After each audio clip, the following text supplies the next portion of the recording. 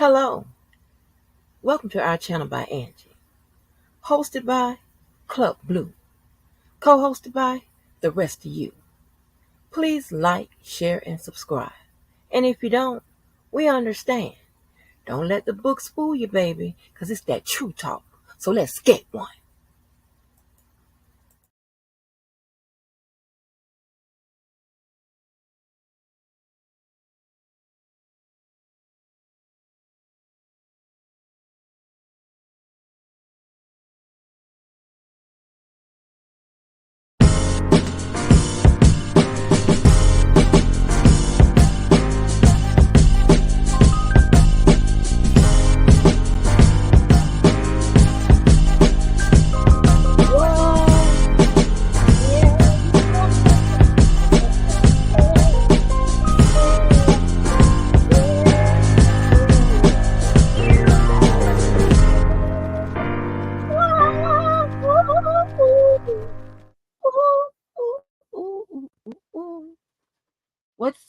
What's good with Miss Cookie? What's good with it?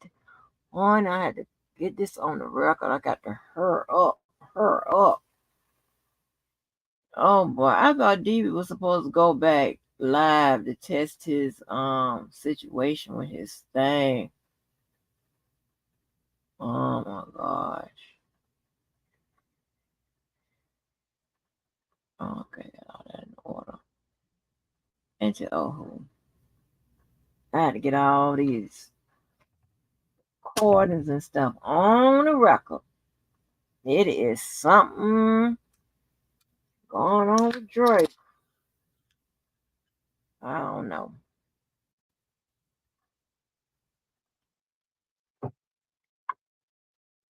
What's sad is that I like both Drake and Kendrick Lamar. I really do. He waiting on his phone to charge. Diva gonna have to get his communication devices in order. I can't do all of that. He straight up gave me a headache. A headache. I'm serious. He gave me a headache. Gave me a damn headache. Cause it's something over there he got going on, and you know he don't say it all and all that. And I'm not got time to be guessing what you got open, what you don't have open, how you signing in, and how you ain't, and all this here. And you know, he remind me of that girl I told you about. Well, I don't know if you was over here, but the girl, remember I was talking about the oily asses? The girl, Chris, and that's one of my friends. But she don't give you all the information. She'll call you for, girl, she call you for some legal help, but don't give you all the story. And now you giving an answer that's not even, you were like, huh? And I told you she the one told me about that ally, that weight loss medication. She forgot to tell me that it causes greasy asses. And folk walk around here with greasy asses. Now, I wonder who is still on that medication. Honey, y'all a better person than me, baby. I don't want to hear nothing about, if you eat fat stuff, it's going to make... No, ma'am. I hadn't ate shit because I don't eat like that. I hadn't ate shit, and the time I went to the restroom, my ass was greasy. Oh, hey, I hadn't ate shit, and my ass was greasy. So I don't hear nothing. I'm like, they must be. Now, if you say they breaking down, that medicine broke down maybe what was already in my body or whatever, then yeah. Because like I don't eat breakfast and I don't eat lunch, right? I may eat something during the evening, right? But that particular, I remember that because I remember saying, I'm like, oh, what? Well, damn, it's working fast. It must be some kind of old laxative type weight loss medication. Shit. I went there, my whole entire ass was greasy. Surely was. I had to call him like, hey, this mess got my ass greasy. Oh, I ain't tell you about that. No, you ain't tell me about that. Hell, I wouldn't be surprised. I wouldn't be on this goddamn line calling you back. But yeah, Yeah, I ain't mean to incorporate that in my little opening, but shit, Diva don't tell you all the stuff. But yeah, so let me talk about um this damn Drake and Kendrick Lamar shit. Now I will be putting this on the record. And I got some stuff from Club Blue Channel I need to bring over that I put on the record because I got to follow up with that damn woman and that man too. But when it comes to rap beef, now I don't mind it as long as it stays just to be a verbal assault with words. That's all. Okay. When they go to see, but we know how this stuff can escalate, and unfortunately, we have seen over and over again, time and time again, of how these rap beefs are result in fights, lawsuits, and even death. Hey, Daniel. Hey, and we don't want that to happen. Okay. Something y'all know about me. I'm pretty mean with that pen when it comes to stuff like that, baby. What? Yeah, I can't tell you everything. Y'all just treacherous. Can't tell you everything. I gotta keep something. I gotta keep some of my identity to myself. But so I appreciate a good old nasty, this. Yes, honey. But I write my own. Yeah, yeah. Oh, in on your ass. But um I don't know where this is going to go because you got two obnoxious guys that have the eyes and the ear of the rap community right now, the culture, if you want to call it. And I don't like obnoxious people. I don't. Okay. So they cross each other out on my books with that. I think, although I love Drake as a rapper, I think he's kind of lame and whack sometimes. Not in his raps and stuff like that, but it's the shit he do outside of that. Namely, when it comes to women and things, and it just like he be trying too hard. He just look like he would just be trying to get on somebody's remix. And then with Kendrick, I think I like him. I from all accounts and things that people are saying that he's a good person or whatever, but shit, some of the people that saying he's a good person are bad people. So shit, anybody be good to a bad person. But with Kendrick, I think he's a very talented guy, and of course, I think Drake is equally as talented. The only thing that what knocks me with Drake is that lame shit, that lame activity. I don't like that. I don't like no lame ass man. It just does something to my goddamn skin. It's like you are lame, okay? So I don't really like that. But I don't know how this is going to bear out. And of course, I be thinking I'm gonna get everything done before I hit that button, and I forget.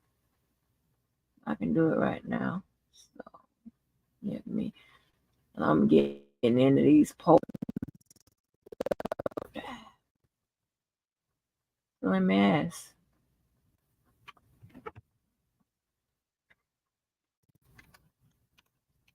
Who is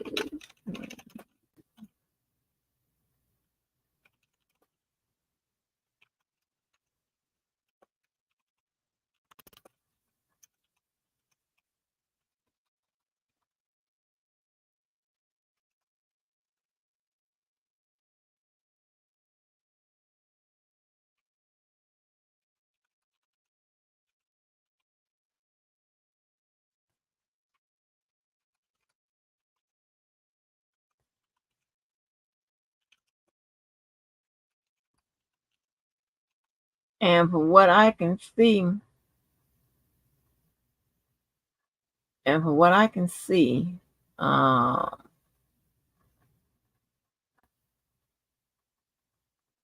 both guys, like with hey Didi, with um with um with both guys, they are, and like they be talking about, like you got to respond in X amount of time, whatever. So they've been responding to each other. They've been responding to each other, child. But listen, we have to make sure we keep in the loop. Stay in the loop, honey, because shit, we old, but hell, we don't have to be out of touch and disconnected from reality. Like this is going on. Like this is going on.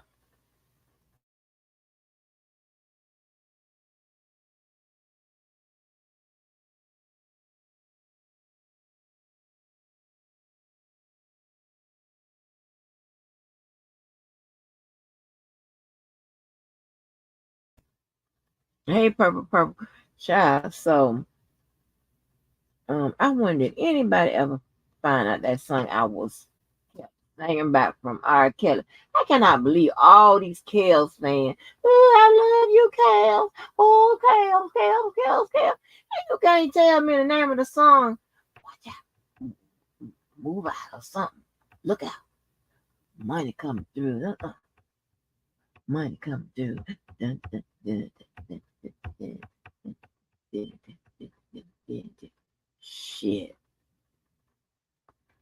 I would ask, child, that damn Levi ain't gonna ask him that and shit. Levi, he ain't gonna ask him that question.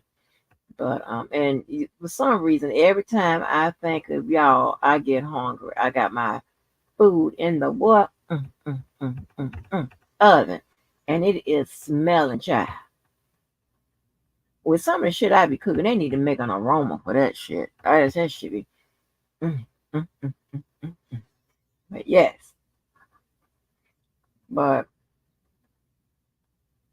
it's crazy, right? So I haven't heard any of these songs, whatever. So, but what I'm going to do is I'm going to later on get to the beat, get to the um history behind this beat, right? Now, there it is some white guys, I'm telling you, that cover these rap beefs and can really fashion themselves as a bit of rap historian. They're white.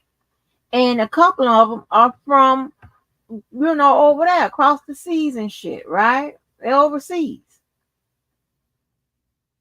Some of them get hate because they're white covering black culture, what you would consider to be, black culture, right? I personally don't give a damn. I like it because it's done tastefully.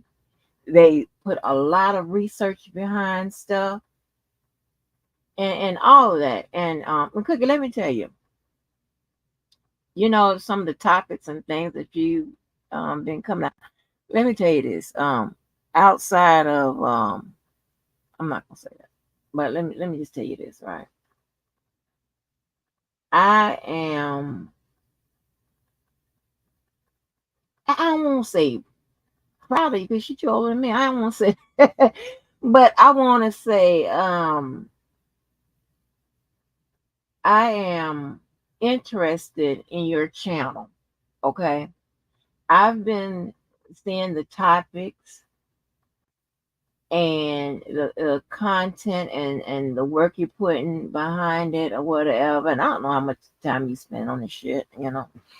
But I am very interested in your stuff, and I'll be looking at it. I was like, you know, like, okay, this seems interesting.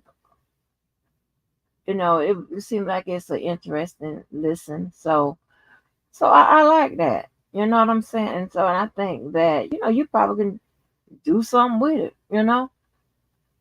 I think that I think all of us provide a service and whatever, but yeah, I really like that. I really like that type of stuff, right? And I know some of the topics and stuff. Diva has, said one, two things, and so I'm pretty sure if he ever gets up and going or whatever, and figure out the echo, that's what you should have played on your goddamn channel. That's should be your theme music. Echo, echo, echo. Shit, I know you can find that Kale song, but yeah, and you're not the only one. It's a lot of people that comes up with content that one strikes your conscience, two provoke thoughts, um, three keep you in the know, four just give us insights on how you think. And I do a lot of um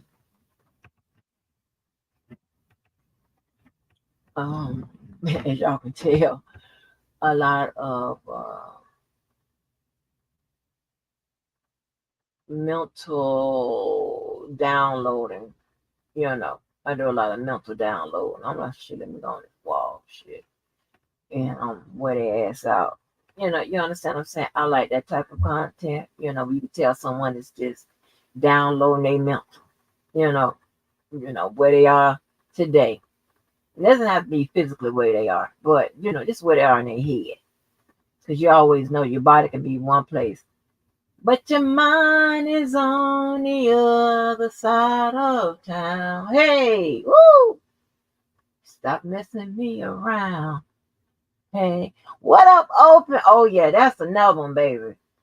Listen, I'm trying to tell you, my brother's nasty as hell. Okay, but he's smart and he's in tune with shit and whatever, and he got his shit, together on the low. I ain't trying to put him back down on that market, on the auction and shit, but I'm just trying to tell you what's going on.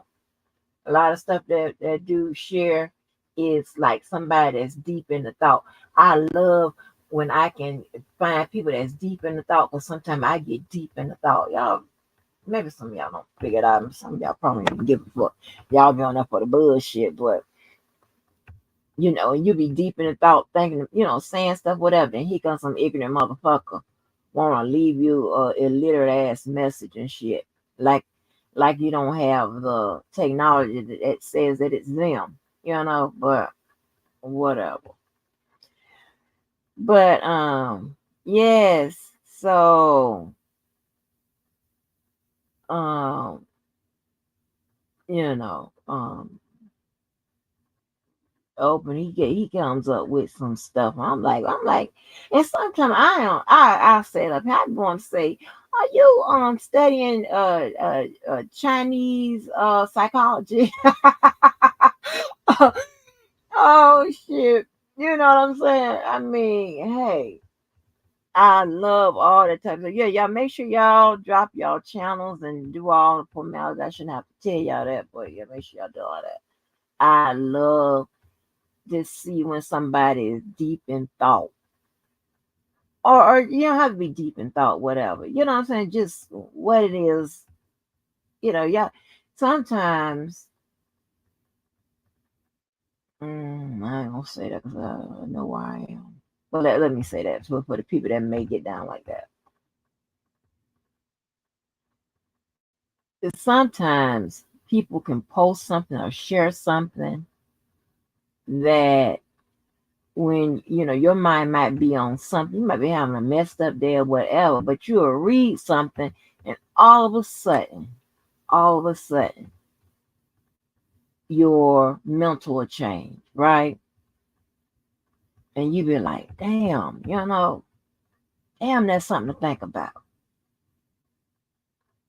I like to read stuff that when I stop reading I'll be like, damn, that's something to think about. things like that. So yeah, I like that. You know, like I told you, I'm a mental athlete. I be thinking is what I do. What I wanna get close to you. I don't know the words, so I can't remix it. Yeah, yeah, yeah, yeah, yeah, yeah. Ooh, ooh, ooh. Ooh, yeah. Let me tell y'all this, right? I'll get to the beef in a minute, but I'm gonna get to my first topic. I got some stuff to read.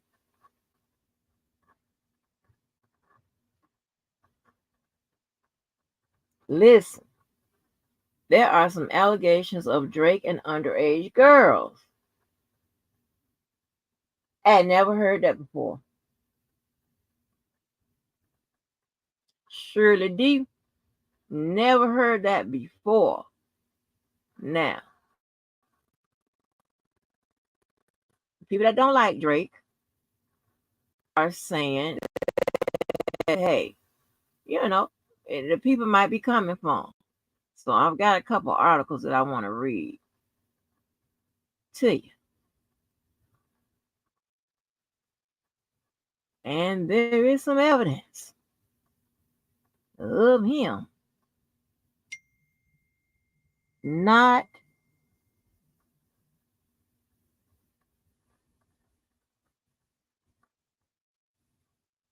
not of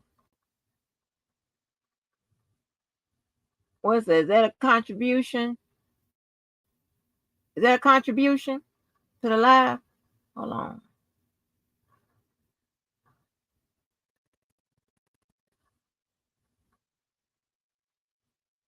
Give me one sec, folks.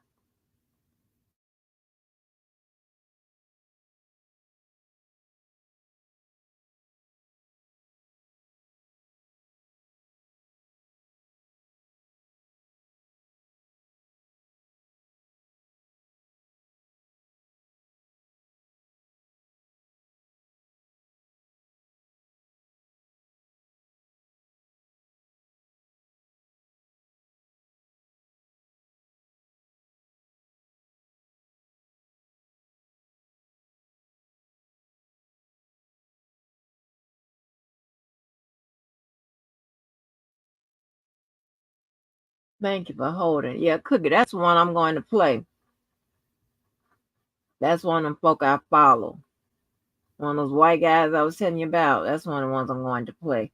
I can't. I'm gonna play the sound of it, so I can't play the his stuff. But while at where's the one we on with this young girl?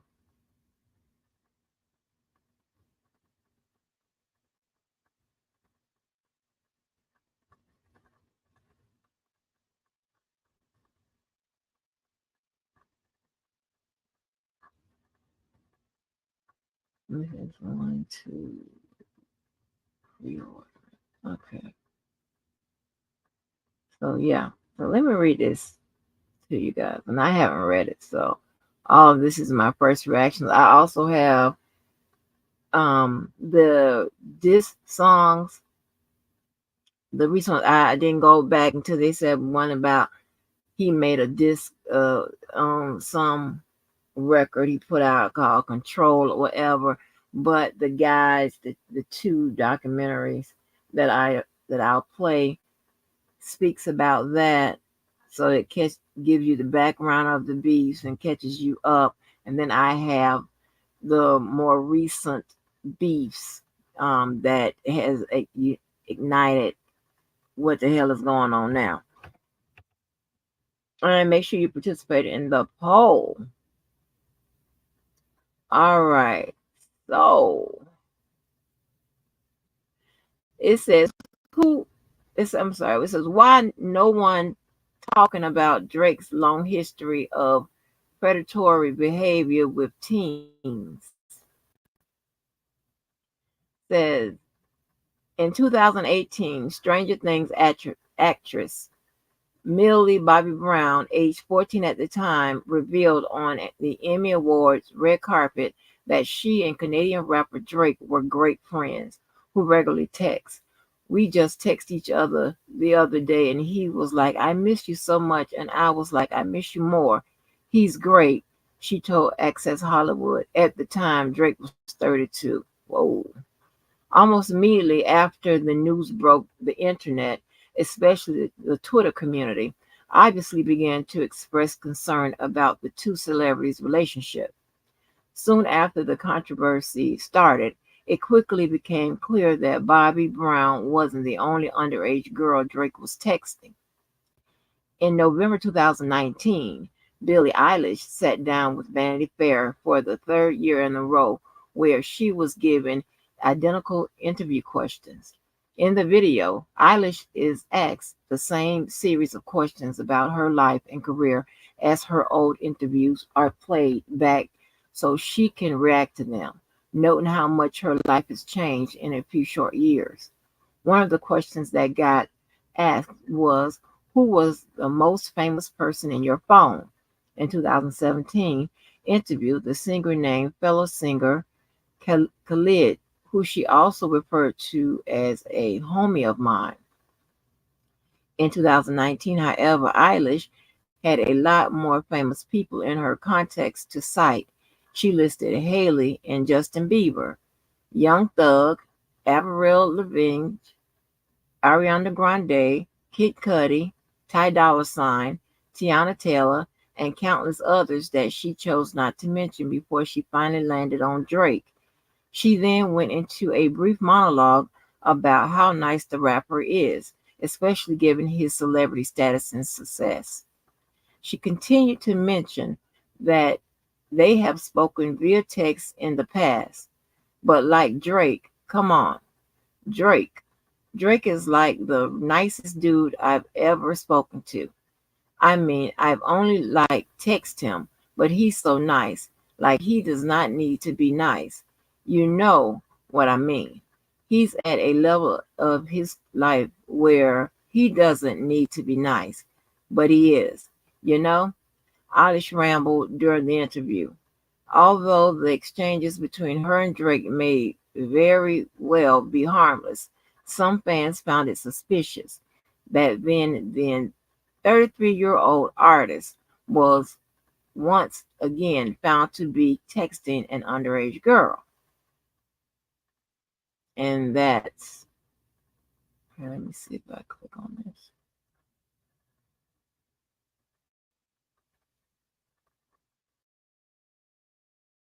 Time capsule 1-1. Okay, I'm not going to play that. Although suspicious enough to raise some eyebrows, the two situations mentioned above were not the only times Drake has exhibited some predatory behavior. Back in May 2010, while performing in Denver, Colorado, the rapper invited a fan to come up on the stage with him. Someone present at the concert filmed what happened next in a video that resurfaced online in 2019. Soon after, Brown revealed that Drake, who she initially met in Australia back in 2017, texted her advice about boys. And I think I have that video that they mentioned. In the 2010 clip, the Canadian rapper invites a girl on stage during his performance at the Ogden Theater, dances with her, kisses her neck, comments on her shampoo, then pulls her shirt down at the back of the neck to kiss her again. After reaching both hands across her chest while standing behind her, he picks up his microphone and says he is getting carried away. When asked about her age, the girl replies, 17, to which Drake responds, I can't go to jail yet, man. And this is that video.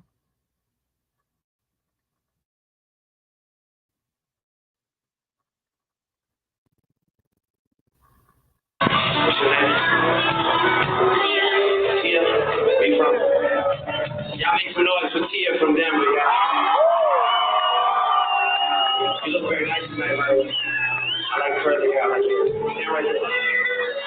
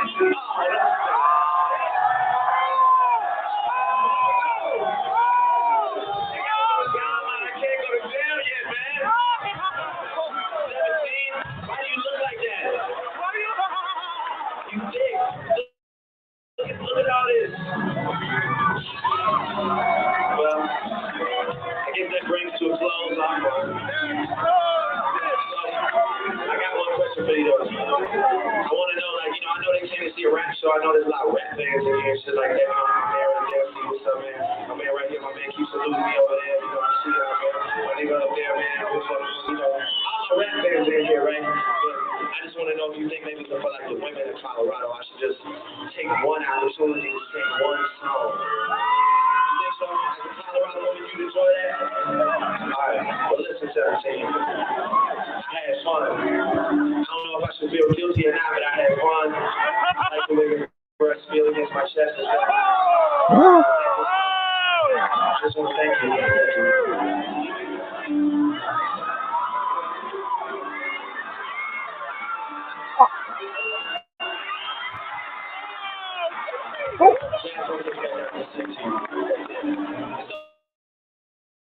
Okay, I'm only 23. I can do shit like that. Maybe I'm 17 years old. I'm still good.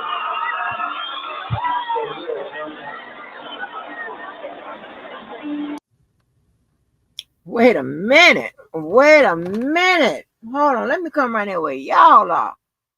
Wait a minute. Y'all seen that shit? 17. Hey, Joseph. 17. Huh? And he used this. Oh, I said I didn't see the whole thing. Oh no. Oh no. Oh. Okay, Drake. Oh, Drake.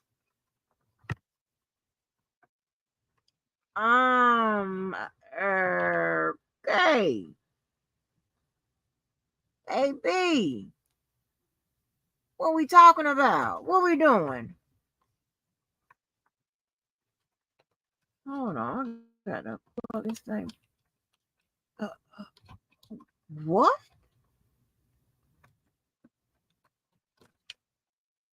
He did it.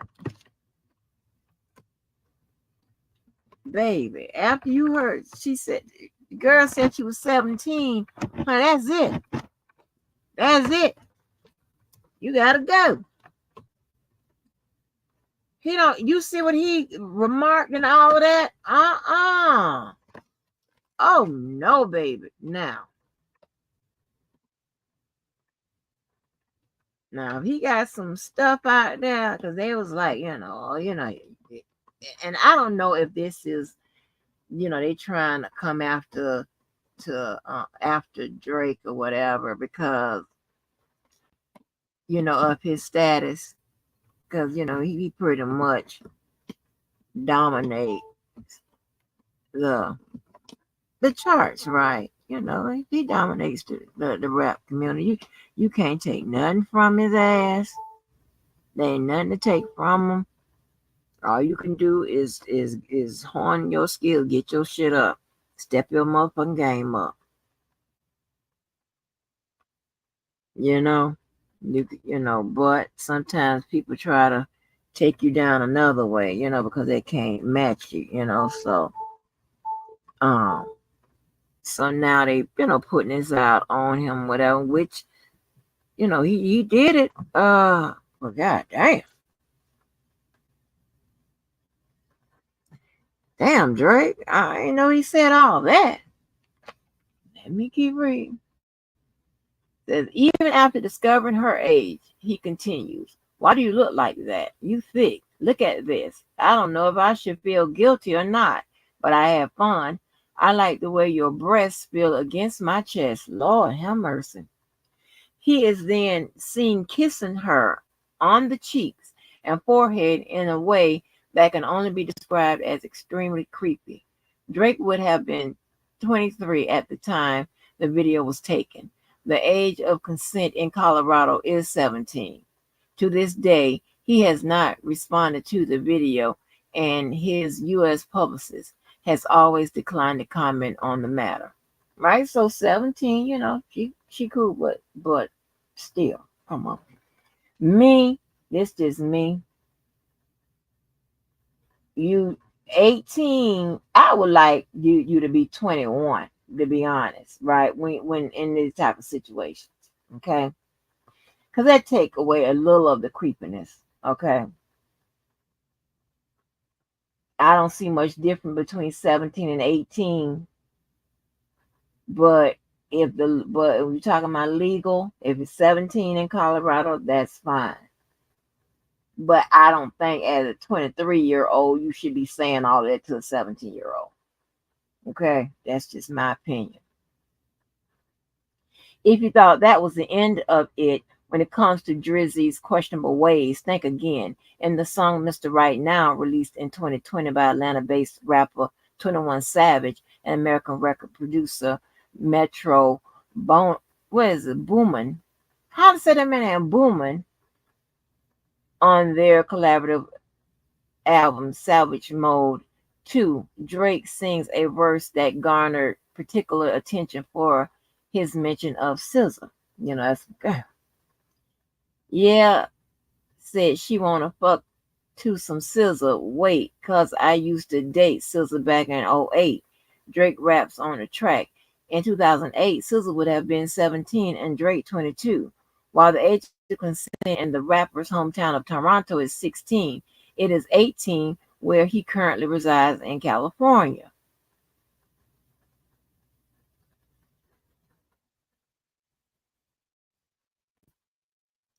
Honestly, there seems to be a recurring pattern here.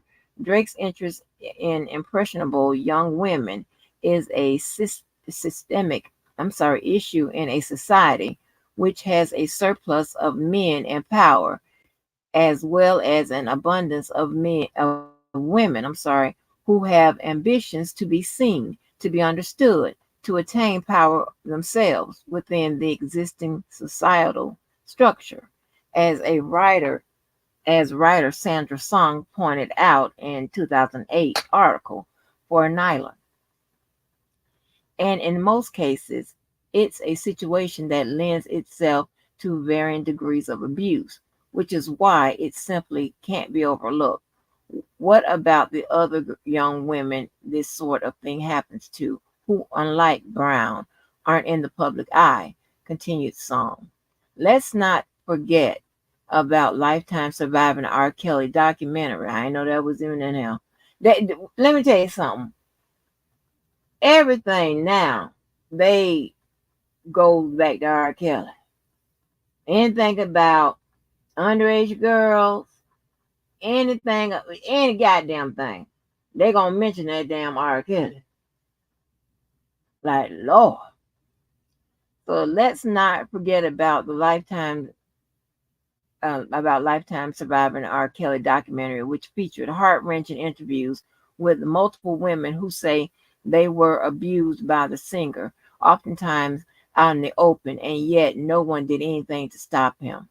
Celebrity culture may have blurred the lines between mutual consent and predatory behavior, but it's the accumulation of small events like the ones Drake has been involved in that need attention before one more YouTube video surfaces and we scramble to erase its impact on impressionable minds.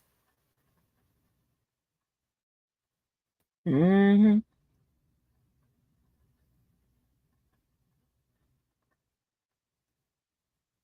Ain't that some ish? Let me see. So let me see how long is this article. Not that long.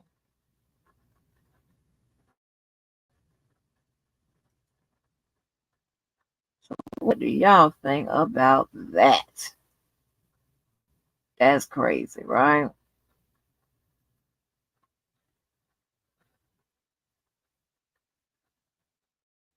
That's absolutely crazy. So Drake has his denial in. Mm-hmm. Because apparently Kendrick Lamar mentioned him like an underage girls in one of them diss tracks that hopefully we hear.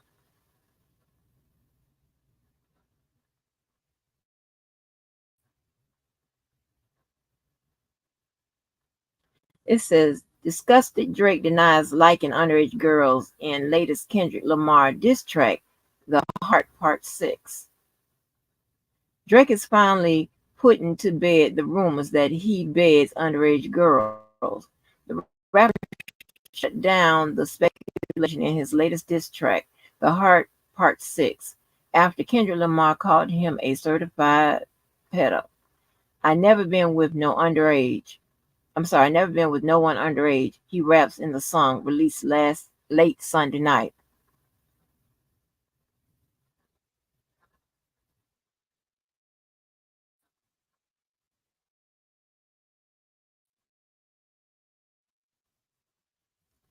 Just for clarity, I feel disgusted looking young girl and arrested. I'm way too famous for this shit you just suggested. Drake 37 goes on to say that his name is not one you gon' see on a sex offenders list before referencing 36-year-old Lamar's fiance Whitney Alford and Stranger Things star Millie Bobby Brown, the latter of whom once said the God's Plan rapper had texted her when she was just 14 years old. Fucking with Whitney's, not Millie Bobby Brown, he asserts. I never looked twice at no teenager. I don't know about that.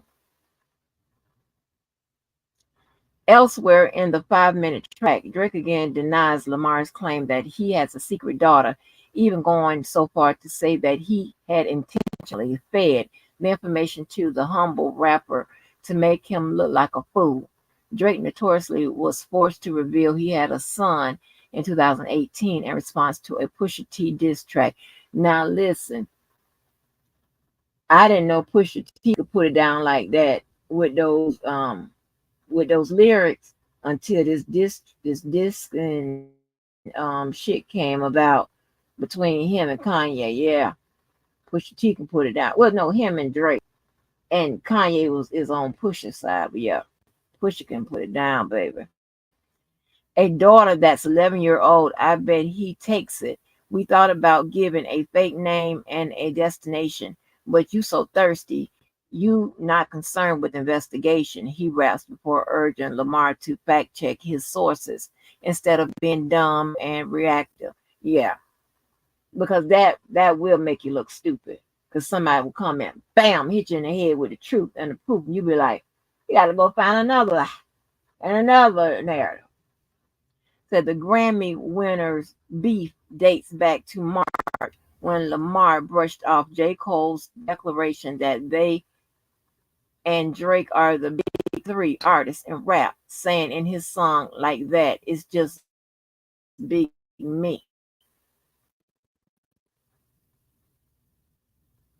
The seemingly never-ending feud came to a head last week when Lamar dropped back-to-back diss tracks Euphoria and 616 in LA. Drake responded with the nearly 8-minute Family Matters, to which the Pulitzer Prize winner fired back with another 1-2 punch, Meet the Grams and Not Like Us. But the once dance singer finally seems to be done with the drama as he raps in the heat, the Heart Part 6. I don't want to dish you anymore. This really got me second guessing.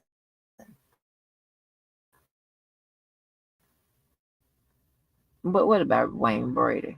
Oh yeah, Wayne Brady band came out. hmm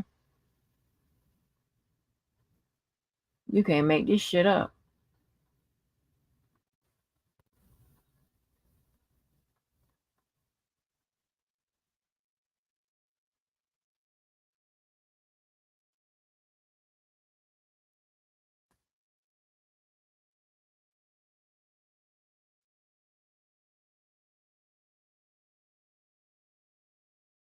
Um,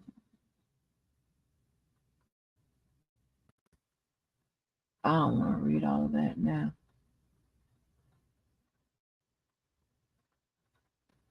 But here is a resource if you are want to get some timeline of some of the other people that's jumping in this stuff.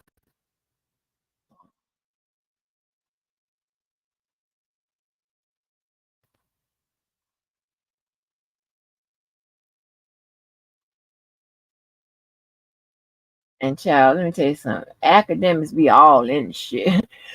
Academics, like, boy, they have his name in the shit too, honey. Not like he's a part of it or whatever, but oh, academics, honey.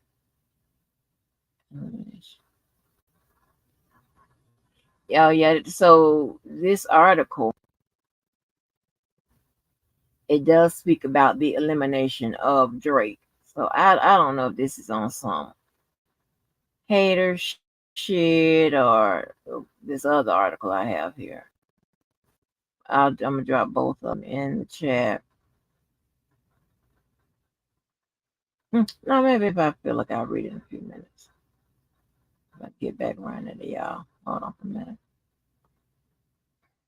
Why are you moving so slow?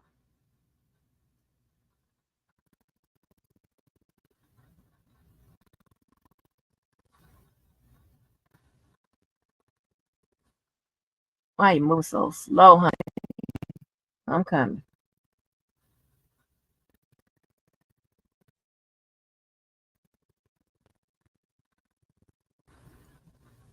Okay. I think this is absolutely crazy how these people are tripping. But let me go check my food real quick. And of course, we're gonna go back to Where you at, like with the J. Cole? Specifically, where are you at with a Drake or so on and so forth? not I that. respect the music like that.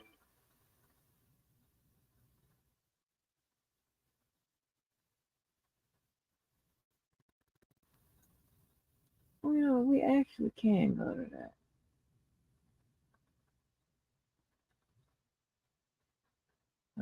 Fine.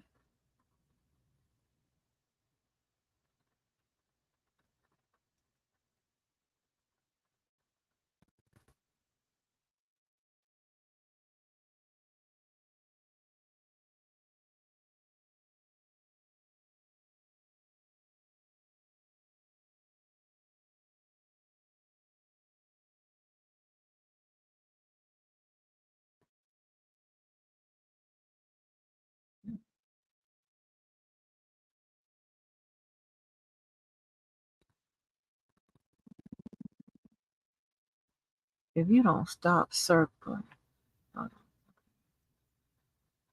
hopefully they'll let me play this.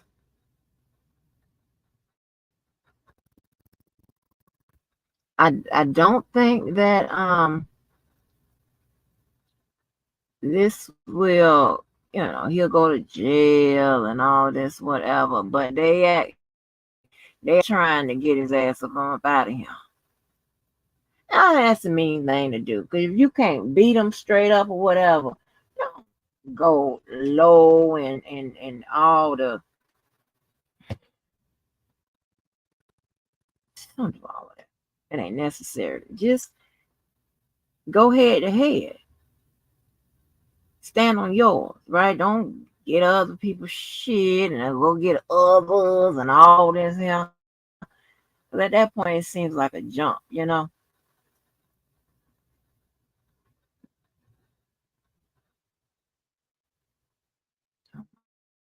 gosh.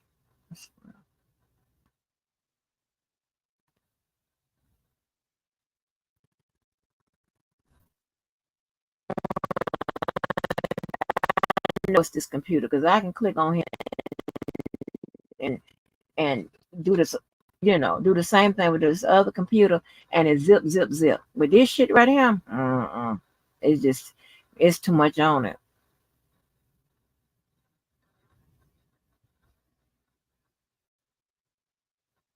Because I really want to play that video while I'm gone. Check on my damn food. I'm been on burnt my food up, messing with it. Get off now. Hey, what up, Kim?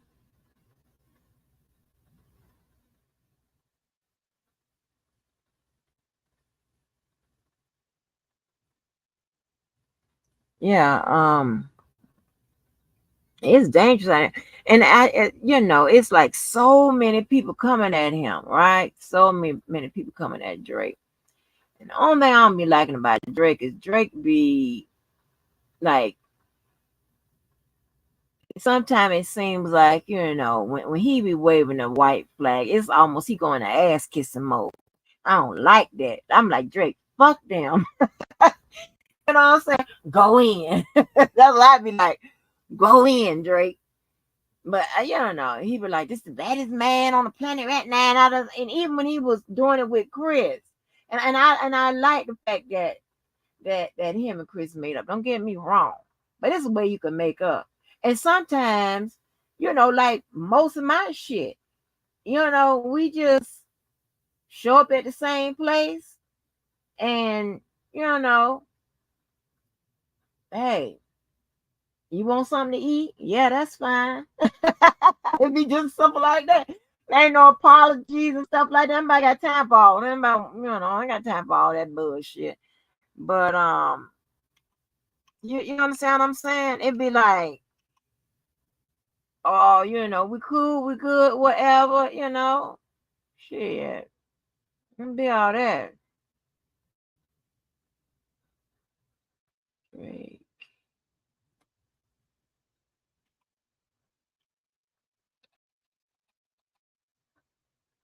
All that ain't necessary. Okay, it says I downloaded and why is not coming up? Right.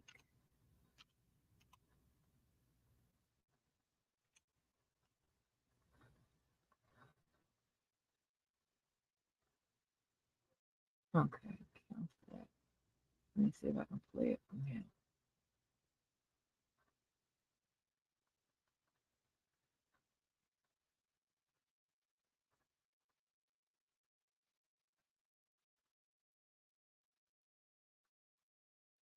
He be doing too much every time. I'm like, Drake, God damn. This is the baddest man. You know, blah blah blah blah blah blah. And I'm like, oh my god. But they already saying that your boy is the one. Oh,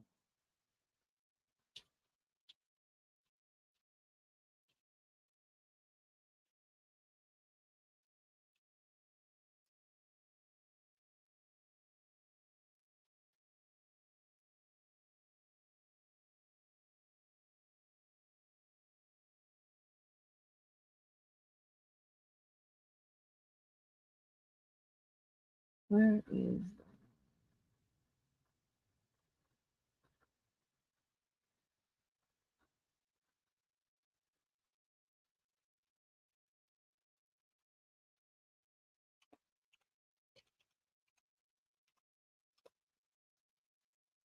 okay, I'm typing on the wrong damn shit.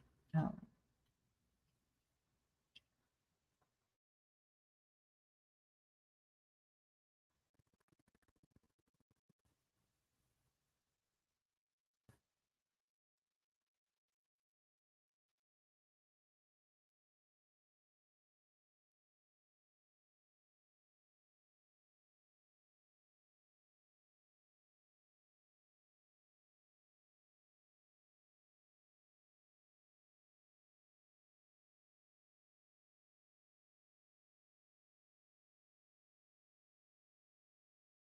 mm,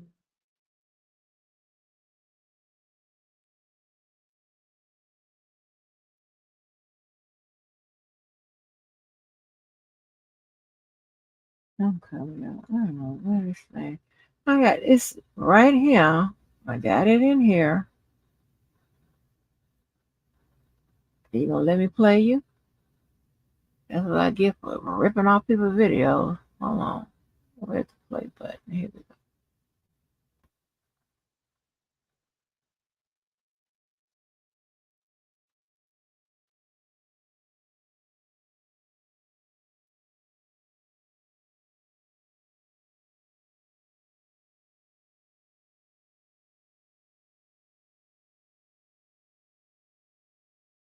Come on. Hey,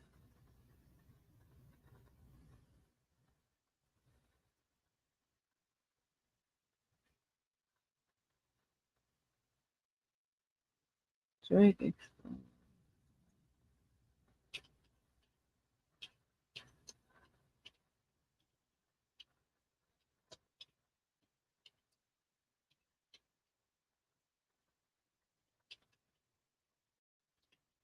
This is the one I want y'all to hear because this is how they all do it.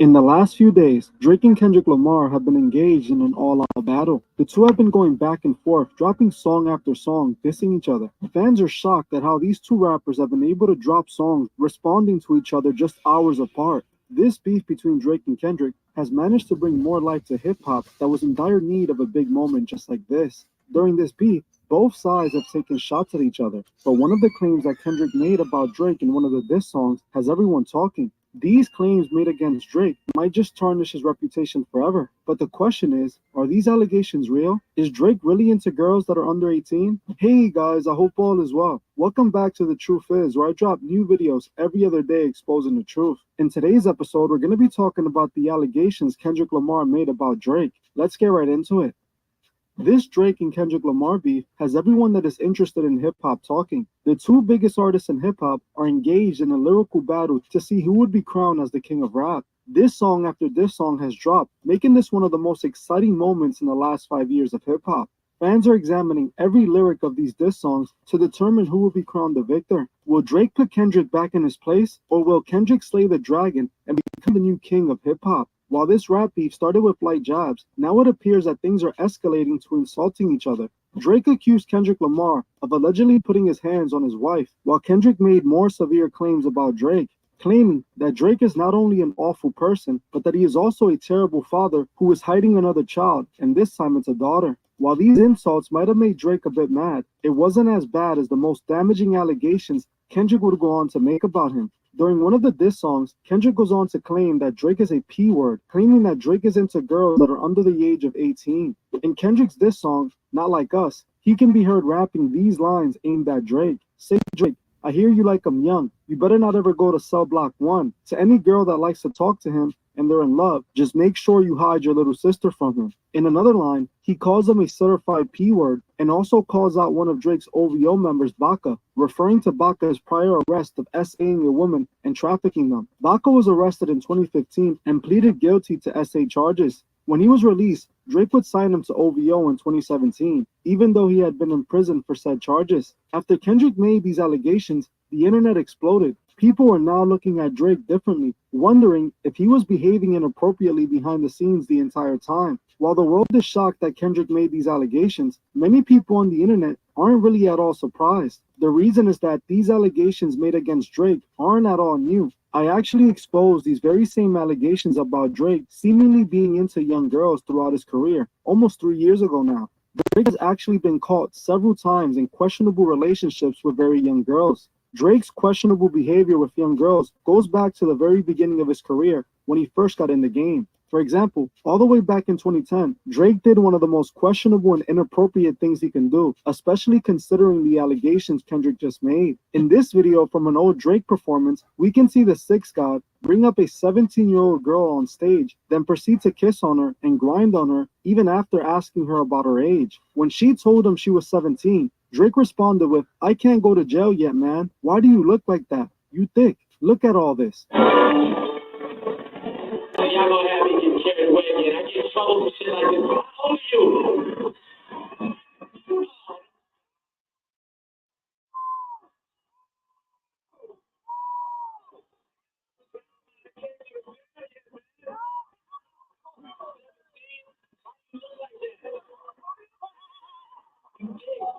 Listen, I had fun. I don't know if I should feel guilty or not, but I had fun.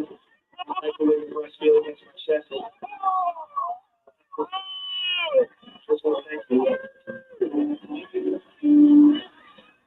saw for yourself. Drake not only confirms that she is 17 and he can go to jail for messing with her, but he still proceeds to flirt with her and even kiss her after the fact. This video alone seems to confirm what Kendrick said in that diss song and what many of us have been saying for years. Drake seems to be into young girls. He himself made that pretty clear in this video. Drake has continued with this inappropriate behavior until this very day. In 2018, it was reported that Drake was dating an 18-year-old model by the name of Bella Harris. He was 31 at the time. Now, I know 18 is a legal age of consent, but he was reportedly hanging out with her when she was only 16. Putting two and two together, it is safe to assume that he was most likely attracted to her while she was still 16. And who knows what he could have done with her in private while hanging out with her at that age. This has led many people to assume that Drake was grooming the teen in order to hook up with her once she turned 18. But honestly, I wouldn't be surprised if Drake had been messing with her since she was 16. It is also believed that Drake dated Hailey Baldwin, now known as Hailey Bieber, when she was only 19 and he was 29. Again, he seemed to have befriended her and started hanging out with her when she was only 14 years old though, raising the question, what was Drake doing hanging out with a 14-year-old girl as a grown man? Drake was also caught messaging Millie Bobby Brown, who was the child star from Stranger Things and was only 14 at the time. She told an interviewer that she loves Drake and that they text frequently. She said Drake contacted her just the other day, telling her how much he missed her. Honestly, to me it's pretty clear what Drake is into. All of this behavior paints a vivid picture that Drake shouldn't be trusted around young girls, as he clearly likes them young. I find it interesting because we know Drake himself as a child actor. If you have seen the Quiet on Set docuseries recently released, you would know that many child actors were taken advantage of in the industry. We recently saw Nickelodeon actor Drake Bell come out and expose a man working in Hollywood for taking advantage of him when he was a teenager. Drake Bell himself then went on to get accused and pleaded guilty to messaging a girl under 18. I believe Hollywood turned these kids into monsters, and Drake, before he was a rapper, was an actor in that industry full of sick people. After seeing this, Kendrick's claims about Drake being a P-word seem pretty much validated to me. I wouldn't allow Drake to watch My Little Sister, that's for sure. Would you? Now, I already see some of you in the comments saying, but wait, Truth, didn't you say this beef was fake? You said the Drake and Kendrick beef was all for publicity to save hip-hop. Now you're saying Kendrick is really exposing Drake? Make it make sense, Truth. Well, this beef is definitely 100% staged. It's beef created by the record labels. I haven't changed my stance on that at all. In fact, I actually found more proof proving it's all fake beef that I will get into more in a bit. So you may be asking, why is Kendrick exposing Drake about something so serious if this is fake beef? Well, what did Kendrick really expose that wasn't already known and said for years? Those who spend a lot of time on the internet and are into hip-hop have heard rumors that Drake is into young girls. This has been circulating for years now. Literally a few months back when Drake dropped his album For All the Dogs, Joe Budden called them out for the same thing. Everything else Kendrick said about Drake, everyone else pretty much knew. Pusha T pretty much exposed the fact that Drake wasn't the best dad already a long time ago. The whole exposing Drake having a daughter has also been reported to be fake. Even the way that diss songs are coming out right after each other seems suspicious to me, clearly indicating that these beef songs were already made and prepared for this moment. I actually wanted to get deeper into the beef and look into the technical side of all of this, and what I found out only proves my point even further. I decided to look into what labels Drake and Kendrick Lamar was signed to, and what I found only further confirms my point.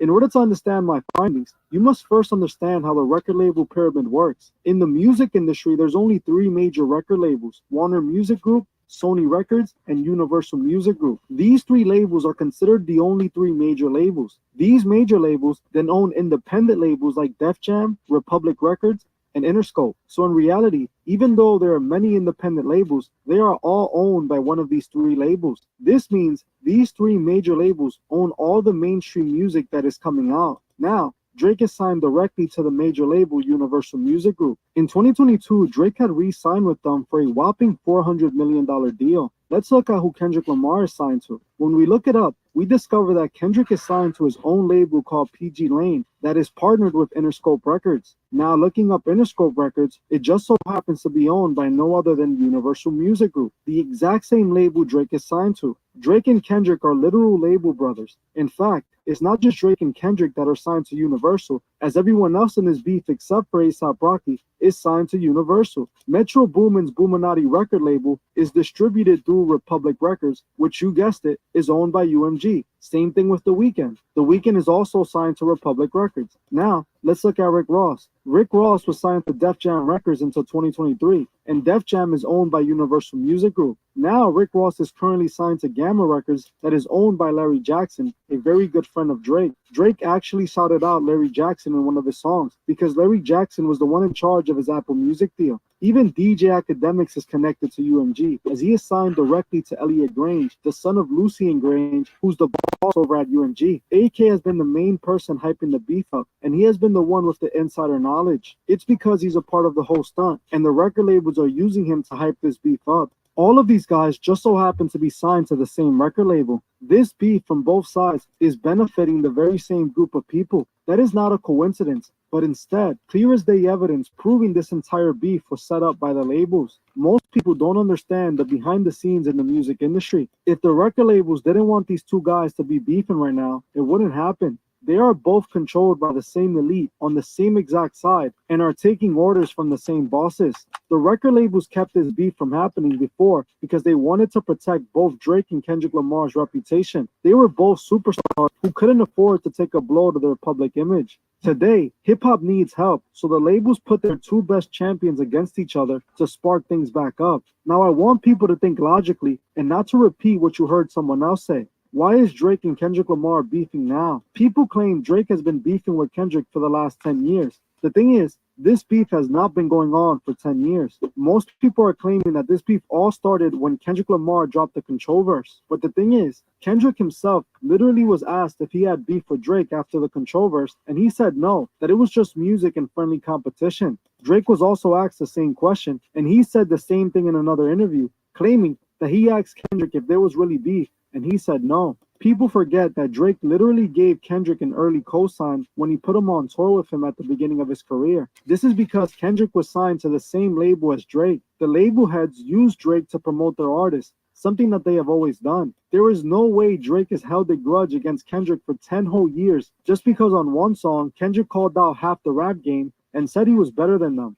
People want to believe that Drake held resentment for 10 years over that and is now ready to risk his rap career over it. All of this is just marketing and manipulation. People in a record label office came up with this entire idea to bring life back to hip-hop. Now, I'm not saying Drake and Kendrick like each other or are friends, as I don't know that. For all I know, they hate each other with all their guts. But I do know this beef is being orchestrated by the labels, as without their approval, these songs wouldn't even be out. Now, while this beef is definitely fake, the allegations made against Drake, those might be real. In my opinion, Drake is into girls that are way too young for him. His actions pretty much prove that to me. Now, it wouldn't be fair to me to call out Drake and not all the rest of the monsters in the industry. I know the industry is full of people like Drake and Diddy who are taking advantage of anyone they see. Now, even though Drake was exposed for this, we won't see him face any consequences for it. Like I said earlier, these allegations have been made about Drake for years now. People already knew this, and Drake was never arrested, and the industry still supported him, and fans still loved him. The same thing is going to happen now,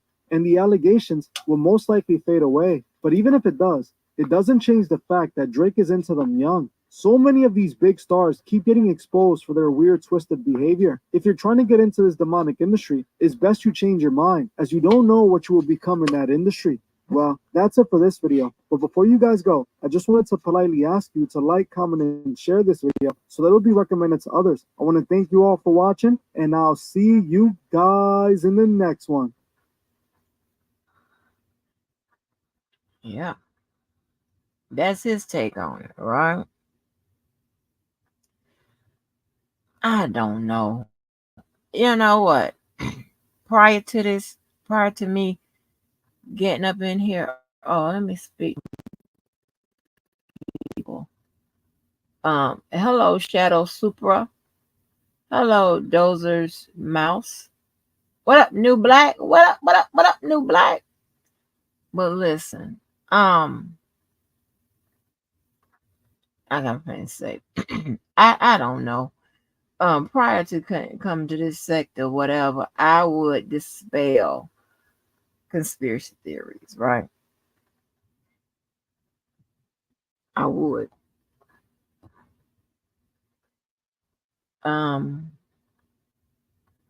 It's just how we work them, right? This is how we work conspiracy theories. But what that guy just said, could be plausible, right? I would like to think that they wouldn't try to create some crazy shit like this just to rejuvenate the rap game, which I don't think nothing is going on with the rap game. I don't think it's down, but I don't know. It's not like I know of a stock market, where they have the gains and the losses and the ups and the downs and shit. You know how they print that in the U.S. Today and other papers and stuff.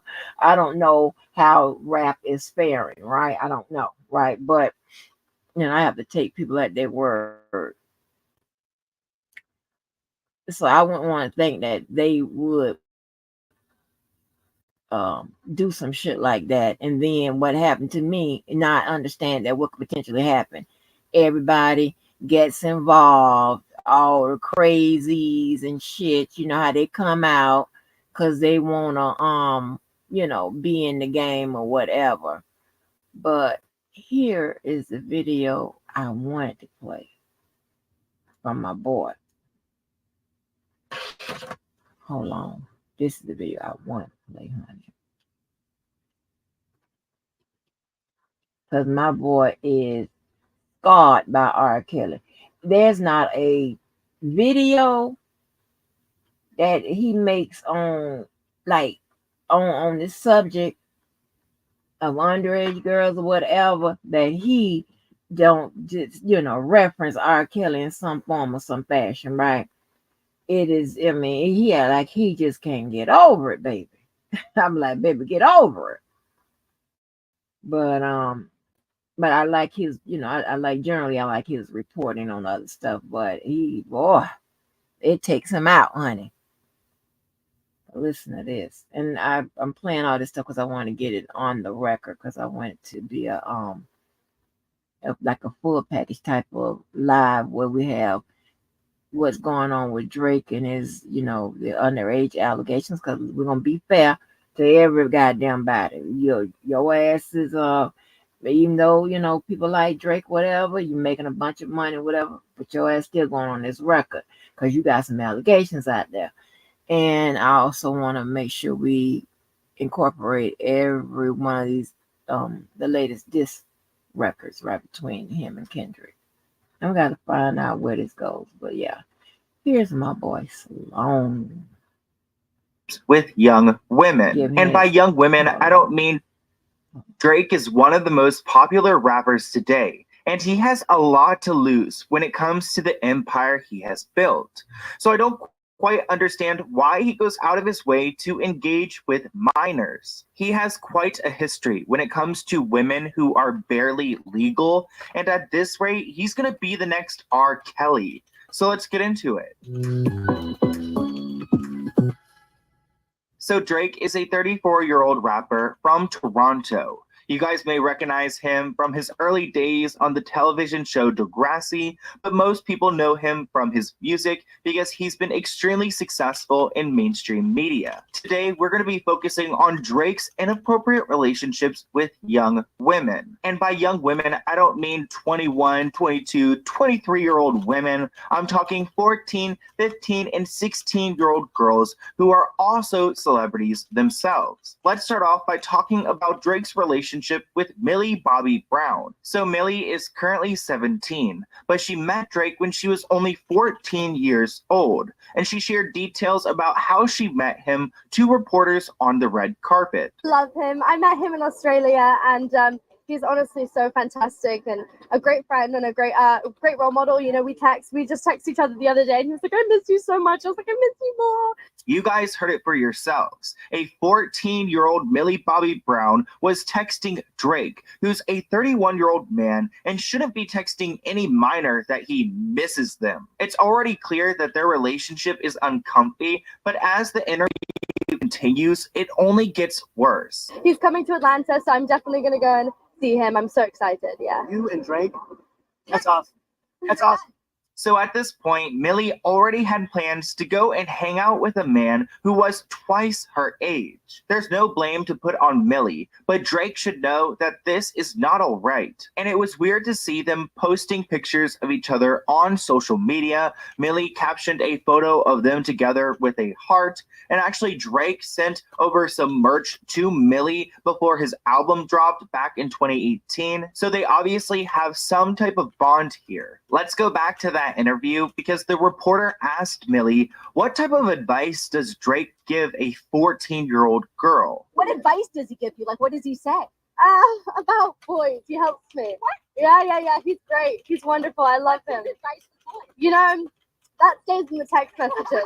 Am I the only one who thinks it's incredibly weird that this grown man is giving this young girl advice about boys? Like, if it was like a little bit of like I don't know, like maybe because, you know, Drake was kind of a child star and maybe he's been trying to, you know, help and protect these other child stars, but it doesn't seem like they're talking about, you know, I don't know, being a child star or being in Hollywood, but talking about Millie's relationship with boys. Millie did take to social media to clear up some rumors, but she wrote, "Why you gotta make a lovely friendship your headline? You guys are weird. For real. I'm lucky to have people in the business extend their time to help me further my career and offer their wisdom and guidance," which that's what I thought he would have been doing. But you told us that he was talking to you about boys and that you guys were texting I miss you with each other. So it doesn't really add up. Another artist that Drake has been accused of getting a little too close with is Billie Eilish.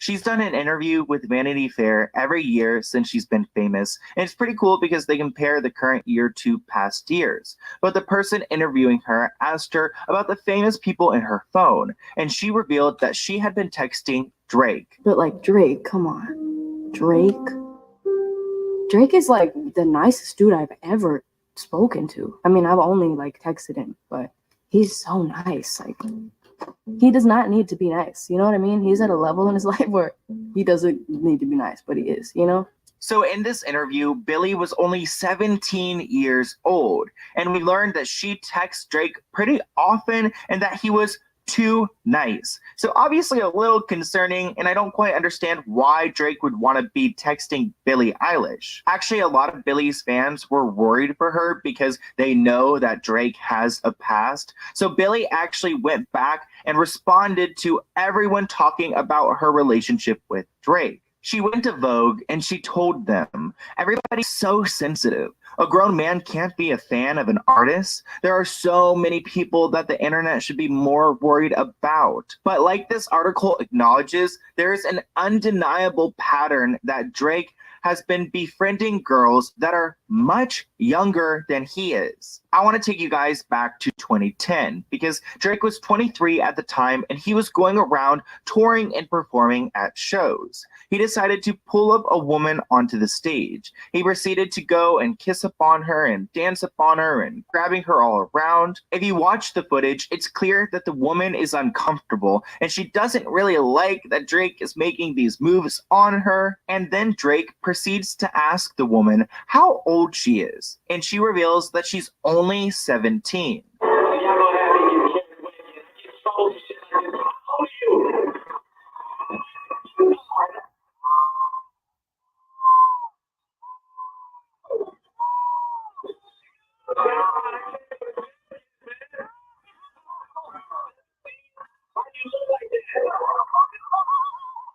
At first, Drake had a bad reaction to this because he just realized that he's a 23-year-old man kissing a minor on stage in front of everyone. But then he made comments like, "Ew, gross, I'm so sorry. I can't go to jail yet, man. Why do you have to look like that? You thick. Look at all this."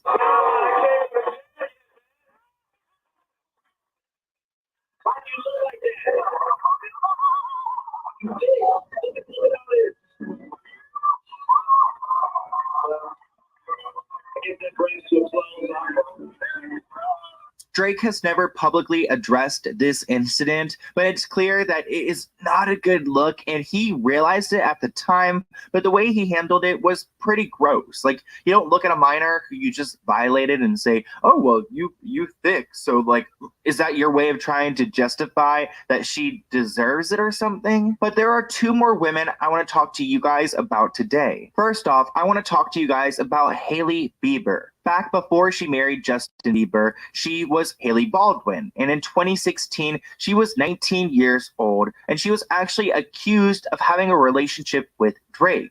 At that point, he was 29 years old, 10 years older than her. Drake met Hailey when she was only 14 years old, so they would have been dating about 5 years later. So it's definitely bizarre to think that he would have dated a woman that he knew since she was a young teen. If they did date, they definitely didn't date long, but another weird relationship in Drake's history.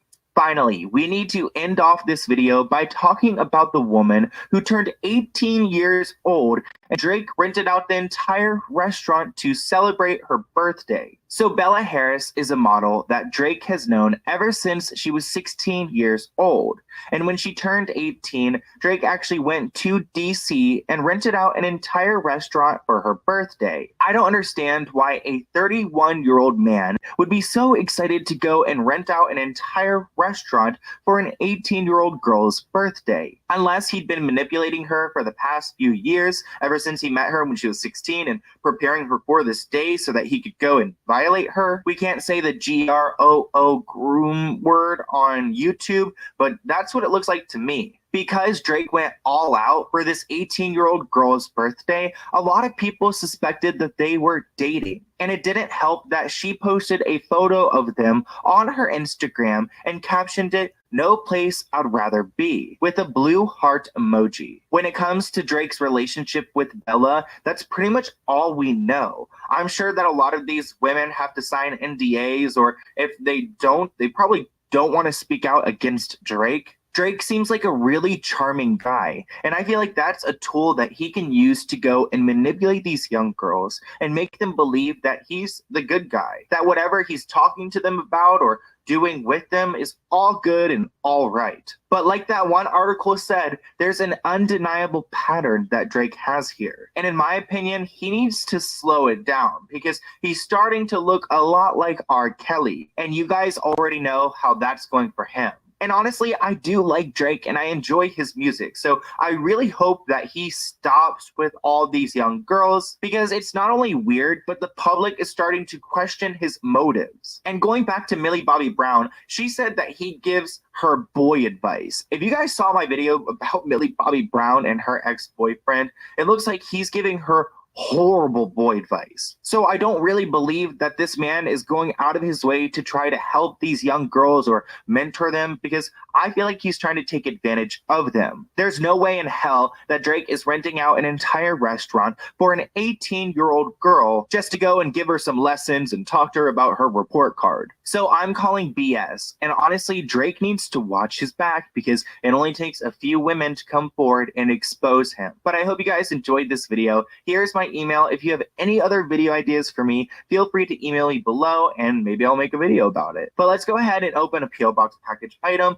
I've got one written down here. Okay, so here we go. Yeah, you see, it's called R. Kelly. Like R. I mean, he would invoke the name of R. Kelly anytime. But yeah, so y'all think these white content creators should be vested in talking about the negatives in our black culture, or should they still talking about Eminem? Y'all can pick up the conversation here or continue in the chat or on the community board. So, yeah. So I didn't know, and somebody that article and some of those videos I played, it goes back to like 2021. So I didn't know that this was going on with no Drake and all of that about no underage girls or what have you.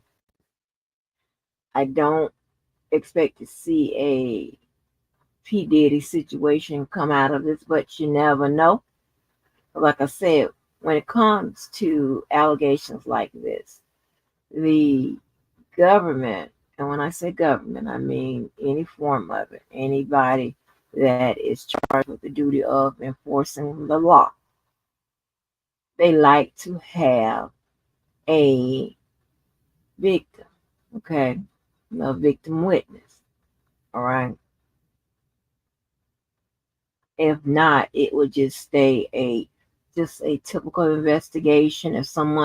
Even if someone comes in and, you know, make a report or what have you, they'll investigate that. But to see something on a broad scale, like we saw of R. Kelly, like we seen with P. Diddy, we seen with Weinstein and Epstein and all them other people, then you have to have, some good evidence of victim witness to come forward and be willing to be a part of the story that the prosecutor will put together in order to present to the jury.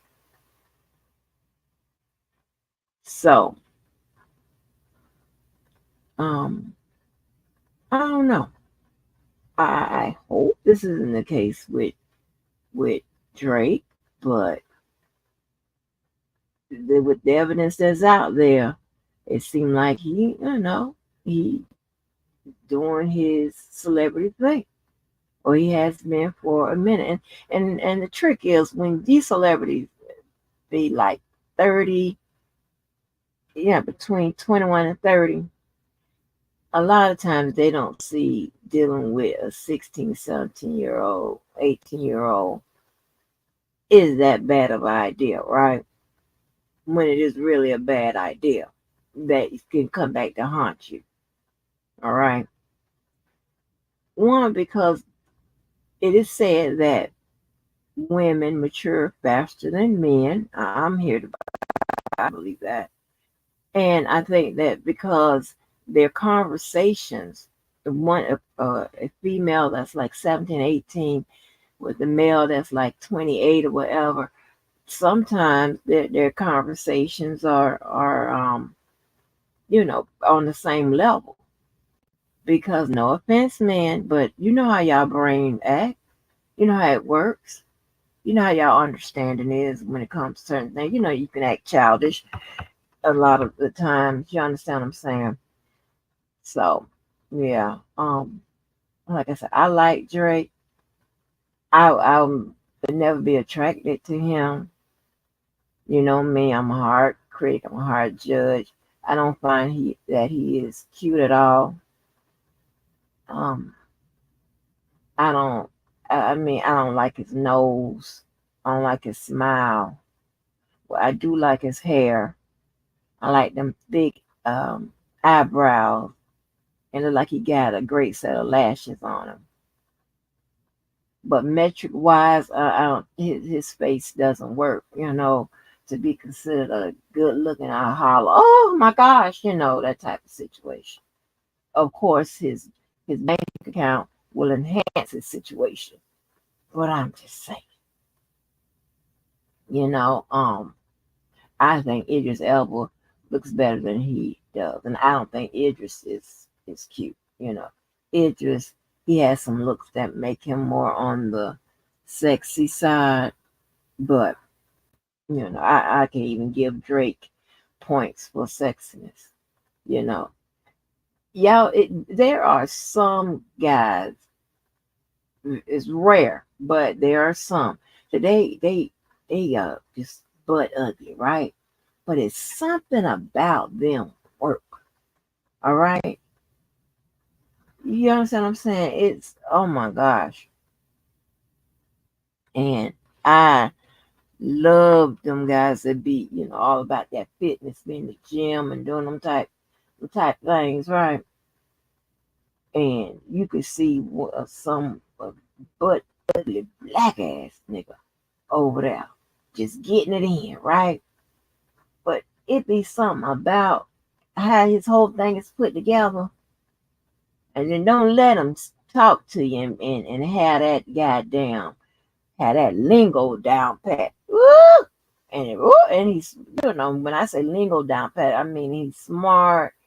His lines are smooth and clean. You can get that sense of honesty and child, y'all know how to get down. Maybe you don't, but oh yes, honey. I was like, oh, I like him. But yeah, so let me go to my next topic, and that is the battle.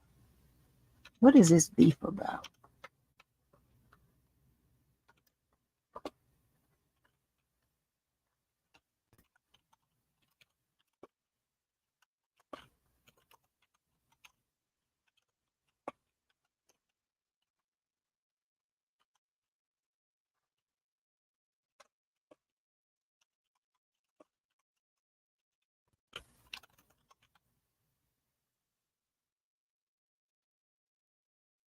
What you mean? Not at all, Cookie. Not at all when it comes to what? Because I said a lot, and I want you to be heard. So, not at all with regards to.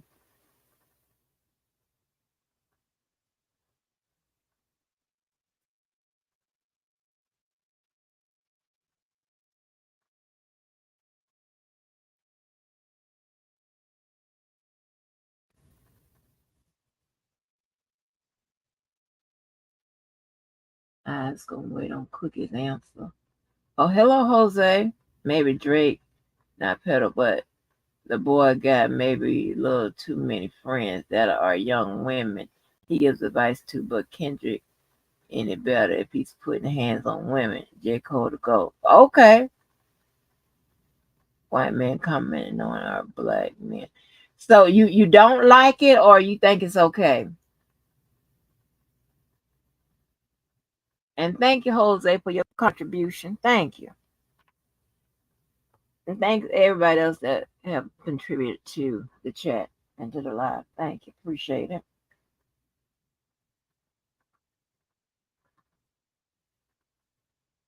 And thank you, Cookie, for being on the greeting committee. But so you don't like it, Cookie, or are you okay with it? Cause see, let me tell you what happens, right? Or what is being said about, the one that we know real well is black, right? And then we have some other guys, they always have condescending tone. Okay, you don't like it. Okay, I can see what you mean with some of, but then there's a lot of them that I follow that I like. That to me, I like them because they do real good research. They put the story together, I think, in a responsible way. You understand what I'm saying? They definitely ain't saying the N word, okay? Because your mama be trolling, be like, you say that N word, we're gonna have a problem. But other than that, I like it. And this guy, he's just been around a short period of time. He doesn't have as many subscribers as the other two white guys that I follow. And I just discovered him not too long ago. But he's putting the story together well, and a lot of bigger resources is using his work, you know, and that's a good thing. I often, you know, shout out Sylvia for getting a lot of her work picked up by bigger resources, bigger media outlets, especially because, she wants to take this thing to another level. And I always want to see people that want, exceed in what they want to do, especially if they're doing it responsibly and it's not causing any harm or bullshit to others or whatever. 100%, and I become the fan. I'm like, I got that bitch in my goddamn contacts. Yes, But I'm just joking. But yeah, so I like to see that. And I could, how you hitting the link already? And this ain't to that point of the goddamn thing. Yes, ma'am. Hi. Because Hi. I thought you Because you got me keep typing. I don't like to type. I like to just say what I gotta say and then I can go. Say, well, say what you got to say. Tell the people what Well, you got okay. to So I say. do agree with you that they do be very informative.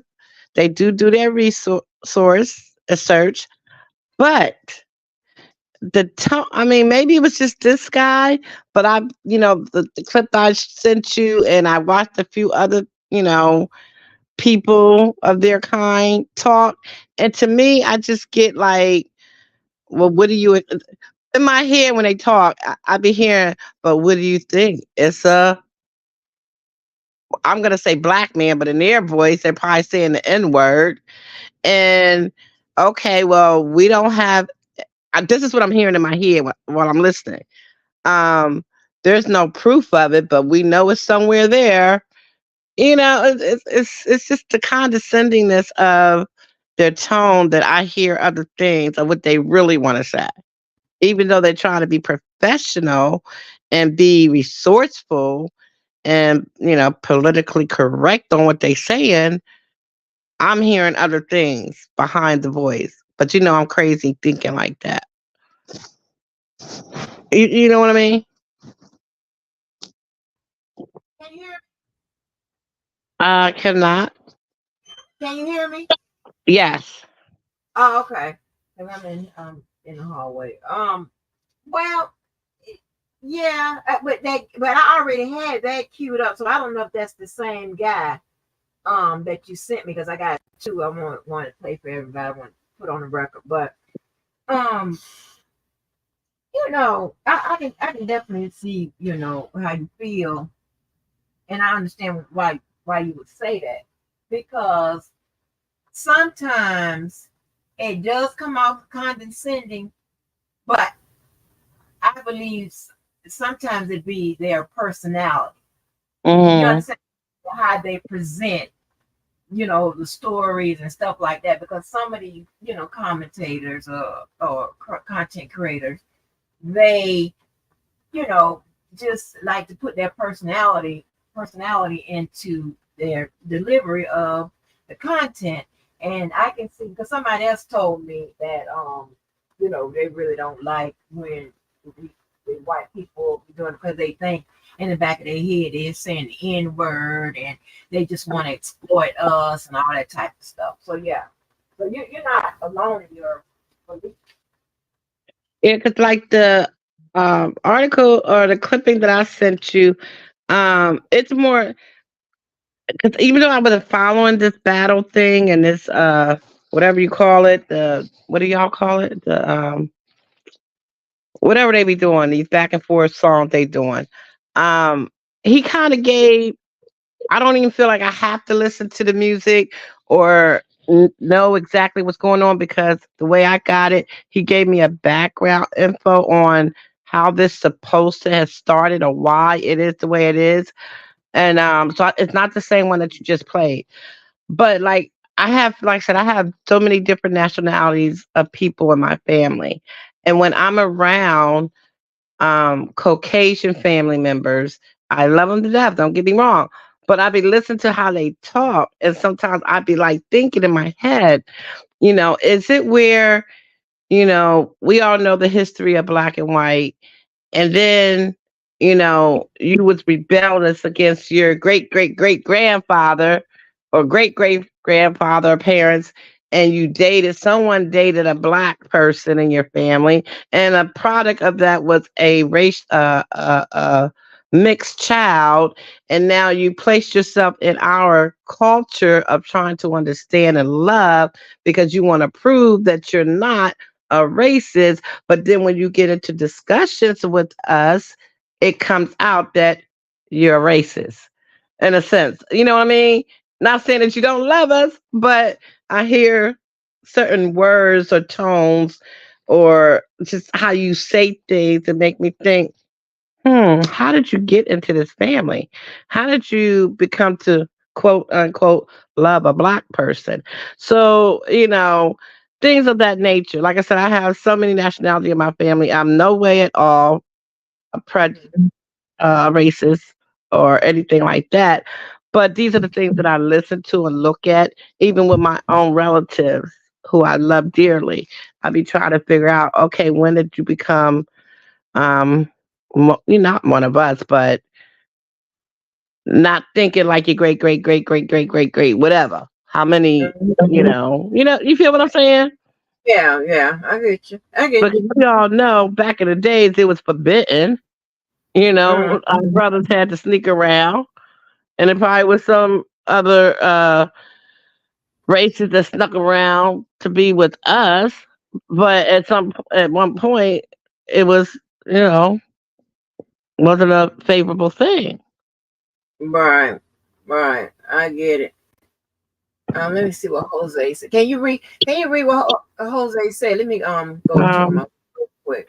it's it's always going to be a touchy subject being Hispanic. I understand that, but hip hop is a culture subject now. So people of all colors are going to report and study it. I agree. I don't have a problem with it. But I was just answering Miss Angie's question, and whoever's going to do it's going to do it. Just like there's African Americans that's going to report on other races situation. It's just because of sometimes we do tend to go back to that slavery type of thinking, and we get to thinking about what we did have to go, well, I shouldn't say we because I did not, but our ancestors and what we went through. It's in the back of our heads, just like I'm sure it is with any race. Whatever struggles we had to go through, we can't erase the past to not think about it. You know what I mean? Black Panther said, "This is insane. Our people lost trying to give them still lost, trying to give them the benefit of the doubt." Now, Black Panther, don't you start with me because I'm gonna make sure I'm gonna read this over. This is insane. Our people still lost, trying to give them the benefit of the doubt. You're trying to give us the benefit of the doubt, or are we still trying to give each other the benefit of the doubt as Black people? It's not like a buffalo trying to love a lion. XXXXX. Black Panther. Why are you always like? See, you're the reason why I get in my head so deep. So, Miss Angie, do you understand what he's saying? Because I'm a little lost and I don't want to. I love you, Black Panther. You keep me on my toes. Hey, I'm I running don't. up the hallway. Hey, I'm running up the hallway. I hear you and new black from London running up the hallway. We got a Y'all love don't let hate it pop off. relationship. Y'all don't let it pop off. Jesus, I'm trying to do a live, trying to keep it in. I'm trying to be semi-professional. Oh Lord, I'm out of breath. It says this is insane. People still trying to give them the benefit. Well, he's trying to say that we trying to give the white people the benefit of the doubt, saying like they don't mean no harm by the stuff they do. Okay, I apologize, Black Panther. I thought you was on your, hating the black women voice, or I didn't know how to take it. I have to hear your voice and hear your explanation of shit before I can really reply to you. But I mean, I don't hi Marietta. I don't think it's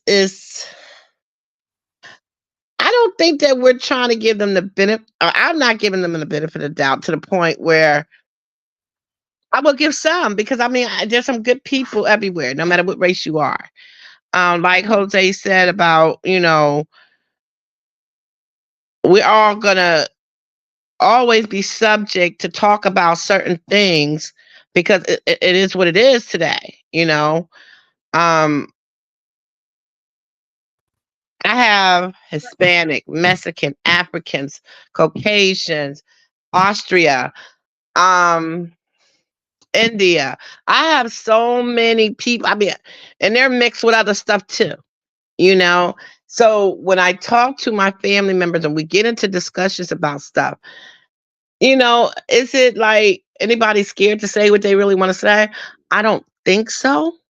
If any of those group of people who might be cautious on what they say, it might be the Caucasian, because but they've been in the family for so long. Unless we get a new one in the family anytime soon, they might be hesitant on how they can discuss certain things in the family. But the ones that are here now been in the family for many, many, many, many years.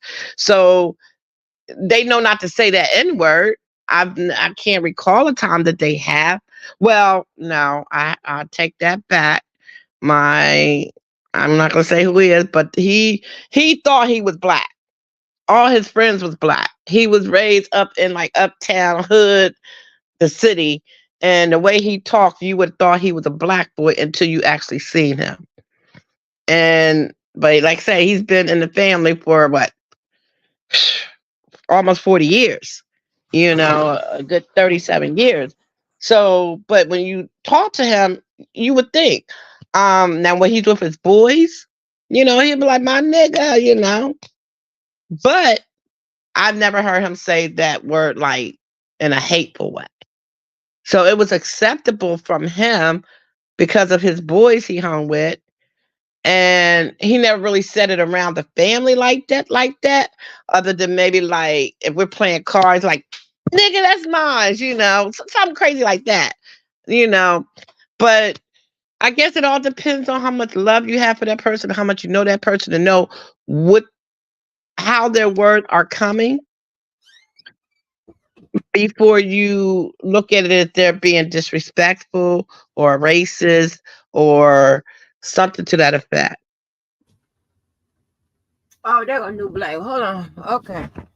Here we go. Uh-oh. I'm sorry. Uh-oh. Hey, young Welcome back. Hi, New Black. What's good with a cookie? What's good, Miss Walker? How everybody doing in the chat? Black. What's going on, sir?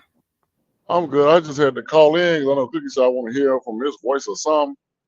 To correct you, We're Cookie, going viral, y'all. no, we're not going viral.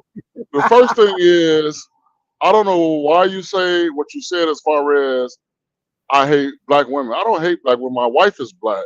My wives are black. So I don't understand why y'all say the things that y'all say. What are you talking about? That you hate black women? You said hating black women or something along that line. I believe you said him hating black women. How can I hate black women if my mother is black, my sisters, my wives, they black? I said, here comes a black woman. Here comes a black woman.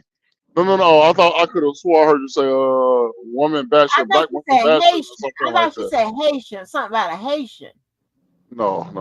Well, no. Well, if I did, okay, I didn't mean that. Maybe I spoke too fast, but I think I might have said here. I thought I said, here come Black Panther. Like, oh my God, here comes a black woman.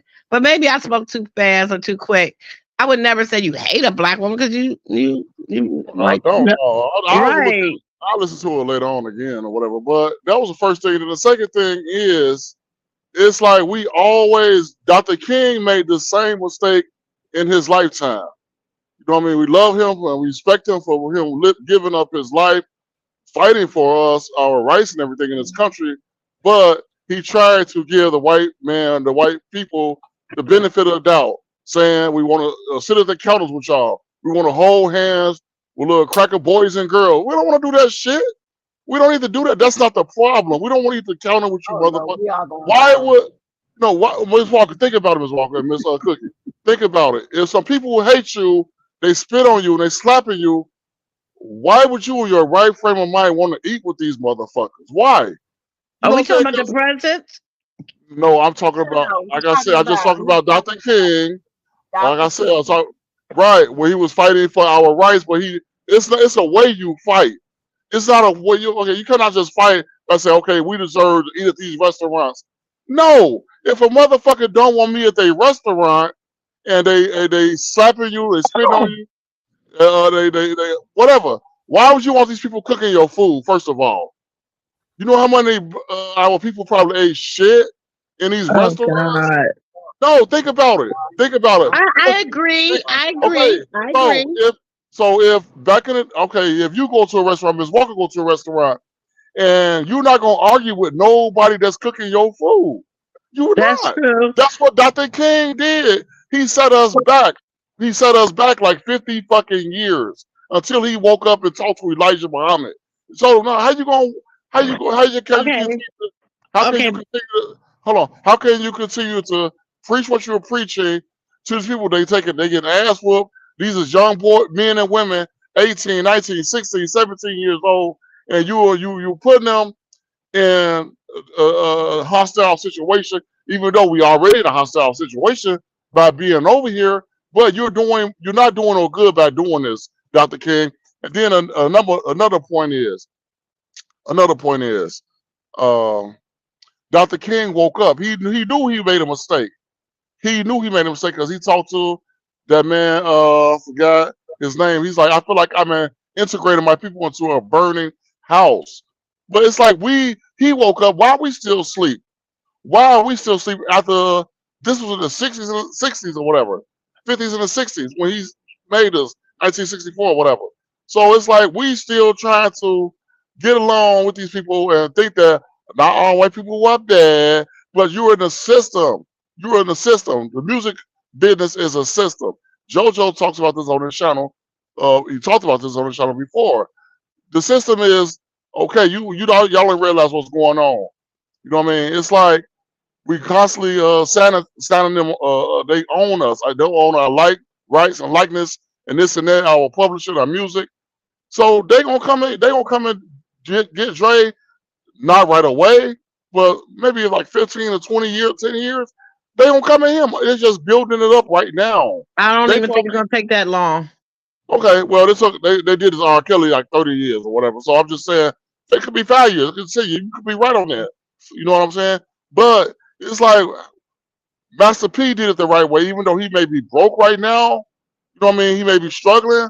Master P did it the right way. He did it. Signed with nobody. He owned all his shit or whatever. You know what I mean? He ran that shit. No Limit Records back in the day. He did it right. Start your own business. Stop signing your name to these white folks. You know what I mean? Because they got the power to say what you can do and what you can't do. You know what I mean? You the artist. You know what I mean? So when we gonna wake up and realize, no, just because these people offered me $5 million, guess what? Something got to click in your head and say, damn, these motherfuckers just offered me $5 million to sign with them. So something got to click in our nigga mind, figure out, yeah, that's what we got to think like. We got to wake up. If they offer me $5 million, I must be worth at least about 50 or 20 million. You know what I mean? So I'm not going to take this $5 million because guess what? I'm a sweater. It's just like a woman. It's just like a man and a woman. Okay, just because that woman texts you and say, how you doing, baby? I miss you. I want to see you. I ain't seen you in so long. That don't mean just get your goofy ass up and run out the door and go to the broad house. That don't mean that. Let her sweat that shit out some. You know what I mean? It's like when people see you so thirsty, and so naive, and they got you wrapped around their finger, they gonna chew you up and spit you out because they see you too thirsty. But you gotta make their ass sweat it out some too, because they playing a mind game. At the end of the day, they playing a mind game with our black ass, and we don't even fucking realize. We still try to give them the benefit of the doubt, make them think, oh damn, oh they ain't prejudiced. They ain't calling me a nigga. It don't matter if they call you a nigga or not. They doing it. They call you a nigga in other ways by taking away your money from you. They say you a dumb, not just taking away your money. You know what I mean? But taking away your publishing, your rights. And you're not just a nigga. You're a dumb nigga.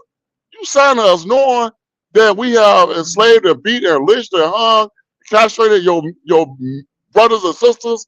Y'all think we changed? We ain't changed shit. We still the same. Y'all dealt with our great grandfathers. Now y'all dealing with the great kids. This is what your people. The apple don't fall that far. Apple don't fall far from the tree. It's like we ain't realizing. You know what I mean? It's like we still want to try to judge people with our good heart. But when you look at church, don't look at people with your heart. Look at them for what they showing you. That's what you gotta do. Just like I tell men. One second, I'm going to end this conversation real quick. I mean, stop what I'm saying. 1 second. So just like I tell men, don't look at these women with your eyes. You know what I mean? Don't look at it with your heart and your eyes. Look at what the fuck they're showing you.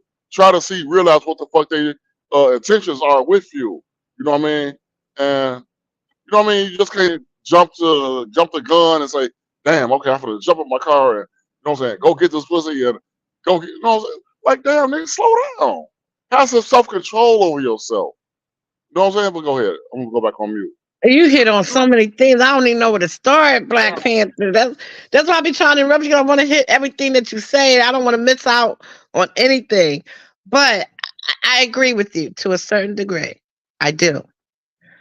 Um, but at some point, because even though we look back at the Martin Luther King and him, fighting for our rights and being able to sit at the table and eat, yeah, I agree. You don't know what those people might be thinking when they say, okay, we passed the law, you can come into this restaurant. They still angry and don't want us there and they can do anything to our food. Just like today, you don't want to argue with somebody, you got to be very conscious. Oh, my steak is not done well enough. You got to be so polite because you don't know if that cook's going to spit in your food when the plate comes back. But at some point, we still got to get along because we live in this world together. And just like back in the days with Martin Luther King, there Uh, and don't chop my head off. There I'm not. were some good people that was standing with him that wanted to see the right thing done for the people. Now, did they have an alternative motive for it? Yes. Were they just like I said, I'm gonna do this because I don't want nobody to think that I'm a racist? I don't know because I wasn't in that time. Just like I look at it today. Is this white man who's my boss being nice to me because he needs me to do something for him? Probably so. But what is he getting for what am I getting for for my service? I'm getting a paycheck, right? So what do I do? Say I'm not going to work for the white man because right now I don't have, $1 million or a few $100,000 to start my own business. Even if I say, okay, I got $50,000, is that really going to start me a business? Yeah, I could do something crazy and make some kind of little bit, but money to takes money to build a business. It takes about 5 years before you're going to see a profit, depending on what your product is. So we're always going to need to work, some of us, for the white man because we don't have the funds, us people. Now, those other people in the industry, yeah, they can go off and do their own shit if they were smart enough to see what's going on right now in today's world. But for the normal people as us, most of us cannot just go out there and start a business and work for ourselves. We have to work for that white man. No, we don't. No, we don't. Until you get Respectively, your money up, until respectively, you get your res- money up, you got to no, do something. You got to work. respectfully, I disagree, and I'm gonna tell you why, Cookie. No, because guess what? We are the number one consumers. We quick to boy here buy all this synthetic hair, all these Jordans, this and that, Gucci, Louis, Prada, eat all the fucked up food that's not. It's like if you save that money and put that money to the side and put it in some type of crypto, you could just live off the interest of that money. It's just we don't have education on how to deal with money. That's the first thing. If a nigga, most of us out here on this panel, I know people probably gonna agree. If they got a check right now for 20, no, I'm not even gonna say 20. I'm gonna say $50,000. Nigga like, ooh, they gonna be partying, turn up. Ooh, I got paid, bitch. I'm good, bitch. I got a bag, bitch. Bitch, that ain't no money. That's not no money. It's not. That's It's how not. we think though. It's like Yes. now people are so fucked up. But you You know can't what I'm saying? say all Because people think that way because no, everybody no, I don't. say our people so No, fucked that's what up. I'm talking about. Our people, because I'm like you. I don't think that's a lot of money. Like, Okay, but you said we gotta work. We gotta work for white people. No, you don't.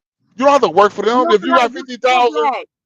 yes. You don't think you got to? Okay, you say you work for the white people until you get enough money and then to invest in your shit. Okay, is that not what most people do? Unless Uh, somebody black passing it down, unless you come from out the game, a game or something, then yeah, you got money to invest into stuff. But if hey, love faces, but if you're not coming from out of a game or whatever on the street or whatever, you gotta go work for somebody that's probably gonna be a white man to get your money. And let me tell you this, and this you probably I'm pretty sure you're gonna disagree, but it is what it is. And I got the proof. Okay, I got the proof at home and the data. Listen, when it comes to the maltreatment, mistreatment, somebody not treating me right, I have been mistreated more by black people than I have ever been by whites. This is a fact, okay? And this is across the board, all right, in every category that I've been involved in. It has been a nigga that has been, the one that have tried to, fuck me over, or tried or had me in some bullshit. Okay. 10 to 1 with whites. Okay. So I don't have that bad experience. You understand what I'm saying? I'm not saying that, white person here and there haven't, we haven't had to get, had to have a problem. But I'm telling you, it is damn 10 to 1. And since I've been out in this motherfucker with these unstable motherfuckers, it's 20 to 1 now. Okay. I really don't like black people now. Well, go ahead. No, It's a I difference like though. ones that's for me. Put it like that. But I'm It's talking about my type of people. I like my type of people any race. Go ahead. okay. Just like you have dealt with a lot of negative things in your life dealing with our people. Yes, I have too. Been shot at, um, jumped on by a bunch of guys. So that don't mean just because I had 3, 4, 5, maybe 6 different fucked up experiences, that doesn't mean that I'm supposed to just give up on us because I had some. It's always even though I never got shot at by the police, I haven't jumped on by the police, Chicago police, when I was Oh a wow. teenager. You know what I mean? But even though some niggas jumped on me, police jumped on me. But I know, like my father told me, you always fight for the uniform that you issue, which is the uniform meaning your skin color. You always fight for that color. You know what I mean? Because just because some different oppositions or whatever jumped on me in the street organizations, that come along with the territory. So why should I sit around and cry about, oh, I hate black people or I hate this and that? That comes along with the territory. Just like you on YouTube, that comes along with the territory. You know what I mean? Me on YouTube being cursed out and being called misogynistic and all these other uh, crazy ass names or whatever, it don't matter. That comes along with the territory. It comes along with the territory. And whenever you put your opinion or your views out here, that come along with this shit. You know what I So mean? Black Only thing Panther. But yes, it comes, but it's the black folk. It ain't. I mean, it ain't no it white ain't the white people folks. with the bullshit. Yes, It's the black Okay, well yes. folk. I'm That gonna say That's this what too, I'm Miss. saying. I'm sorry, real quick. And I have a very diverse family, right? And when all of us get together, when this is one of the topics they have, and the black folk, they don't give a damn if the whites are in there or the Spanish is in there.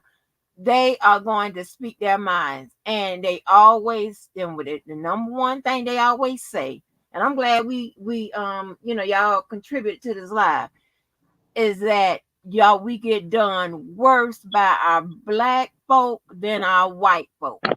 These are facts. we really don't, Miss Walker. We really don't. I'm gonna tell you why.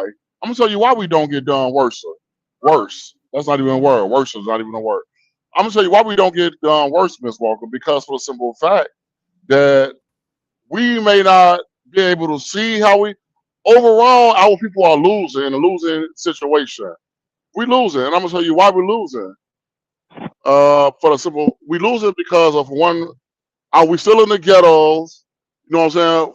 Not everybody, of course, but majority of our people still in the ghettos or whatever, trying to make it. You know, but you have a few of us that made it, live in the nice suburbs or whatever. They be like, oh, I ain't gotta deal with that shit. Yes, we not. Some of us may not have to, but overall, as a people, we still losing. They gave these fucking Jews they reparations. You know what I mean? When they was put in the ovens and shit, some shit that happened over in fucking Germany. What about the reparations? What about the mistreatment over here of us being going through our ghettos and shit like this? They was removed from their ghettos in Warsaw and Krakow and shit like this. We still in our ghettos though. Where the fuck is our Right. reparations at? You know what I mean? You're So right. it's like we cannot forget. History is the best teachers. History always gonna teach us, You know what I That's mean? Where true. the fuck we come from? Best, yeah, best reward. You know what I'm saying? And it's like I'm fumbling on my words. I'm thinking so many things running my mind right now. But okay, we dealing with systematic racism. We dealing with redlining. We deal with all this other crazy shit. We ain't got not one red diamond reparations or whatever. But here it is, a few Jew crackers or whatever got put in the ovens, got lynched by another white man. That's white. That's white on white. What's her name? White on white. Discrepancies. We ain't got. They ain't got nothing to do with us. We got where our reparations at. Where our fight come in at. Where our reward come in at. Nothing. They give us food stamps, Section 8. We think, oh, we made it now. That's why I be talking. I don't hate black women, Cookie, Miss Walker, but I hate the mindset of the black women because a lot of our population of our women, like I said before, they always, I want me a Section 8. I wish I got to pay this high ass rent. Give me some Section 8. Yeah. Huh? You want to make a baby with them? It's like you have a baby with them. Then they grow up teaching your kids. No, I got a female friend right now. Never touched her, never laid down with her. She always wanted to fuck with me. I never did because of her mindset. You know what I'm saying? She waiting on her mama to die just so her mama can hand her down her Section 8. Like, bitch, Oh, no, hell no. yes, it's really fucked up out here. You really talk to some people who, young people in the hood, just about like 26, 27, 28 years old. You know what I mean? I'm like, you're just a dumbass. I'm glad I did get you no dick. You know what I'm saying? Because she was a Oh goofy. my lord, You was you black. yes. This is why I be thinking to myself. And And now you she, black. I never say that you don't like black women. I ain't never said that. okay, but I mean, a lot of women, I don't need to name their names. You know what I'm saying? Fanny, Nemo, that cartoon character, and I don't know, the hell with you, whatever. All these different women they have an opinion. That's fine, but I'm willing to bet you, I'm willing to bet you, they have never stood up to fight no Klansmen or no police officers. You know what I mean? Like I have in the Carolinas. You know what I'm saying? Fight for Oh these black wow. women that they say I dislike or hate. No, it's like, gee, man, I've been through so much shit in the Panther Party. It's really fucked up. But a lot of people look at me, all like, he supposed to be a Panther. He ain't no Panther. He's a I didn't even know y'all ex was pimp. that. I didn't even know that y'all was still active like that. Yes, Miss Walker, I know when you get off of here, you Cookie, whoever else is listening, when y'all get off of here, y'all Google my leader and my teacher, Hashim and Zinga. I carried him to his resting place. I carried him to his resting place. He's the leader of the New Black Panther Oh Party wow. for self-defense. I carry him. You know what I mean? He always, Okay. yeah. So he gave me my title, my leadership title in Chicago. But I kind of dropped the flag a little bit because I don't want people to look at me in a certain light when I be out here in Chicago. They see me hanging with a certain type of guys or whatever, but they don't. Black people are so naive Wow. and so brainless. It's like, oh, how he a Panther? He hang with these gang members. He hang with this y'all. That's the fuck. I gotta, in order to reach the people, I gotta get down to the people level sometime. The fuck y'all realize Yeah, peep these game people are sometime? and that's what I'm talking about. These people act like, just because your ass is a lawyer, you can't also be a part of a gang or this and it's like it's crazy. Like the white guy that's Tamar's fiance. He was in gangs and stuff like that. He got a damn GED. He's a fucking Hmm. lawyer. Judge Mathis, he was a dropout. He got a GED and he's a judge. Like what the fuck? That's what I'm saying. It's the mental. It's the extra.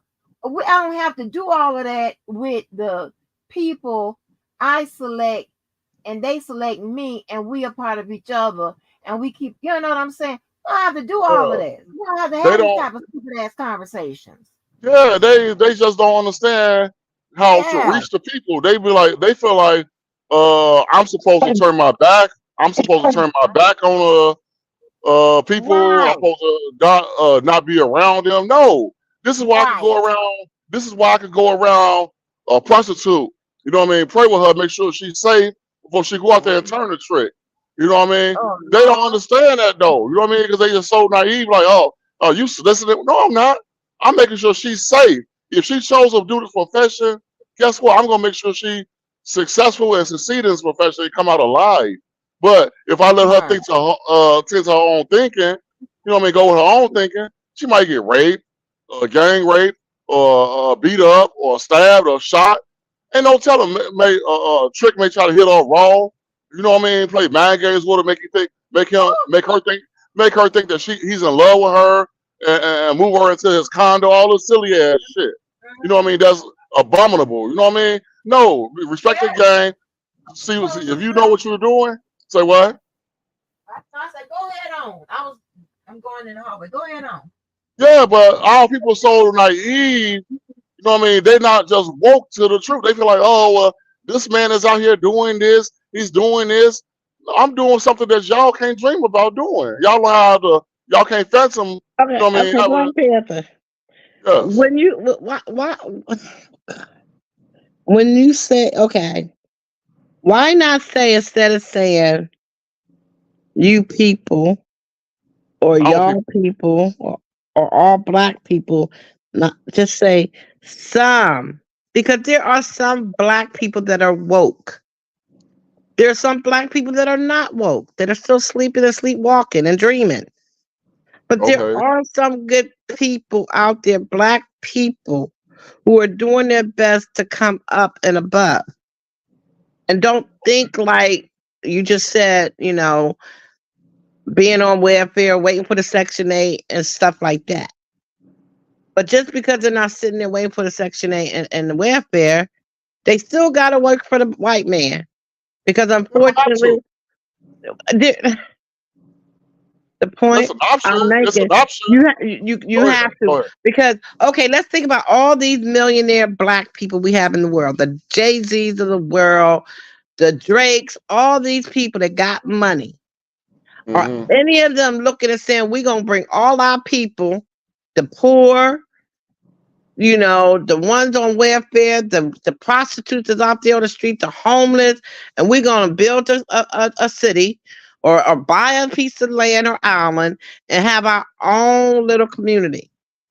Because if that was so, they would be the one that would be able to do that, and we could start working for the black man and building our wealth and buying land and buying homes and building our own, and we'd be one big old happy black community. Why would he do that, Cookie? Why would Jay Z even do that if he wanted to do that? Why would he do that? Okay, so why do you think it would be so easy for a mother of four and her husband raising these kids? How are they going to make money? They have to work for somebody because they got to feed their kids. Those kids need clothes. Those kids need food. They need a roof. So they got all the money you making. You still got bills to pay, right? So Okay. that's going to the white man, right? The light bill, the gas bill, the cable. Because you might say, okay, you don't need cable, but you need light. You need gas. You need water. That's still going to the white man. But you got to buy clothes, even if you ain't buying designer. You got to put clothes on your kid. You got to buy shoes, even if you're going to the Payless or whatever, those other cheap shoe stores. You're not buying Michael Jordan shit, but you're just buying your kid a pair, uh, I don't know, tennis shoes, whatever brands they are now. Converse is expensive these days.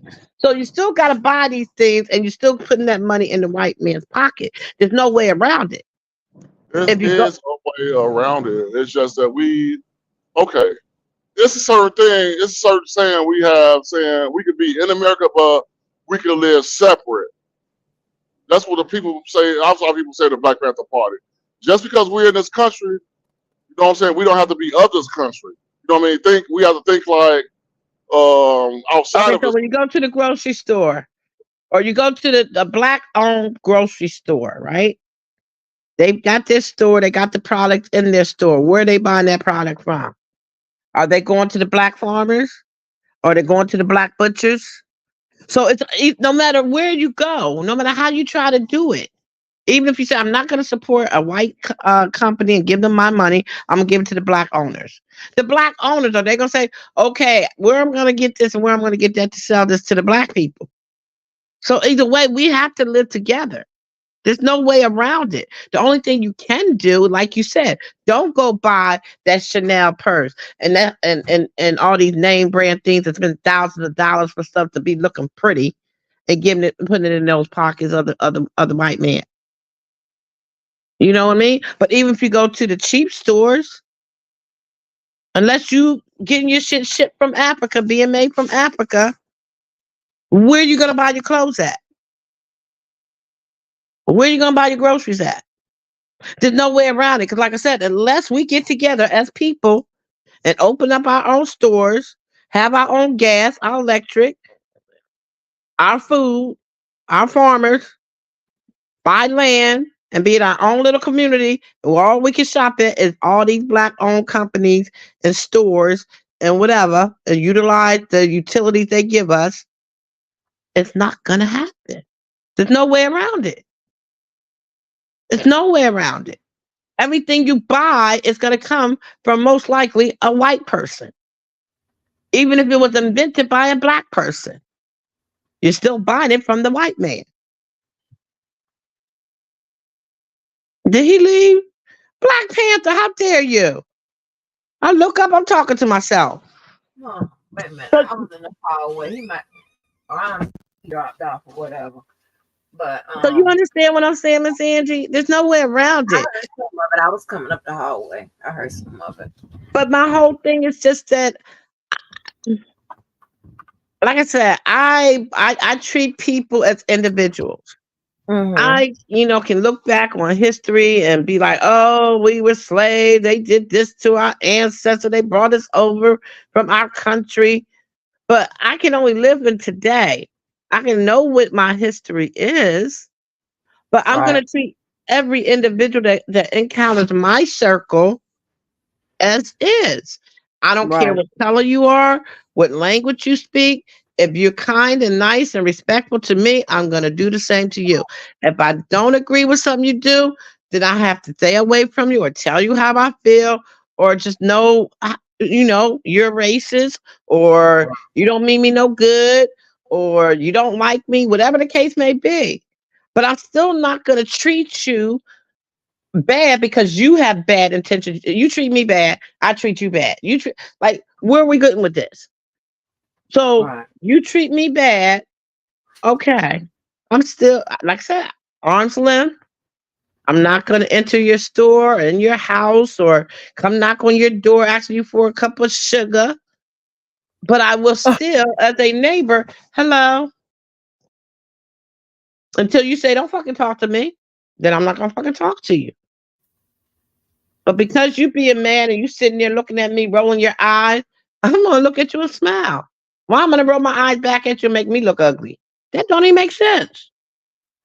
So I can only judge a person or treat a person on how they treat me. I don't care what color you are. I don't care Right. what our, past was of the ancestors. I know my history. I know what you did. So now show me who you are. And like I said, you Right. might be in the back end. I can't stand that nigga. But it's how are you treating me? How are you talking to me? Because I'm making you do something you don't want to do because you don't want to show your color. So you're going to be nice and polite and you're fooling yourself by talking to me when you can easily not talk to me at all and be true to who you are. So who's hurting the most? Me by not knowing your true feelings or you going against who you are? Every night you going in the house. I had to talk to our neighbor. You know I hate talking to that lady because she's black. Then you don't have to. So who is it eating up? You at the nighttime when you lay in the bed beside your husband. Not me, because I'm just thinking, oh, that was nice, Jane, and I had a nice conversation on the porch. I'm going to bed sleeping, laughing at something you said, thinking about our conversation. But you laying in your bed thinking about how you had to talk to me. No, you didn't have to talk to me. So who's having a good night's sleep?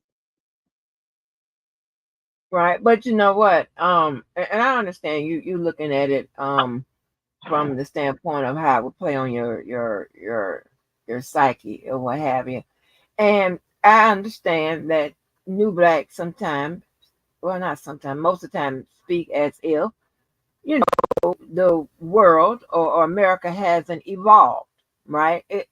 You understand what I'm saying? Like we're still being hung and things like that, and it's okay, and the white man get away with it and all of that. That's not where we are.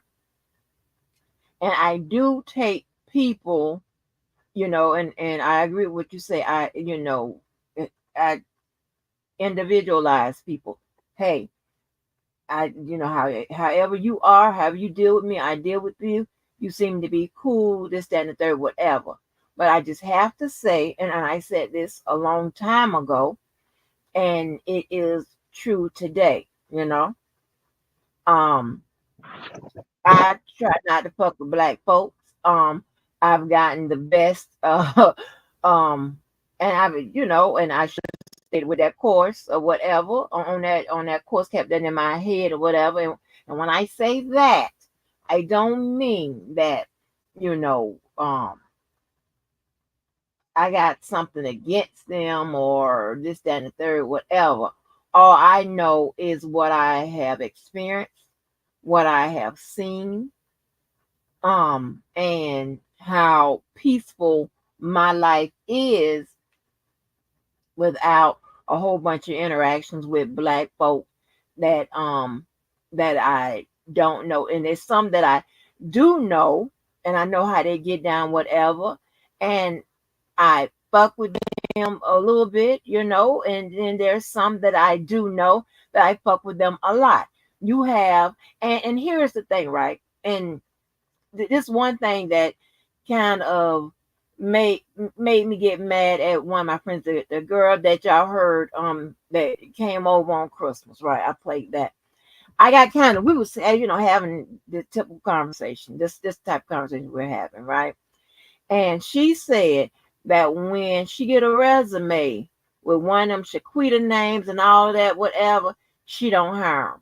She don't even entertain that applicant. And I have a few friends like that.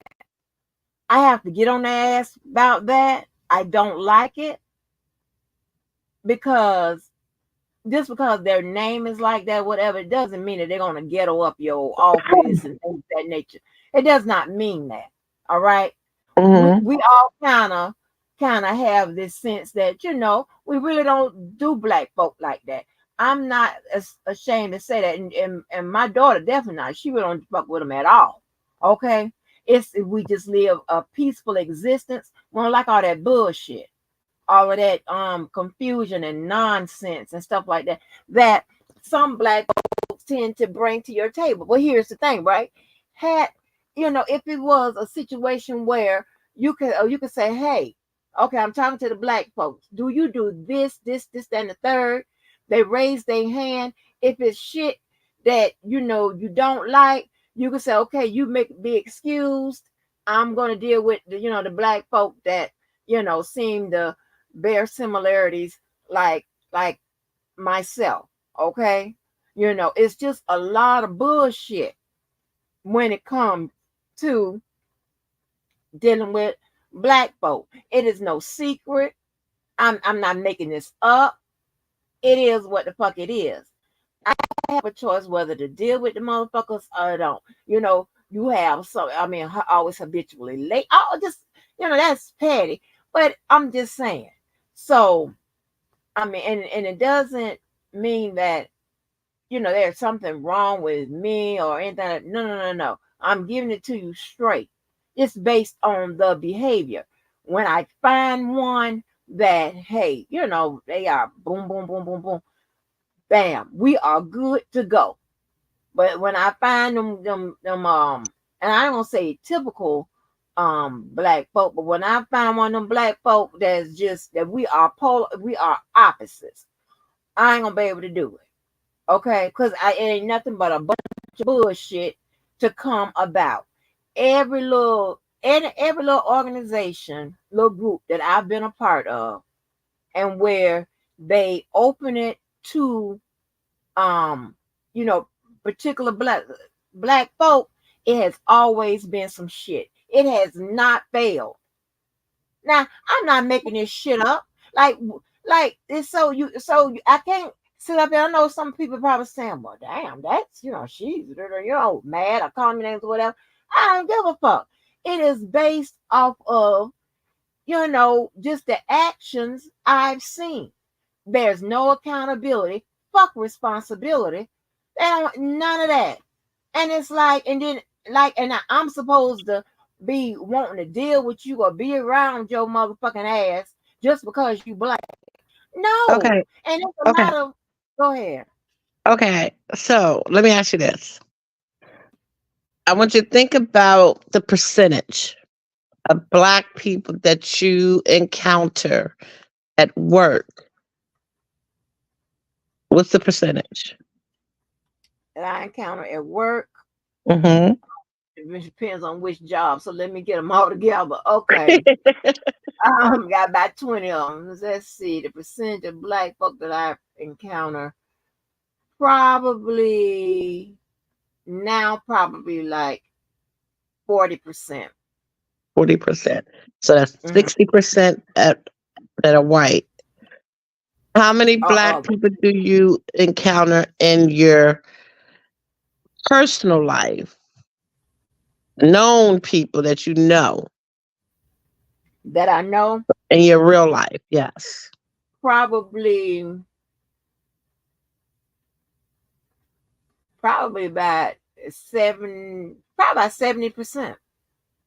Okay, so you got 40% in the work atmosphere and 70 to 75% in your personal life. So in that personal life percentage, is that majority family or is it family and friends? No, that's just strictly friends. I didn't count my family in it. Okay, so these are strictly just friends. Okay, so Uh-huh. out of these friends, would you prefer to be hanging out with these friends to be yourself, who you are, however you are? Or would you rather be with the 60% white workers hanging out, being yourself, your true self, however you choose to be at whatever given time? Whether you're at a banquet, you're at the bar, you're at a club, you're at a restaurant, whatever, you letting loose. You having your couple of drinks, letting loose. And you being you. I'm gonna Which be one me are you more regardless. comfortable with?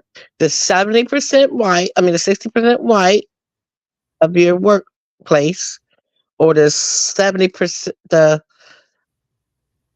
60% white or the 70% Black, where you know you can be yourself. But I'm gonna be myself regardless. And I don't cut loose. So if that you understand what I'm saying? I'm gonna be me regardless. So it doesn't matter with a preference. I really don't have one. I'm already be me, and everybody already knows that. Okay. So what up, Lavelle? I'm gonna be me. I'm gonna be me regardless. I'm I mean, just I asked saying. that because I understand, like how you can say, that the Blacks that encounter are effed up people, and you're entitled to that because that's your life, and you experienced what you went through, of how whatever it is that went wrong. But do you not think that every individual is different, and it shouldn't be where, okay, I had these bad experience with these Black people, so I prefer not to even be around them, because somewhere along your life, I'm sure there were some good Black people as well. It is. I'm It sure you're is. going to meet some more good Black people. So it just so happened that these few Blacks, or you may say a lot, who that you encounter was assholes. But I'm sure you came across, even though it might be less than, because we're talking about the workplace than your personal life, the white ones were assholes too. The white ones are assholes too. I mean, even the other, the ones in the other category. Right. You have some assholes too, but the assholes is just on a different level. Why? I made a comment. I said I wish that I could have beefs on the level of like let's say it's not really beef, but let's say Levi and Sharon's disagreement. You see how it's kind of like an educated beef or whatever. It's not. It's not really. It doesn't make you have to get down and go against some things that are just not in that you don't like to do. You don't have to snitch and do all that old crazy ass shit. You know what I'm saying? You can go back and forth. It's a war of words or whatever. And it don't be like no, dealing with a whole bunch of psychopaths and motherfuckers that's gonna take it, beyond the limit and stuff like that. And I'm just telling you the Okay. So go ahead. mainly, and I shouldn't even touch on this. I shouldn't even touch on this. But mainly, is it safe to say when you put a percentage on the black vote, is it mainly YouTube? I put a Because if percentage you on the think black about your personal life, and when you just described about, how you can't have an intelligent argument with someone, which I feel like this, it takes two intelligent arguments and two uh downright dirty, ignorant arguments. Because there's no way I can argue with you, Miss Angie, intelligently if you're not arguing with me intelligently. You follow what I'm saying? So if right. So I'm that's if what I'm I'm doing. So arguing with you let me ask you intelligently, this. you're gonna argue with me intelligently. Right. But if you So it all find depends on how some, you choose to do that argument, rather than black or white. well, yeah, but this is what I'm saying. If you are arguing with mentally unstable motherfuckers, high, just the whole gamut of stuff, whatever. You got to, or just some low, all of that, whatever. Sometimes you got to, you got to go there. I mean, it is what it is, and I consider 24 hours a day in my life. If YouTube is in that 24 hours, it's all, it's all, my life. So I consider it, even though it's online with strangers, whatever, it is, I consider it all. And see, but here's the thing, what the key to a lot of to bullshit, the key to not being involved in bullshit and all of that is avoidance. Okay. And I have pretty much lived my life avoiding people. I avoid pockets of black people. I avoid going, Miss Angie. what? No, I'm telling the truth. And if my daughter was awake right now, listen, that is the advice that my family gave us. And that's the advice that I gave my daughter. And it has proven to be successful. Anytime I'm trying to tell you, I don't know what the fuck it is. It ain't got shit to do with me. I can do the numbers. I can crunch the Okay, numbers. so But avoidance to you you put mean what? avoid, Yeah, avoidance means what? avoid, avoid trouble, right? So I avoid trouble. So I avoid, I avoid pockets of black people. What's wrong with them? Fancy. Huh? You know how my mind thinks, right? So Yeah, if you avoid, you if probably you're gonna gonna, mischaracterize what I'm saying, but go ahead. no, I'm not gonna mischaracterize. I'm listening to exactly what you're saying, and I understand what you're saying. But All right. in order to avoid something, you have to either isolate or Uh-huh. remove, right? Uh-huh. So if you remove yourself or isolate yourself from a situation, Mm-hmm. whether it's in real life or whatever, that means you're not there to participate, right? So if Right. I'm out at the store and this lady, me and her, want the same last sweater, and we grab it at the same time. Now we tug of war this sweater, I'm participating. If I want to avoid a confrontation with this lady, I'm gonna let go of the sweater. You know what? It ain't that serious. You can have the sweater. But next week they probably gonna have a better sweater on the rack that I want anyway. You know? So that's why I'm asking you about the avoidance. So if I'm not there to participate with struggling with this lady, with this over this damn sweater, I avoided the situation. I removed myself from the store and went on about my business. Mm-hmm. But if I continue to struggle with this sweater, the sweater's either gonna tear and neither one of us have it, or we get into a fist fight over a damn sweater, Mm-hmm. and both of us probably get arrested for damage of property, tearing up the store, charges being against each other, and then we look and say, what was this for? A sweater? And it don't matter what color the other Right. person was. But if I say I avoided the situation and then my husband is coming out to the jailhouse to bail me out, he don't say, how the fuck you figure that? Why the fuck am I spending this money to bail your black ass out there if you avoided it? How did you avoid it? Because I told her I wanted it and I wasn't Right. going to let it go and she wasn't going to have it. Like, how did I avoid it? Okay. So what's your question? I was just responding to when you said you avoid Well, what I mean being around is niggers. this. So Oh, I apparently, didn't mean I to say that didn't word. follow my own. Yes, right. So apparently, I didn't avoid.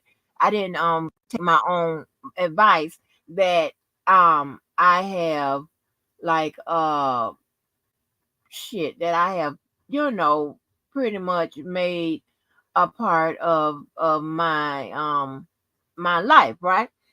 And because I figure no harm, no foul, whatever. How bad could how bad could it be? So if I would have avoided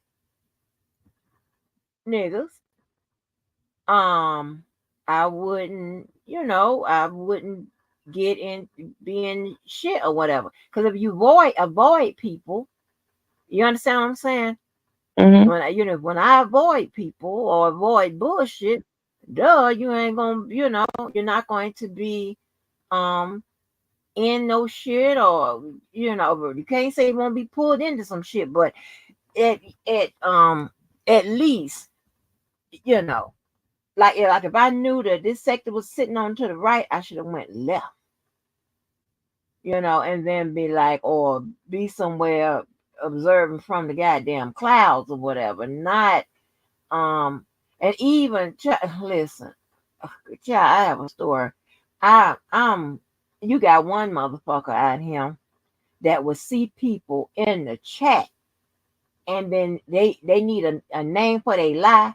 And if your name sound good enough to be in the lie, you is going to be in that goddamn lie just because you in the chat. Like, huh? Like, what? Shit like that. Who does that? Um, No ma'am.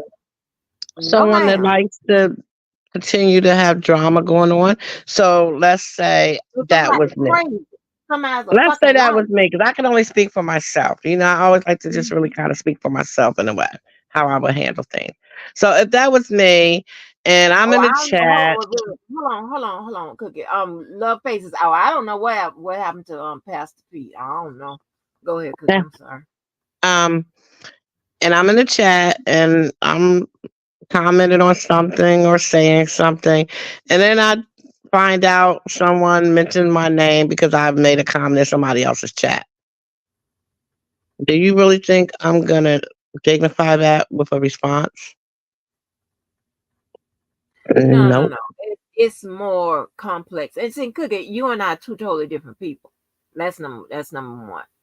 But no, I'm talking about somebody that's telling a lie and they see your name and tell you ain't got the. It's not about the comment you made. They just need a name for the lie.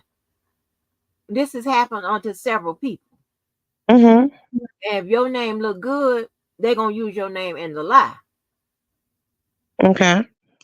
So yeah, that type of shit. When and I'm not always that type of person that picks, just let it fly or don't respond, all this. I'm not always that type of person. You understand what I'm saying? You So ever you're hear a not lie gonna don't have to be justified? no, you ain't it's not I don't justify no lie. So if you told a lie on me or put me in a lie, and I know, because I know me, right? I know that it's a lie. What I need to correct it for? Uh, uh, uh, Honey, if somebody, and this just an example, if somebody call you a pedo and shit like that, you ain't gonna clear that up. no. For what? Oh, okay. But what proof Well, of all that? What proof do I have to prove that I'm not one? So show me the proof that I am one. right. I like. Show me the How am I proof going that to prove that I'm not? Go around show and fuck a whole bunch of men? See, he's a grown man. He's no, 40. He's a grown man. He's 68. I, I'm gonna prove to you that I'm fucking men. You know what I no. mean? What I'm saying is this. I just use that as an example. I understand what you're I mean, saying. but that has people say that type of shit about people, whatever. But what I am saying is you don't necessarily have to come out and provide proof that you're not a pedo. But I don't see where it's wrong where you said, motherfucker, I ain't no goddamn pedo, and read their ass and it's good night. But people out here, they like to believe, whoever they like or whatever, and they can know the shit's a lie and they would motherfucking run with it, whatever. I'm just not built like that. I don't do that type of shit to people. But me, you got to understand this. This is when that indoctrination, all that do kick in. Cause I will let you play your little motherfucking game. Back your ass up in you gonna back your own self into a So how corner. many times are you gonna have to prove? How many times are you gonna have to Hold on, address? hold on, hold Uh, on, hold on, hold on, because you missing the point. You're gonna miss the point. I will let you do all of that, and then come out and hit your motherfucking ass with the proof and the truth, and see, and then you're gonna have to keep lying about that and lying about it. And after a while, at some point, if somebody's gonna recognize, oh, that person is lying their ass off.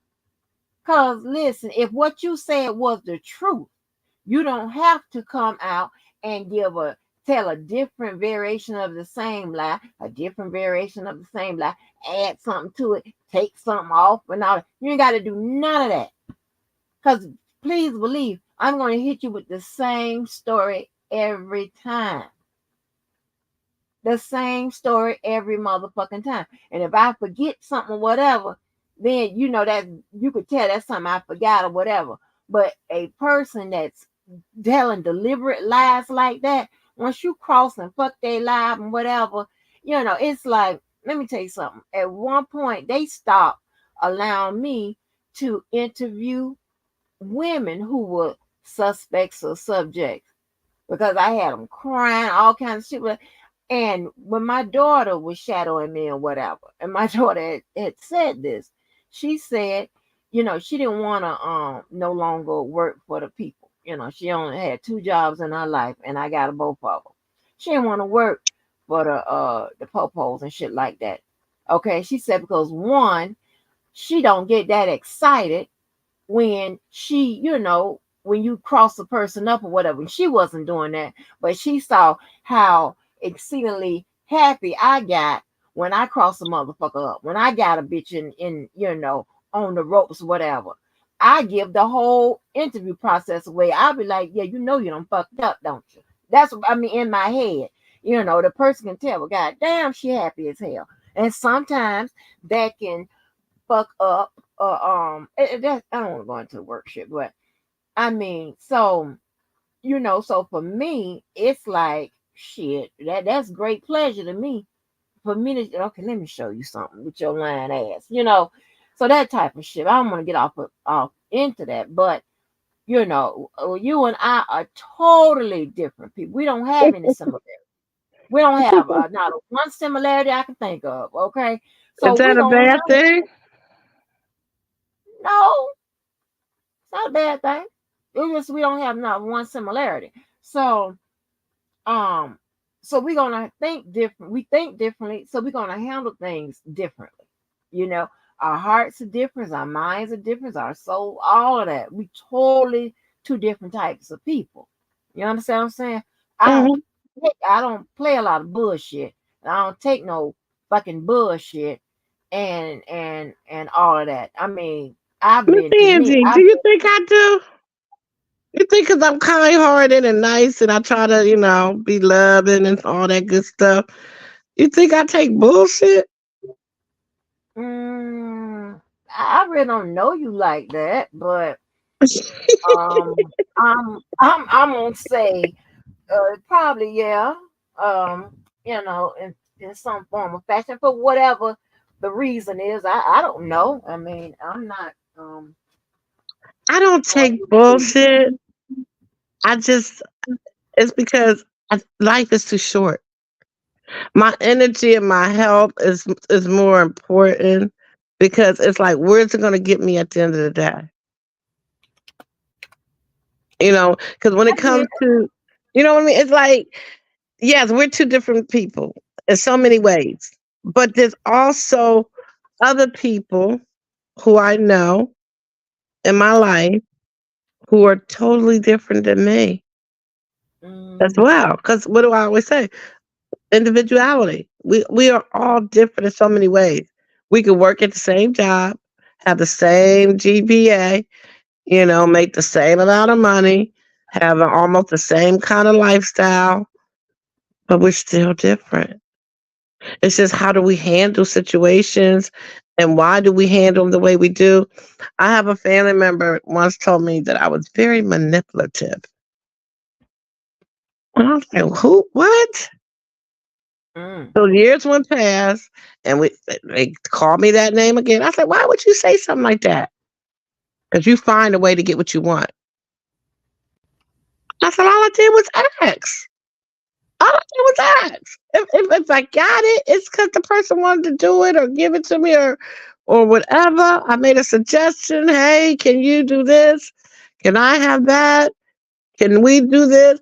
And if it happened, it's because that person wanted to. I didn't do anything. I didn't trick you. I didn't lie to you. Like, I don't understand. I just don't understand why the family has told me no about a lot of things. You just happen to see the things that they said yes to, but did you pay attention to the ones they said no to? And I couldn't mm. understand what manipulative me. What? I don't never get my way. That's how I'm looking at it. The few times that I do, I just am like, oh, they about to feel sorry for me. I ain't think I'm, you know what I'm saying? Oh. Well, maybe they feel like maybe the way you asked or maybe the way you go about it. And also I find that people um use that word, they apply that word to the wrong actions. Because Mhm. sometimes you're not being manipulative. But yeah, but and I don't like for for and I know what your response is going to be too, but it is what it is. I don't like I don't like nobody, making me hate. I don't like that emotion. Mm. Like it at all. And I'd be like, oh, that really makes me, upset. When I don't you think that's an emotion, though. I think What it's a that is. state of mind. Okay, that affects my emotions. I mean, that's how I feel, right? If that's how I feel, I mean, I guess it can be one and the same. But I don't like feeling that way. That's how you want to feel. Because if you don't like feeling that way, you Uh-huh. won't allow that feeling to be in your heart.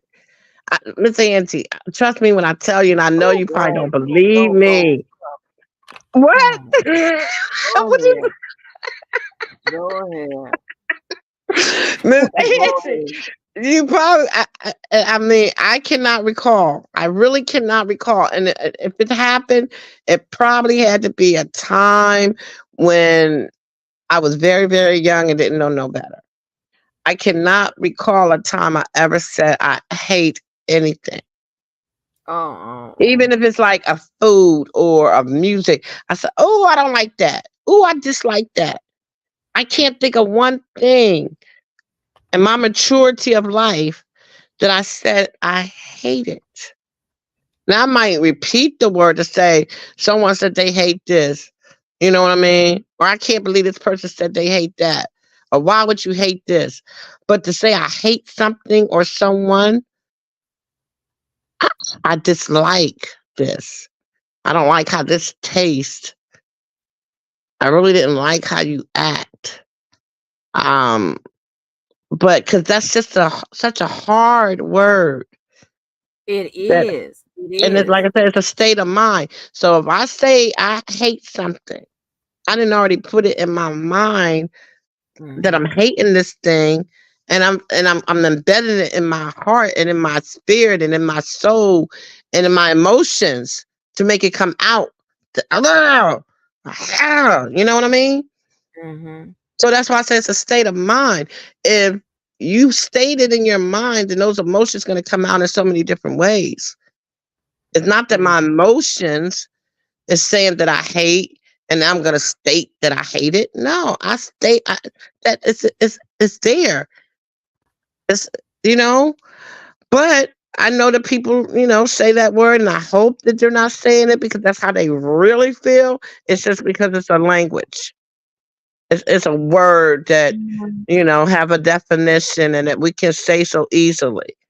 But we can say love easily too.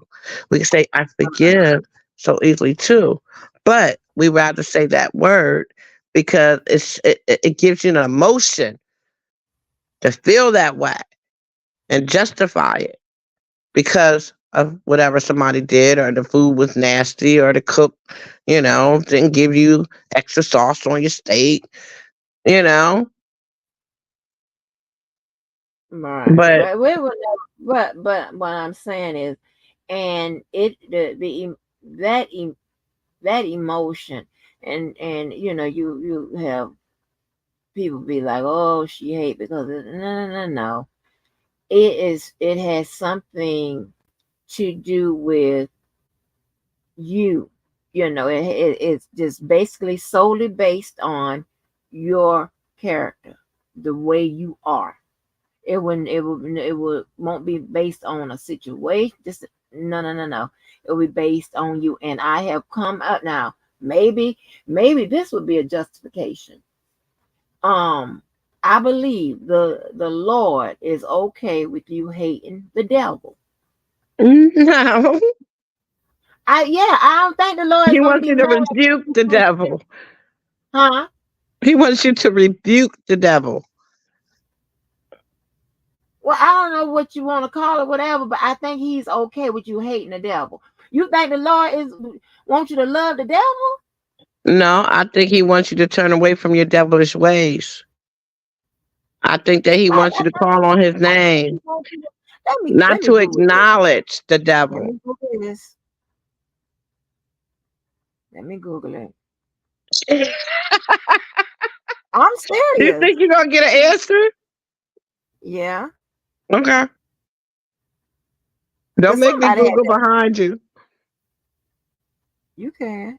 Because God said, love is to love is to enter my kingdom.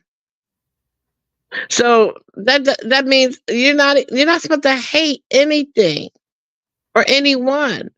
So I mean, I don't like talking about the Bible too much because I can't remember all the quotes, but I know the Bible. I read it plenty of times from front to back, but I can't recite nothing.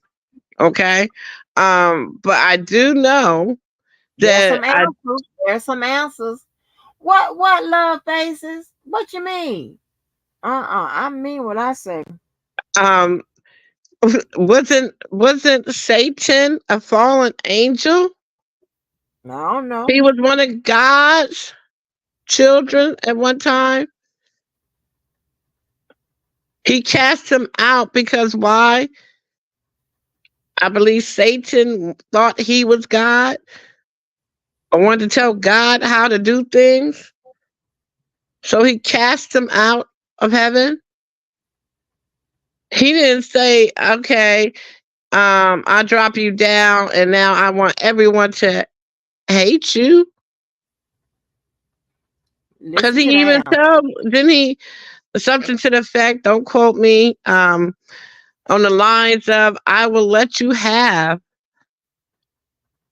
certain people because he knew that Satan couldn't really get them. They was going to Oh, see their way back to him. Something to that effect. I know I'm misquoting something wrong, but I don't believe that God is up there jumping for joy if I say I hate Satan. I okay. think Well, he wants me to rebuke and understand his devilish ways I, and turn away well, from I them. know this is what I'm talking about. This is a prime example why I have to avoid niggas. Yeah, like I'm saying something crazy about I hate Satan. Like, huh? I mean, you can say that if you like, but that's It just says like you're saying it's not still a even fallen convinced angel. of Eno. Is that right? Is that how I pronounce it right? Enoch, or Enoch. Okay, let me read what it says. What I Google. What you Google, It's okay. hate Satan. Hate Satan. So when we talk about hating Satan, I think it is right to say that we should hate Satan in both of these senses, and that God Himself hates Satan in both of these senses.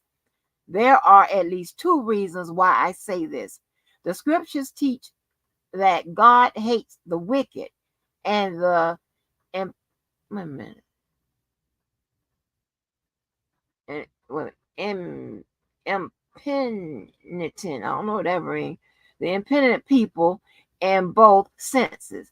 And the Bible also shows that there comes a point where we should properly join him and at least some sense of hating the wicked, as God is hating them in that way, not only strongly, but strongly displeased, but also in rare cases willing their judgment. That is the first reason. Number two, I think he hates Satan in both those senses, and we should too, because Satan is beyond repentance. The desire for this conversation, what is this? Wait a minute.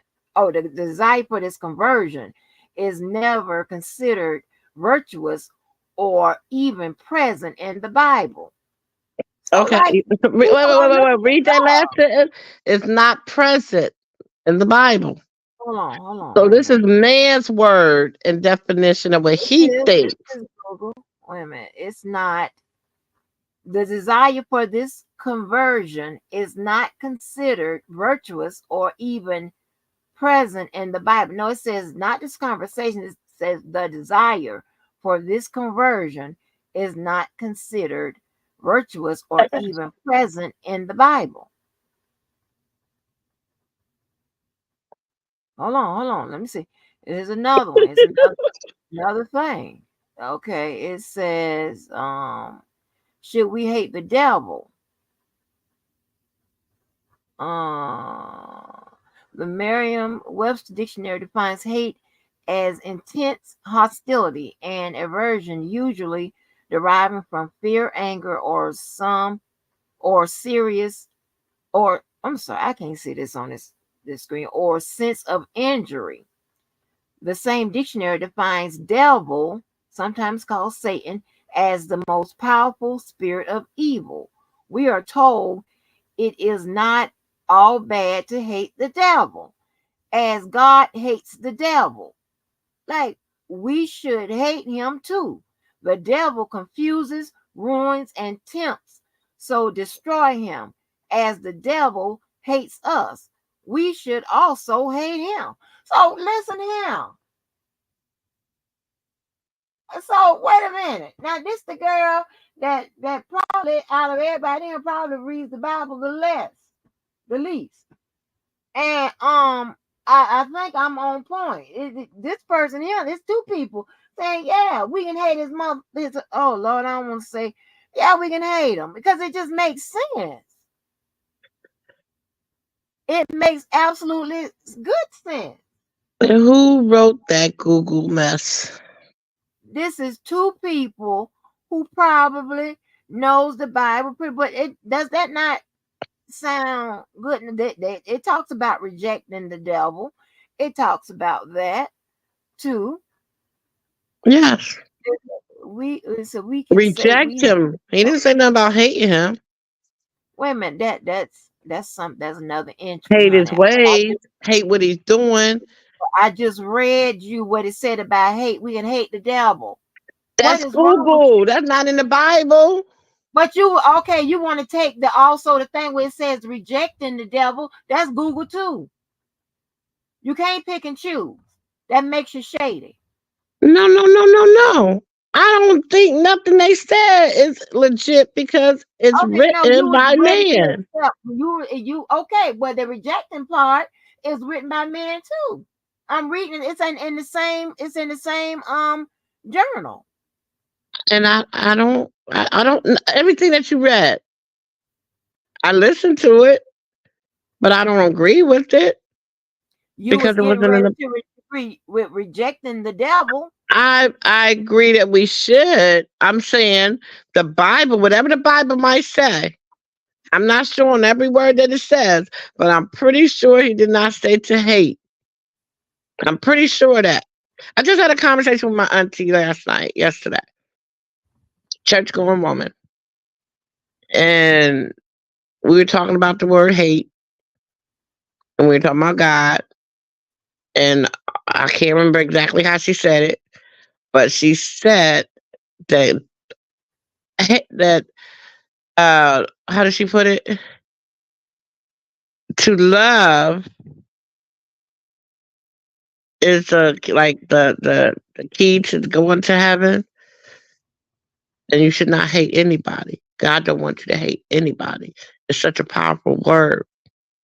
So anybody or anything that would include the devil, Satan, which means I can dislike, just like human, I can dislike what Satan is trying to do to people, what Satan has tried to play to my life, and whatever else Satan does and try to destroy. I hate his actions just like a regular person, right? I Right. don't I like it. have another one. I have another one. Go ahead. I dislike it, but I don't hate him because he is God's fallen angel. And I think if Satan was to come to God today and say, God, I'm sorry for all these centuries of evil and destruction that I tried to place and turn your people, your children away from you, God. Forgive me. Please allow me back in the kingdom. What do you think God's going to say? You think he's going to tell him no? Or you think he's going to let him back up here? Because God knows our heart. So he can't fool God. God's going to know if he's telling the truth. But the most important thing, he asked for forgiveness, right? And that's what they Right. say we're supposed to do, go to God and ask for forgiveness. He has forgiven all our sins. He will forgive all our sins. We come with an honest heart. So he's going to know Satan's heart. So if Satan was to come to him and ask for forgiveness, he will do so. So who am I not to forgive Satan if God can forgive him? Who am I not to, I ain't going to say I love him, but who am I to call him evil or to hate him if God says not to. I'm not God.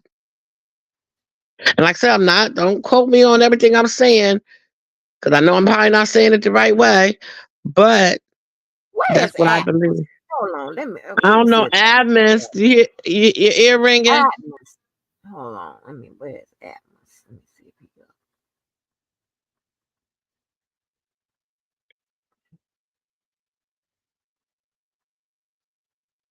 goes. You know, love faces. Do you agree with Miss Angie? Mm-mm. I keep trying to understand why she asking for commercials. But yeah, I mean, I just think that's such a powerful word. Mm-hmm. And one thing I do know for sure, no matter, I know I make mistakes. I have flaws. I'm not perfect, but I do believe God knows my heart. And I try my best. I try my best. And I know sometimes I may fall short, but I try to do the right thing. I try to speak the right words and be the right person. And I know I fall short at times because I'm human. I'm of the flesh, you know, but Right. I'm going to continue every day that I wake up to be a better person, to try to be a better person, to Atlas, think is and you steward. listening? What you say? I'm, I'm telling him we really need you. We really need you to come and and and wake your mama up or somebody. I need some understanding, honey. Now I ain't finna be made to now wait a minute. That I mean I hate Satan. That to me that's a no-brainer. Did you get in touch with him? And now he responding to me now. Because I need to know. Tell me if I'm Oh if I'm yeah, if I'm living wrong. I need to yeah, hear from his hold mouth. I'm not gonna believe the Edge you telling Angie relaying the message. on. No, Girl, I brother don't do that. Atlas. I'm gonna I do need to exactly hear what from your mouth if I'm supposed to hate Satan what I'm alive for. because you want me to be wrong. No, ma'am, that's not me, baby. That's Atlas, I that's need you to explain it and give us a quote or a scripture. Tell us what book to go to, what chapter, what verse, well. all that. The Lord knows that I don't follow. I mean that nobody follows the book from cover to cover. So if I hate Satan, he just know I just hate Satan.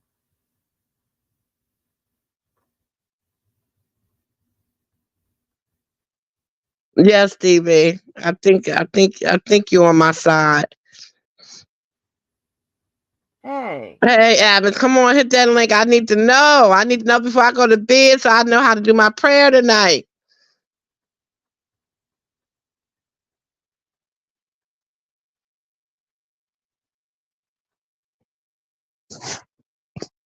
Drop your link again, Miss Andrew. Maybe he can't find it. no, it's pinned up at the top. Oh, okay, that's right. Mm-mm. It just makes pure sense to me that I mean, like Because I'm you're about thinking of the flesh. You're that thinking of old the flesh. your camera on, Atmos, I believe. You want your camera on? Okay. Y'all up too. Brother, All right. brother Atmos. Atlas, see, I'm about ready to choke off my own saliva. Oh boy, what's going on? Okay. Hey, Question. We're talking about hate. Okay. Hmm. And the question is it okay to hate Satan? Is it okay to hate Satan? Yeah. Mm.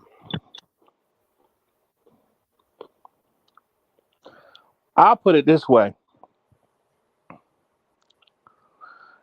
I would say any enemy of God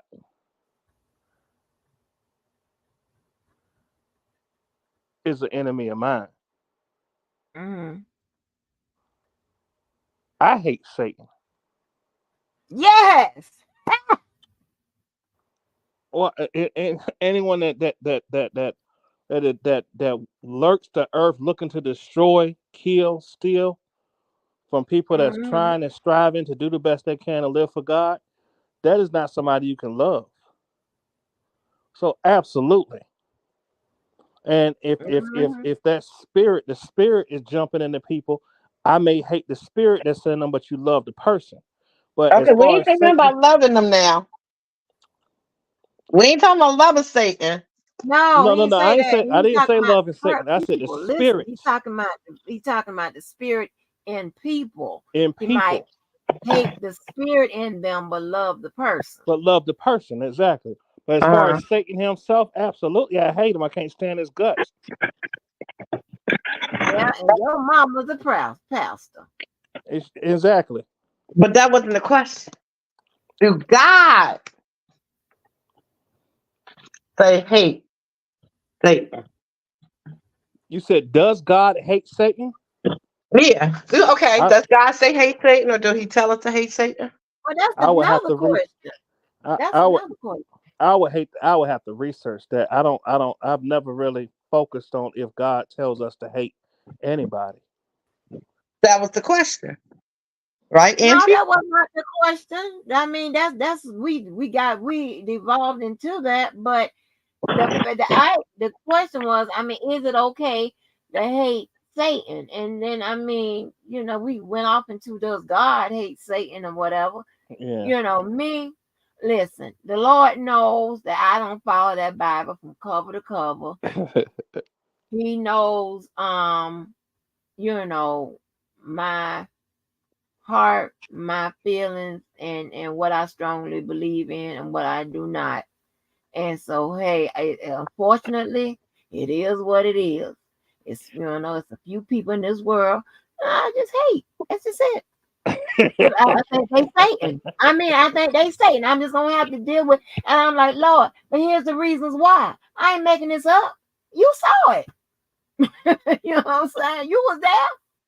So, Atmos, doesn't God say not to hate anything or anybody? Right,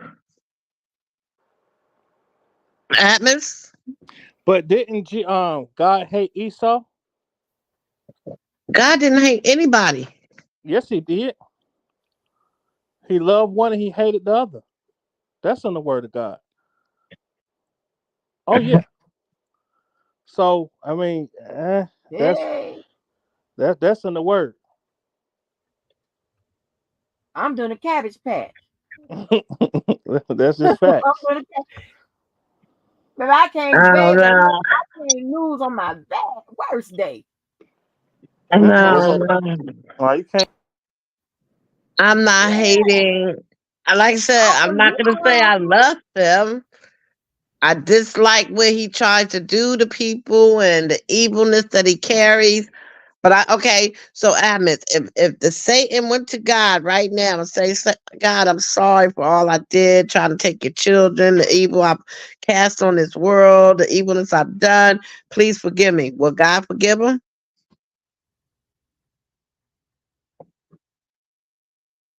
Am I still there? Yeah, you there. Ahmed, you still there? Something happened to You Ahmed. there, you there, but I don't He's know. searching. He's doing some research for me because he got to find an answer for me before I go to He bed. might have Can he y'all might hear have me? asking his mama, honey. Oh, he's asking his I don't mama. know. Okay, what your mama He say, could Atlas? he Can could be y'all hear me? asking.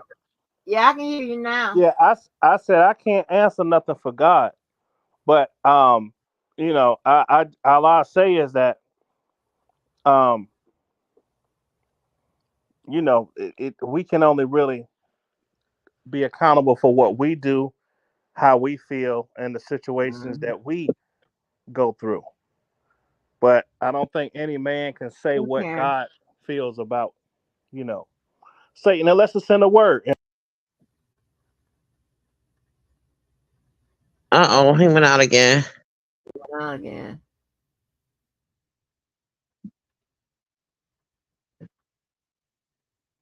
Okay, so how about we just solve this by saying we take Satan out the equation. God does not want us to hate anything or anybody. God is not a hateful God. He's a loving God.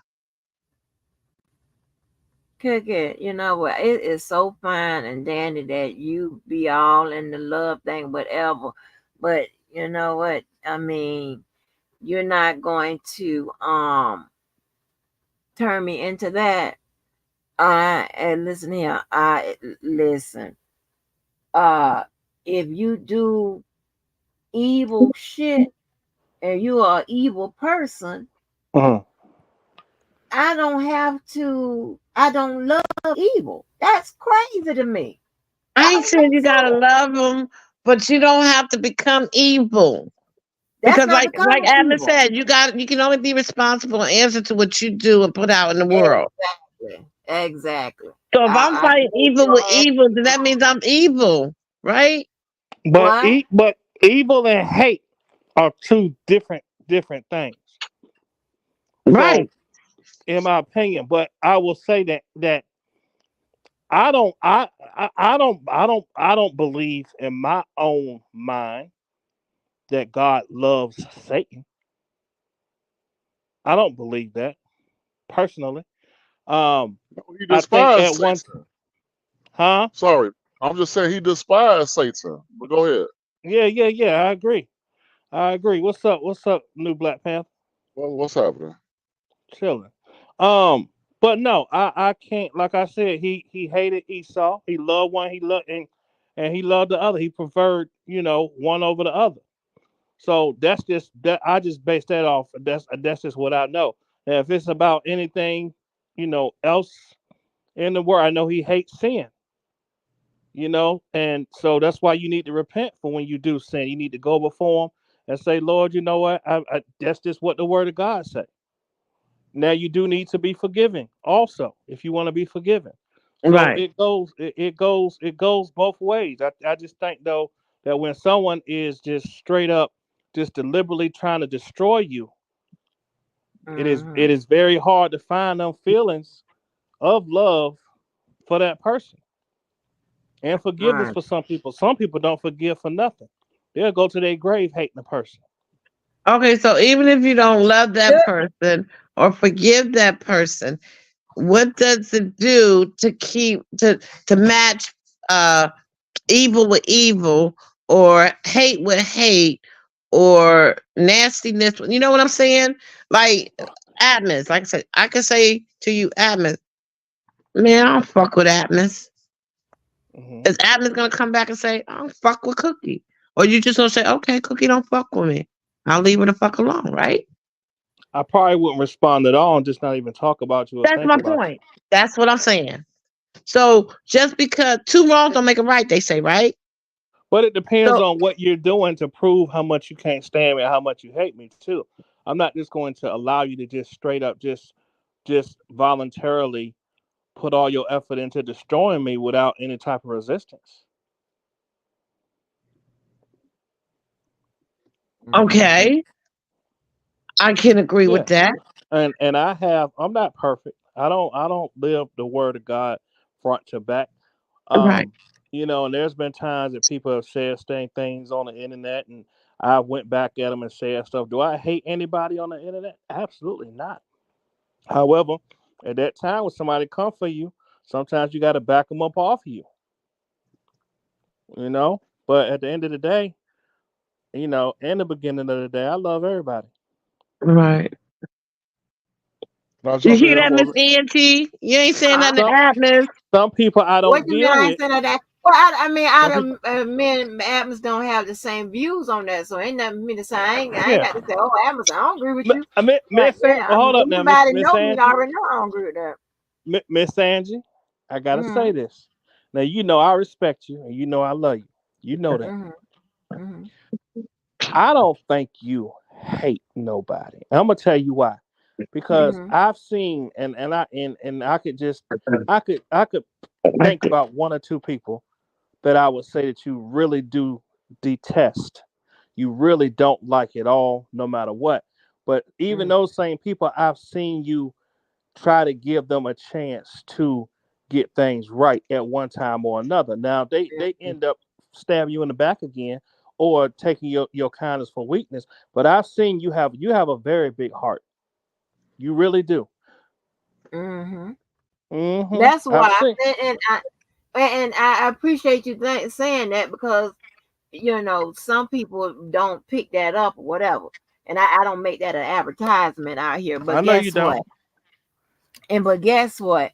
Once you land it there, and where I'm like, hmm, where it's to the end of the goddamn road with it. Mm-hmm. Yeah, I'm on Hate Street. Mm. Yeah, and it's hard to um Get back off uh of that. Yeah.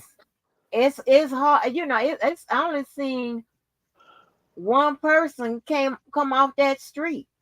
And here's the thing: I was so scared of God's feeling towards me being honest with the people I did hate, that I tried to act like that I didn't hate hate the person, hate the people. But it was just on. I was like, Lord, I can't lie to you no more. Mm. Getting goddamn well, I hate they soul. you know. Mm. And it ain't been a whole bunch of people. Been like now it's up to 3, but it ain't been what up, love? Yeah, it ain't no whole. I ain't walking around, like with a, like, oh, I hate this person. None of that. It's not that type of situation. Because that means you really. It's like at that point, if when I look at you, all I see is devil. When I hear you, all I see is devil.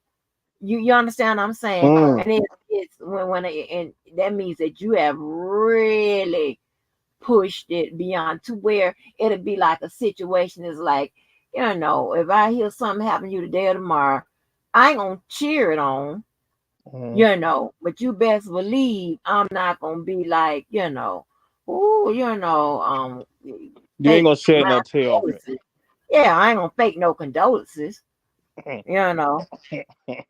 And yeah, I Can I mean say it something? is because you know what with the you know it had gotten really bad with University of Florida, and he had just did too much, you know what I'm saying? Mm.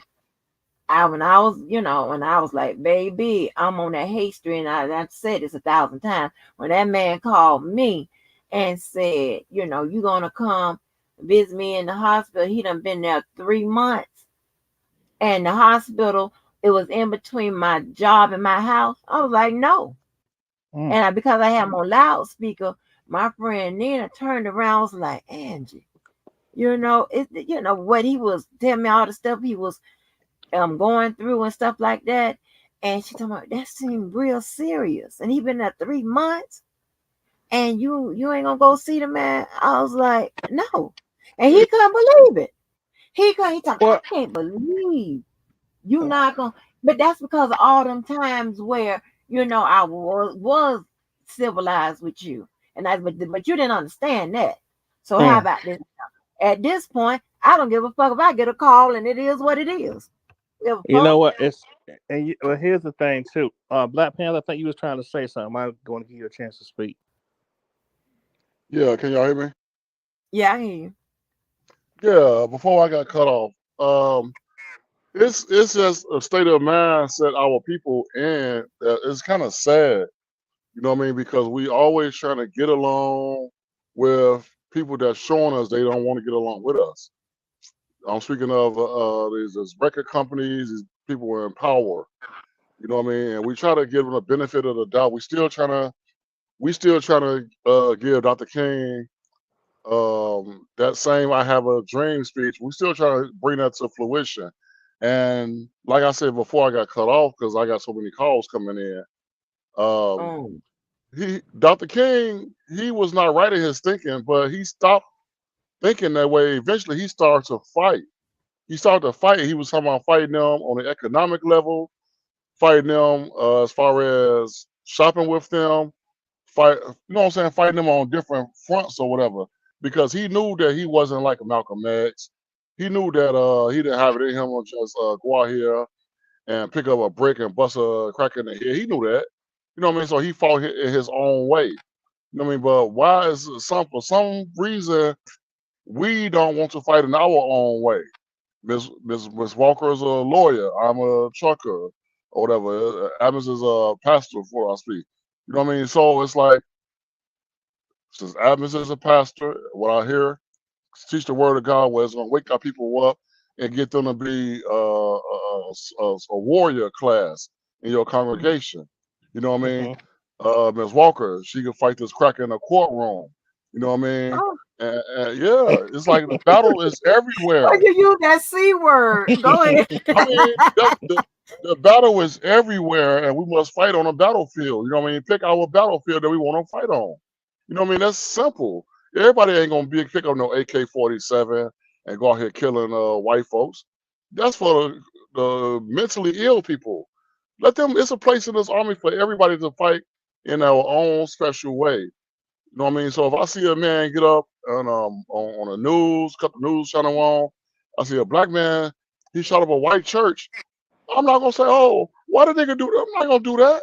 No, God brings tornadoes. God brings hurricanes. So hey, it is what the fuck it is. You know what I mean? And it's like we have to stop being so tenderhearted. It's like, oh damn, them white folks ain't deserve that. Yes, they did. God called them home. God made this man mentally ill. Go ahead. I ain't agreeing No, with no, you. God. Go ahead. I No, understand. no, I'm saying, but I mean, I know we cannot look at a tornado or hurricane and say, oh damn, that's fucked up. They ain't deserve that. So you telling God he don't know what the fuck he's doing?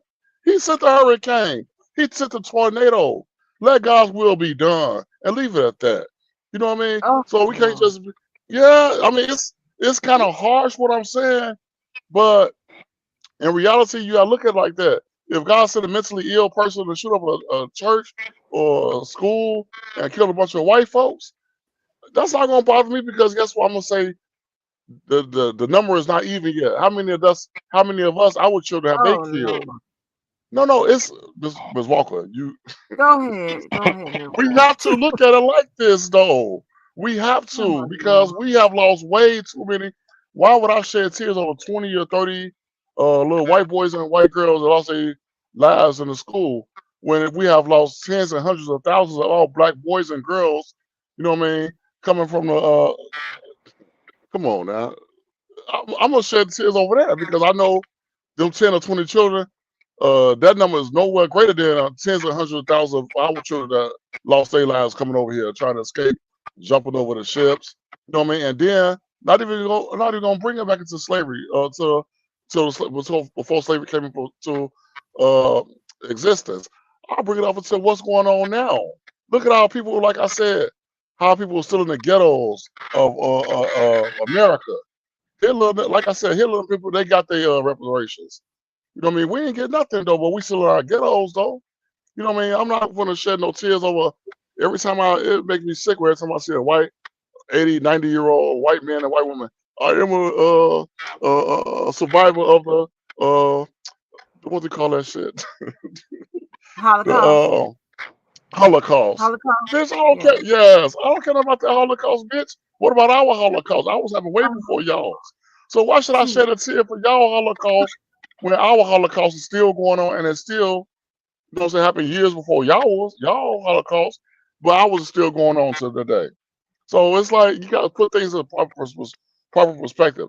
I feel like a lot of us don't want to fight because they hate to look at it like, he's crazy. He's a radicalist or whatever. You know what I mean? He ain't thinking right. Okay, no, it's really I'm not. It's not that I'm not thinking right. It's that our people not thinking right because we're still trying to give this no good bastard a benefit of the doubt after 500 years of being over here, and we know how he is. He'll give us something with the left hand, take it back with the right hand. You know what I mean? So I'm gonna go back on mute. I just had to chime back in and put that back out there, you know. Yeah, but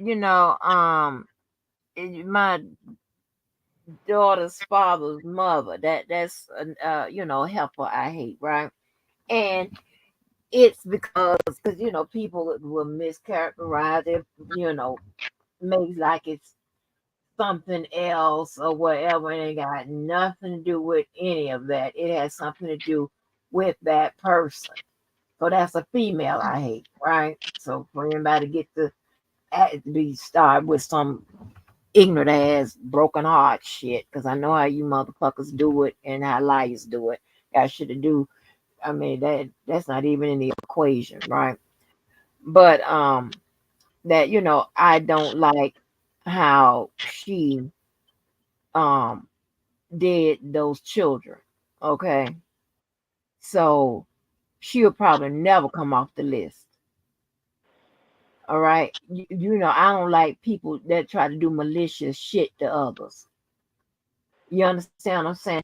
I'm like, well, goddamn, and it could be to me or it can be to others and stuff like that. You just maliciously doing fuck shit, you know. But those were children. And I can't see her. And let me tell you something, where her life should have been, just a good time, just peace and no problems and things like that. Let me try to tell you, the moment she started fucking with them children, shit started happening to her ass. And I was like, mm-hmm. You don't fuck with mine. And my friend, oh, I ain't even get into that. He always warns him, I done seen people who fuck with you, what happened to their ass. That's all right, I'm good. But and I mean, she shouldn't have just nasty for no reason. Mm. I mean, who slams the door in a child's face? Not my child, because I've still been in jail today. Okay, it would have been my child, but who slam? See, I'm finna tear up. Mm. Ms. Walker, can I say something real quick? Mm-hmm. Okay, that example you just said, I'm imagining that person was the devil, right? Or white folks, right? No, this is a black lady, a Okay, bitch. okay. So I would ask you and anybody else to not react off of anger. Think about, you said you'll still be in jail right now if that was my child. Mm-hmm. We can't think like that, Ms. Walker. I'm gonna tell you why we can't think like that. Because we have to strategize. If you says, "Oh, this motherfucker just slammed the door on my child's face," I'm finna go shoot him. I'm finna go kill him. I'm finna go stab him. No, that's the wrong way. You cannot act off your emotions. You gotta sit back and think. God help me. Give me the time. Give me the plan to come up with a solution where it won't end. And it won't end me up in jail. And you know what I mean. I still fight for what this motherfucker just did to my child. You know what I mean? That way I keep my freedom, you know what I mean, and still get justice. You know what I mean? So that's how we got to think. We can't just run out here and act off emotions.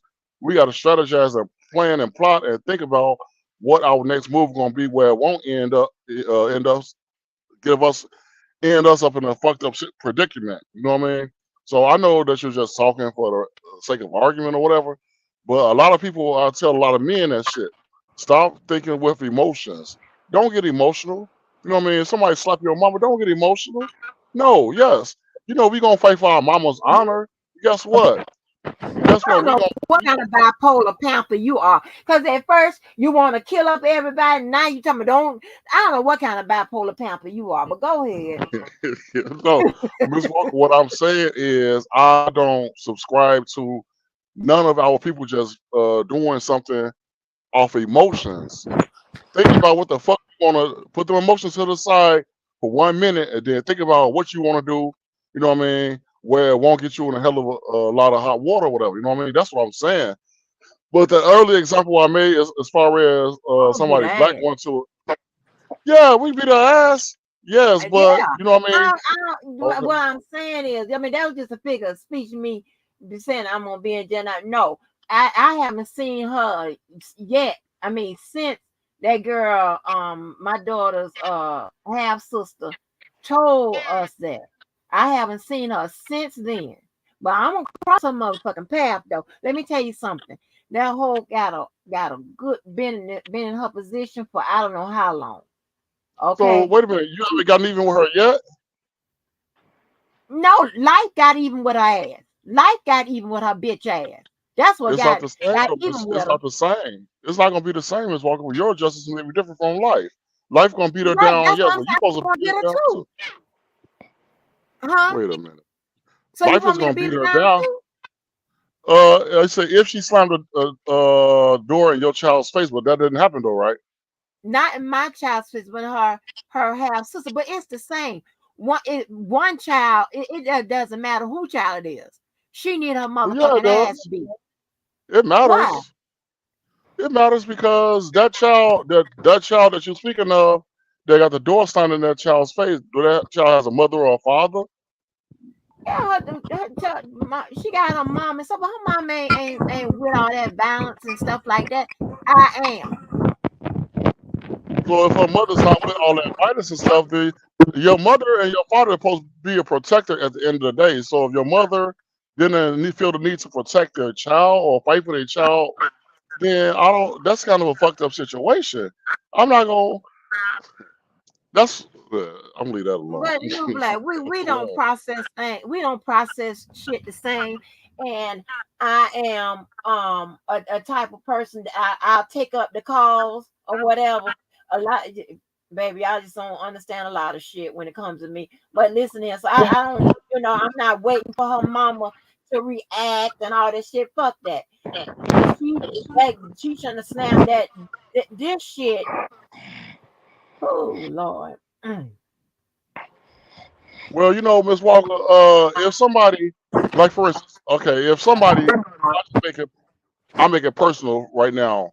If I saw somebody that robbed or took something from me, let's say 10 years ago, 10 years ago, took something valuable from me, and I done seen this man 2, 3, 4, 8 times. I ain't do nothing. I can't say, "Oh, I'm gonna get this motherfucker. I'm gonna get him." No, you're not. You're not gonna get him. I'm not gonna get him. Why? Because you have multiple opportunities to get this motherfucker, and you did it. You know what I mean? The anger is gonna calm down. The anger is gonna leave that you once had from when he first stole something from you. So that's our problem. A lot of people, that's our problem. We fight with words or whatever. We're like, "You no good motherfucker. You stole this from me. I'm gonna get you, motherfucker." Why is you threatening this motherfucker? Just go get him and leave it the fuck alone. You know what I'm saying? It's like this is how you can separate the warrior class from the coward class. You know what I mean? We all got them type of people in our family. You know what I mean? Sometimes we got warriors in our family that's quick to jump out there. You know what I'm saying? Let's get it popping. But we also got a coward class. No, let God deal with him. That's not right. He ain't gonna get what he deserves. Hey, you know what I'm saying? You can tell what class they from. You know what I mean? But it's kind of sad. You know what I mean? Because people always try to pass the buck when it comes to them having to stand up and fight when it's a just cause for them to fight. They take the coward way out and say, "I'm gonna put it in God's hand." Yes, bitch, you can put it in God's hand, but guess what? God gave power to Jericho to fight. Come on, man, what the fuck is going on here? Like God, he got soldiers out here. You know what I mean? David fought Goliath. He didn't say, "No, David, you shouldn't fight Goliath." No, he knocked his big ass out. What the fuck is like? This is- I Mm. know Adams can find many examples where men have stood up and fought in the Bible and they was not condemned. But for some Right. reason, it's like our people, we so quick to just turn the other cheek and say, "I ain't even deal with that shit." I'm like, no, you can deal with that shit, but strategize, come up with a plan on how you can get this motherfucker where it won't affect you. That's what we need to think about, just not acting for emotion. But go ahead, y'all. I'm gonna go back on mute. No, So listen. Black Panther, you want to go to war? Is that what you're saying? You say Sometimes he what? do and sometimes he don't. So he a bipolar Black Panther. No, I'm not bipolar, Miss Walker, but it's some wars worth fighting for. It's some that's not Yep. worth fighting for. You know what I Yep. mean? But You I'm right not gonna by that. fight for. Yeah. So if I see somebody child get smacked and the father is there, the mom is there, they didn't stand up and fight. Who the fuck am I finna stop? I'm not finna fight for this mother. Your Oh, own I don't daddy. process it like that. Listen, when Well, I I do because not because I'll process like that, Miss Walker. Because if this motherfucker turns states and be locked up, you know what I mean? Now I'm out of my son's life because your no good mama and your no good daddy didn't find audacity to stop and fight for you. So why should Yeah. my son have to suffer for this? You know what I So mean? Yeah. Black So Panther, how are we gonna win the war when you say we don't have to be working for the white man? it's a So million that means that ways. war is gonna be between all us blacks because what happened? We're gonna be stealing from each other because we gotta feed our family. We're gonna be stealing from No, somebody because we ain't been no, working to make no money from the white man. no. I'm gonna I tell don't even you. know what they I'm got gonna to tell do with you what we talking about. what The she's talking about wars he talking before. about.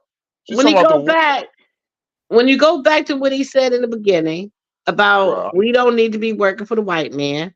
When you talk about the wars and the and picking your battles, the wars to fight, so that means we're going to be fighting against each other because we don't have a job because we shouldn't be working for the white man to make money to pay our bills and feed our family. So who do we go after? Are we going to go fight against the white man and rob and kill him? No, we're going to fight each other. Okay, I'm gonna tell you you this. put too This much I'm gonna say into it. this. All I'm just Of talking course, I'm about gonna put too being this much into bitch it. You ass. have to when you're thinking the way I that Black no no Panther's no. thinking. I don't have time for that. Let me say this. I don't have time. I'm just talking about this bitch. Let me tell you something. I do not like people just doing fucked up shit to people, and that's to a goddamn kid who grew up with some, that played on this girl. And this bitch is just as nasty as you want to be. Who does that to children? Cause she crazy. Oh, okay, but you know what? I don't know where she is. Nobody know where she is. All I know is that she's wherever she is. She ain't where she was. She used to date the drummer in either Cameo or Lakeside. I don't know which one it is, right? I one of those, right? So let me tell you, she ended up getting this second husband because she was married to my grand child's grandfather first, and then married this dude, right? He had this big old job with the city, giving people jobs and stuff like that. Time she got nasty with my child, she didn't get nasty with my child. She was just rejected her, like not to her because she already knew I was about that life. She just like didn't want my her father to claim them and stuff like that, and it claimed the two girls. She was all right ready for him claiming the son that he don't know, that they still guessing is his or not, but not the two girls that he know for sure that's his. But anyway, so she never did, she didn't act of, say all that kind of shit to the, because that other girl, her half sister mom is very timid. They very timid over there. Okay. They don't, because she knew about us, all right, but they very timid, so she was able to talk that shit or whatever. But time, she started with her for that foolishness. That husband, I mean, who was like the apple of the city's eye and shit. He got on crack, okay, lost that goddamn house. She had to move with her mama. She had been having this nice, good job for forever. And every time you turn around, it's some shit. She ain't been at peace in damn 30, what, 20 some years. Yeah, she caught it, but she ain't catch these goddamn hands yet. I don't know where she is. But Okay. you don't do that. You don't do that to no children. I don't give a damn who child it is. Okay. To answer Cookie's question, what I was talking about earlier before I got cut off with the calls or whatever. Um, I know y'all gonna risk, oh, you fucked up or you wrong for that. No, I'm the type of motherfucker, Miss Walker, Cookie, and Atmos. Hmm. I go into these white folk store every day. You know what I mean? Whatever I'm working, I go in white folk store. I go in a Walmart too. Do this shit sometime when I'm finna say. I will go here first you look up online. You go Google, for instance, like a Quick Trip. Google a Quick Trip or whatever. You know what I'm saying? They're down in Atlanta or whatever. You know what I mean? Really south. So I would know already what the fuck they got inside because I go online see what type of shit they sell. So I would go inside of the store, Google like, okay, walk around the store. I'm cuffing shit. Put it in my pocket. Put it in my sleeves. You know what I mean? I'll say, oh, do y'all sell this? Because I know already they watching me. I know the cracker watching me. So they're like, oh, I don't think we got none in stock. Oh, damn. I thought y'all had it down. Okay. Well, y'all know where I could buy some from then? You know what I mean? And so, man, you can try this store down the road or try this. Okay. Have a good day. Enjoy. They say, have a good day. I just took half of this shit. I just took half of y'all shit. It's on me. You know what I'm saying? I throw the enemy off by making them think I'm looking for a particular item that I know they don't fucking sell. You know what I mean? And I got $80 worth of shit in my fucking pockets or my sleeves or my coat or whatever. You know what I mean? So that's why I say the battlefield is everywhere. The battlefield is everywhere. So since this is how I make my money on the road, you know what I mean? When I'm on the road, oh, the battlefield is here. Let's get it. You know what I mean? If I see a white man jump out his truck and my GPS is acting crazy, it's malfunctioning, I'm not gonna go to Amazon and buy me no GPS and spend $300-400 for a truck GPS. No, I'm gonna wait for this white man to get out his truck. I see his nice working GPS in his truck on his dashboard. When he go inside of the truck stop, I'm going to snatch that motherfucker. I just save me $400. You Okay, know so what I mean? don't work for the white man, but steal from the white man. I don't work. For the. I have my own company, Miss Cookie. Yeah, I still. No, You know I what? You understand. know. I'm talking about for Okay. general black people. That's the message Okay. you want us to I live by. mean, for the people that love to steal, okay, then Well, let's find for the people that like what do you call them? People boosters and shit like this. They have a lot of boosters in Chicago. They go into the malls and shit. so They what happened when stay. they get caught? They go to jail, I guess. But this is a battlefield though. They picking a battlefield they want to be on though. This is what I'm saying. So I know a booster right now in Chicago. She go in the store, she get a whole bunch of shit. This bitch ain't never been caught. She been doing this shit since the 90s. She been doing shit since the 90s. She been Pelly coats. And everybody know the Pelly coats back in the days was $700,000, $800,000. She's selling that shit in the hood. You know what I mean? So pick your battlefields where you want to fight on, and then just go dominate the white man, take his shit, or beat him some type of way. Find a way you could beat him on their platform. You know what I mean? So I mean, I done did this shit in Walmart too. Go in Walmart, you know what I'm saying? The self checkout, that's a gift from God. That is a gift from God. Or I get to check myself out and then I got I'm finna pay for some shit and I have my shit in the bags. Yeah, I risk some shit every day. You know, when y'all stole us, yeah, I might as well steal from y'all. Y'all stole me. Boy, that's I ain't crazy. supposed to. I'm not supposed to be over That's here. crazy. Yes, but That's crazy uh, as hell. Stealing people, that's stealing the shit. crazy. Yeah, I don't Yeah. have to steal. My family talk so much shit. Like, you know what, your dumb ass gonna go to jail. I said, you know what, your dumb ass gonna stay a slave. You know what? Because y'all rather pay for this and pay for this and pay for this. Why y'all look like paying for some shit to some motherfuckers, some great grandkids or people that stole y'all? They stole y'all, so why not steal from them? No, new black. Get That doesn't equate that these are crimes you're talking about. Oh Lord, you ain't even have my Miss Walker, Miss, damn near about to break down Miss and cry. Walker, don't Now you tell want me to put Levi. on my legal cap. Don't let Levi hear this because I will leave out of jail me. Don't jail me, jail Larry. Shit. Don't tell me, jail Larry, but this is how you become Oh a shit. revolutionary, though. Like Miss Walker, I swear to God, maybe like 10 years ago, 10, 15 years ago, um, I had like 5 members of New Black Panther Party in my semi truck. We going down the road, and they like, bro, like we need to eat. I said, y'all, what y'all want to eat? You know what I'm saying? Whatever. I said, okay, follow my lead there. We gonna go in this store, and when I y'all see me walk out the store, y'all walk out behind me. And they, bro, you crazy, you brave, bro. This what you do. I'm gonna say goodbye, have a good day to the cashier, and she looking like, okay, have a good day. You know what I'm saying? Because I already spent some game to her going in here. You know what I mean? Like, oh, I thought y'all sold this. I see y'all ain't got none.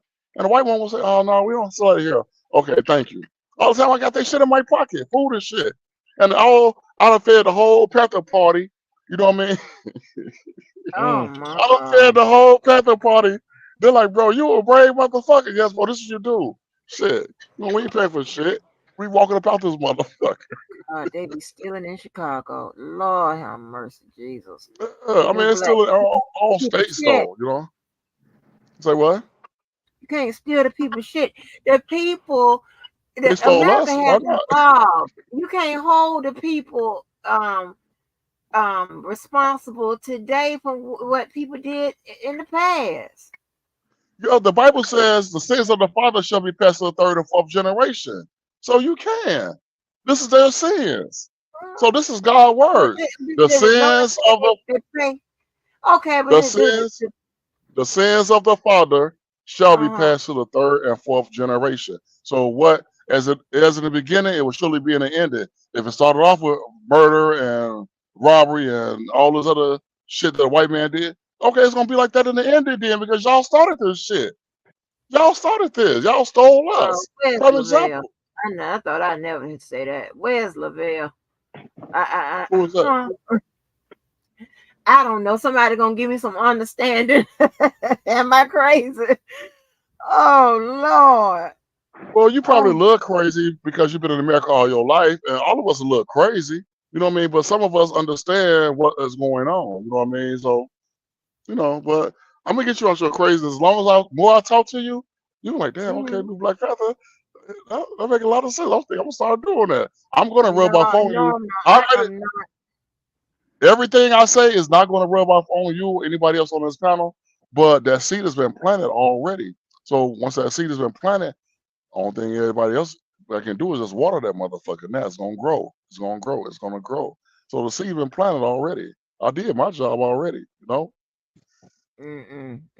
That's that manipulation type stuff. That's that Nope. It's me. I ain't Wait, gonna it's not manipulation. It's sometimes you gotta wake Okay, your people. Atlas.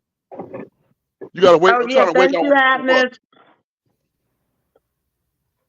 Go ahead, New Black.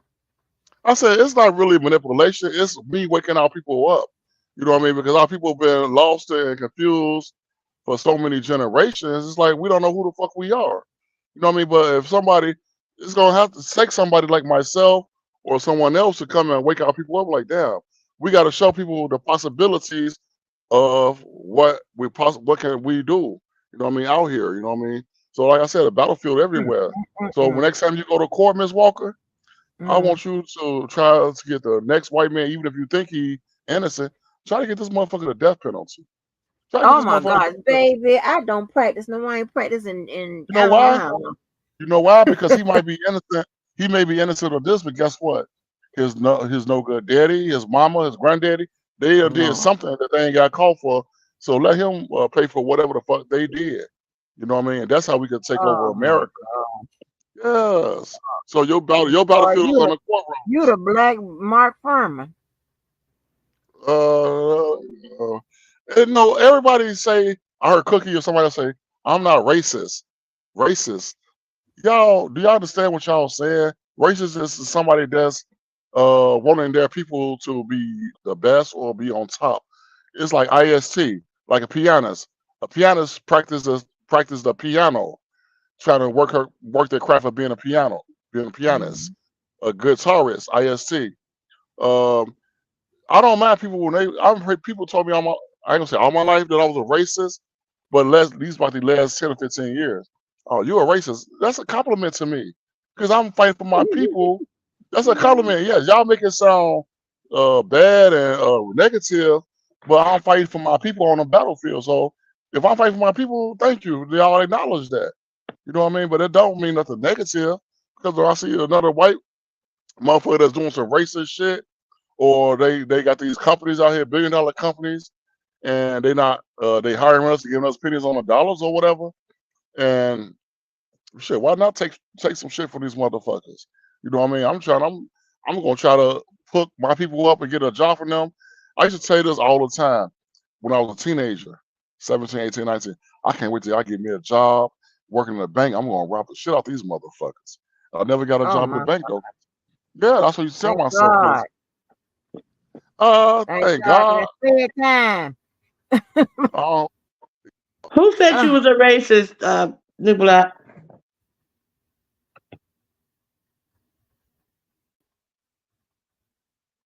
you Hello? still there, bro? You can hear us? No, I don't hear New Black. You're black. You're checking mute, honey.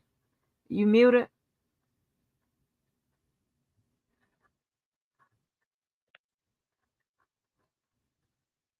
He must have lost connection. I don't know. DV, I guess somebody's saying that staff person is a kid, Miss Angie. Is that a kid? You know who that is?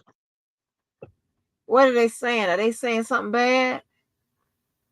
I wasn't paying attention, but staff was Oh. talking about Drake and them. And I guess he's They saying fine. something I mean, they shouldn't be blocked. They okay. I don't know what's going on. they saying it's a I don't. kid. So DB asked me to I have no idea what they're talking about in here.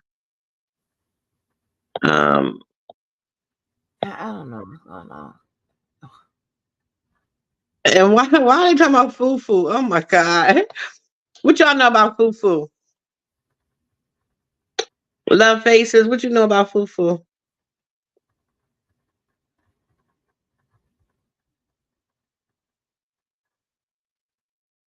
What? What is going on?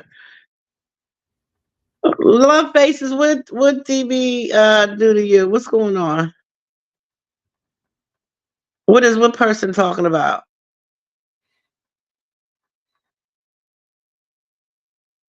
Y'all talking about Fufu? Y'all talking about sacred stuff?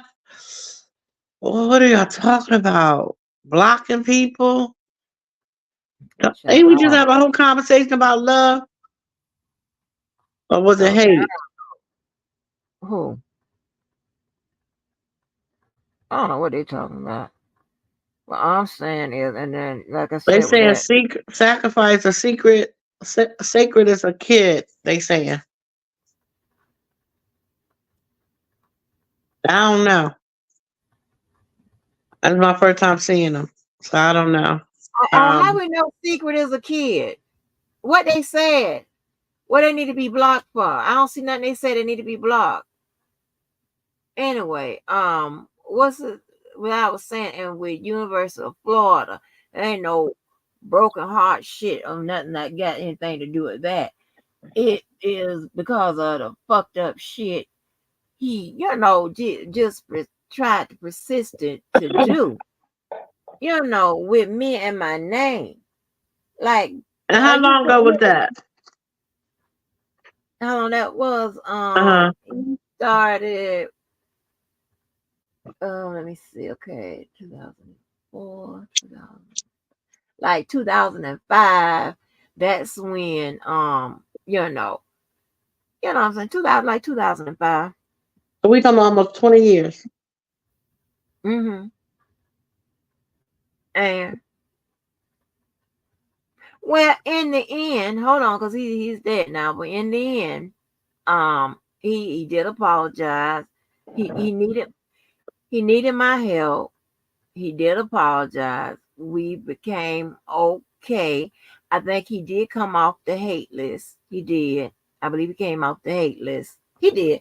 He came off the hate list because, like I said, that's the one I had to call the nurses station to get him some help, and he died the next day. But he did come off the hate list, but he was on there so long because it's like, just the different, all the shit you did, he looked like to me should have been worrying about himself, his marriage, then his divorce and everything, instead of worrying about me and blaming shit on me that it didn't even, the damn dates and shit didn't even match up. And his family was, still considering me and my family. It was just a lot. And he, he's a, oh my god, he's a big liar. um And this the shit he did. He just went and just would go look for the people I'm dating and shit to try to get in their ear and all kind of weird shit. But he tried to blame me for him getting arrested. Huh? That was crazy. As if I wasn't gonna hear about he pinning shit on me. Like, it was crazy. It was too much. It was too goddamn much. So, Well, did you call so the fuck police no, on him while he got arrested? Did you call the police on him no, or no, get you no, set up? no. He lied. I ain't do none of that. I didn't even know he was getting arrested. He tried to tell his family that I had him stealing from the bank. That's a goddamn lie. I didn't even know he was stealing from no damn bank. And I didn't know when he had got in trouble from stealing from the goddamn bank. I didn't even know where the hell he was. He He just sounds lied. like He he was sound like an honorable. embarrassed. He sounds like No, he's he an was honorable man stealing from the no. bank. Shut up, fool. No, I'm he got serious though. embarrassed. No, he got embarrassed because his money had done dried up.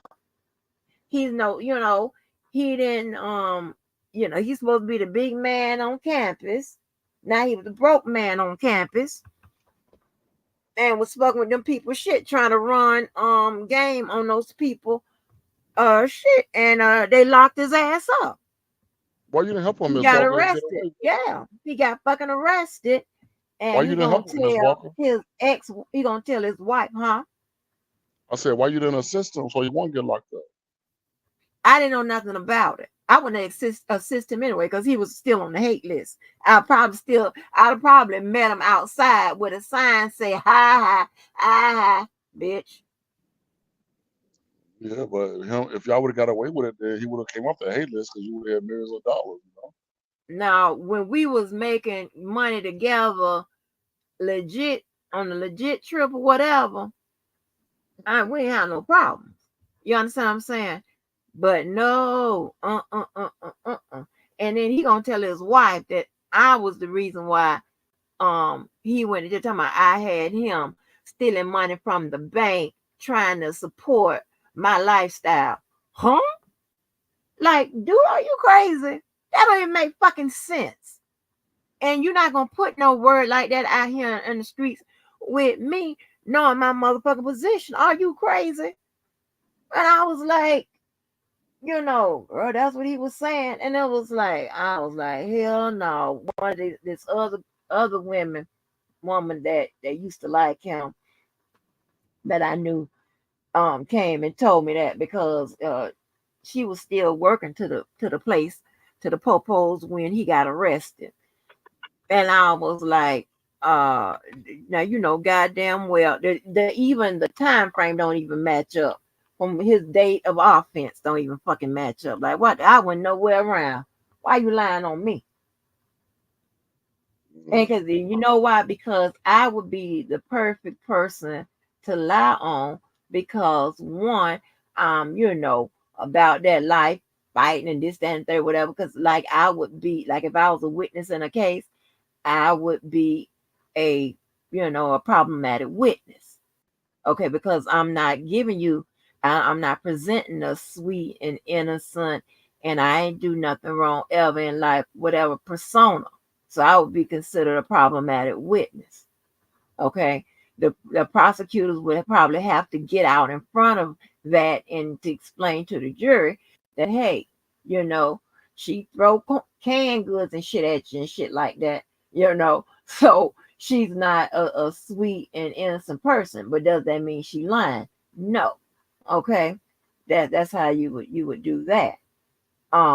So it was easy, and nobody, and I'm loved here, so nobody believed him, but it's just the point, where his his um his wife believed him because she came back and told me, and this was so funny when her and I did become okay, and spoke before she hot mouthed my ass to this other guy that I was seeing. She told me, she said her and her kid, because her kid went to school with my child. Her kid told us all, her and her kid told on me all about how he used to lie, how he used to act like it just say they needed $500.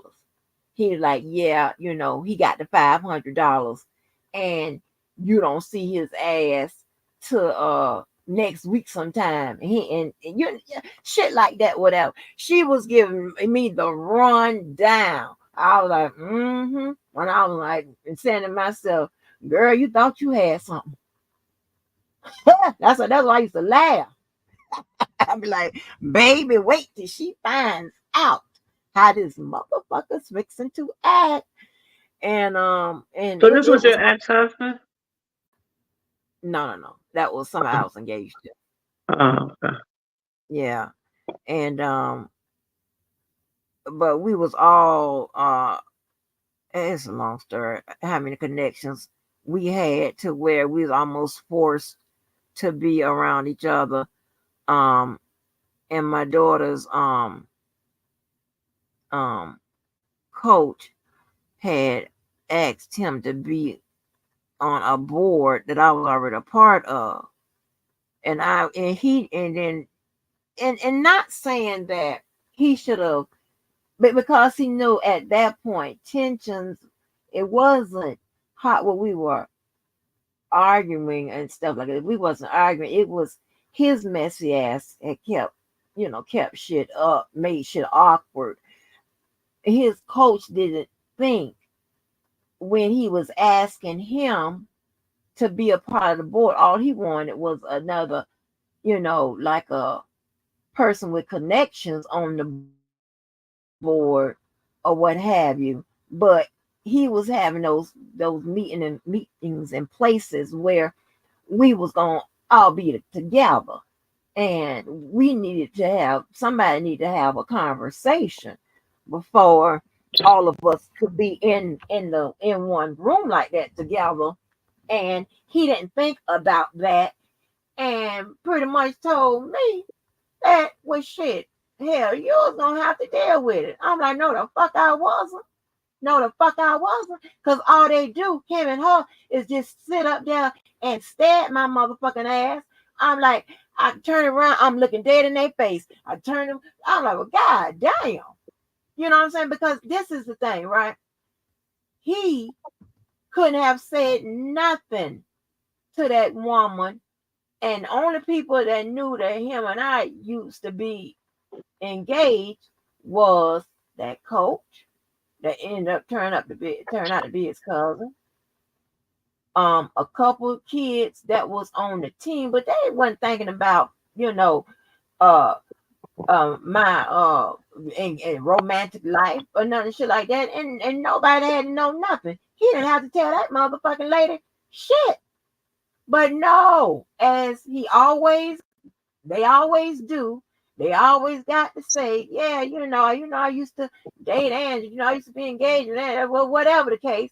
And and then here we go.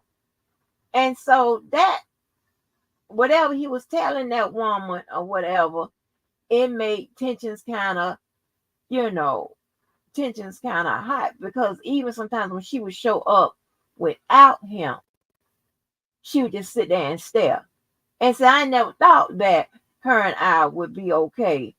Because I'm like, I'm on now one of these times, I'm asking this bitch, is you crazy? You just staring at me like you got a fucking problem. And then at one point, it almost became a goddamn fashion show, honey. I'm talking about one day they bent that corner looking like when Martin and Gina thought they won that lottery that time. They bent that corner, and she had on his mama full link coat in Florida. And here go my friends and shit. They grinning and laughing, honey.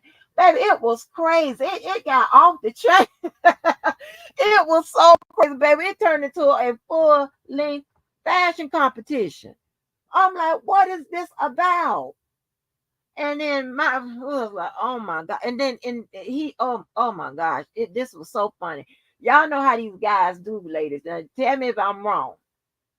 They get a girl, and it, of course they got to pad her goddamn resume up for it to match or exceed yours or some kind of fuck shit. But we be knowing the deal, okay? So so we can look at him and tell and listen to him, right? But anyway, so he come calling into my home. I'm not calling him asking about no goddamn woman. He calling me to tell me about him. Yeah, that was my dime right there. You see my dime? I was like, yeah, okay. And he told me, yeah, she's a registered nurse. And this, that, and the third, right? I was like, okay, well, good for you. This, that, and the third, whatever. Okay, fine, right? When the shit, everything blew up, and she come bend in that corner in that little raggedy car, I was like, I had to take a double look. Because that was the first indication. I was like, oh, okay. Um, they must be done broke up or that money done ran dry. And so I'm looking, and she done come up there, and the door, the cars with one of the doors a different color and shit. Because all the times when I used to see her, she was driving his shit. Um, the shit I used to drive. So, and I'm like, okay.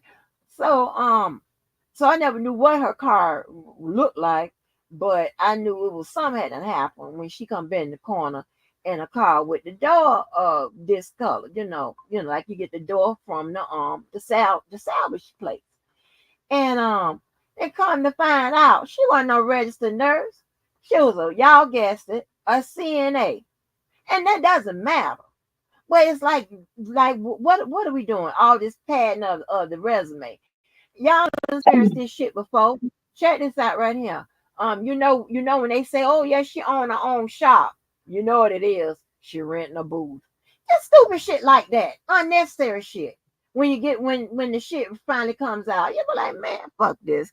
Like everybody even be on that type of shit. But they want to make it turn out, making some shit like that. And it just, he just did way too much. But going to find the people I'm talking to or whatever, and I guess to have an interview with them motherfuckers, that was way too much. It just out of line. He just didn't want me to have no peace in life. I wasn't doing none. I didn't give a fuck. I act like I ain't even know him or whatever. That's how he should have kept it. Act like we don't know motherfucking each other. That's not a problem. I be sitting down at the table talking to somebody else. Hey, Miss Walker. He come by with her. I'm like, okay, I see you, honey. What you want me to do? God damn. I ain't never seen no shit like. And when I have, I'm just saying, it was crazy. Crazy as fuck. So and all he and then my friend that y'all always see me talk to, Tim, like thought he was out of everybody, that had been involved with. I don't know why Tim like him. I be wanting to tell him so bad. Like, dude, he is not that he is not that great of a person. Okay, if he was, Diva, I'm trying to let you up. If he was, then I definitely I would tell you or whatever.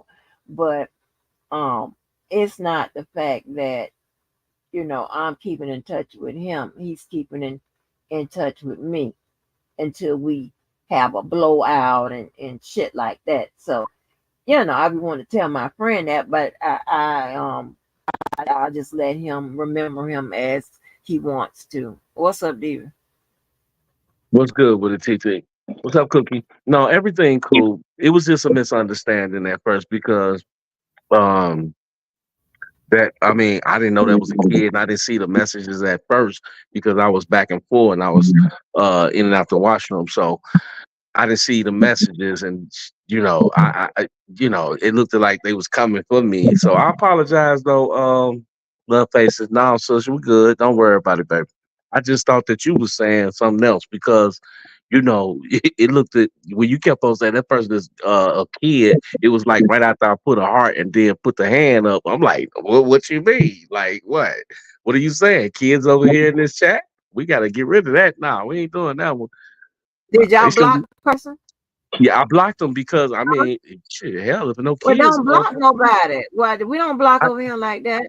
I, yeah, but well, I know that, Titi. But you know what? They look like they were saying some message to me, and I was like, what? Okay, You but have to we don't even really here. We don't even block like that. You cuss them out or whatever. I call that punk blocking. If somebody just, right, I mean, they take a blockable offense. That's something different. But if it's right, not a and blockable offense, then no. right, and then somebody said something about block them, so that's why I blocked them because I would have. That I was wanted to somebody jump. that's in Club White. How somebody in Club White gonna tell you to block somebody? You in Club Blue. I heard that. You're right. But I didn't know. It was just a misunderstanding. No, it was just a misunderstanding because of what they were saying at first. And I'm looking like, is they coming? Like, why are they coming at me? I ain't do nothing. I ain't do nothing but speak to the person. You know what I'm saying? I didn't get it. Trust me, I didn't get it. I really didn't. So, but it's I cool mean, though. I didn't see nothing. So that that means I have to go on the block list And check it and right. see, and the block list that's hectic. I know. Y'all, I heard that block list y'all, ain't getting long, is it? yeah, that I mean, that's just crazy. Well, hell, you don't just block somebody because somebody tell you to block them. Did I tell you to block them? I'm not Yeah, gonna respond. people done I'm not came in here. People done came in here and cussed me the fuck out. right. Y'all ain't block the motherfucker. So I mean, I'm, what? you, well, Yeah. Well, I sniped a couple of people now from the bushes, like. Huh? But no, I was listening to Cookie though. Cookie, what? You go, girl. It's nothing to go about. It's just common sense shit. That's what it is, Cookie. You have to lay the law down tonight, though. I'm listening to you. Sundown, would you stop saying I'm just Cookie. I don't do nothing for nothing but Cookie. I know, baby. I'm just messing with you, man. Don't. Don't. I almost I fell ain't, out falling asleep listening to Miss Angie. yeah, I ain't gonna be on here I long. like I listening wasn't to her finna. story time. It puts me to You see, I sleep. came at the end. I ain't Sometimes. had. I can't. You see, I came at the end, so I Who wasn't said finna be this on at here. the end? Huh? Huh? I said I came at the end. What's the end? Uh, shit. I take it this finna be the end soon, and TT probably got to get some No, rest. I got a whole we went in a whole nother direction. I still got these discs to put on this record. Yeah, Make you sure the record is complete. I want to put his right. You disc said you had some more stuff this to back put and up there. forth. So we got off into a good conversation. I let Exactly. it go where it go. I don't try to have Right. no particular structure Right. or whatever. I mean, that's control to me. I really don't like Right. control like that. No, but I'm gonna be I, but trust me, I'm listening. I'm gonna be listening in tonight. I'm chilling. I'm listening. I'm gonna be listening in tonight. I ain't gonna stay up here. I'm listening in, and then because I was waiting on you to show the rest of the stuff that you had to show. You know what I'm saying? So Yeah, I was only supposed to be up here for a couple of minutes. a couple of minutes, and you Black had pulled the Panther started all this. and you would have pulled the Levi. I'm gonna stab you, Cookie, Oh my stab you. God, stop saying that. I don't like that saying. It's not But that's nice. too bad. What? That's a It's not that's nice. nice. Can't it, say that. Cookie. Why we can't say that, Cookie? Why That's we a can't famous say that? saying around here, Cookie. That's a famous saying around here, Cookie. It's not famous. It is. I don't Okay, even know what it means, but like, Cookie don't never know what nothing means, TT. If you say something about love, she know everything in the world. yes. I don't want to. Do you She, realize how many people died that I know this week, last week? no, I'm not trying to remind you. Thank you. So what Oh, you you already talking said, about? Don't say at me. Yeah, don't oh, stab I'm me. sorry to hear that. A lot of people died, Cookie. Yeah, Yeah, no yeah. 4 people that I died just lost a last friend week. too, though, Oh Cookie. wow. I just lost my friend. Remember I told you I lost my friend that grew up with me that he older than me, but he kept me out them streets, TT, and he kept whooping my ass, made sure I ain't went the opposite direction when we seen the trouble coming on and right in front of us. So I listened to him, So I looked up to him as an older cousin. So, God rest his soul, but he had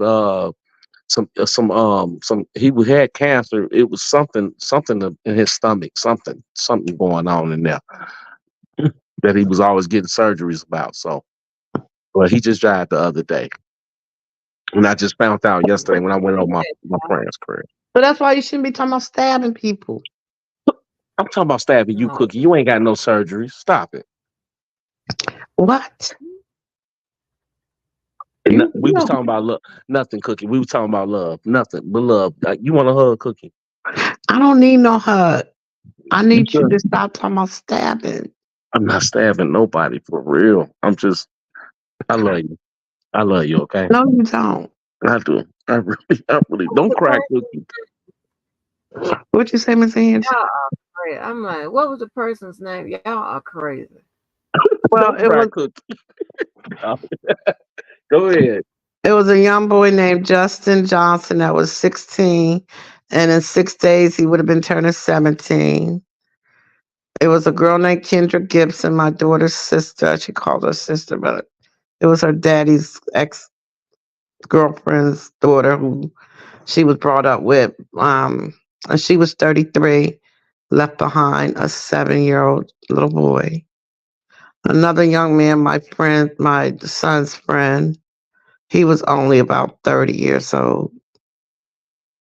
And it was a young lady down the street from me who couldn't have been no more than about 27 years old. So I'm sorry to hear that, but I wasn't asking you that question. But I'm sorry to hear that. I asked you something else, but I'm sorry to hear that. what did I you want. say? What was their name? No. I was saying, what's the name? I was saying, what's the name of the person that got blocked in the chat? Oh, it was Sacred, wasn't it? Sacred Steph. I guess that's who DB talking about. Uh, You should know not to be I don't blocking see nobody. it. I keep telling him mind his business. He don't never listen to me. You don't do what people tell you to do. You do what you be your own man. Told you. You know what you gonna get quiet now? Levy, you gonna act like your hair? Yeah, but the But one that What you was say? on, You said what now, Cookie? My I bad. ain't say nothing, DB. I didn't hear what you said. It's not important. I'm finna drop Um, something. Go ahead. um, I'm trying to answer your question. the guy when I seen him come in or whoever it was, he was talking about what's his name? Drake. He's making comments, I think, about Drake, saying yeah, Lamar's gonna own. I don't know. He was just talking about Drake. I ain't paying no attention to him. He I just didn't, talking about Drake. I didn't see nothing they said that was terrible. That was So a block offense. But anyway, so I think I'm okay with hating the devil. I think oh my God. I think Okay, then I will allow you to use that word for him. But remember, even if you you ask God for use the word for forgiveness, who? God will forgive. For the devil? Are you I'm sleeping? not. Look, no. I'm saying this is what I'm saying, Miss Angie. Just listen to what I'm saying. Yeah. No matter who it is, what it is, hate is a very strong word. So Mm-hmm. I dislike what the devil does to the people that he does it to the lives that he do it to the things that he tried to put on this earth. Mm-hmm. I do not worship him. I rebuke him in the name of Jesus. But I know in my heart, if he was to repent and ask for forgiveness, God will forgive him. So no Right. matter who the person is or the thing or I just can't use that word for. I don't know the devil. Mm-hmm. I know what the devil represent. I Right. dislike the things he have done in my life, Mm-hmm. but I also have to understand I made choices in my life that I followed the devil that allowed those things to happen. So if I'm gonna hate him, then I gotta hate myself, right? Because I played a part in it. Not necessarily. What do you mean? We have choices, right? Free will. Right. We have The, free will, right? We have the, free will. Sure right. enough. But that don't mean because the devil, because you partake of whatever in some devil shit, that don't mean you got to hate yourself. No, no, no, no. I don't know how you look at it. You You're probably right. So I'm not. I'm gonna dislike the choices I made. right. And I dislike the devil for placing those uh decisions or choices in front of me. But that's life. Because if everything But was supposed to be peachy cream and good for you, God would have kept Satan up here with him. You knew what Satan was going to do down here on this earth. good night, new black. No, what I'm saying is you're saying you're not going to, you're talking about what the Satan calls you to do. I'm not talking about nothing like that. I'm talking about something totally different. I'm talking about hating people for the things that they have done, for the way that they are. I dislike the things That they type done. of that has nothing to do with if my choice, if I choose to participate or not. That don't have nothing to do with it. I'm talking about, I mean, there is a rationale and a logic behind it. I'm not going to hate nobody that don't supposed to be hated. So I hate what you did and dislike what you made me do.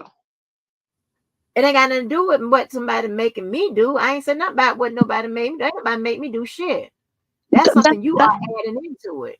okay, What so that is. Satan, I hate Satan for placing a decision or a choice before me. And I dislike myself for making the wrong choice. Is that what you're saying for yourself? Yeah. If if if Okay, that if, don't have nothing to do with me. if I Choices want to and look at the whatever word other shit hate, has nothing to do with me. did you say you Lord, have? Cookie, your head is a little small, baby. I must say that. I do Listen, got a you're not peanut head. listening I to got a me. little head. I do got Yes, a little head. listen, yes. Listen. Again, I didn't say nothing about what nobody made me do. That's not reason why I hate people. That ain't got nothing to Okay. do with it. So you hate I the am, people for hold what on, they you're not did, listening. right? You're not listening. Listen. Okay. I'm It's not listening. about me making choices. That ain't got nothing to do with my hate. I just said I hate because of the way a person is and what they do. Ain't got shit to do with what I've done. I'm not talking about that. I'm talking about just the what how a person is, their attributes, their character, their more, all of that, the way they think, the way the malicious and all of that type of shit. Those are the type of people I hate. Okay, Miss That's Angie. all I'm So then I'm asking you, how if we look at that according to how you look at it, right? Why you hate someone? Then I'm gonna ask you, how do we look at ourselves? Because then the whole world, everybody's gonna be hating everybody because we all act unaccordingly at some point in our lives.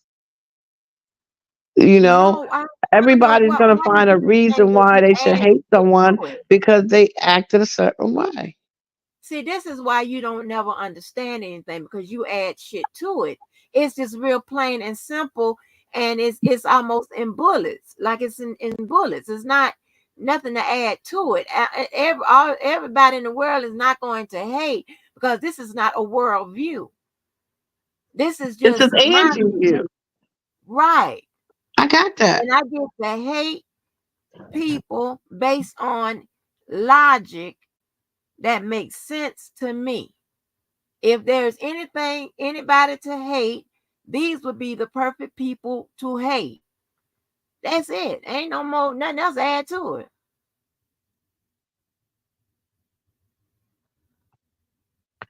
I These understand. and usually, and if these people do any good in the world, it's usually behind something behind that. It's not just the pureness of doing something good. You understand what I'm saying? If they when they do something good, it's something behind it.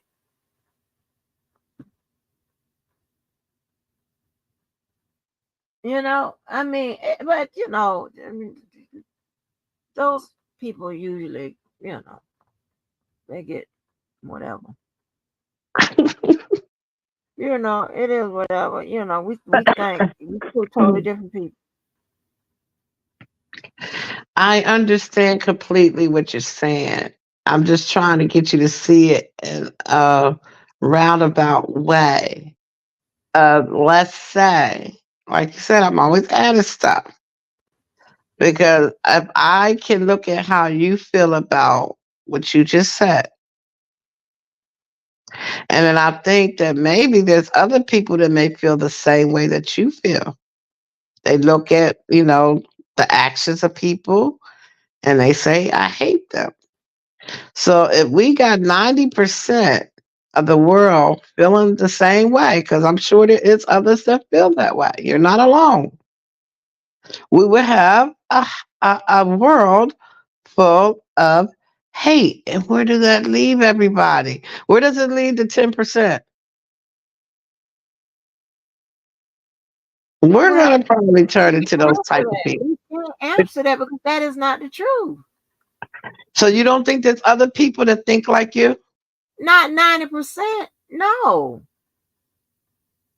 It is So not that drastic. It is not that drastic. Trust me. I'm not hating nobody that if people probably would hate to. Okay, it's not that serious. It's not ain't like you hating somebody good. You're hating somebody that's bad. I don't get it. What's the problem? so you don't think there's no good in people that done bad things? I didn't say that. Yeah, it's a lot of good. We all do bad things. It's good in all of us, in most of us.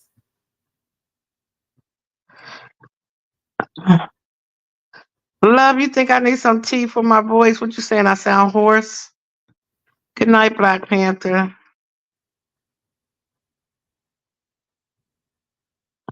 Maybe Love Face should be the one to be blocked because she's calling everybody slow, or he's calling everybody slow. I don't know if it's a he or a she. Um, why am I slow? I thought you was with me earlier. Now I'm slow. Okay, so for example, let's Angie. I don't even know if I'm gonna go there, but Love Face, I'm coming, blessed her, bless him, whatever he is, she is. And she said hello back, happy. Sound like she was agreeing with everything I was saying earlier. Now, I guess maybe I'm a little tired or I'm hoarse. I always get hoarse. I don't have the prettiest voice, but my DV likes my voice. Anyways, but now I'm slow. And I don't know if you're saying I'm an airhead or not, but it really don't matter, sweetie, because guess what? You don't know me. Oh, she ain't got all her chocolate chips. You're funny. You should be a comedian. So, whoever this Love Faces is, God bless you. And that's all I'm going to say about that.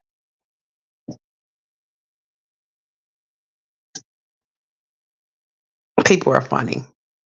But it's the internet. We do things for shock value. Um, we want attention. We want to be heard. All that good stuff. Wonderful. Give ourselves a hand.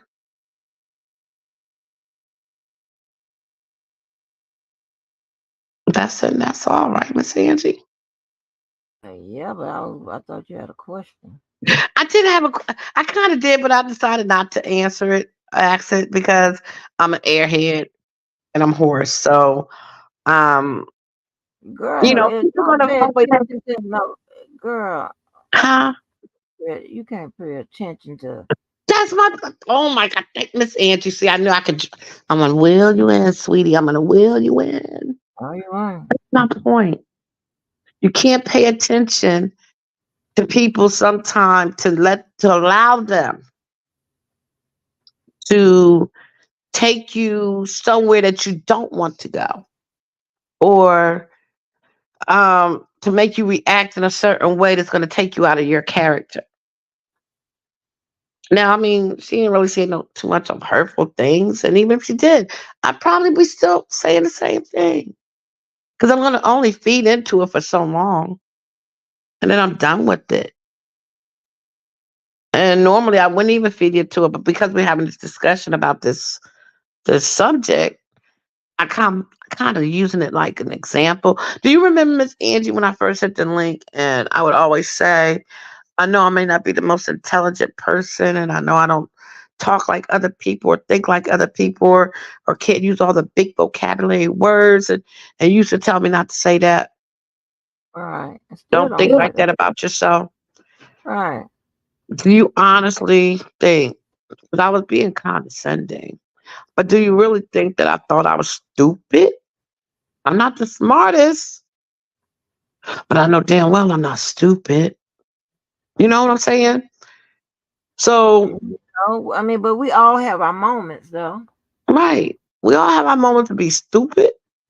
Yeah. We all have our moment to be kind of intelligent and smart. Just like we all have our moments to be nice. And sometimes we can be nasty. So when Right. you say Cookie talks about love a lot, da da da da. Yes, I do. Cookie, I forget what I asked you about. Thought. What did There you ain't say? nothing wrong with that. No, you said what's the word you said, or what phrase you said? Easy for I might not, don't quote me on it because I might have forgot exactly how you said it. That I could be taken advantage of, but I don't think that's the word you use. Uh, was that what you said? And I I actually, think Evie said that you could be taken advantage of. I think taking your kindness for something I said. yeah, they used to call me gullible. I've been called that, No. or people think they can walk over top of me or get away with shit. It's okay if that's what you think or believe, but I know me. I know if you got away with doing something to me or treat me a certain type of way, don't think that it was unnoticed. Don't think I didn't see it or hear it. I just choose not to feed into it because I think about, I sit back and I think, what's going to be the outcome? Where's it going to get me? Um, is it worth it? Like, what am I going to get out of it? I used to not be that way. Like, we all used to be a certain way. I would hate to think that I'm the same person I was 30 years ago when I was in my 20s. Because that would say, what about me? I've learned nothing in 30 years. That I'm okay being the way that I was. No matter, even if you was a good person, don't you want to be better? Hey, Derek. Hi, Yeah. dear. Yeah. So that's how I look at things. And mostly because I have been through a lot, you know, that I don't want to be who I used to be. And that's not saying I was a Satan or anything, or that I was a bad person. It's just that whatever I went through in life, I want my life to be better at the age that I'm at. I can't still be acting like the 18-year-old cookie that twerked her. Well, back then it wasn't twerking, but bumped her ass up in the clubs. You know, that walked around with shorts up her ass. Oh, You know, that did whatever things that I've done in my younger years. I don't want to be still doing that at the age of 55. Like, I got grandbabies. I don't want to be in the middle of the street fighting. I don't want to be messing with no knucklehead niggas. You know? right, So right. at some point in my life, I had to make a change. I had to want to do better. I had to want to, stop being that young little girl. I'm a grown ass grandma, you know? Right. So a lot of things that we used to could do back then, do we still want to do them now? I wish I could dance like I used to. I wish I could wear my stilettos like I used to. I wish I could see as well as I used to. Mm. You know, there's a lot of things that we That, used to do that we wish we could still do, but do we really want to do it? So when I see people saying things that really don't make sense, I know, okay, it's the internet. How do you want me to sound at, look, I had to take my glasses off, now I can't see what time it is. 1:21 a.m. I've probably been on this live. I don't know what time did you start this live, about 9. So I've probably been on your panel for about 3 hours, at least 2.5. Been talking, having fun, laughing, smoking my cigarettes, you know, tired but not tired. And I'm gonna worry because somebody says I'm hoarse or I'm a nerd. I sound like I need to drink some water. Like, hit the panel. Let me see how you sound. Because I don't even know if I'm talking to a man or a woman. So I can't even address you. what they say, they ain't mean to say that. I didn't read your message right. Well, if I didn't, I do apologize. But I know you called me slow. But it's okay because I know I'm not slow. You just want to see if I was weak. see, that's what. Okay. So that goes back to when I said to Angie earlier. Um, damn, it was right on my brains until I actually finished my sentence. When we talk about do it matter, or how did I say it? Like, do you have to? There go my soda. Go ahead. What, here come your what? I said, there Sodas? go my soda. Yeah, go ahead. Oh, do I have to prove to so? Okay, that's what it was.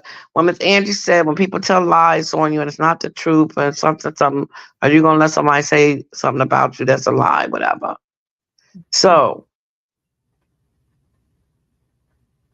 Miss Angie might think that I talk different and that I'm a weak person or that I don't stand up for myself or whatever. So you said you wanted to test to see if Miss Angie was right? I gotta put my glasses. She gonna make me put my glasses on because I can't even read the daggone comment. I don't even know why you are going back and forth with that.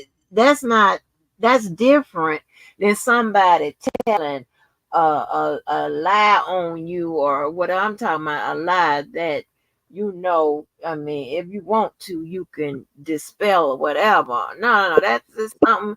If somebody make a comment like that, you either ignore it, address it, cuss them out, not cuss them out, and do whatever you want to do, and move on. That's something totally different. I'm talking about like somebody, put pedal, all that type of shit. Somebody that's coming for your credibility, your credentials, and shit like that. For whatever, and they do that. They read out of the same playbook out here. It's just so ridiculous. Like, I mean, like I'm beg them to change it up, put some new pages in it. Like, are you serious? Like, Well, yeah, because Andrew, my mind don't work like other people's mind. So, however someone may say things, I'm gonna twist it in my own little way of how I think of what you're saying or what you're not saying, how you feel, what you don't feel, because that's my, prerogative. You know, that's Uh, who I am. Like like you are who you are. Like you just talk about the yeah. hate, right? But I'm just talking about when it's come to responding. That's what I'm saying. Like I thought you was going down the line of like, what do you respond to? You can ignore this, ignore that, whatever. It's like, you know, uh, child, listen. Here's the thing, right? If you avoid niggas, this type of shit right here, you won't have to go through all of that.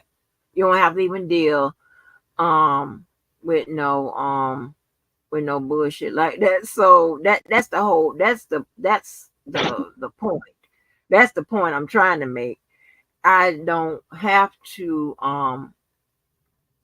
deal with none of this shit outside of here because I don't group up with these type. This type of these now and y'all, I'm not talking about everybody.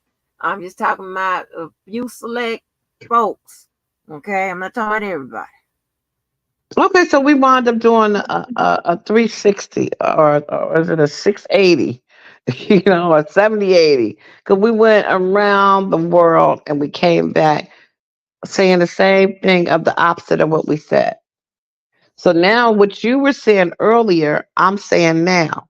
What I was saying earlier, you're saying now. So we kind of met in the same circle. What you We understand me really think saying? about Wait, what we're saying hold now. on. What you understand me saying? What you said earlier it was how you have to, and I'm kind of molding it into a circle without being exact of what you said. How you Mm, have to do what you got to do when people come after you, right? I was mm-hmm. saying, no, you don't, Miss Angie. You can walk away. So now, in the present time of our conversation, you're telling me to not look and feed into everything what people saying and walk away. And I'm saying, no, I'm going to address what I feel I need to address. Oh, okay, okay. So see how my mind works, Miss Angie? That's what never Mm-hmm. underestimate me, Miss Angie. I be where you at. I hear I'm everything you trying to say. understand you. I just don't understand where you be adding and twisting and But turning that's and how I get to I need you to but get you to. but you know what I don't like. You know what I don't like, especially and not you. This has nothing to do with you. But some people I know would do this. They will think that they can decipher or or um say what they think I'm saying, and they don't even know me. And what I mean know me, I don't mean that you got to in person know me or be a, you know what I'm saying, just from listening to me, that some people would think that they can tell you what's on my mind. And it's like, no, you can't, because see, it's only certain type kind of people that can do that, that are out here. Um, you understand what I'm saying? And those are people that I have some similarities with, right? Mhm. Because we think pretty, we have some similarities, right? Maybe some of our thoughts are going to be similar as well. It's going to be congruent. You know what I'm saying? That is, that's some that's on a hand, a few, so that can do that. But if we are opposites and whatever, there's no way in the hell you can decipher what I'm saying or whatever. That's why I always tell people, listen. I'm pretty I'm a well defined person. I speak very, very, direct. You know what I'm saying? Not around the corner and this, that, and the third, whatever. So whatever I say, you don't have to decipher. You don't have to say, but no, you this way. No, I'm telling you how I am. Don't And see, tell me how and you I say am, because I'm telling you how the fuck I am. I can't stand so you that say shit. that we're not nothing alike. And that's what I'm trying to tell you.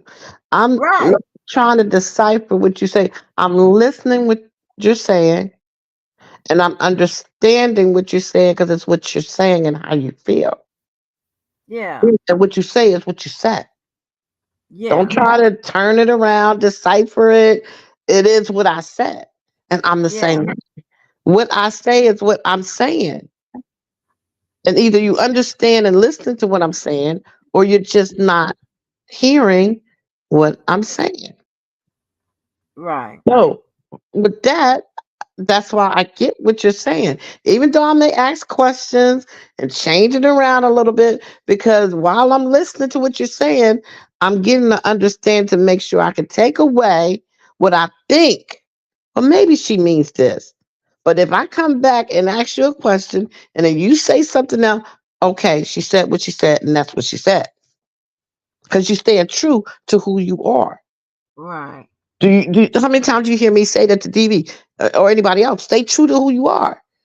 Because no matter how many times I ask you that question, you're gonna come back with the same fucking answer because you're staying true to who the fuck you are. Right. So even though, like I Right. said, my mind, and I don't know why, because like I said, I'm not that very intelligent, but I don't know why my mind works the way that it works. But it works that way for a reason, for me to understand people and have the heart that I have to be able to understand people.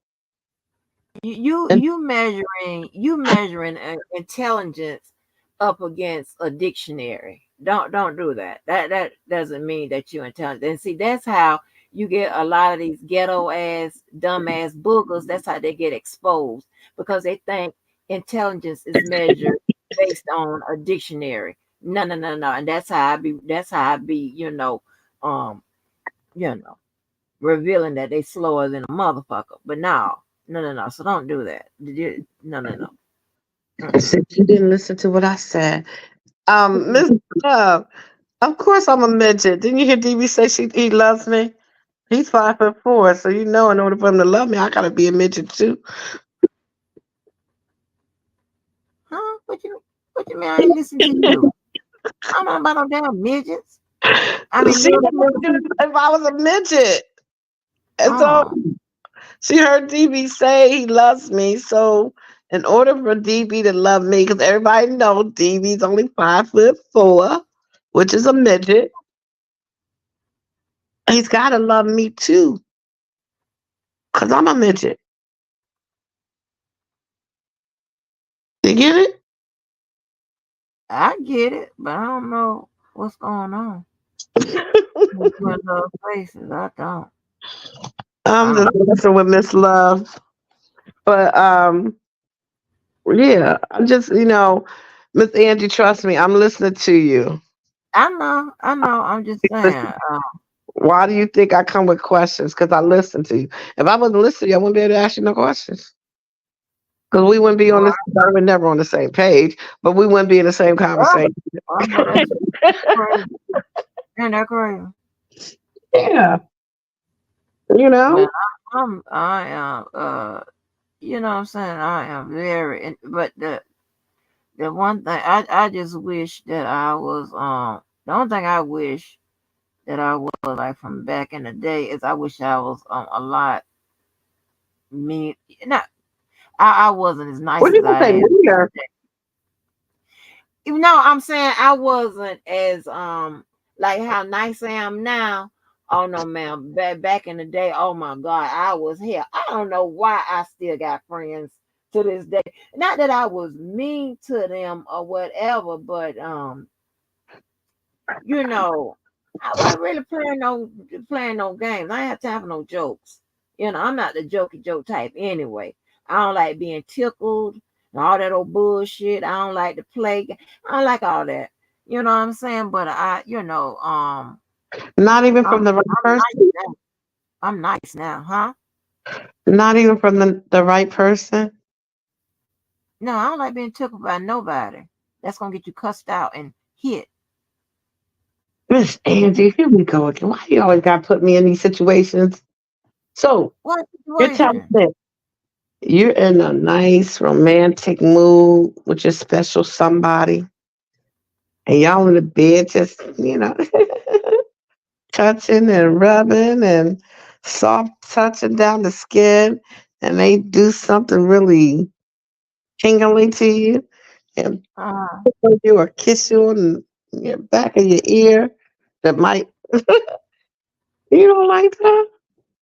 okay, one, I don't like giggling because hoes giggle. I don't like to giggle. That's number one. And number two, you messing around with my back. I'm gonna go weak at the back of the knees. So no, I just don't want nobody tickling me. I don't like to be tickled. I can't stand that. And I can't stand when you tell people to stop, they keep going. Like, don't do that, because that's when I get mad. When I say stop, damn it, I mean stop. Because if you don't stop, when I say stop with anything, that's the fuck I mean. Stop. Did, did you really just say that giggling is for hoes? Yeah. Seriously, look it up. That hoes giggle. It's different from laughing. Giggling and laughing is two different things. I'm serious. They say hoes giggle. I ain't lying. Oh my goodness, Angie, what am I gonna I ain't do? lying, girl. I'm telling you. Listen, I be thinking the shit that gets told to us is part of our parenting and things like from our parents and shit like that. I thought, I said this shit can't be nobody share these views. You see how my cousin, I don't know if I think you wasn't Chip, you might not have been listening. How my cousin is so confused about the family rules and shit that his daddy tried to tell him about them or whatever. And it's like they tell us all this crazy shit. And I'm like, ain't nobody but share these views. And I'd be looking it up and I'd be goddamn. Somebody So the else's family. that prostitutes and whores wear red lipstick and nail polish? Yeah, and they giggle.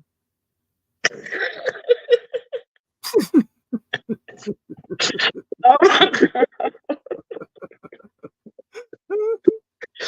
Oh, so I big. ain't lying, girl. I looked it up. I I had need to to look take up what this the damn back if people that's said. true. Girl, we can't get listen. I can't pop no gum, spit, none of that shit. Suck no lollipop, none of that. What? Snap my fingers. I had to learn that later on, and this was so crazy. I used to like call myself being in my room by myself, practicing snapping my fingers, chewing. That's why I buy such good grade of gum now. You know, sneaking gum and trying to chew it, and because I was like practicing it and shit. And I started swallowing it when I was, younger or whatever, because I was trying to, I was trying to hide it and stuff. But yeah, we couldn't do none of that. Wow. I don't Yeah, know, so Angie, ain't that because great? I don't know. I Great. watch TV and I seen it in person, and a lot of girls that was, I guess, doing that type of thing. They didn't do the things you say, and they had all color lipsticks, and they giggled, and that made them some money. So I don't know what to think, baby. But What you think? What you talking about? prostitutes and gum smacking and red lipstick and fingernail polish and giggling and all the things that you just named about a prostitute that defines, I guess you could say, Well, right? prostitution ain't a good thing. It can too be a good thing. Okay, well, prostitution is not good. Don't know who told you that. Says Huh? who? Says who? What's the difference? Okay. See, you like when my mind be going in these circles, and you like when I go. You like hearing me talk like this because you know I'm gonna have a point to everything. No, Even if it's not if you be seeing my face sometimes. If you saw my face you know what I'm sometimes, saying? well, hell, Think prostitution is about it. good. But go ahead. I want you to compare yourself, in a sense, to a hooker, right? Okay. A hooker goes out there. Hopefully, she's a clean hooker. We're talking about clean hookers. We ain't talking about like fiends, okay? We talking about clean hookers making a living. What's the difference between a clean hooker making a living, dancer in a strip club, and a housewife?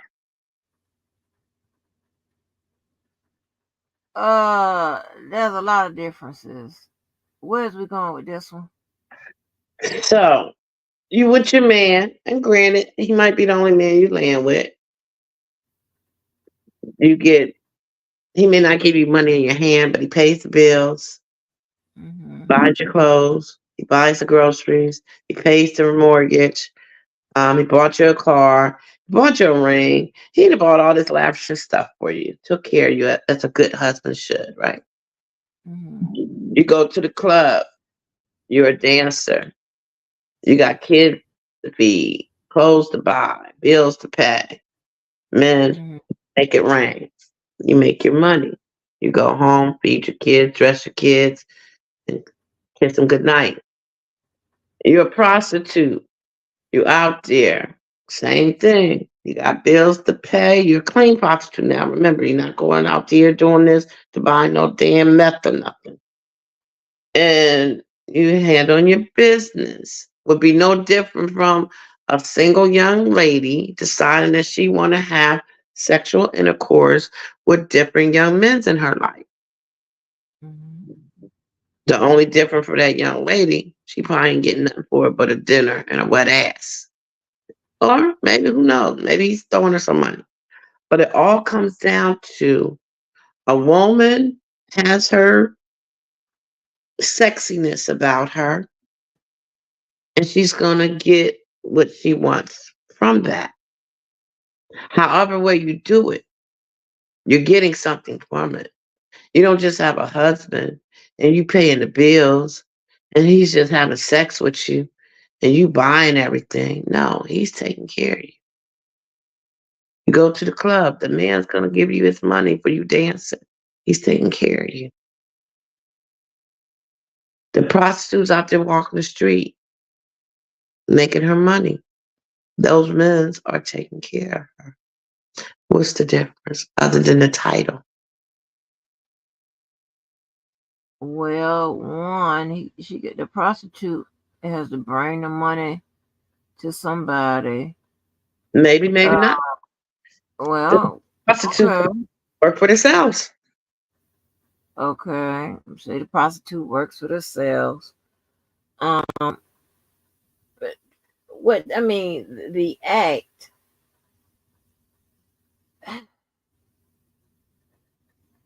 There is a difference. I mean, of course, there's a difference.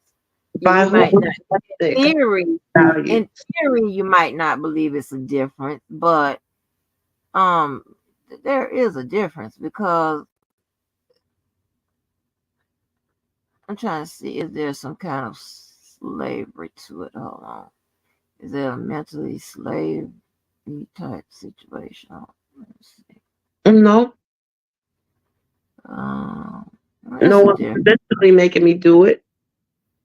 The only okay, and all of them could be kind of against the law, maybe depending on what the situation is. The woman that's prostituting could get, you know, pulled over for soliciting. The the girl in the club could get raided, and because that's not supposed to be done in that part of the city, maybe that's not one of the states that allow that. So it's a undercover uh, VIP room in the back where you got sex, which would be illegal. Your husband who's taking care of you and paying this mortgage and you live in this lavishing house could be laundering money or selling drugs. So depending on the situation, all of it could be considered illegal or it can be all up front. The lady has the right to give her pussy to who she wants to give it to standing on a corner or sitting in a bar, and a man picks her up, take her to a hotel room, and gives her money. Ain't nothing wrong for a man giving you money, right? A stripper is in the club. She's working. She's paying her taxes. She gets money to dance. It's a job. Your husband, he goes to work a good job, engineer, lawyer, whatever he may be, make good money. He comes home and take care of his wife and pays the bills. So it all depends on how you're looking at it and how you want to judge someone for the choices that they make in their life, because it's their life. Whatever choices they decide to make for their life. Like we talk about New Black. How you tell me? And I understand New Black.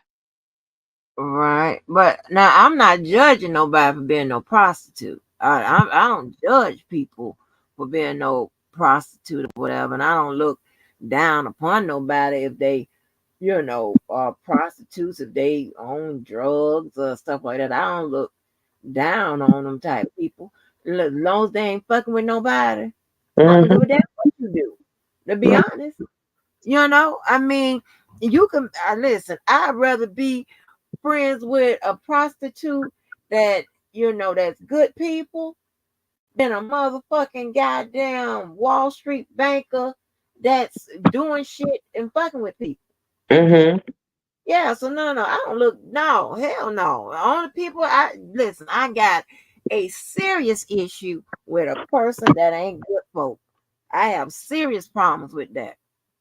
Yes, I have problems with people fucking with people. Yes, ma'am, I do. And it should be a law. It should be a three strikes motherfucking rule that if you come across three people that you got to smack the shit out of, you know what I'm saying? They shouldn't take you to jail until you knock the third fucking offense. That's what they should have three. Yeah, I don't like that type of stuff. I like peace. Let me tell you something. I like peace of mind. I don't like problems. And I don't like, so therefore I don't like problematic people. I like perfect, and again, not perfect. Perfect to me, people. I don't like I just don't like all that. I like quiet and calm, and I like all things to be happy and just nice and all of that type of shit I have. And everybody having fun. And one of my taglines on my real social media is that my job is to put a smile on your face. That is my tagline. I know you might not believe it, but yeah, different audience, totally different audience. But yeah, that is my job, is to put a smile on your goddamn face. Yeah, that's my job. And with the normal people, I've done a good goddamn job. With my folk. Yeah, I've done a good damn job. So I don't be too much worried about nothing else. You can believe that. Cause Right. my last day on here, you know, um, with the exception of a few people, shit, I'm gonna erase this shit out my goddamn memory bank. I'm like, what the fuck was I thinking about? Mhm. Cause there are people that are in need, honey. And these people over here, they need to get their ass kicked. That's what they need. These people in this world that's in need and some terrible situations. You got people that are in need of some free child. It's just a lot of shit. I'm in the way of service, but I just cannot wait till I devote all my time to, that's why I have I have I was gonna work real hard for about 5 more years, and that's gonna be, girl. It's just like I got a lot of stuff, a lot of plans and stuff like that. But yeah, this shit here would be a shit.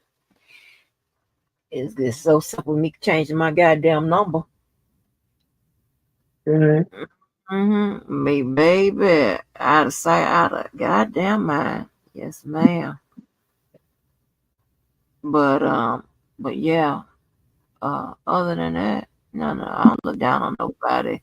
What they do and what they don't do. As long as they ain't what fucking with people, making somebody else's life, you know, miserable or whatever, or trying to anyway. Just problematic people. I don't know what the fuck be wrong with people. I really don't. But Well, that I hear you when you speak.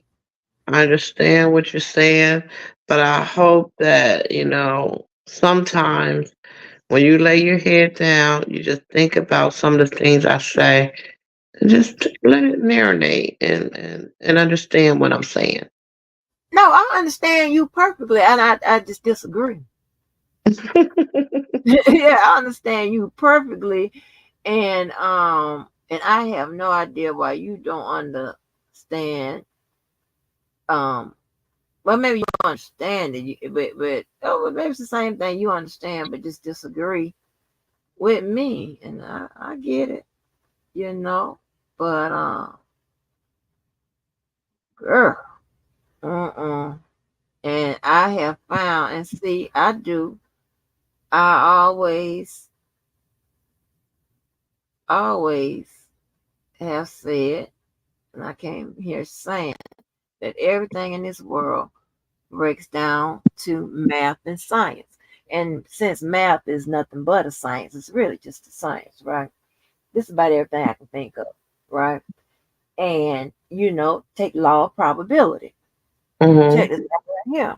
So if I have managed to navigate away from pockets of black people and have lived a pretty much overall a peaceful existence,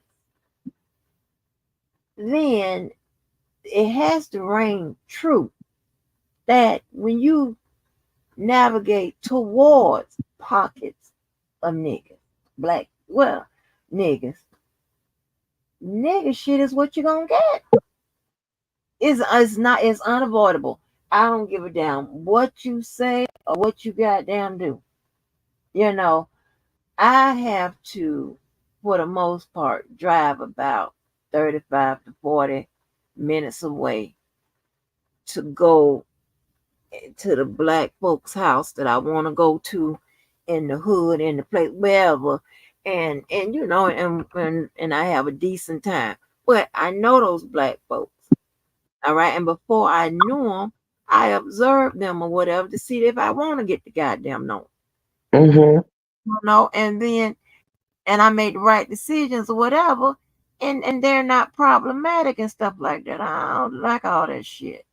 Some of these people crazy. They don't check up on their mental health and shit. I don't got time for that. And next thing you know, you be choking the shit out of one of them. Devil. Okay, so to that, how do you know they're not checking up on their mental health? And if there is a mental health issue and they're not getting it evaluated or treated, uh, why would you participate on uh, them getting worse? You know what I mean? I'm How not am I okay? How am I participating in it getting worse? okay. So that's like if I'm walking down the street and I see someone that's got mental issues and they getting ready to walk across the street and a bus is coming. Do I say something to them to be like, "Hey, don't you see that bus?" Or do I just turn my back and don't play no part in it? Or Yeah. if a mental health person, okay, better yet, if a mental health person slapped me and I know they got mental issue, am I gonna slap them back? Yeah. Yeah. Because that maybe me knocking you the hell out helps you out. Maybe you get yourself together. And see, a lot of with black people, for whatever reason, a lot of them they don't even go get that checked out. You understand what I'm saying? Because most of them don't think something is wrong with their ass. They think that they can get on them little weed cards and solve the problem. Well. Why wouldn't they? Why would they think that they don't have a problem? Let's say they go on their medication. They're on medication. They start feeling better, like most people do. They take some meds. They feel better. You taking antibiotics or steroids or something that clears up. You feel like you don't have to take it for the next 3 days, even though you're supposed to take it for 7. Does that mean you deserve to have whatever infection that you got? Or because you took yourself off the meds, I shouldn't have compassion for you if you have mental illness? Because in your mind, I know you have a chemical imbalance. You need that medication to stay well, to think straight. You take yourself off because you feel better. You say, okay, I don't need this meds anymore. Mm-hmm. Acting erotically and you're spiraling. I know that you are on medication for this reason. And I see you spiraling and you doing something against me. So before I attacked you back, knowing you have a mental disorder, I'm going to sit and think, okay, Cookie's not in the right state of mind because she's not taking her medication. So don't let, so why would I provoke Cookie to act even more erotically when I know it's because she's off her meds? Okay, well, the same reason when you see parents dealing with troubled children that have, mental instabilities, right? And sometimes they got the, yeah, I mean, just sit on top of them and make them eat, and they still get punishment and things of that nature. So I'm looking like, okay, you an adult, and if you was well within your mind to take your ass off that medication, you well within your mind to get cussed the fuck out when you go acting crazy with me. I'm gonna cuss you the fuck out. Like, and listen, and it also depends on how crazy we talking. Like are you crazy? You know, I mean, because I'm not gonna let your crazy ass harm me. Mm-hmm. You hit me, and I'm gonna stand there like, no, stop, don't. No, I'm gonna beat the fucking shit out of your ass. Shit, you was in your right mind to hit me. Shit, hell, if a crazy person, you should be sitting in the corner rocking back and forth. Shit, hell, not bothering nobody. No, ma'am. No, there are. I take excuses, in several occasions and stuff like that. But that playing sometimes they be that crazy shit. No ma'am. No ma'am. You take your ass off that medication because you think you feel good. Fine. I'm gonna treat you like you can take yourself off medication. Not a problem. No, you got to have responsibility. You got to take responsibility. It's that I hear, Lord, I hear so much responsibility. Like people want to blame other people for their behavior and shit like that, just because you black and it's somehow they want to listen here. This right here, this is when I really know you're no good. I just don't say nothing. I just be counting it up in my head. I'm like, yeah, I really don't like your motherfucking ass. Like when you say, not you, but like when I hear people want um to blame to blame their current day actions on actions of the present day other folks. Like They gonna justify their bad habits of today on what somebody did to us in the 60s and the 50s and shit. That don't even connect. Like, if you don't motherfucking stop, I'm not talking about exactly what New Black be talking about. I'm talking about something more um deeper and a lot different. I'm talking about there's just people that's just refuse to accept responsibility of anything they do. Cause see, once I hear all of that bullshit, and well, the white man did it, and the white man said it, and the white no. What did you do? Was the Mhm. white man around when you did it? Was there a gun being held to your head by the white man that made you do it? I don't Mhm. want to hear that shit. And then you have people, and then that's when the forgiveness and all that shit get out of hand to me, because how many times you gonna forgive a motherfucker? I don't even start with one, because they just gonna keep on. It's that forget. You're gonna be in a lifetime of fucking forgiveness. Fuck that shit. No, ma'am. And here's the thing. This is how I know that's a bunch of bullshit, right? With the examples of the people I just named. Because you got other people in this world that you don't even have to deal with that. You don't even have to deal with that bullshit. You'll never hear them say, yeah, I'm doing this because the white. No. They like, I did it. It's my fault. I do it. I take full responsibility of it. I'm more inclined to be in a conversation about forgiveness with a motherfucker that's raising their hand and taking responsibility for it and being accountable for a motherfucker that's blaming it on everybody but the motherfucker who did it, which is them. Fuck that. That's that motherfucker manipulating as con artist ass bullshit. I just listen to it, but I be having in my head like, child, there's some bullshit. I have never heard so in this place. I've never heard so many justification. I should have known I was in the wrong place, where the people that have graduated college get talked about worse than the motherfuckers that haven't. That's when you know you're in the wrong mode. You like, huh? They do that nowhere but him. So baby, I thank y'all for the eye opening experience. Okay, thank you for this lesson. I appreciate it. I got it. I ain't know none of you motherfuckers like this existed on this planet. And then had the nerve to be running in and out these church houses, quoting the Bible and quoting it around like what? Oh, child, Well, child, I you might. do. You do. Do you not agree?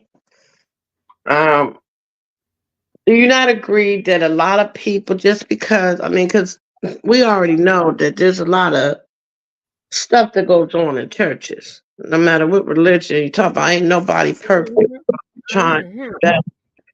So you can go to church every day and still be struggling with some type of demons or sins, or because you go to church don't make you perfect. But there's a lot of people that go to church and don't go to right. church that do know the Bible. And and then they might walk out of church and not live by that word.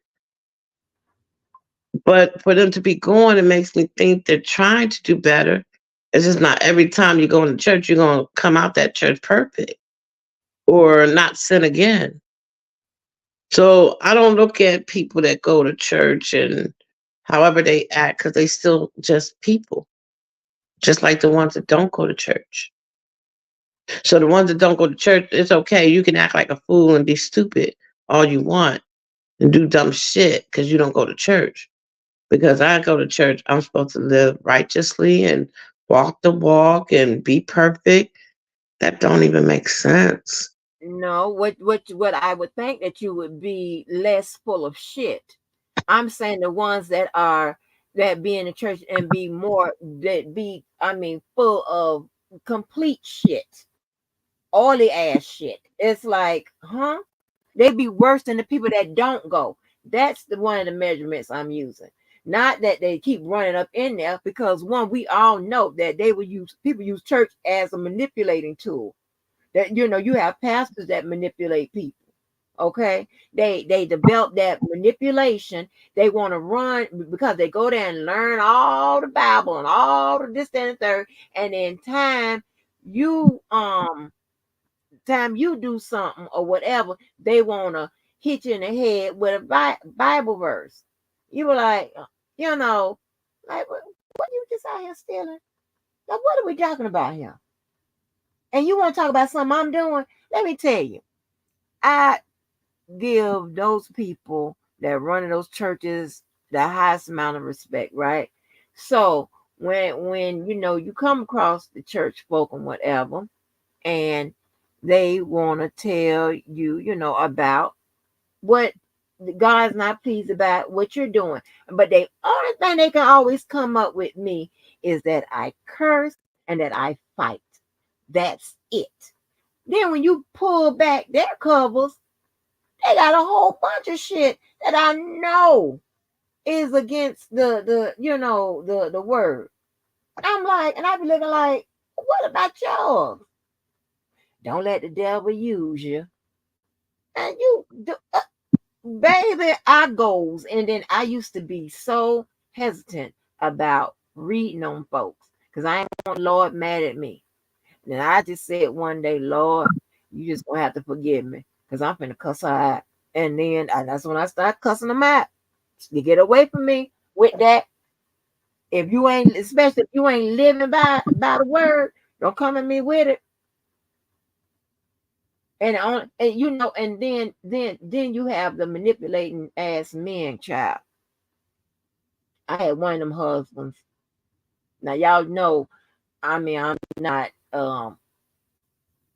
submissive like that in no relationship, in no marriage.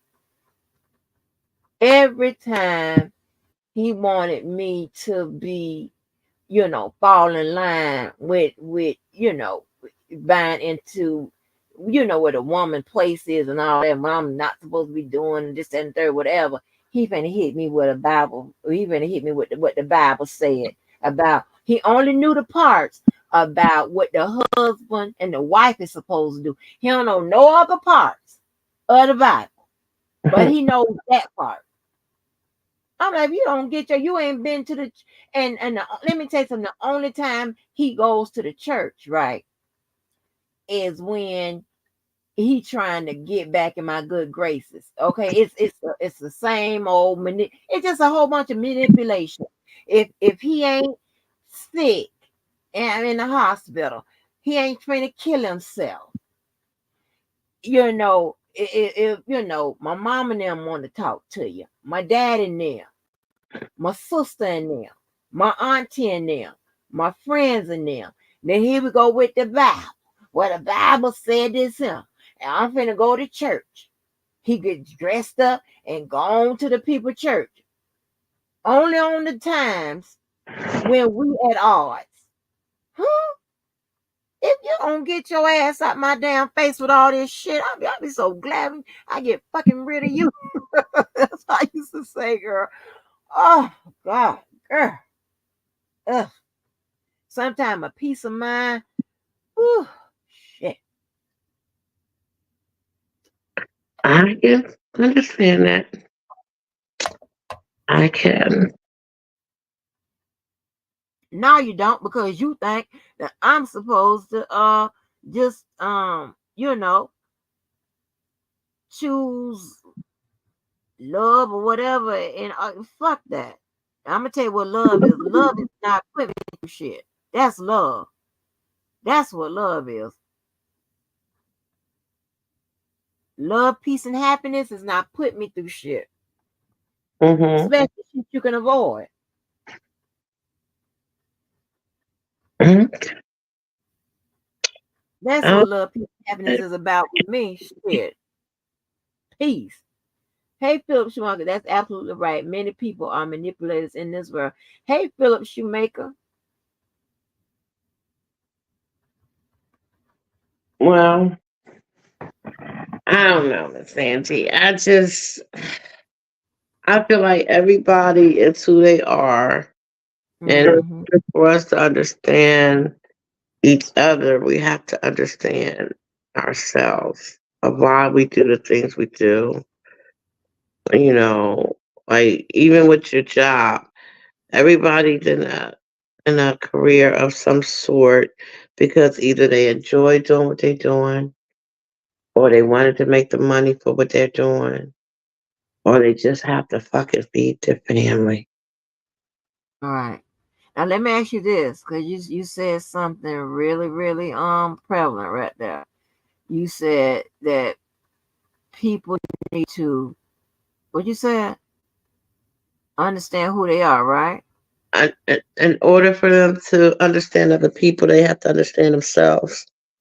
Right, and so you will agree that does include you don't put your actions off on others, right? You take responsibility and you be accountable for your actions. That's Yes, part of understanding yourself, because you need to understand why you doing that fuck shit, right? right, Okay. right. But in doing so, in doing so, I'm understanding and taking accountability for what I done or did or said or act or whatever. And I know why I did it. I'm taking a rather it's right or wrong. I'm taking accountability for what I've done. And sometimes when we have to take accountability for what we do, we got to understand that the things that we have done, even though that person, the other side, the other thing, whatever, have to accept their accountability on what they decided to do in their life. Sometimes a reaction will get a action will get a reaction. So, like with my sister, she tried to help me with something one day, a couple of months back, and she was being very helpful in what she was doing. But because I was in my feelings about something, I wasn't taking into account of what she was doing to help me. I was just in my feelings of what I was going through.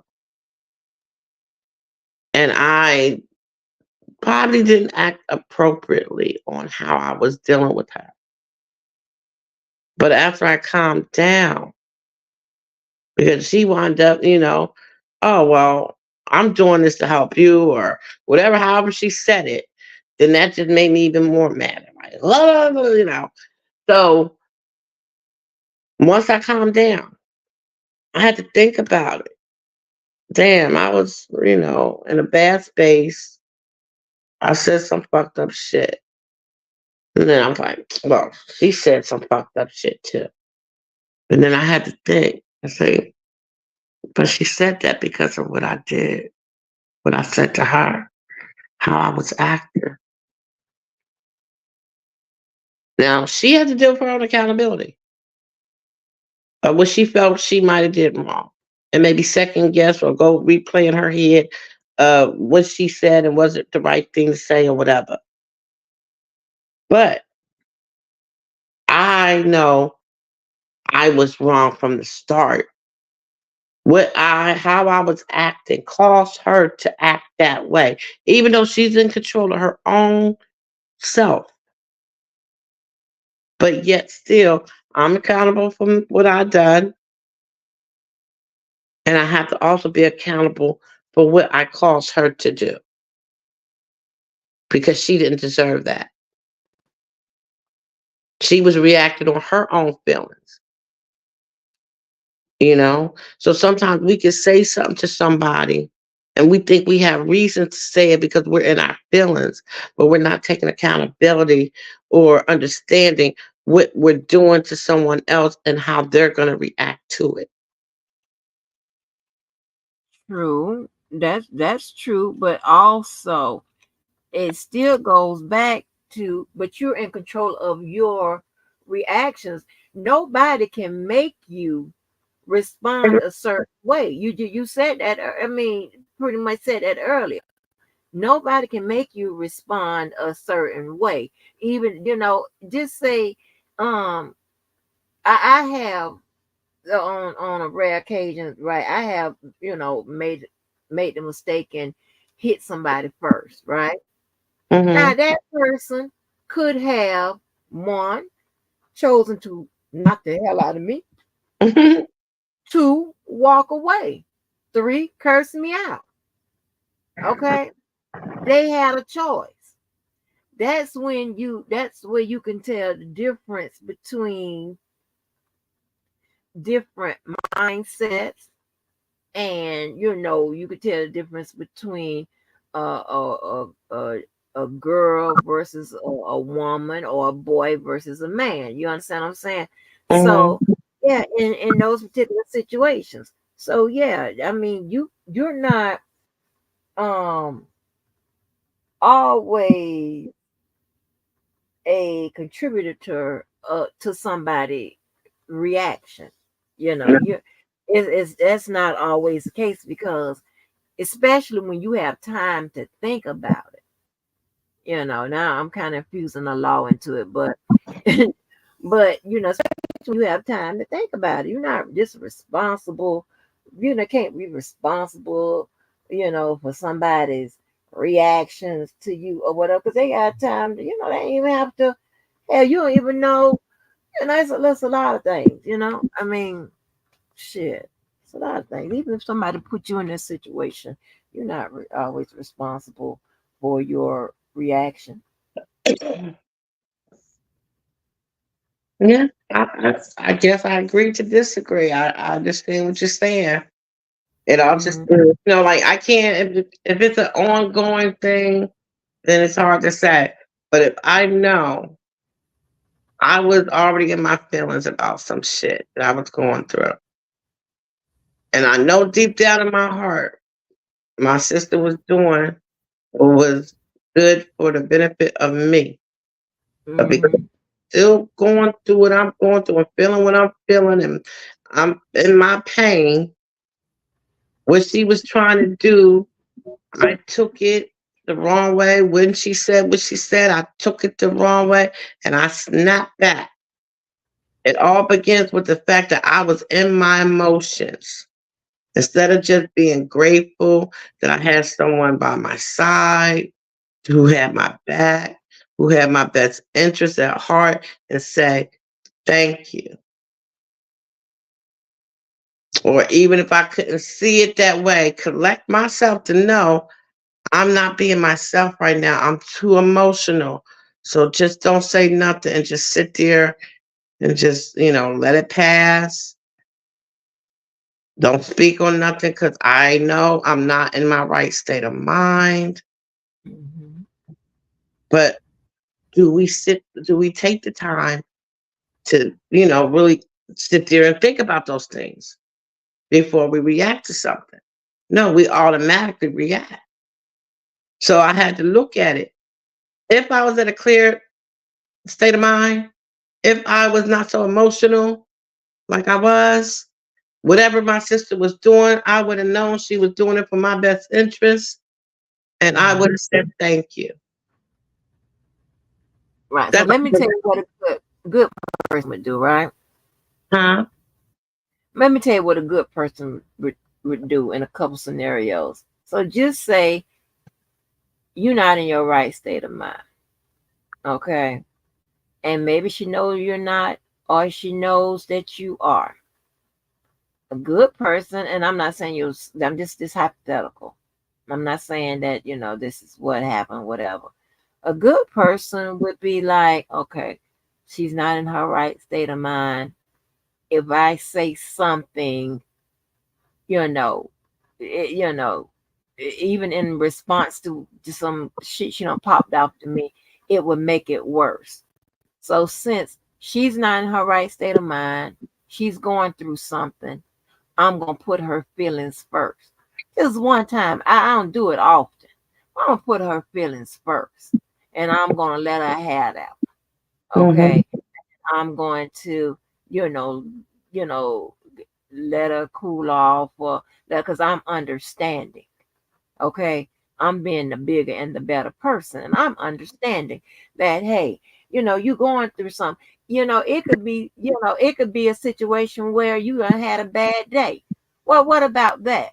Like if you don't come home from work, you don't had a bad day, and you snap at somebody, whatever. Good people may understand that. Hey, I don't know what done happened today or whatever. They don't pour gasoline on the fire and Mm-hmm. snap back like a goddamn fool. You understand? To make it worse. You understand what I'm saying? Mm-hmm. Of course, that's that people I'm used to dealing with. You know what I'm saying? But on occasion, you have motherfucking niggas that where that's gonna be the situation. You know. So, but yeah, I done seen situations where you can be in more. Oh, girl, I hate niggas. Let me tell you, I done been in situations where somebody is in mourning, is Mm-hmm. in mourning, and so they irritable, they edgy, and they snapped at somebody, and not it wasn't even real bad, and the motherfucker went off, child, and I'm like, Lord have mercy, not even caring that this person is going through something. Right. Those are fucked up people to me.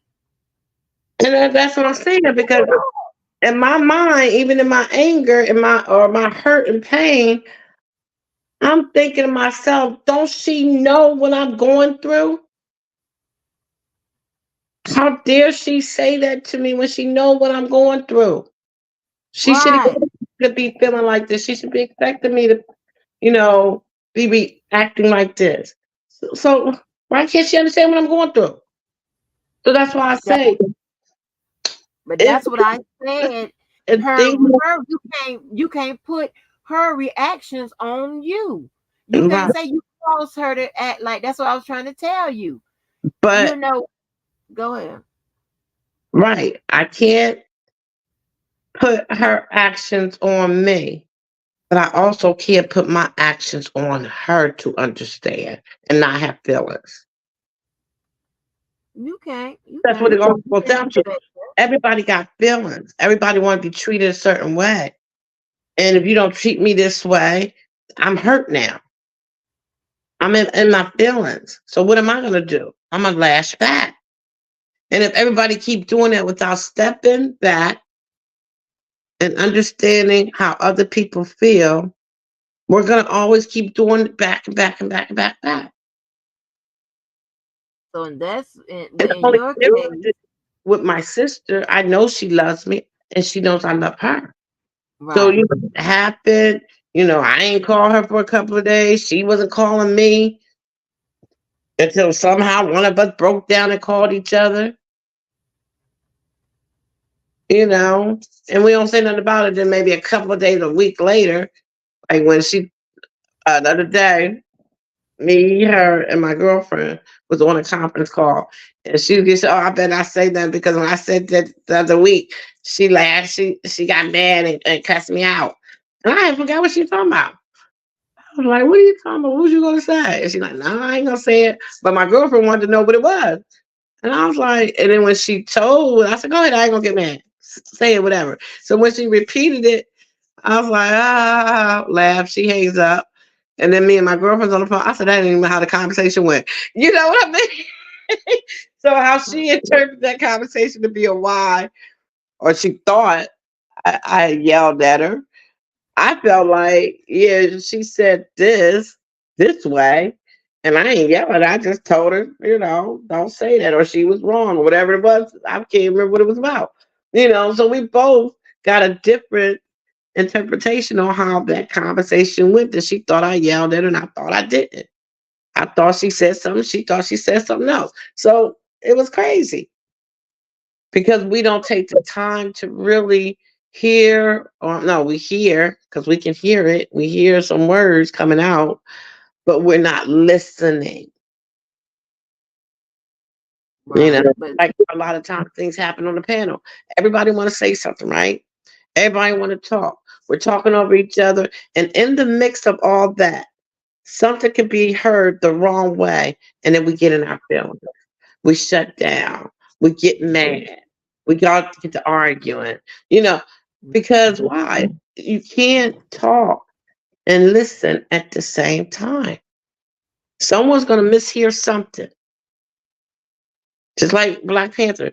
And I can't wait to go back to listen when he said I said he hate black women. I don't recall saying that. I don't think I did. And if I, I I don't think you said that. huh? I could swear you said Haitians or something. I don't know. Like so I maybe I was talking so fast that the word made it sound like that. Maybe I did say it by mistake because I know sometimes I will say a word and I mean like I think of the week I was doing a live and I meant to say good. You can't you can't be mad or you need to love good. Whatever it was, it didn't make sense. I should have said the other word. And I was like, dang, I hope nobody didn't catch that. You know what I mean? So sometimes I do be in my head with so many thoughts going on, I might say the wrong word and it may be the opposite of what I wanted to say. So it could possibly that I said it, but common sense would say, why would I say you hate black women when I know you got two black wives? And then I don't even like to use that word. So, okay, I could have slipped up and said the word, but I definitely wouldn't say you hate. I might say you have no respect for a black woman, or that a black woman must have hurted you at some point in your life, and now this is why you treat them this way.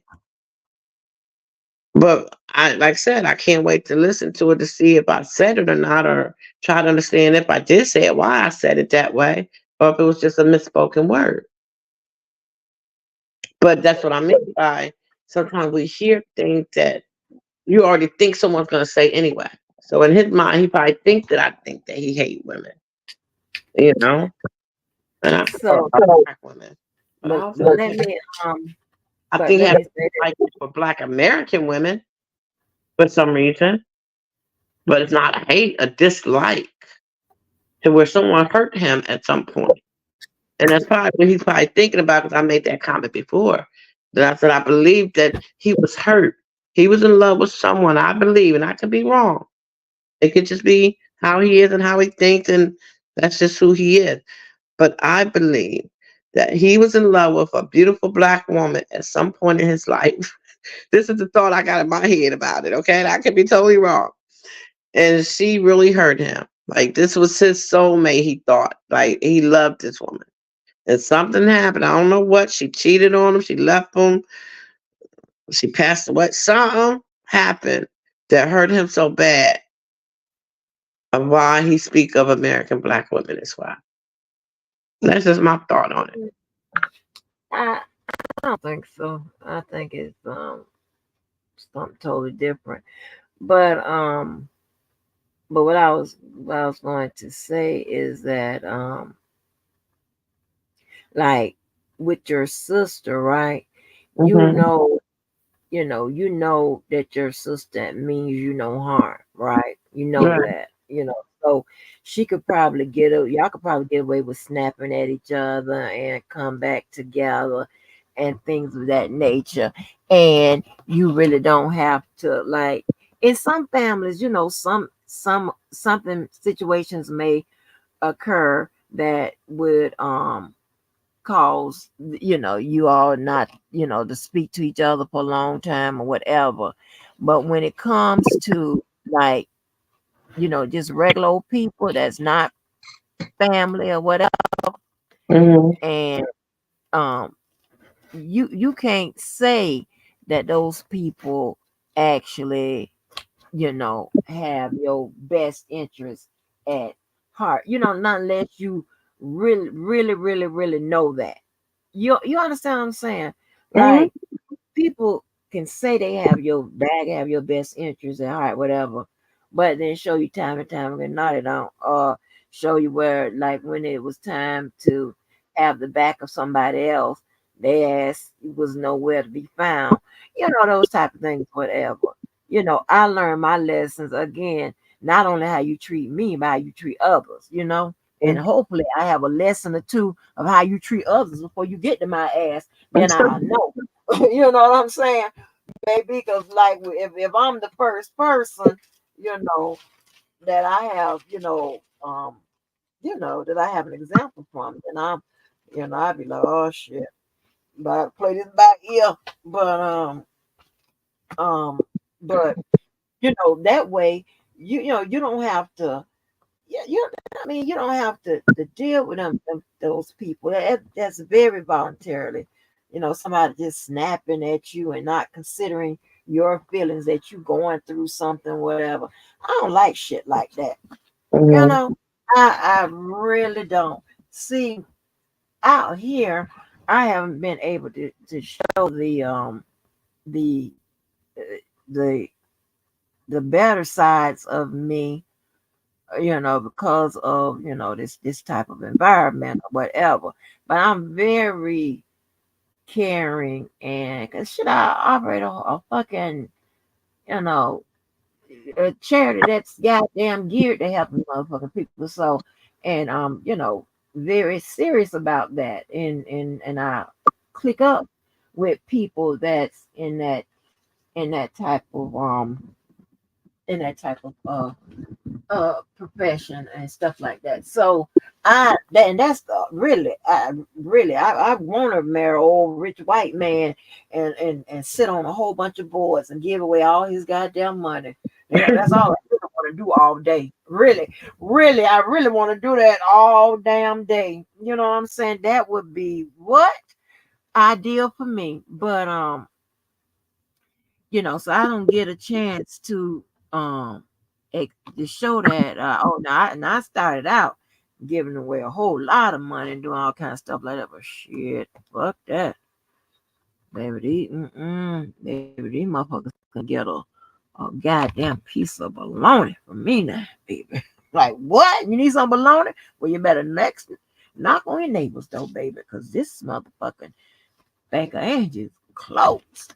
But no, I don't like that. I don't. And here's the thing, right? I don't like where I get to be placed in a situation where I am, you know, yeah, like a mean person and stuff like that. I don't like that shit at all. Now, those I'm responsible for my own behavior, my own actions. I know that, but I just don't like being in that type of I just don't like that. I like being in where everybody is just pleasant. Ain't got to be um no pushovers, no suckers and stuff like that. You got people running game for money and all that kind of bullshit. I just ain't used to all that. I don't want to be used to it. Yeah. Motherfuckers got most schemes and like how people shit people out of money and all that bullshit. I just don't know. I couldn't even sleep like at night like that if I shitted somebody out their damn money. Now these motherfuckers sleep perfectly and Mhm. come back and do it all over again tomorrow. Like, huh? I can't do it. Nope. Just like I don't give a fuck who don't like what I'm saying. It is the truth. I ain't making none of it up. At some point, fuck that. By people make mistakes and shit like that. There is some shit that is avoidable. Some things you do not have to do. Mistakes. The best goddamn antidote to for mistakes is fucking prevention. Guess what? You can think about not doing it before you fucking do it. And I ain't saying that I'm perfect. That's dumb shit. I made a whole bunch of goddamn mistakes. But but and the one and I usually don't repeat the only mistake I repeat is going back and fucking with the same people. That's the only one. I don't do the same and make the same mistake twice. Yeah, well, I did one time, but that's it. But and other than that, shit, girl, you got to realize it's the goddamn people you got to get rid of. And being that I ain't in, and thank God I ain't one of them bitches that's in need of no friends and family. Ooh, There's nothing wrong with having friends with Angie. Huh? It's the life. Oh, I got a whole bunch of friends. What are you? Yeah, ma'am, I got a whole bunch of friends. Girl, I think I got about 10, 9 or 10 best friends. I thought it was 11, but I think it's like 9 or 10 best friends. Best Mm-hmm. friends. You got people don't have one. Yeah, so ain't nothing wrong, girl. Girl, listen. I love my goddamn friends. Some of them so close, I call them, listen, families, baby. They more than a friend, but they not blood to be my family, baby. So, but they families. What are you talking about, girl? Ooh, child. Yeah, I get it. Oh, think I about love, that. listen, I love my people to death. They will tell you that. We and anything I post or even that little video I had, made years ago and stuff like that. We all you see up and through there. I love you, sis. I love you too. Love you, love you. Yes, honey, we love each other, girl. What? So yes, ain't nothing wrong with that. And Cookie, I mean, you might not believe it, but I got a couple folk that's close to me on the back end. I do, so I'm not, being, shut off from nobody completely. Not doing that. Oh, I don't believe that at all either. No, I don't know that. Yeah, I am, honey. But motherfuckers, honey, be trying to ruin people and shit. No, ma'am. Well, that's what I'm saying. I mean, I never wanted, for me, I never wanted to ever get to a point that I stopped loving, no matter how many people act crazy or stupid or try to do me wrong. Um, I'm never going to try to, like judge other people that might come into my life because of past bad experience. Because like I said, life is too short. We Yeah, only hold on to all that bitterness, and it hurts us. It hurts me if I do it. You know what I mean? right. So if I see you do me, if I see you are no good for me, and it's not there to benefit me to learn from or grow from, when I really know that this is toxic for me, I have to wipe my hands from you completely. Unfortunately for me, it takes a lot. I mean, if you do little things or, I'm seeing little things about somebody, well, okay, that's who they are. I accept them for who they are. But maybe I can, get them to see, a better way of doing things, of learning things, because we're learning from each other. The same way I can learn something from you, you can learn something from me. So even though there's some things that I think that you can work on, there's things about you that I think I can learn from, you know? Mm, So I don't want to wash my hands from you too fast until you gotta do something really explosive to like knock my head against a brick fucking wall in a sense mm, almost for me to see, okay, there's no hope. This person is toxic and bad energy and drains me and all the things that I can possibly think that they're doing to me, I have to finally say, okay, that's you know, it may take 2 times, it may take the first time, it may take 10 times. Who knows? It all depends. You know how they say it was the one that broke the straw that broke the camel's back? mm. Or so much I can take. That's how I am. I know my limits when I know, okay, this, this is not for me. And I can still care for you and love you. I just have to keep you far away. Not to say we're never going to speak, not to say if you call me, I won't pick up the phone. It's that when it comes to my inner space, you Right, are, you know what I mean? It's only right. you're going to be able to get. Yeah, I have to agree, and I can agree with you on that. Like me, I don't, you know, um, I like I can argue with you today, and whatever time you on tomorrow, I'm on the Eastern Coast. You know what I mean? Meaning like whatever, however you feeling tomorrow, I can feel the same goddamn way. You Right. understand? It ain't no goddamn skin off my motherfucking body. You understand what I'm saying? Mm-hmm. Um, I don't have to deal with you. You don't have to deal with me. I'm with whatever. You know, I don't have to continue have no constant beefing going back and forth, back and forth. I'm not doing that. I'm definitely not gonna kiss your ass, and I don't expect you to kiss mine to get along. We ain't got to do none of that. I ain't no fake and phony bitch. I am genuine. You know, when I say, hey, how you doing this one, I am genuine about it. If I say, hey, how you doing, you don't speak, I will never speak to you again. Mm-hmm. Okay. But I mean, it's not that complex to me. I keep it real motherfucking simple. Right. Whatever you want to do, I am down with it. You know, and it's just that's just how I am. I don't, you know, I mean, and I can literally hate your motherfucking guts. But I'm Southern raised. I can, you speak to me, I can speak back. You say something funny, I can laugh. Just know I hate you. Yeah, I'm gonna tell you, be honest with you. Yeah, I hate you. I don't like you. You Yeah. know, or if I don't like you, I don't like you.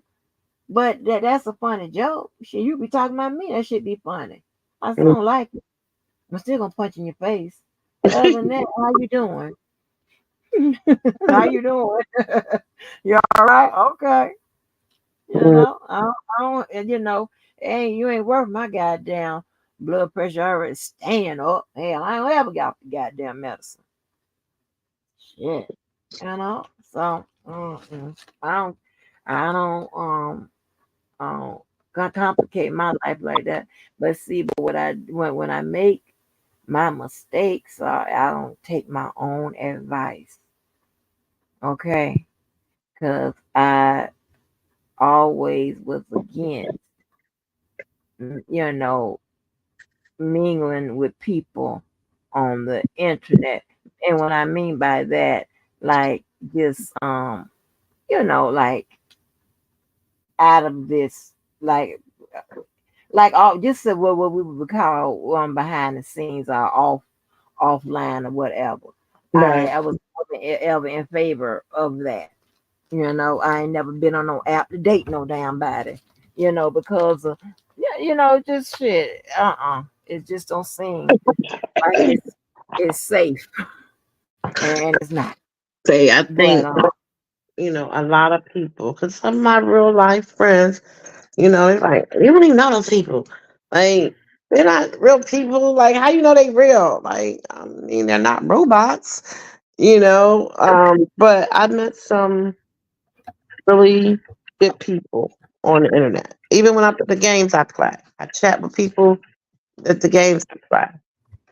You know, okay, so word games I play, card games that I play, and you get in the chat and talk to people. That's what I do, and I meet people that way. There's some very good people now. Are they for real on who they are? I'll never know. I'll probably never meet you, but you seem mm, like really good people. 'Cause we all, you know, my girlfriend, she can play these games. She don't want to chat. I'm like, somebody chat. She's like, I don't want to talk to those people. you know. right. Well, I'm Well, going to bed. I'm supposed to get up. yes, ma'am. I still got to put the rest of this on this record about this, and I will do that. Hey, maybe I'll But take a come back. hmm, Maybe I'll take a nap and come back. girl, yeah, I'll probably still be on here. Let me play these little videos, and Okay, well, I'll still be listening. I'm telling you, your voice puts me to sleep sometimes. well, that's okay. That's good. I've been told that, but I don't know why. I don't know why my voice put people to sleep. It's all good, ma'am. All right, I'll see you Thank soon. you. You work Yes, tomorrow? ma'am. What's tomorrow? Tuesday? No, ma'am. Today is Tuesday. No, ma'am. Okay. DB probably be doing the live. He be trying to get his thing right tomorrow. Lord help him. All right, good night. All right, help him with the sound, honey. Help him with the sound. All right. Bye-bye. All right, bye.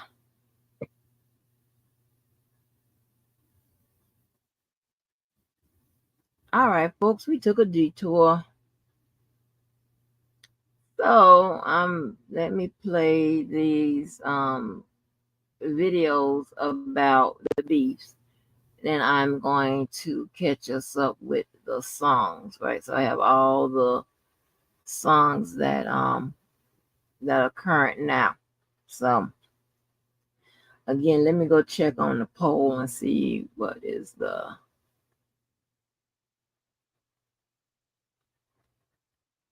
where we're on with the poll. All these lives be taking us in different directions, but I love me a good old conversation. And I'm always trying to understand people more. Not saying I'm trying to understand Cookie more. I'm just saying understanding people topics. And these are people topics.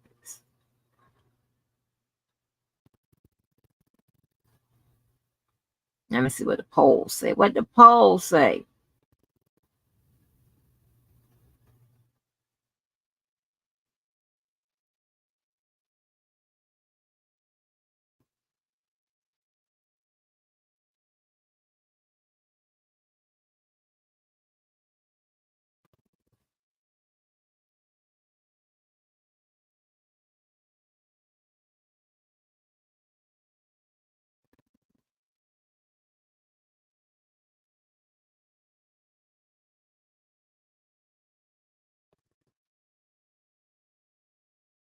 Oh wow. So far, and the question is, who is winning the rap beef? With 8% of the vote, they say Drake is. And with 93% of the vote, they say Kendrick Lamar. Now, that's 101. And that's with 40 votes in so far. And I think Kendrick is winning too. Hey, but let's get some background on this beef. Lamar hate each other. Well, at least one of them hates the other person, while the other has tried many times to be friendly and squash things. One rapper seemed to believe that they were style of music on his song God. You feel some type of way. 3 ounce of respect for the other. I'm sorry, let me stop. And squash things. One rapper seemed to believe that they were actually friends, while the other looked at their relationship as a business transaction. After 2 weeks of research, it's safe to say that one MC has lost every ounce of respect for the other. You guys really liked my last video where I broke down all the subliminal disses from Drake's new album, so I decided to stick with a similar style. And in my last video, I asked you guys to hit the like button, which is something I don't usually do, but the video did really well, and I don't know if that's why, but just do me a favor and hit that like button again. Thanks. So when it comes to Kendrick and Drake, they weren't always on bad terms. Back in 2011, Drake had already blown up, and Kendrick had yet to release a major debut album. Now, Kendrick was definitely buzzing, but he was far from the star that Drake was. Even back in 2009, Kendrick mentioned Drake on a track where he pretty much admits that he thinks he's better. Damn, my girl split the bucket to KFC. She listening to Drake, and all I can say, damn, these get that much better than me, baby. So Kendrick identified really early on that the mainstream hip hop wasn't really his thing. However, on June 16, 2011, Kendrick performed in Toronto for the very first time, and when Drake found out he was in the city, he decided to hit him up so that they could meet. I need y'all to know, this is my first time out here, you dig? And Kendrick would speak about meeting Drake in a double XL magazine and said, "That's a real good dude. He got a real genuine soul. We clicked immediately." And it was during that meeting that Kendrick provided Drake with a copy of his unreleased album, Section 80. Visions of Martin Luther staring at me. Kendrick said that Drake was the first person outside of his team to hear Section 80 and that Drake was blown away by the project. I even found a 2011 tweet where Drake posted Kendrick's lyrics from ADHD. We never do listen unless it comes with an 808. Drake liked Kendrick's music so much that he asked him to be on his upcoming sophomore album, Take Care. Throughout the track, Kendrick talks about meeting Drake for the first time and how he was surprised that Drake wasn't fake like most of the music business. Hit me on the cellular, thought he was gonna sell me a false word like the rappers I know. Kendrick outlines how Drake showed him a taste of what being rich and famous actually looked like. Sat down with a few drinks located where you can't see us. A white waitress on standby when we need her. On the track, Kendrick really battles with the idea of becoming famous as he's worried that it will change him for the worse. Yeah, like, damn, this next level that I'm going to, will I get caught up in the lifestyle and what that make me or break me? And that was what the whole record was about when I did the interlude. And I mean, even back then, we could see the difference in these two artists where Drake is talking about the Maybachs and his lavish life, and Kendrick is worried about his mental health and his, his relationships, his friendships. It's interesting because just 2 or 3 years later, the dude did get depressed from just being in the industry. I didn't know you were suffering from depression the way you said you was on that. Like, did the industry cause that? Not the industry, just the change. And Drake only continues to show Kendrick more love by taking him and A$AP Rocky on his Club Paradise tour. This is my brother A$AP Rocky. This is my brother Kendrick Lamar. On this motherfucking Club Paradise tour, man. Back, my nigga Drake, TDE, high power in this, And Drake has always claimed to have fought with management to take these guys on tour because his label had other plans. It's people I can put on here that the label wants me to put on here, but I fight for this one reason, man. I fight to promote what I love. You know what I'm saying? I fight to promote the music that I truly love. So Drake would mention this again in 2016 on his track 4 p.m. in Calabasas. When they told me take an R&B nigga on the road, and I told them no and drew for Kendrick and Rocky. However, Kendrick's superstardom quickly catches up with Drake, as a year later he dropped one of the best hip-hop albums of all time, Good Kid, Mad City. I used to be jealous of him to follow. He was the one to follow. And Black Boy Fly is a bonus track, but to me, that's one of the most beautiful songs on that album. Absolutely amazing storytelling. And it was on that album where Drake returns the favor and gives Kendrick a feature on Poetic Justice. I really hope you play this, because, oh girl, you test my patience. And on the day that the album dropped, Drake even posted a tweet saying, "Congratulations to Kendrick, incredible body of work, honored to be a part of it." However, even at this point, Kendrick and Drake couldn't be more different in terms of how they approach music and life in general. Really, money really don't make me. I'm learning that now. That's not really my peace of mind, having money. I love Electra Chung's shoulders. You love the shoulders? I just love her shoulders. She's actually blushing as well. She's no doubt about it. They're just two different guys. Next, we get a bit of an inside look on how Kendrick actually sees Drake as a person when the legend himself, DMX, claims that he would love to beat Drake up. Man, I wish it was like maybe 7 years ago, or maybe like 10 years ago, where, catch me to beat him up. And just a few days later, Kendrick was asked about his thoughts on DMX's rant, and he thought it was hilarious, saying that his entire tour bus nearly died of laughter. I wonder why these niggas in the front of the bus just cracking up, like hitting balls and shit, just crying. I'm like, oh, what you niggas talking about? They mute, they stop laughing. Right? I just hear X going off on the laptop. Fast. I'm like, what's going on? He's like, yeah, he's going in right now. Now remember, Drake is pretty sensitive, so if he did see that, he probably felt a way about it. So the two would work together for the very last time on one of 2013's biggest hits, A$AP Rocky's Problems. Girl, I know you want this. Girl, I'm Kendrick Lamar. Well, that was it. After that, you never see these two on a track together again. In 2013, things started to get a lot more competitive between the two, because at this point, Kendrick was not just an up-and-comer, he had become that guy. Getting a lot of accolades from your peers and the hip-hop icons. I love Kendrick Lamar. Number one on that list, Kendrick Lamar, what's up? The hip-hop savior seems like, woo. And let's not forget, Drake is still Drake. He had a phenomenal year also. Shout out to Hamilton. Shout out to Toronto one time. Like the best rap album. And they said take care. Given the success of both artists, the media and fans started to debate who was better, and Kendrick started off the year with a bang when he was awarded MTV's hottest MC in hip-hop. And we went through about 15 of them, narrowed it down to 10. The 10 became 5, the 5 became 2. And you, Kendrick Lamar, are the hottest MC in the game, according to the MTV brain. And most of Kendrick's hip-hop friends seem to be happy for him. I heard you're not happy about that. Nah, I wasn't until I found out who's number one. They made my man number one. K-Dot. Yeah. So I'm straight with that. However, Drake was one person that certainly did not send any sort of congratulations to Kendrick. What about your rap peers? Did they call? I know it's kind of competitive, so they say congratulations. A rap peers, he cold. Okay. Yeah, that's about it.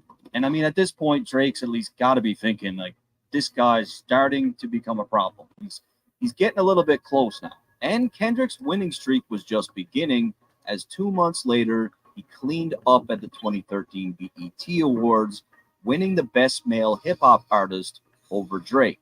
I came up in that same county building, food stamps, welfare, Section 8. And this time, I did find a tweet from Drake where he congratulates Kendrick on the win. Congrats to Kendrick as well. Nothing was the same. With all that said, things were about to change. August 12th, 2013 was a special moment for hip-hop. To this day, it still stands out as one of the most exciting things to happen in the last decade. On Big Sean's Control, Kendrick let everyone in hip-hop know just how competitive he was when it came to that number one spot. I'm usually homeboys with the same as I'm rhyming with, but this is hip hop and they should know what time it is. And there goes Budget Big Crit Wale, Pusha T, Meek Mills, A$AP Rocky, Drake, Big Sean, Jay Electron, Tyler McMillan. I got love for you all, but I'm trying to murder you niggas. Trying to make sure your core fans never heard of you niggas. They don't want to hear not one more now, no verb from you niggas.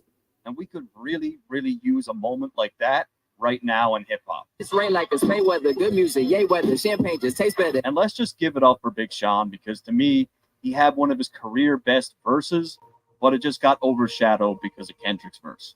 I said, fuck trying and not doing, cause not doing is something a nigga not doing. I grew up in big and pockets and got ruined. So until I got the same crib, big hat in that juicy vid, bitch, I can't motherfucking stop moving. But when it came to Kendrick's verse, nobody that he mentioned had a problem with it. K-Dot and them niggas, that's fam, yo.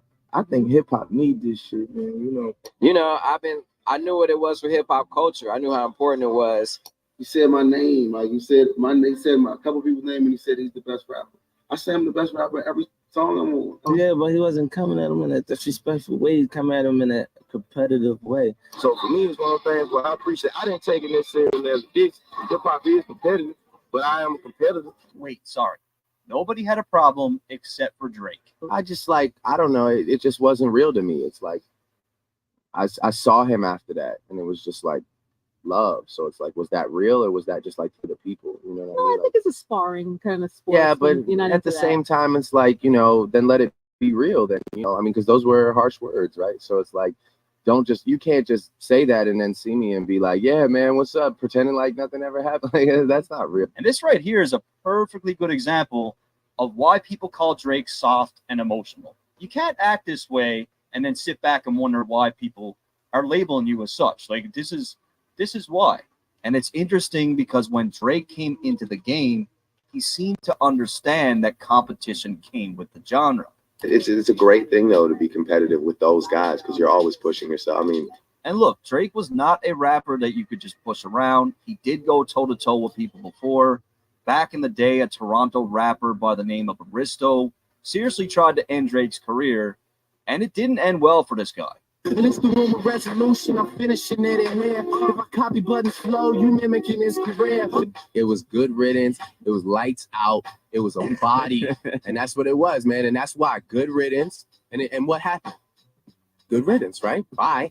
I remember when this dropped because it was all over the hip hop blogs in Canada. And yeah, we did have hip hop blogs in Canada in 2009. They did exist. With all that said, Drake dropped Nothing Was the Same, and we get to hear the first subliminal shot for Kendrick. On the track titled The Language, Drake immediately starts out with a shot. I don't know why they've been lying, but your shit is not that inspiring. So when Kendrick's Control verse dropped, Drake stated on multiple occasions that he did not find the verse impressive, that he thought it was for shock value, and that it would soon be forgotten. But it was real cool for like, you know, a couple weeks. But like if I asked you, for example, like how does that verse start? One of Drake's more notable claims was that Kendrick had a great first album, but he questioned whether or not he could do it again. And as far as Kendrick goes, like I can't wait to see what he does because now it's time to show and prove. And consistency it's been one album. Consistency is like you need more than one album. You know what I'm saying? So it's like it's time to show and prove. And Drake claimed that he was all about putting out memorable bodies of work as opposed to creating moments. When it comes to competition, I'm more worried about consistency. I'm more worried about bodies of work. However, Drake continues to send some more shots. Okay, any nigga that's talking that shit just to get a reaction. Again, Drake refers to Kendrick as someone that wrote the Control verse to get attention. I am the kid with the motor mouth. I am the one you should worry about. A motor mouth is defined as a person who talks quickly and continuously, often without considering what they're saying. In this case, someone that raps fast. Is clearly about Kendrick. Talking that shit with your back to me, just know it always get back to me. So outside of the DMX comment, there were some other interviews where Kendrick had laughed at Drake's expense. I heard about you touring with Drake. I was like, that's dope. That's dope.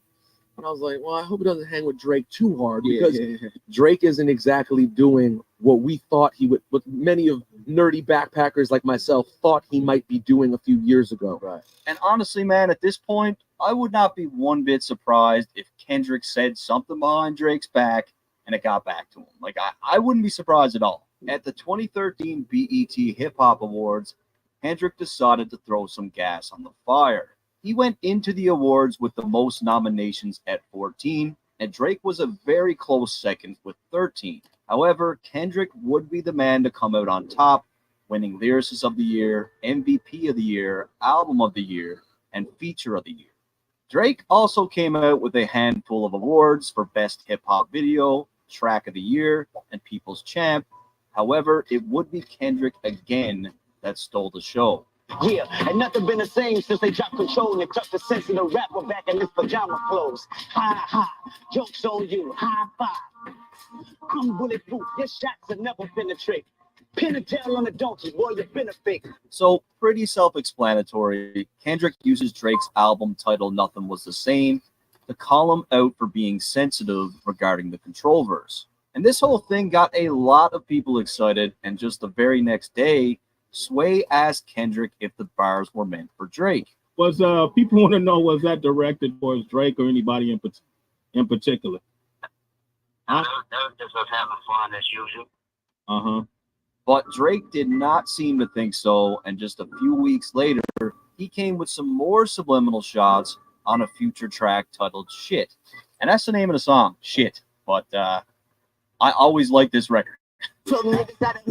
From there, so you know it's all good when I come there. I hear you talk about your city like you run there. Then I brought my tour to your city, do my son there, nigga. And to me, this is one of the best subliminal shots of the whole saga. Like, Drake sounds like Jay-Z here. It's a very Hove-like thing to say where he's just completely sonning Kendrick. So it's been known that Kendrick puts on heavy for the West Coast, claiming that he's the king. But Drake refers to him as his son because Kendrick went on his first big tour with Drake, and of course they had some shows in California. At the time, even Kendrick admitted that he was not used to these large crowds. The transition of me doing 2,000 venues I've been doing back then is a little sketchy for me doing this 10,000. I got to really work with magic. I even found a Kendrick tweet from 2012 when he was on tour with Drake, where he says, "Finally home, LA, Club Paradise. Let's see what happens tonight." And if a nigga say my name, he the hot shit. But if I say that nigga name, he said the hot shit. Lucky I don't feed into the gossip. So this one clearly a reference to Kendrick's Control verse. A lot of MCs responded to Kendrick with a verse of their own.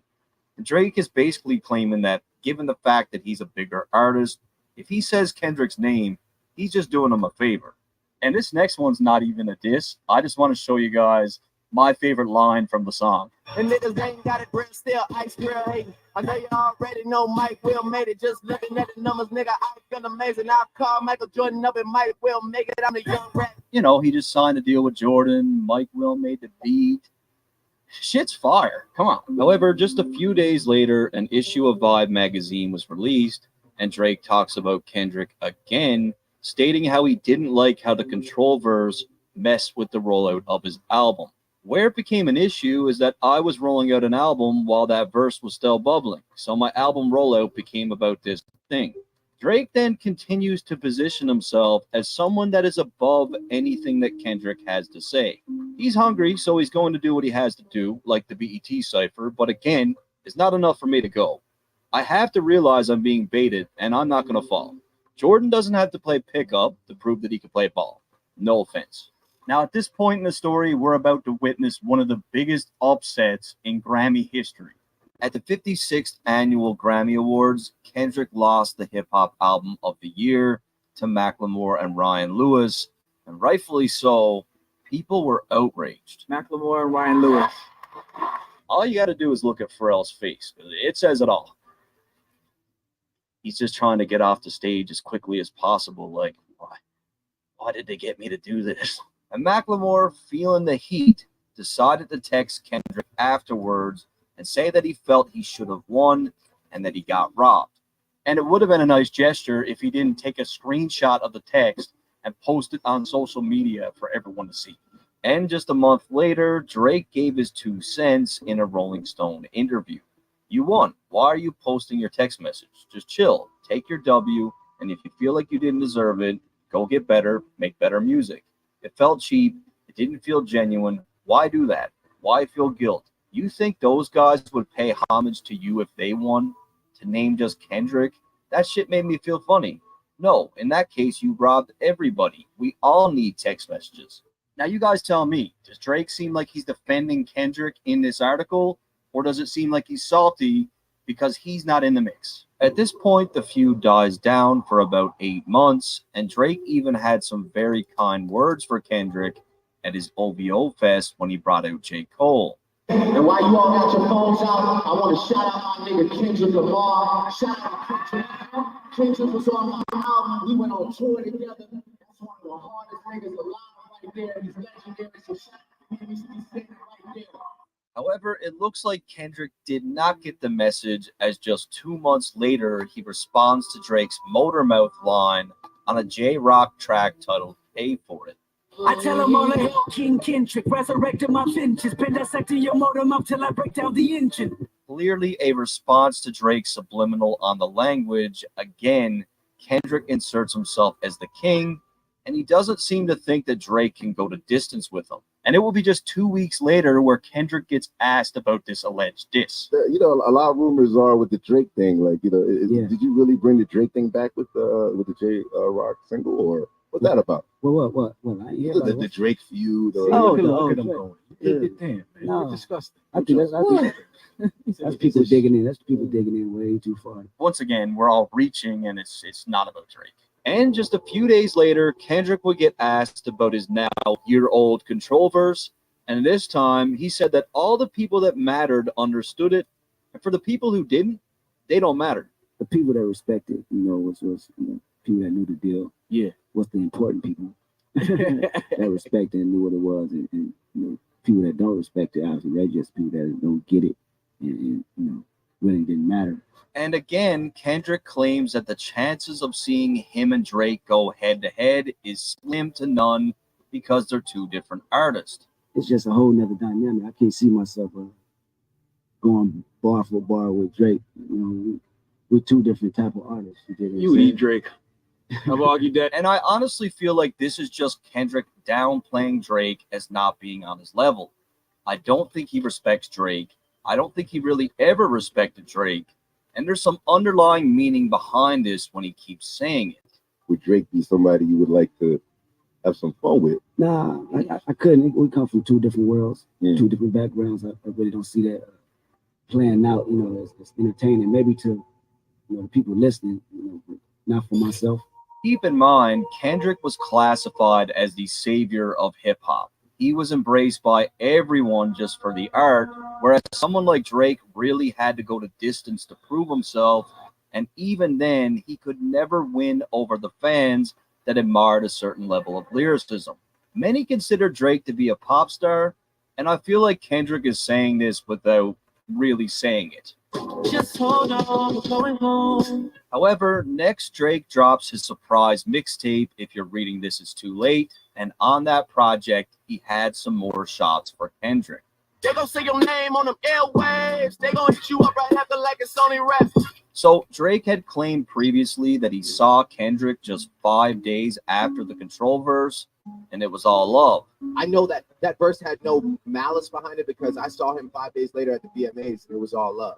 And at this time, Drake was the talk of the town because this surprise project made a big splash.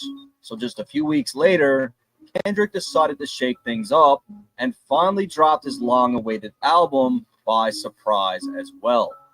And when I wake up, I recognize you looking at me for the pay cut. Bahamas, I be Naturally, fans and the media pitted the two albums against each other. Kendrick, bruh, how do you let Drake drop a mixtape that goes harder than your album? A freaking mixtape. Not going to compare Drake and Kendrick anymore because they're not even playing the same sport right now. Kendrick is in his own league. And comparing these projects makes zero sense. It's apples to oranges. Drake's project was great for club DJs, gym playlist, cruising in the car, whereas Kendrick's album touched on real-world issues, was chanted during protest, and is looked at today as one of the greatest hip-hop albums of all time. However, Drake wasn't done as he let another one go on the game's track 100. I would have all of your fans if I didn't go hopping. I stayed on some conscious shit. Again, Kendrick had just released To Pimp a Butterfly, his most conscious album to date, and Drake is basically saying that he could do that style if he wanted, but he's on a different mission with his music. Also important to note, the video for this track was filmed in Compton. So Drake is saying all this while in Kendrick City. I'm in the club every time that they play the competition. If they even play the competition, then I seen the response they get. Now, the game was asked about this, and he didn't seem to think it was a shot at Kendrick, but he also didn't count it out. Drake was taking subliminals at Kendrick on that song, and Kendrick called it and wanted to return something. I think that was great. However, one of the worst things to be exposed for as a rapper was about to happen to Drake. On July 22nd, 2015, Meek Mill took to Twitter to expose Drake for having ghostwriters. 10 bands, 50 bands, 100 bands, man. I can remember having a conversation with my little brother on the phone, and we were both saying, like, there's no way. There's no way that Drake has ghostwriters because he's too good of a writer himself. It just doesn't make sense. But boy, were we wrong. Okay, 10 bands, 50 bands, 100 bands, man. Did you hear the reference tracks? Line for line, word for word. This is bad. No, it's a terrible time to be a Drake fan. Shortly after Meek's tweets, the reference tracks would leak to support the ghostwriter allegations, and now we get back to Kendrick, who just a few months earlier made reference to rappers with ghostwriters on his single King Kunta. But a rapper with a ghostwriter. What the fuck happened? Oh, no. Swore I went down. So basically, Kendrick found out about this ghostwriting shit months before we did, and months before it even got exposed. And Kendrick is basically saying, like, I know what you've been up to, buddy. I'm not going to say anything, but I know. With all that said, as everyone knows, Drake responded to Meek Mill with a now legendary diss record back to back. Bad to bad like I'm Jordan 96, 97. Woo! And being a day one Drake fan, for me personally, I was never more proud of Drake in his whole entire career than when he dropped back to back. New record, back to back. Tough tune. Tough tune. But once again, Kendrick responds to Drake just 1 month later on Dr. Dre's Compton album. Well, still I got enemies giving me energy, I wanna fight now. Subliminal sending me all of this hate. I thought I was holding the mic down. In this one, Kendrick references Drake's recent track, Enemies. Got enemies, got a lot of enemies. Kendrick is once again talking about how Drake keeps going the subliminal route, which at the end of the day is really no different from what he's doing, but he didn't stop there as he did it again on another song from the same album. They liable to bury him, they nominated 6 to carry him. The beef is on his breath, inheriting the drama better than the great white, cause this has got your mind aquarium. The words "they nominated 6 to carry him" could potentially be a Drake reference, given the fact that Toronto is referred to as the Six. And if this is the case, Kendrick is basically saying that everyone seems to think that Drake is his greatest opponent, but that he's a great white and that this is his aquarium, aka he's the king of hip hop. And you ever look back on any and feel like you'd like to change any of the things that you've written, or it'll be me saying I want to go deeper. I should have went deeper. You know, I shouldn't have held back. And at this point, Kendrick finally gets his well-deserved moment at the Grammys, winning 5 awards, but more importantly, he finally clinched the Best Rap Album category with To Pimp a Butterfly. Oh, glory to God, that's for sure. Drake also racked up a bunch of accolades in 2015. If you're reading this, it's too late. Broke Spotify's record for 17.3 million streams in its first week. Hotline Bling had dominated the charts, and his collaborative album with Future also did crazy numbers. And I mean, even at this point, anything Drake touches is going to do numbers. Next, we get some inside information that this situation between Drake and Kendrick could have got really ugly. Former NFL player turned commentator Marcellus Wiley wouldn't say any names, but said that years earlier he interviewed one of the two rappers and it completely went off on the other. The Drake Kendrick beef. When it was really starting to brew. Yeah. I was on Sports Nation at the time, and we taped the interview with one of the people, and that one person went in on the other person. And we were ready to let this go, but then that one person's team made sure that didn't get out. So, Marcellus was quoted in a DJ Vlad interview as saying that the person went so hard in this interview that it could have brought the beef to the heights of 50 Cent and Ja Rule. And you got to keep in mind, Marcellus is trying to sell a book, and he claimed that in this book, he would expose everything that was said and who said it. And I bought the book. I spent the $13.99. I didn't read it. I searched it. And here's what he had to say. We even got Drake on tape talking major shit about Kendrick during an interview. Of course, after watching the interview, Drake's publicist wouldn't let us air that tape, but we still got it. Take my word for it. So that's it. That is the big expose. Like, I too was cheated, hoodwinked, bamboozled, and led astray by Marcellus Wiley. Now, we need to take any self-promotion tactics with a grain of salt, but the date surrounding this thing is very interesting.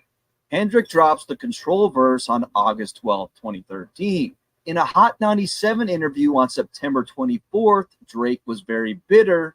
And the very next day, September 25th, Drake appears on ESPN. And you guys could tell me what you think, but to me, I believe this story. I believe that Drake did this 100%. I personally enjoy making like great music and bodies of work over like being the talk of Twitter for like 5 days, you know. However, in 2016, one man dominated the charts, and that was Drake, smashing record after record, pumping out hit after hit. Views sold 1 million in its first week and went on to become quadruple platinum that year. He had several #1 records, such as Work with Rihanna, For Free with DJ Khaled, and One Dance with Wizkid. One Dance actually became Spotify's most streamed song ever, and Spotify also announced that Drake was the most streamed artist of 2016. Basically, in 2016, Drake just dominated.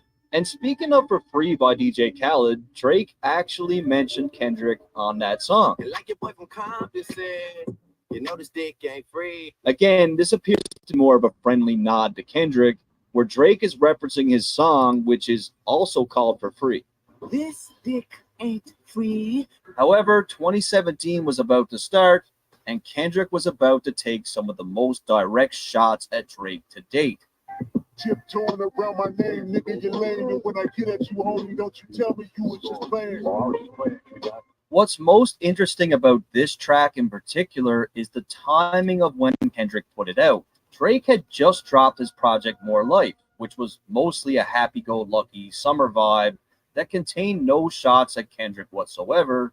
And just a few days later, Kendrick drops this surprise, aggressive 116-bar track that is full of shots at Drake. We're yelling 1, 2, 3, 4, 5. I am the greatest rapper alive. So damn great, motherfucker, I've died. It's no secret that Drake has claimed to be somewhere on this top 5 list, but more recently on More Life, he claimed that he was number 1 on that list.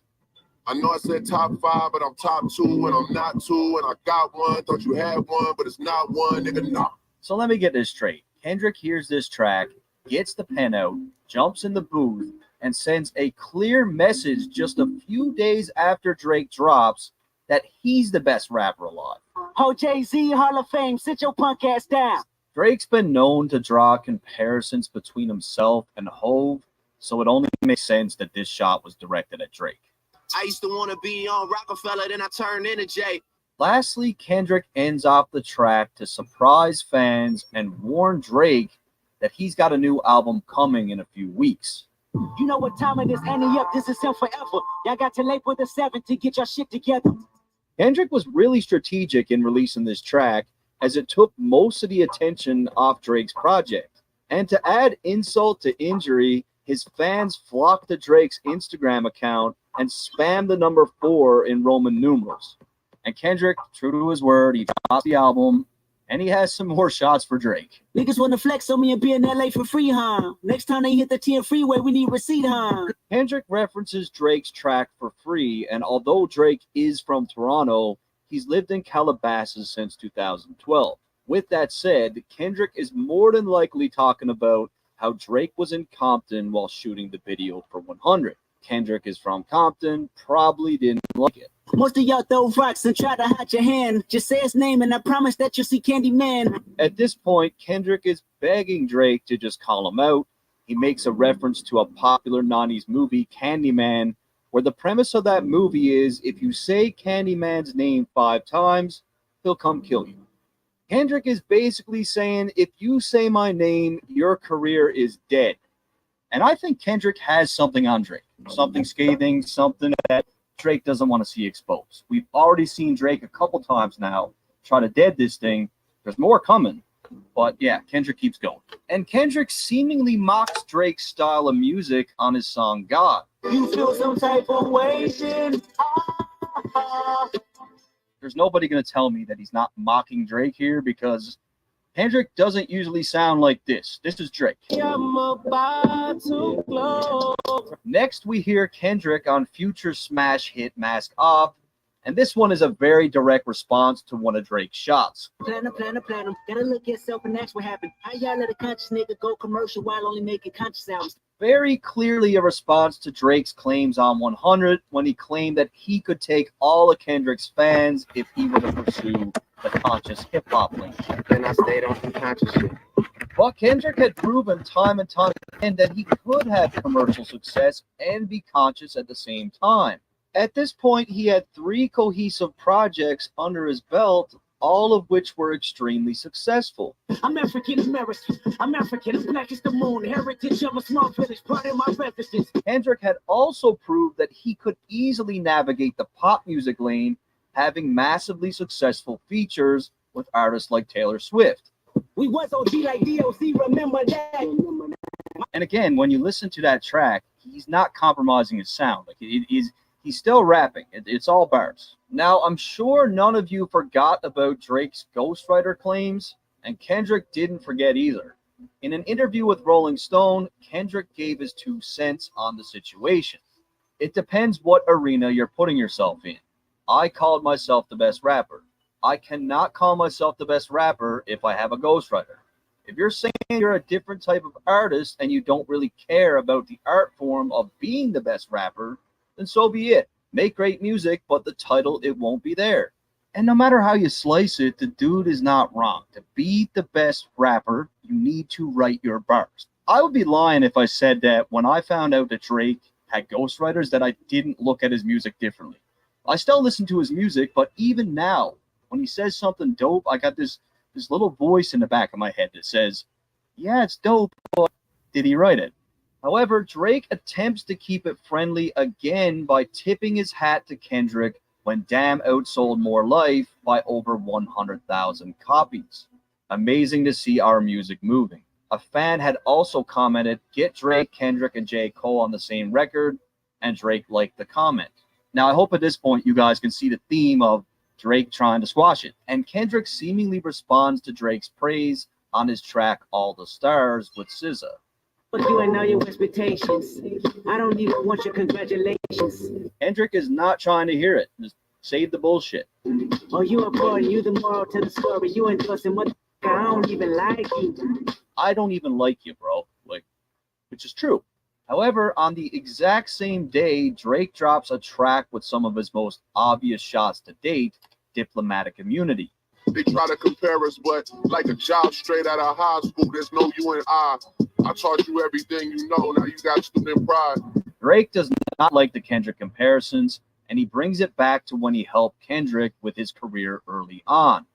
What makes this clearly about Kendrick is the No You and I line, which were both tracks from Kendrick's To Pimp a Butterfly.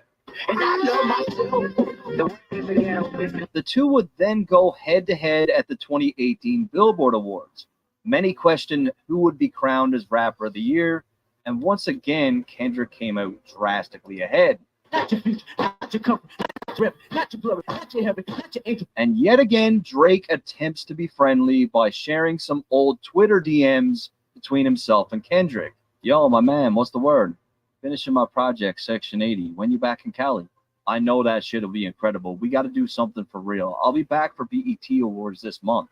And this could be one of two things, really. Like, Drake could be saying, look, man, we used to be cool. Like, remember? Can we get back to that?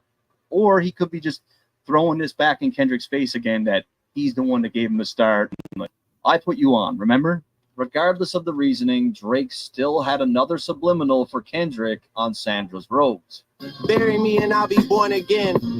I walk in godly form amongst the mortal men. Again, Drake makes reference to another track from To Pimp a Butterfly with the words mortal men. In this one, Drake continues to insert himself as being a caliber above Kendrick. But I don't know. I'm no mortal man. And Drake ends off the year with even more compliments for Kendrick in a Rap Radar interview. I have a lot of respect for, the other two guys that I'm constantly, up against, which is like Cole and Kendrick. Three-headed monster. Yeah. So I have a lot of respect for those guys because they also continue to, stay true to what we started with, and finding new ways to do it. However, things go quiet in 2020. Keep in mind, Kendrick wasn't releasing any music, and fans started to question if the feud was over. I don't think that the Drake-Kendrick tension is dead. I think that last decade, they fought as long as they could fight, and the decade ended without us having a decisive winner. And I don't think either of them have gotten off of that. And people call Joe crazy all the time, but Joe Budden is right about a lot of shit. He is. And while Kendrick has gone ghost, nowhere to be found, Drake completely dominated the music business. I'm talking about Oprah's Bank Account, Tootsie Slide, Nonstop, In My Feelings, God's Plan, Nice for What, Pop Star, Life is Good, Chicago Freestyle, Laugh Now, Cry Later. This is just undeniable. Like, there's no other artist on earth who is doing this except for Drake. However, in 2021, the boogeyman himself, Kendrick Lamar, rises from the dead and has some shots for Drake on Family Ties with Baby Keem. Smoking on your top 5 tonight. Again, he's firing back at Drake's now overstated top 5 claims. Top 5, no debating. Top 5. And Kendrick would continue on to address Drake's claims about being the GOAT. I am the Omega. PG Lane Rolling Game SIE. Don't you address me unless it's with 4 letters. At the end of the track, Baby Keem seemingly reveals that Drake has been DMing his girl. Number 2 DM in my. That's cool, that's why. However, just a month later, Drake would reply to Kendrick again on his song No Friends in the Industry. For the baby, who the GOAT? Then I make the shit up about the numbers, all I know. Drake knows at this point, when it comes to selling records, when it comes to breaking records, nobody is standing next to him in hip-hop. He simply dominates on a commercial scale. With all that said, Drake was now celebrating 10 years of Take Care, and he decided to share an old photo of him and Kendrick. And I get it. Like, he helped with the project. Nice gesture, but why keep doing this? Why keep being friendly to someone who doesn't respect you? However, at this point, 4 years have passed since Kendrick had dropped an album, and while he was on a Milk Box Missing, Drake was still very much active, releasing Certified Lover Boy. That album went on to break Spotify's record for the most streams in a single day, and in that same year, he also had some notable bangers like Wants and Needs with Little Baby. Come with a classic, they come around years later and say it's a sleeper. But finally, after 5 fucking years, we get the Kendrick album. Me, put the blame on me, got hurt, got shame on me. And sadly, a lot of people did not like this album. I'm not one of them. I absolutely loved it. I'm also a big therapy guy because I'm bipolar. I don't really have any choice but not be a therapy guy, but this project definitely connected with me, at least. And it was on this album where Kendrick admitted on a song that he didn't understand why Drake and Kanye squashed their beef. When Kanye got back with Drake, I was slightly confused. Guess I'm not mature as I think. Guess I'm healing to do. And in my opinion, this is just Kendrick's way of telling Drake that he has zero intentions of ever patching things up with him. And there's people that we meet all the time that we just don't like. Like sometimes it's for no reason at all. And Kendrick's got a reason. Next, Drake gets extra petty by releasing a dance album, Honestly Nevermind, on Kendrick's birthday. If I come around, you cannot be myself. Drake knows damn well that Kendrick is the last person that would ever release a project like this one. And what better way of saying, look at how versatile I am, than by dropping a project like this on his birthday. Now, I don't think this stunt bothered Kendrick at all, but it was still pretty strategic from Drake. But Drake was not done yet. On a track with Lil Uzi, he took some really obvious shots at Kendrick. Now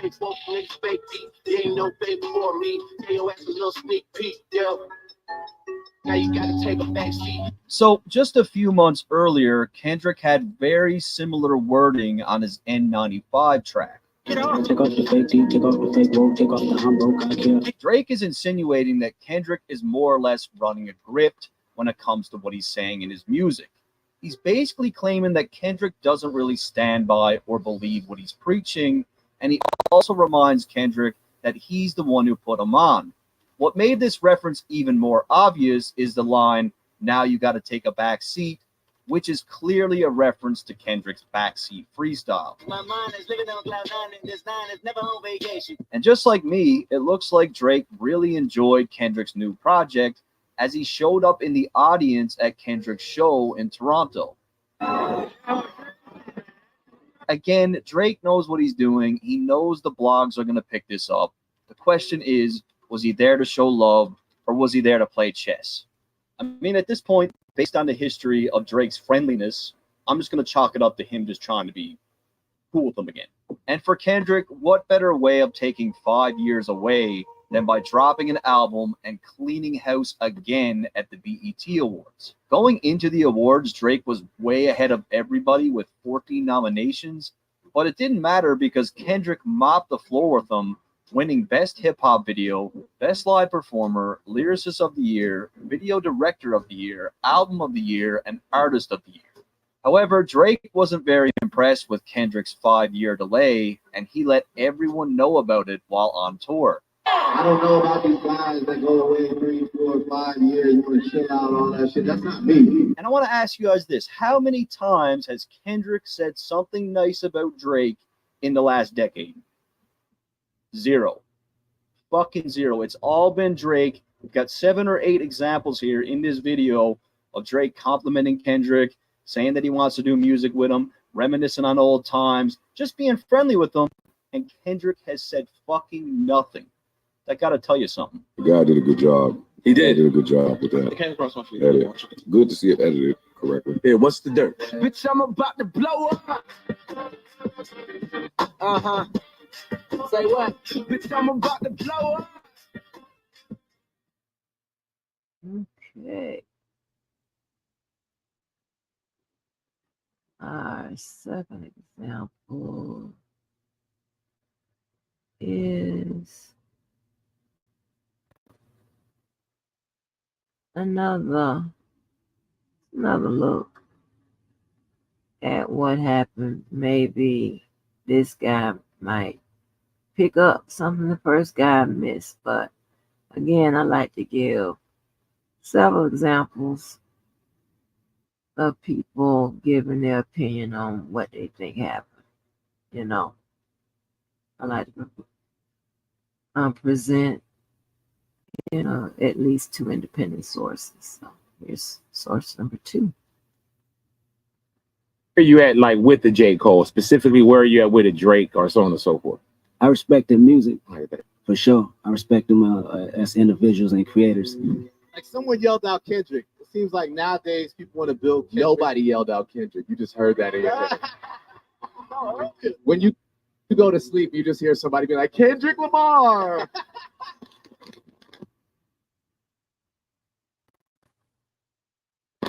If you want to watch this video completely uncensored and uncut, you can watch this version on my Patreon for just $2. Patreon.com/JohnAnthonyHD. Drake and Kendrick Lamar are without a doubt on the Mount Rushmore of hip-hop of the 2010s, as these two ruled the generation of hip-hop.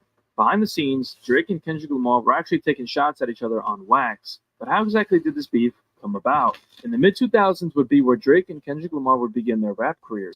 In 2004, a rapper from Compton, California by the name of K-Dot would release his debut mixtape, YHNIC. This mixtape was released under the label Concrete Jungle Music. K-Dot followed up with the second mixtape, Training Day, on December 30th, 2005.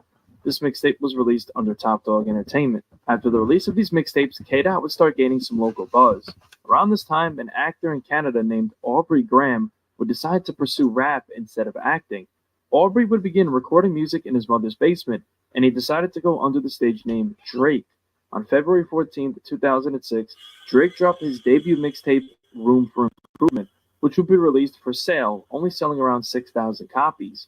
This mixtape was released under his newly formed label called All Things Fresh, which would eventually become October's Very Own, or OVO for short, due to Drake's birthday being in October. After the release of this mixtape, Drake would immediately gain some buzz, and he even performed for the first time that year on August 19, 2006, at the Cool House nightclub, being the opening act for Ice Cube.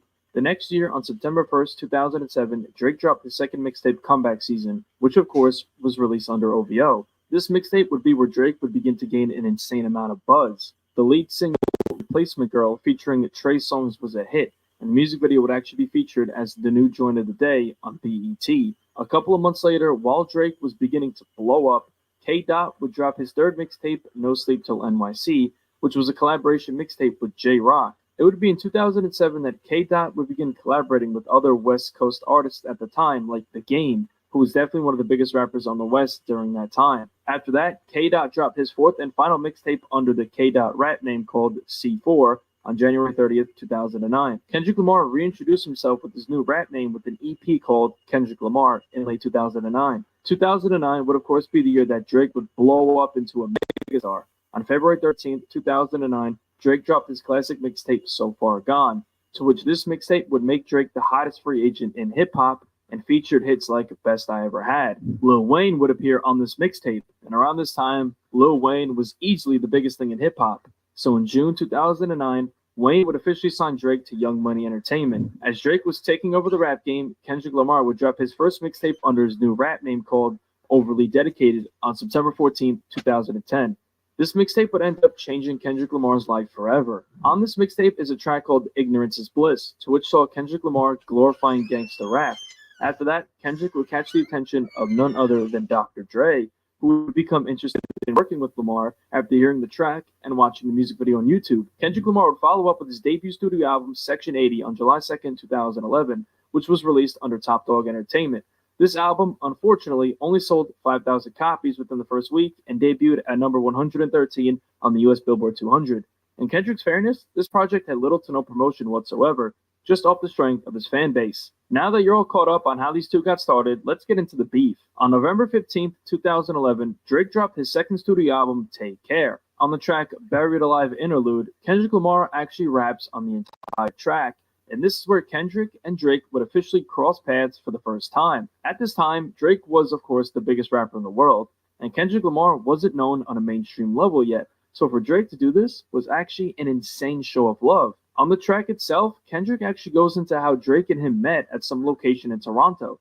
It was speculated by some that Drake sent Kendrick this beat to hop on a verse, but Kendrick sent him back this insane track, so Drake decided to throw it on Take Care. Cruising in Toronto, hit me on the cellular, thought he was gonna sell me a false word like the rappers I know. The next year, in 2012, Drake would actually end up taking Kendrick Lamar on his Club Paradise tour from February 2012 to June 2012. So this was definitely another way to get Kendrick Lamar some more recognition. On October 22nd, 2012, Kendrick Lamar dropped his second studio album, Good Kid, Mad City. This album would be where Kendrick Lamar would officially become a mainstream success, as the album sold 242,000 copies within the first week, and would be the highest first week sales for a male hip-hop artist in the year of 2012. On this album, Kendrick would return Drake the favor. On the track Poetic Justice, Drake had a feature. Everything between Kendrick Lamar and Drake seemed to be cool, until the next year, in 2013, is when the beef would officially begin. On August 12, 2013, Big Sean dropped a track called Control, to which Jay Electronica and Kendrick Lamar featured on the track. On Kendrick's verse, he infamously would name drop a bunch of rappers who he worked with at the time, saying he's got love for them, but he's trying to murder them. Among those names Kendrick dropped was, of course, the biggest rapper in the world and someone he's worked with, Drake. After Kendrick name-dropped Drake is where the beef would officially begin. A$AP Rocky, Drake, Big Sean, Jay Electron, Tyler McMillan. I got love for you all, but I'm trying to murder you niggas. About a week later, on August 25th, 2013, at the 2013 MTV VMAs, Kendrick Lamar allegedly went up to Drake and told him that it's just rap and nothing serious, and actually dapped him up. Drake allegedly told Kendrick that he's not going to be cool with him after he dissed him. A couple of days later, on August 30th, 2013, Drake would do an interview with Billboard where he would finally respond to Kendrick Lamar publicly. Drake was asked his initial thoughts about Kendrick Lamar's Control verse, to which he said, in quotes, "I went about my day, went and got dinner, and kept it moving. I didn't really have nothing to say about it. It just sounded like an ambitious thought to me. That's all it was. I know good and well Kendrick's not murdering me at all in any platform. So when that day presents itself, I guess we can revisit the topic." The next month, in September 2013, Drake was on a promo run for his upcoming album, Nothing Was the Same. He sat down with Elliott Wilson for an interview. During the interview, Elliott brings up Kendrick Lamar and his verse on Control, to which Drake responded once again. Like someone yelled out Kendrick. It seems like nowadays people want to build Kendrick. Nobody yelled out Kendrick. You just heard that in your head. When you go to sleep, you just hear somebody be like, Kendrick Lamar. No, but here's what's funny about you and Kendrick Lamar. It's like people forget you had him on Take Care. You had him on Buried Alive. You talked about a meeting that you guys had where you kind of was schooling him on the game. And there's a great line about how he realized he's the same age as you and it made him rude and impatient. So it's almost like it's very foreshadowing. You know, he ended up making a great record, Good Kid, Mad City. Just the connection. Phenomenal album. Yeah, round of applause. And then now he takes the competitive stance with a verse like Control. And then you said that, you know, he's not murdering you in any platform, but you know, that's where that rivalry, that's where people want to try to build. That's when you want to try to build a rivalry. Like, what's your take on that? Do you feel like that they're trying to create a competition that he's not on your level because of your accomplishments? Like, do you feel like they're trying to hype this up and elevate it too much? Nah, I feel like that's it. It's like, you know, he's the new guy to love, and of course, I mean, rightfully so. He's super talented, you know. But thank you. But he's but he's like, you know, he is the underdog that's extremely hungry. You know what I'm saying? And he's doing his thing really well. And that verse was, he's giving people like moments. You know, like that verse was a moment to talk about. Are you listening to it now at this point in time? Okay. And then, but it was real cool for like, you know, a couple weeks. But like, if I ask you, for example, like, how does that verse start?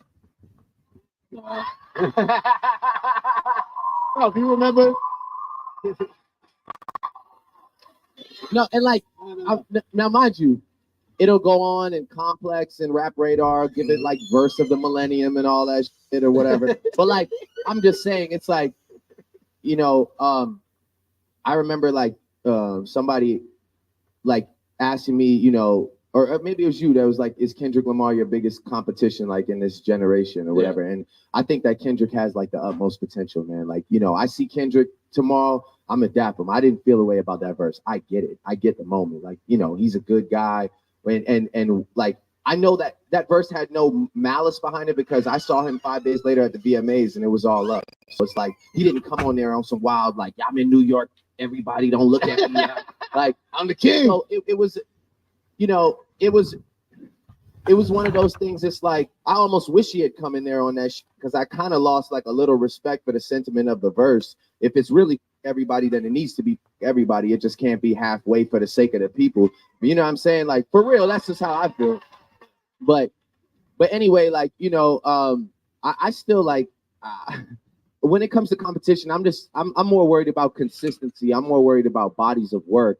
I'm talking about hit records. I'm talking about I'm basically talking about, like, you know, there's one guy who's up every night thinking about how to get better and how to do things bigger. And, you know, that's Kanye West. He's like, you know, he's always going to be the guy that's trying to outthink and outdo, you know, everybody. So for me, that would be like, you know, that's my guy that I aspire to surpass, you know what I mean? And as far as Kendrick goes, like, I can't wait to see what he does because now it's time to show and prove. And consistency it's been one album. Consistency is like, you need more than one album, you know what I'm saying? So it's like, it's time to show and prove, and I look forward to seeing what he does.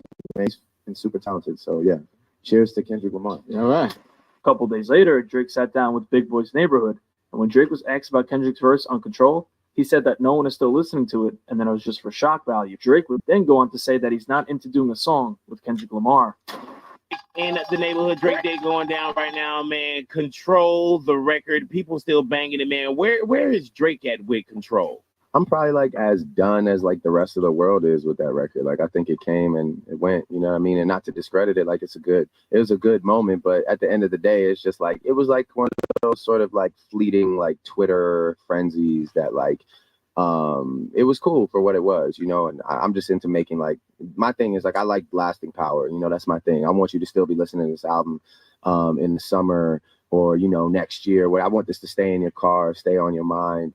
It's like not even about the music, you know what I mean? It wasn't even about like the content of it. It just seemed to be about, like, you know, all the talking at the time, and now everybody's like over it. Nobody plays it. It's just like whatever. But I think that's because it wasn't a single, and it did what it was meant to. It had people listening to lyrics and excited about hip hop. And you and Kendrick are good as far as like the albums and doing records with each other.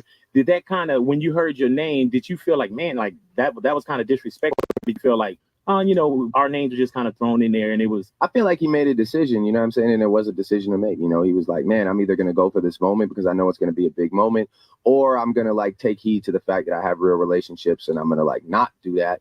Because, like, you know, I'll be real, like, I've thought of doing that before. You know, I thought like, man, it would be crazy if I just went off on everybody. But it's just kind of like, where does it really get me? Then what? Then every time I rap, people are going to expect me to be confrontational. And when I'm not, then it's not entertaining. You know what I mean? It's like, it kind of puts you in a box a bit. So I don't think that put Kendrick in a box. I don't know if I necessarily respect it. You know, we all make decisions. I'm sure he'll be good. He's talented as you know what I'm saying? He's going to have another album and another opportunity to take the world by storm. So he'll be all right. You know what I'm saying? Even if it doesn't feature, you know, any names that he mentioned, which it probably won't, to be honest with you. I don't know who's going to go back from that and be like, yeah, let's link up. And nah, you know what I'm saying? But he'll be all right. You know, he's a talented dude. Does it make you like not want to collab with him? Yeah, I'm good right now. You know what I'm saying? Like, I'm just about this album and me, and, you know, I don't know necessarily if I feel like 100%, like, I'm not like, man, send me some, let's work. Like, nah, not really. You know what I'm saying? Like, I'm really just focused on me and OVO and my side of things. You know, I'm not really like into doing like a record with him now. So you ain't Kendrick, you will sleep tonight. Not yeah. Oh, no. That's all I always say. Every night. That's what I say. I'll sleep tonight.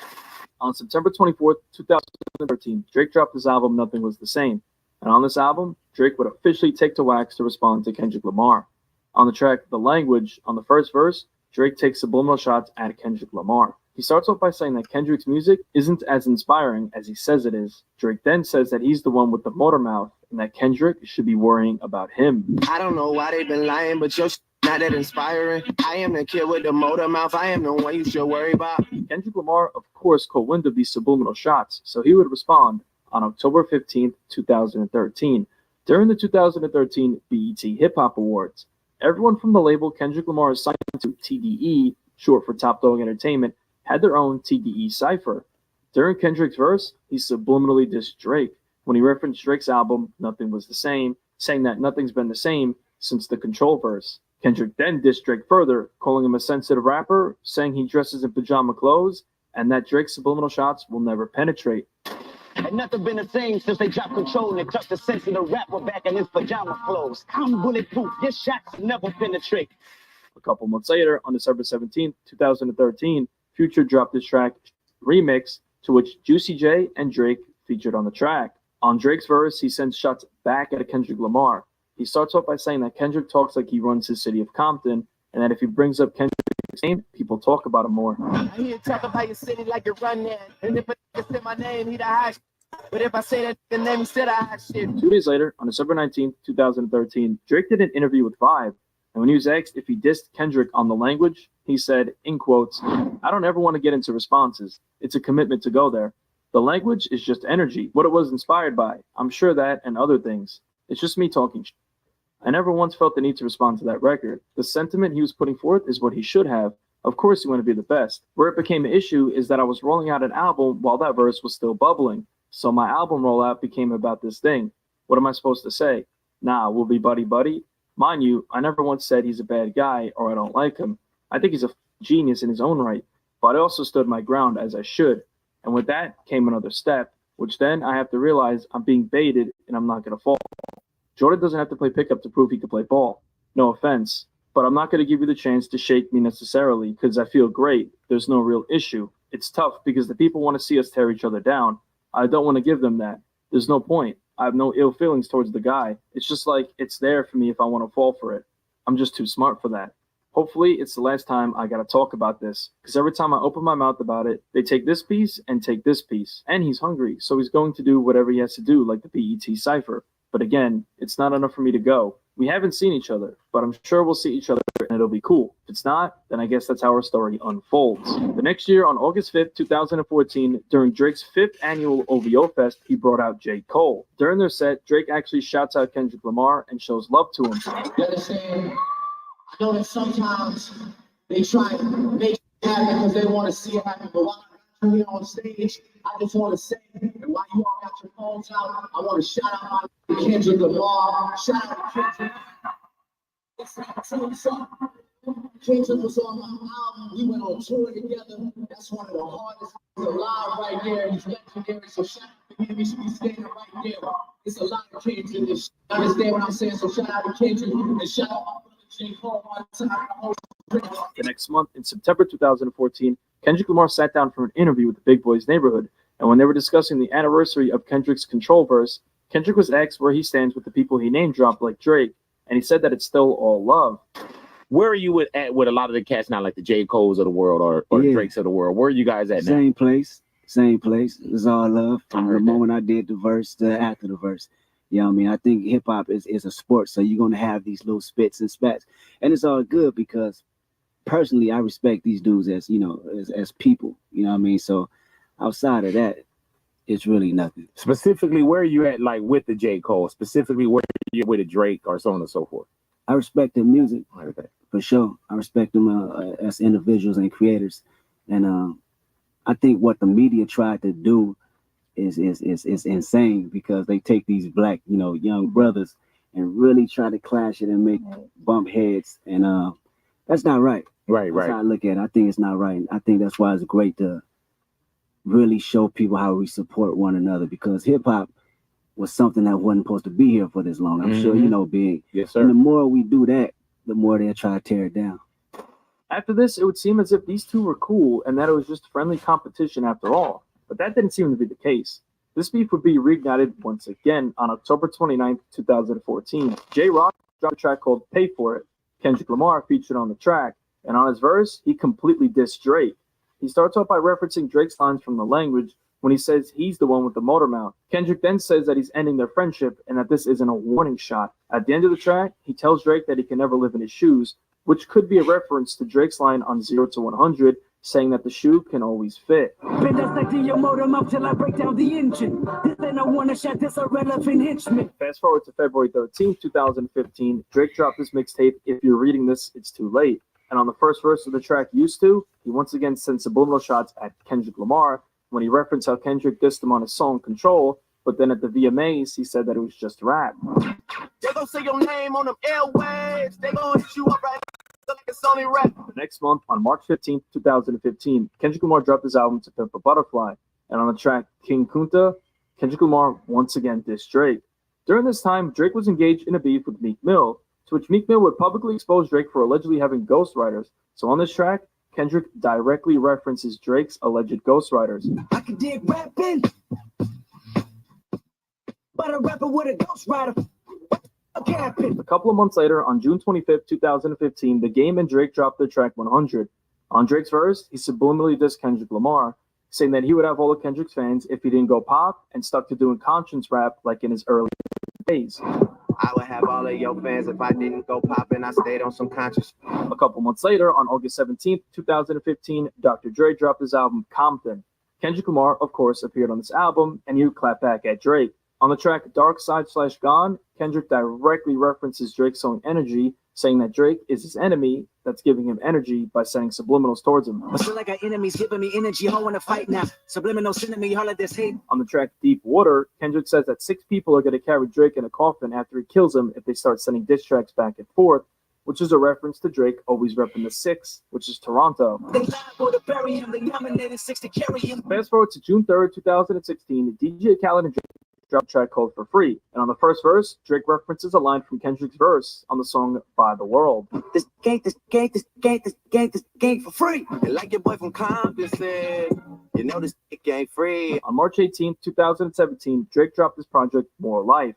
And on the track Guile Chester, Drake sent more subliminals at Kendrick, saying that he's number 1 in the game and Kendrick isn't. I know I said top 5, but I'm top 2, and I'm not 2, and I got one. Don't you have one? On March 23rd, 2017, Kendrick Lamar dropped the track The Heart Part 4. And on the second verse, he sends more shots at Drake, and he actually really went in on Drake on this verse. I'll be pulling your punk, you a scared little tiptoeing around my name. A couple weeks later, on April 14, 2017, Kendrick Lamar dropped his album Damn. And on the track Element, he sent subliminals at Drake, saying that he won't mention him by name and that he throws the rock and hides his hand. He then tells Drake to say his name and refers to himself as the Candyman, which is a fictional horror character that is summoned by saying his name 5 times in a row. So Kendrick is basically telling Drake to say his name and he'll meet the Candyman. Most of y'all throw rocks and try to hide your hand. Just say his name and I promise that you'll see Candyman. The original version of Element would actually end up leaking. And on this version, he actually dissed Drake. But this time, he directly name-dropped him and references beef with Meek Mill. Drake and Meek Mill beef might got you gassed up. But now my another beast, that really fuck you up. The next year, on January 19, 2018, Drake dropped the Scary Hours EP. On the track Diplomatic Immunity, he finally responds to Kendrick, saying he told him everything he knows. They try to compare us, but like a job straight out of high school, there's no you and I taught you everything you know. A couple months later, on June 29, 2018, Drake dropped his album Scorpion. And on the track Sandra's Rose, he takes more shots at Kendrick, saying that he walks in a godly form against the mortal man, which is a direct reference to Kendrick Lamar's track called The Mortal Man. I walk in godly form amongst the mortal men. After this, Kendrick Lamar would go on a long hiatus from rap and seemingly disappeared. On December 25th, 2019, Drake did a Rap Radar interview, and during the interview, he said that he has respect for Kendrick Lamar. But yeah, I obviously, you know, I always keep my ear out for the artist. I have a lot of respect. I have a lot of respect for, you know, the other 2 guys that I'm constantly, you know, up against, which is like Cole and Kendrick. 300 monster. Yeah. So I have a lot of respect for those guys because they also continue to, you know, stay true to what we started with, and finding new ways to do it. Fast forward all the way to August 27, 2021. Kendrick Lamar would finally make his return and in a major way on the track Family Ties with his cousin Baby Keem. On this intro, Kendrick Lamar says that he's smoking on top fives, which definitely could be yet another subliminal at Drake. Smoking on your top five tonight. I'm smoking on your what's the name tonight. About a week later, on September 3rd, 2021, Drake dropped his album Certified Lover Boy, and on the track Poppy's Home, he threw a subliminal shot at Kendrick, referencing his old rap name K-Dot. Put him up for adoption. Sign my name on it. 3 days later, on September 6, 2021, a track with Drake and Lil Uzi Vert titled Forgot I Was Famous was previewed by a DJ in a bowling alley. On the first verse, Drake actually sent more subliminals at Kendrick, calling him fake woke, and references how he put Kendrick on the map when he gave the Buried Alive track to him on Take Care. Fake woke, fake deep. You ain't no favor for me. Yeah, yo, a little sneak peek. Yeah. Now you gotta take a back seat. The next year, on May 13th, 2022, Kendrick Lamar dropped his long-awaited album, Mr. Morale and the Big Steppers. And on 2 of the tracks, he threw more subliminals at Drake. On the track Silent Hill, he takes a subliminal shot at Drake that he can't hide behind his money from this rap beef. You funny, dog. Can't hide behind your money, dog. On the track Father Time, he actually name drops Drake when he references how Drake and Kanye squashed their beef in late 2021, and says that it slightly confused them. When Kanye got back with Drake, I was slightly confused. Guess I'm not mature as I think. Got some healing to do. The very next month, on June 17th, 2022, Drake dropped his album Honestly Nevermind. And on the track Jimmy Cooks featuring 21 Savage, on his verse, 21 Savage actually was the one to send subliminals at Kendrick when he references Mr. Morale and the Big Steppers album directly. He then says it was a team effort, possibly hinting that this is in fact a diss towards Kendrick and that he's backing Drake in their beef. Big stepper, he came in a rose, but he left in a stretcher. Yeah, my brother drive while I shoot, team effort. Later that year, on November 4th, 2022, Drake and 21 Savage dropped their collab album Her Loss. On the track More M's, Drake responds to Kendrick's shot on Father Time when he says that he was dissing him on his album, but it flopped because the numbers that Kendrick's comeback album did were viewed as underwhelming, especially for how much time he took to drop it. Dissing on his album and it flopped, he deserved it. The next year, on May 19th, 2023, Beyonce dropped the remix for her track America Has a Problem, which featured Kendrick Lamar. On his verse, he allegedly sent shots back at Drake. His career didn't come with no life insurance. Hope his day one fans got some facts on him. Drake got wind of this, so that summer, Drake and 21 Savage would begin their It's All a Blur tour. On July 5th, 2023, during the opening night of the tour, Drake would announce his new album called For All the Dogs, and during this, he sent shots at Kendrick Lamar, referencing how he took 5 years to drop his album. About how much music I put out, but it's like I look around at all these faces. I know it's summertime. I gotta give you shit. Like I just can't. I don't know about these guys that go away 3, 4, 5 years, want to chill out on that. That's not me. Later that year, on October 6, 2023, Drake dropped his album For All the Dogs. And on the track Away From Home, it's speculated that he threw shots at Kendrick Lamar when he referenced Kendrick's hit song Humble. Cause I'm trying to keep it humble, I'm trying to keep it gracious. On this album is a track called First Person Shooter featuring J. Cole. Throughout this track, J. Cole decided to throw some slight jabs and mentions of Kendrick Lamar. If you don't know, J. Cole and Kendrick have been in a subliminal beef for quite some time now, so it made sense that Drake recruited J. Cole to go at Kendrick. J. Cole opens up the track saying that he's not number 3 or 2 and that he's number 1, which is a reference to the big 3 of Drake, J. Cole, and Kendrick, which a lot of people debate who the best is out of those 3 in the modern era of hip-hop. A lot of niggas debating my numero, not the 3, not the 2, on the UNO. On the second verse, J. Cole would once again bring up the big 3 of him, Drake, and Kendrick when he would actually directly name drop Kendrick, referring to him as his old rap name, K-Dot. Love when they argue the hardest MC. Is it K-Dot, is it Aubrey or me? We the big 3 like we started the league. Now, Kendrick wouldn't respond initially. Instead, Kendrick decided to wait it out and respond back when they least expected it. Fast forward months later, on March 22nd, 2024, Future and Metro Boomin dropped their collab album, We Don't Trust You.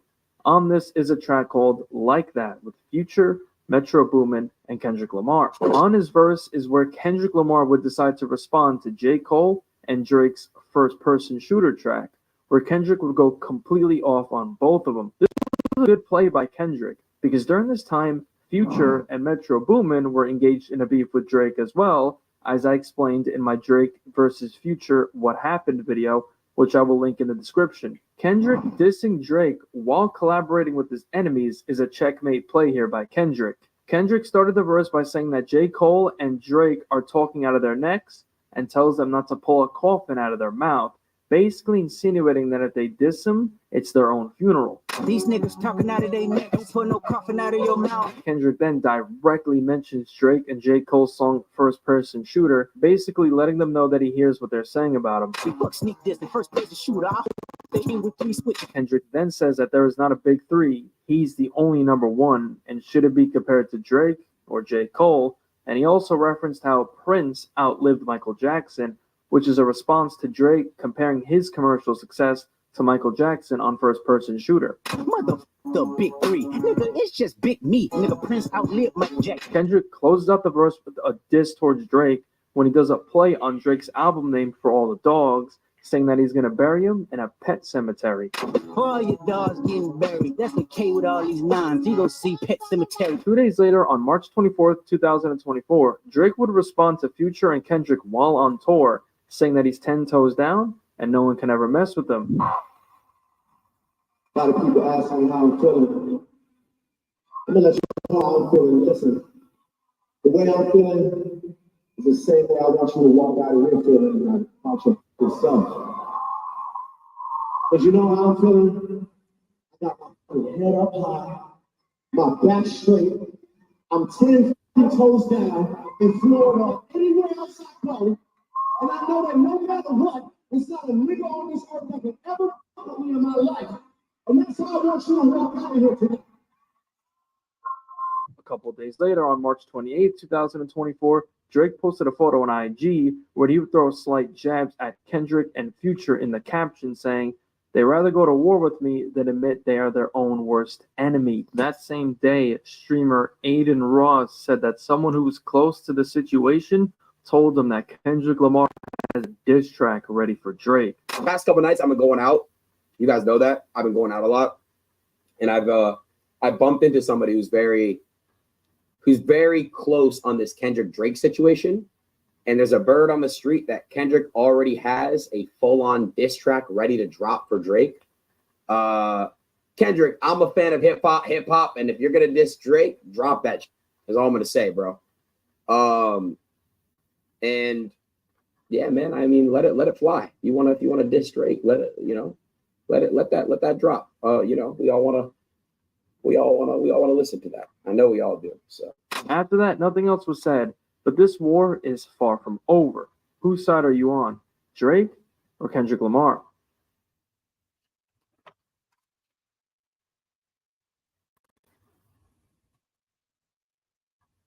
Okay, honey. So, those two clips or videos should have gave us enough background as to what was going on, how we get into this present day. So I'm going to play the song that both of them were on. Of course, is one of my favorites. I play it all the time. Keying in the wrong computer. And then I'm going to play the present diss tracks, and we can get out of here.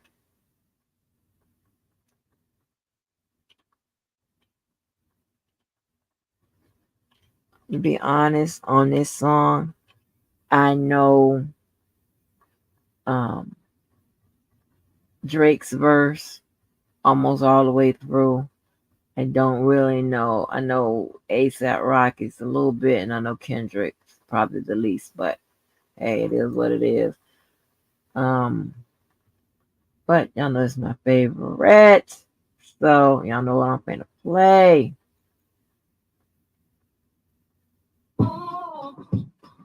Hey.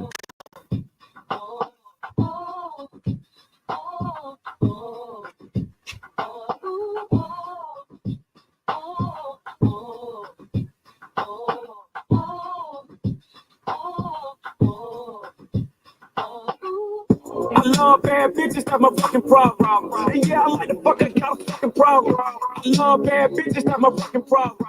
And yeah, I like the fuck, I got a fucking problem. I love bad bitches, that's my fucking problem.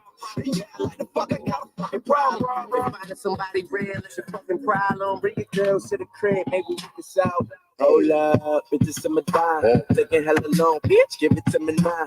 Make that thing pop like it's a me over now. Ooh, like you're wrong, the shimmy, yeah, huh?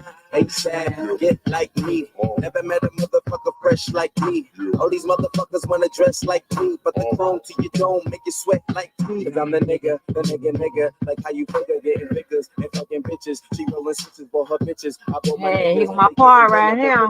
she love my licorice, I let her lick it. They say money make a nigga act nigga rich. At least a nigga rich. I be fucking drawers like I be fucking bored. Turn a dyke bitch out, have a fucking bars. Peace. I love bad bitches, that's my fucking problem. And yeah, I like the fuck, I got a fucking problem. I love bad bitches, that's my fucking problem. And yeah, I like the fuck, I got a fucking problem. I love bad bitches, that's my fucking problem. And yeah, I like the fuck, I got a fucking problem. Finding somebody real is your fucking problem. Bring your girls to the crib, maybe we can solve. I know you love it when this beat is on. Make you think about all of the niggas you been leading on. Make me think about all of the rappers I've been feeding on. Got a feeling. Name those that we speaking on. Oh, word, ain't heard my album, who you sleeping on? You should print the lyrics out and have a fucking read along. Ain't a fucking sing along unless you brought the weed along. And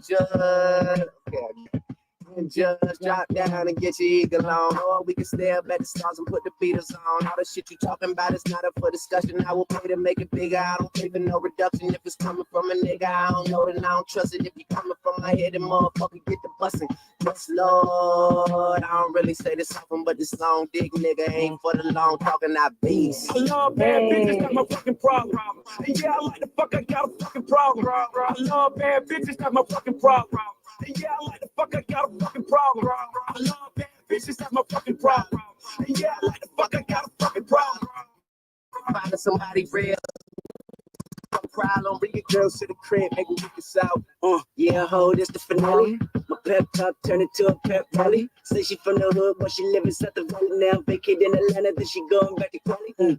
Got your girl on my line, world on my line. The irony, I fuck 'em at the same damn time. She eyeing me like a nigga don't exist. Girl, I know you want this. Girl, I'm Kendrick Lamar, aka Benzes to me just a car. That mean your friends 60 be up too far. See my standards are pampered by 3 subs tomorrow. Kill them all, dead bodies in the hallway. Don't get involved, listen what the crystal ball say. Halle, Berry, hallelujah, holla back, hallelujah. Peace. I love bad bitches, that's my fucking problem. And yeah, I like the fuck, I got a fucking problem. I love bad bitches, that's my fucking problem. And yeah, I like the fuck, I got a fucking problem. I love bad bitches, that's my fucking problem. And yeah, I like the fuck, I got a fucking problem. Finding somebody real is your fucking problem. Bring your girls to the crib, maybe we can solve.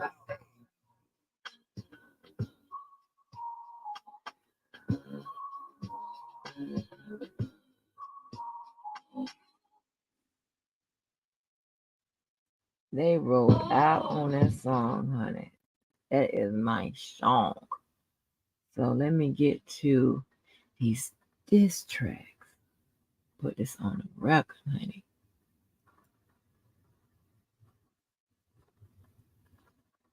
All right.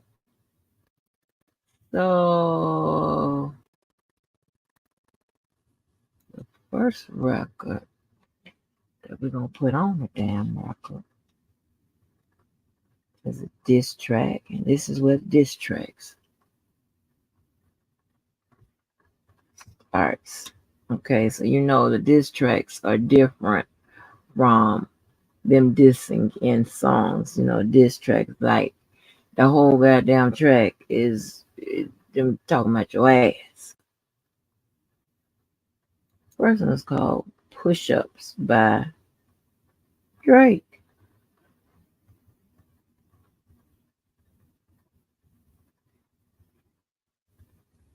God damn, he got a. Hold on. Well, where does the other one come in at? They don't have that one on the list. I'll put it on the list.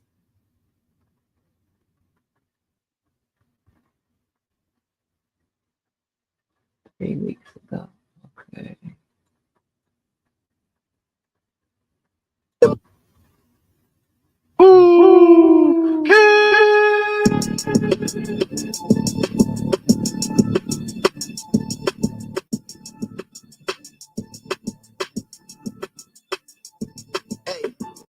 I could never be nobody #1 fan. Your first #1, I had to put it in your hand. You pussies can't get booked outside America for Nan. I'm out in Tokyo because I'm big in Japan. I'm the hit maker y'all depend on. Backstage in my city, it was friend zone. You won't never take no chain off of us. How the fuck you big stepping with a size 7 man's on? This the part with the bite, nigga, what's up? I know my picture on the wall when y'all cook up. Extortion, baby, hope for red, you been shook up. This top told you drop and give me 50 like some push-ups. Hood, your last one brick, you really not on shit. They make excuses for you cause they hate to see me lit. Pull your contract cause we gotta see the split. The way you doing splits, bitch, your pants might rip. You better do that motherfucking show inside the bitty. Maroon 5 need a verse, you better make it witty.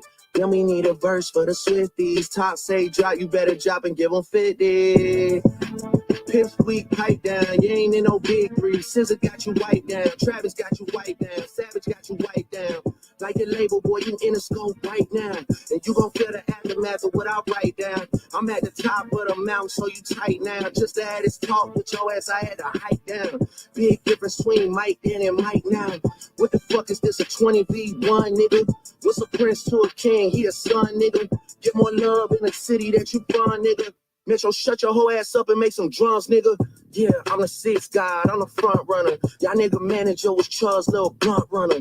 Playing a 6 and you boys ain't even come from it. And when you boys got rich, you had to run from it. Cash flowing, able bread out here tricking. Shit we do for bitches, he doing for niggas. Jet switch, chains, wiki. Spinning like you tryna fuck, boy, you tripping. Drizzy Chippendale, probably got your bitch Chanel. I just got undone, boy, don't make me at the Chippendale. Rolling loud stage, I was turned, that was slick as hell. Should've probably changed if the DM started kiss and tell. Hugs and kisses, man, don't tell me about no switches. I be rocking every fucking chain I own next visit, ayy. I be with some bodyguards like Whitney. Top say, drop your little midget ass, better fucking, ayy. Drop and give me 50. Drop and give me 50. Ay, niggas really got me out here talking like I'm 50. Niggas really got me out here rapping what I'm living. I might take your latest girl and cuff her like I'm Ricky. Can't believe he jumping in, this nigga turning 50. Every song that made it on the chart, he got from Drizzy. Spend that little check, you gotta stay up out my business. Nigga, shout out to the hooper that be busting out the gritty. We know why you mad, nigga, I ain't even tripping. All that little heartbroken Twitter shit for bitches. This for all the top dogs, drop and give me 50, drop. In that fucking song, y'all got to not start the beef with us. This shit been brewing in a pot, now I'm heating up. I don't care what Cole think, that dot shit was weak as fuck. Champagne tripping, he is not fucking easing up. Nigga calling top to see if top want a piece of up. Top want a piece of up, top want a piece of up. Nah, pussy, now you on your own when you speaking up. You don't roll deep to this, is not fucking deep enough. Begging cops or not, boy, you not fucking beating us. Numbers wise, I'm out of here, you not fucking creeping up. Money wise, I'm out of here, you not fucking sneaking up. Cornball your show money, merch money, feed us. I'ma let you niggas work it out because I seen enough. This ain't even everything I know, don't wait the demon up. This ain't even everything I know, don't wait the demon up. Drop and give me 50, all you fuck niggas teaming up. You smoking Kendrick?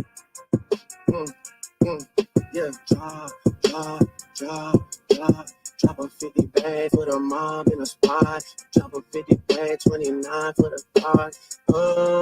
I was really trying to keep it PG. Ooh, shit, he rolled out on that. He rolled out on that, baby. Honey, he rolled out on that. I got to say he rolled out on that. I like that one, Drake. Shit, he read them motherfuckers. Drake read it. Okay, let me see. Now this next one's called Taylor Made by Drake. Another diss song. Let's see what it says.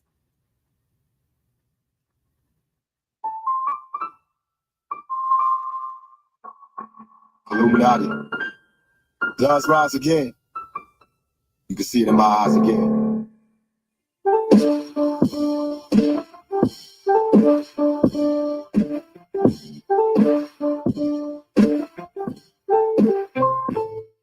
Kendrick, we need ya. The West Coast savior. Ain't Brady your name in some hip hop history.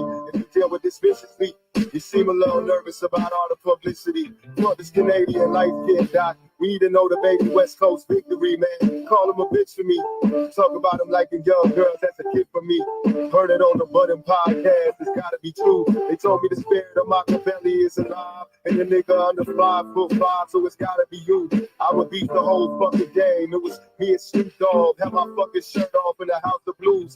K, you gotta fuck this nigga, girl, he gotta get abused. All that shit about burning tattoos, he's not amused. That's jail talk for real thugs, you gotta be you. Gotta leave this motherfucker broken and bruised before we really lose. You asked for the smoke, last thing you too busy for the smoke. I won't lie, the people confused. Now you about to get this shit another week and fall back to home, girl, for running others up. I would have refused. For these industry relationships, she not in your shoes. You supposed to be the bookie man, go do what you do. Unless it's a moment that you tell us it's not really you. In that case, there's nothing left to say. I just pass it to Snoop. Nesto, what the fuck you really got to do? We passed you the torch at the House of Blues, and now you gotta do some dirty work. You know how to move, right? Right? I know you never been to jail or with jumpsuits and shower shoes. Never shot nobody, never stabbed nobody, never did nothing violent and no one. It's the homies that empower you. But still, you gotta show this fucking aisle who's balls on the West. Now's the time to really make a power move. Cause right now it's looking like you writing out the game plan on how to lose. How to bark up the wrong tree and then get your head popped in a crowded room. World is watching this chess game, but are you out of moves? That you know the DOG never fucking doubted you. But right now it seems like you posted up without a clue of what the fuck you about to do. Yeah, that's the truth.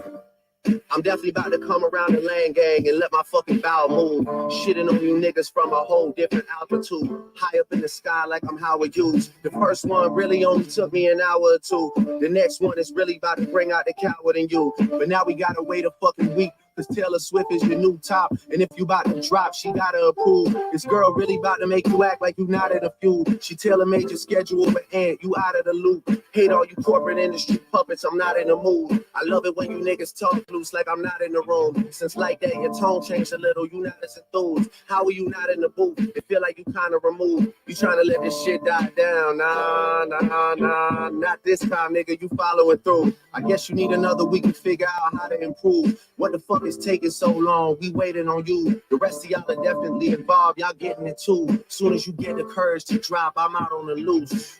On the loose. Yeah, shout out to Taylor Swift. Biggest gangster in the music game right now. You know, I moved my album when she dropped. I said that already. You know, she got a million, gonna do a milli rap on your head top. She got the whole PG Lang on mute like that Beyonce challenge. Y'all put fire for the weekend. Like, I know you're in that NY party, you struggling right now. I know it. In the notepad doing lyrical gymnastics, my boy. You better have a motherfucking quintuple entendre on that shit. Some shit I don't even understand. Like, shit better be crazy. We waiting on you. Yeah. Ooh, okay. So that's that one that they were talking about. Kendrick was talking about how he liked back to back and how he was gonna. How they were kind of didn't like the fact that he used like an AI generated voice of Tupac and Snoop Dogg. You know, Snoop Dogg went live and said this. Biggie Smalls, he's an artist that I I listen to his music. I love his work. There's no beef. It's nothing personal. I don't hate him and I don't disrespect him. Hold on.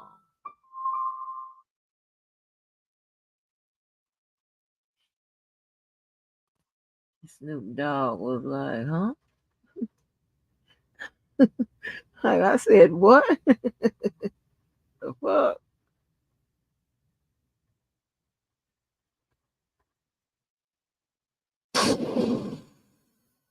You know, that's man mad.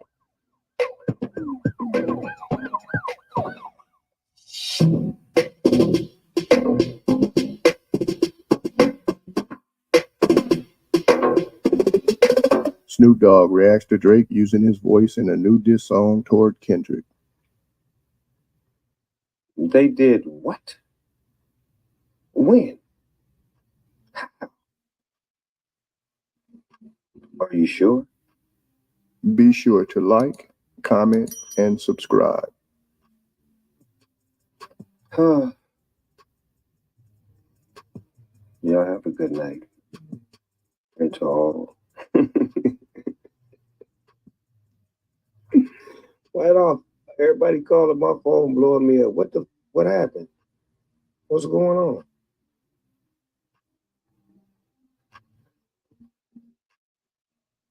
I'm going back to bed. Good night.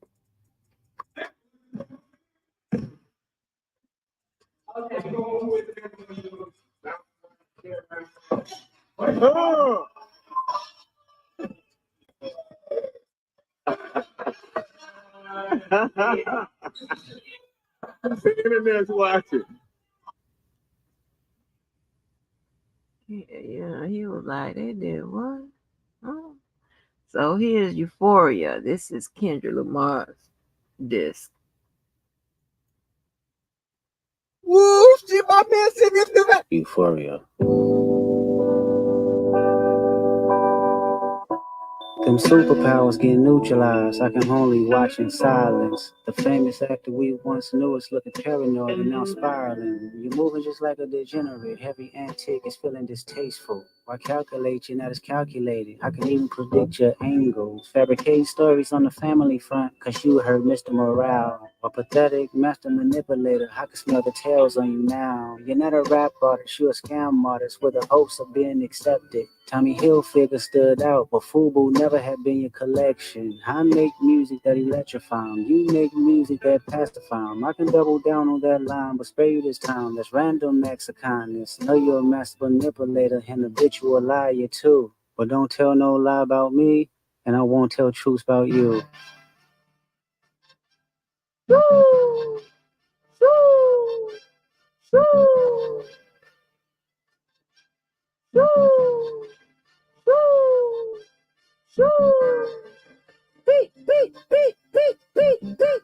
Yeah, I'm out the way, I'm low, okay. Yeah, the island right here's remote, okay. I ain't thinking about no reaper, nigga, I'm reaping what I sow, okay. Got a Benjamin and a Jackson all in my house, like I'm Joe, okay. Hellcat, met his homeboys in them types LA solo, okay. Everybody wanna be demon till they get chipped by your throwaway. And I might do a show a day. What's a lame? Always a lame. Oh, you thought the money, the power of fame will make you go away. Have you ever played? Have you ever? Okay, nigga, let's play. Have you ever watch your enemy down like with a poker face? Have you ever paid 500,000 like to an open case? Well, I have, and I felt that both, but I came out straight. I hate when I rap or talk about guns, then somebody died, they turn into nuns, then I hop online like pray for my city. He faking for likes and digital hugs. His daddy a killer, he wanna be junior. They must have forgot the shit that they done. Dementia must run in his family, but let it get shaky.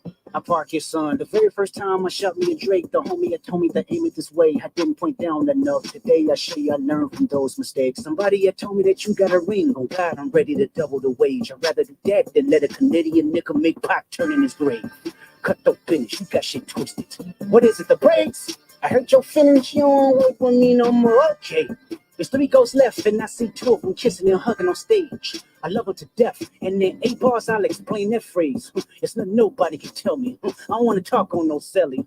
You know I got language barriers. It's no accent you can sell me. You're cold and ivory, know I'm a selfish nigga. The crown is heavy. I pray they my real friends. If not, I'm YNW Melon. I don't like you popping shit at Pharrell, but he'll mind inherit the beef. Yeah, fuck all that pushing P. Let me see you push a T. You better off spinning again on him when you think about pushing me.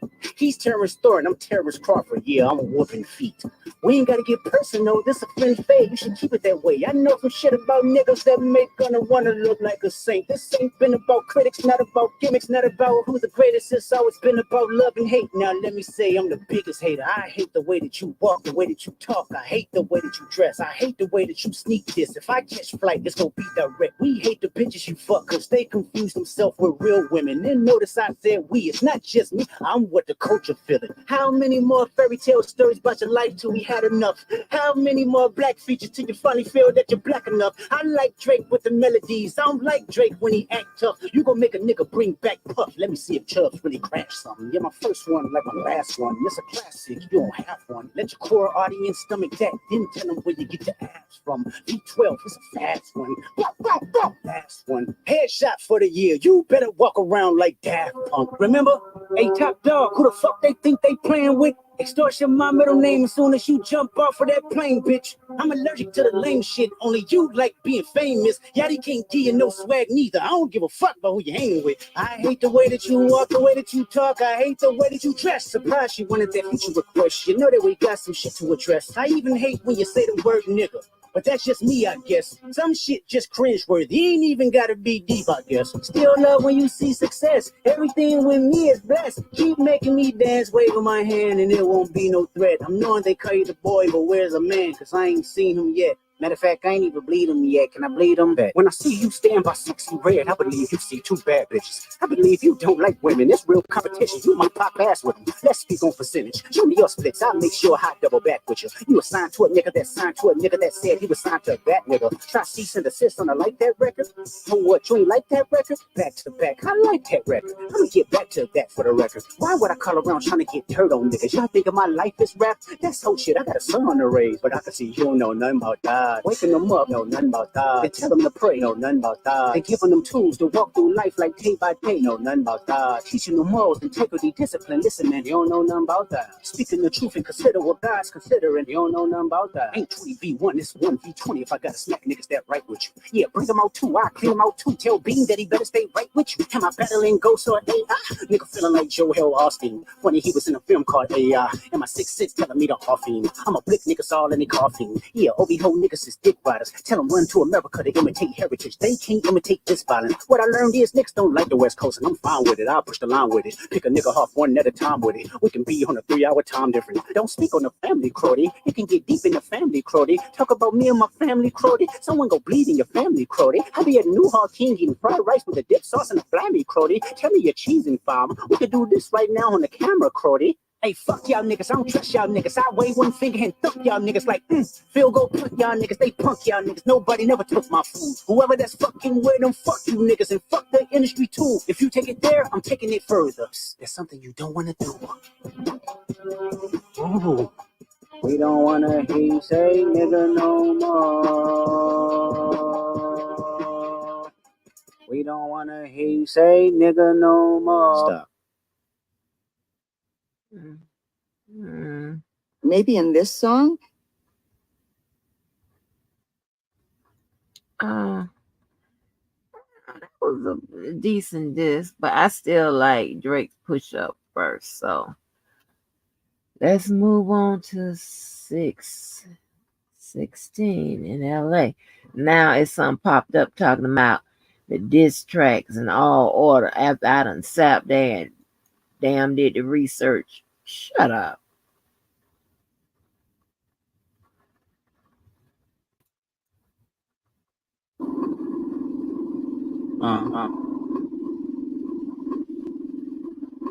This Kendrick.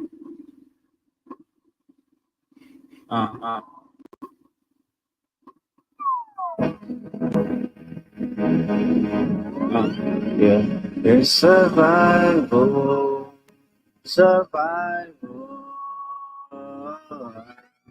I think somebody lying. Smell somebody lying. I don't see no fire.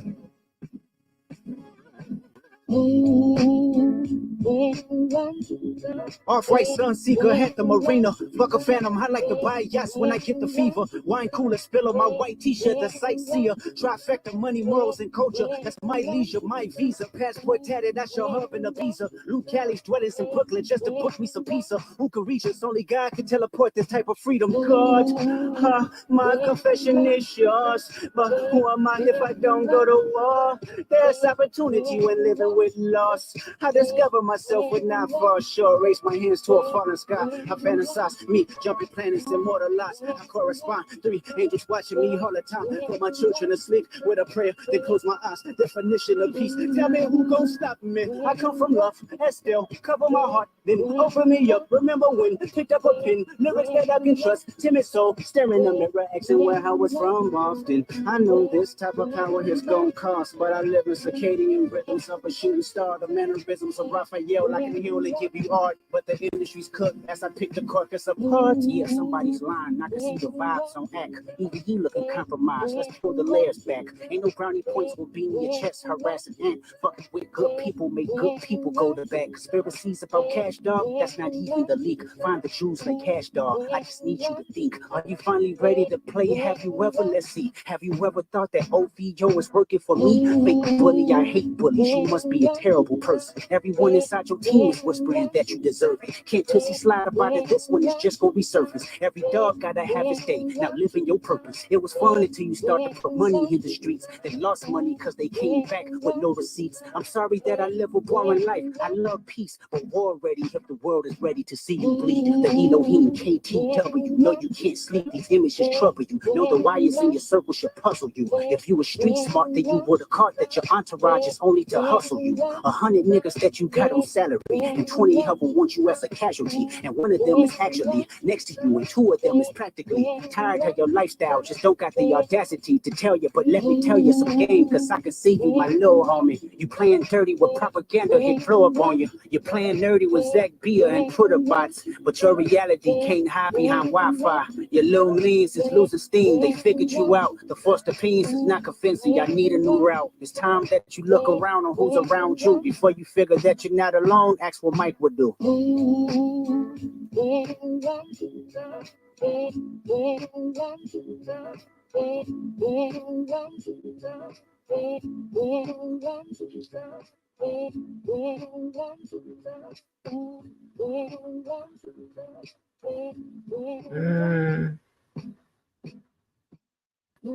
I don't know why everybody talking about Kendrick winning this. I mean, I'm so far on Drake. And especially since they said that they planted the fake stories that fed into this last rap that I just played by Kendrick. Well, let's listen to Family Matters by Drake.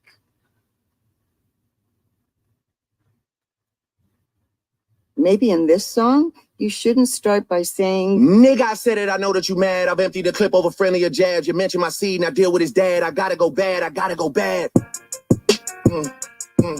Yeah, drop a 50 bag for the mob in a spot. Drop a 50 bag, 29 for the thought. I was really trying to keep it PG. I was really trying to keep it PG. If you had a set, they give your ass a DP. You civilian gang in real life, you PC. You know who really bang and set my nigga YG. You know who really bang and set my nigga Chuck T. You know who even bang and set out there is CB. And nigga Cole lose sleep on this, it ain't me. You better have some paperwork or that shit fake T. Can't be rapping about no ratting that we can't read. I mean, it's true, a nigga slimy for my AP. Just like how Metro nigga slimy for his main squeeze. Out here begging for attention, nigga, say please. Always rapping like you about to get the slaves free. You just acting like an activist, it's make-believe. Don't even go back to your hood and plant on money trees. Say you hate the girls I fuck, but what you really mean? I've been with black and white and everything that's in between. You the black messiah wiping up a mixed queen and hit vanilla cream to help out with your self-esteem. Also, Bobby shit, I wanna know what Whitney need. All that puppy love was over in y'all late teens. Why you never hold your son and tell him say cheese? We could've left the kids out of this, don't blame me. You a dog and you know it, you just play sweet. Your baby mama captions always screaming, save me. You did dirty all your life, you tryna make peace. I heard that one of them little kids might be day free. Don't make it day free. Cause if your GM is your BM secret PD, then this is all making plenty fucking sense to me.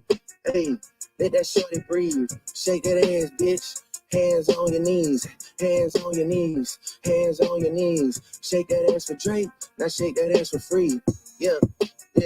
We're not that kind of free. I'm talking about my nigga Dave. Yo man, a Lil K, we call that shit a mini trade. He always said I overlooked him, I was staring straight. These bars go over Kenny head no matter what I say. I know you like to keep it short, so let me paraphrase. Knew it was smoke when Abel hit us with the serenade. Niggas say, almost started reaching for my waist.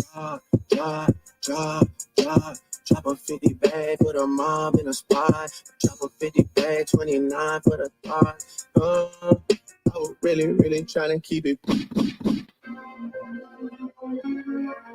Yeah, and stop playing around and take this shit seriously.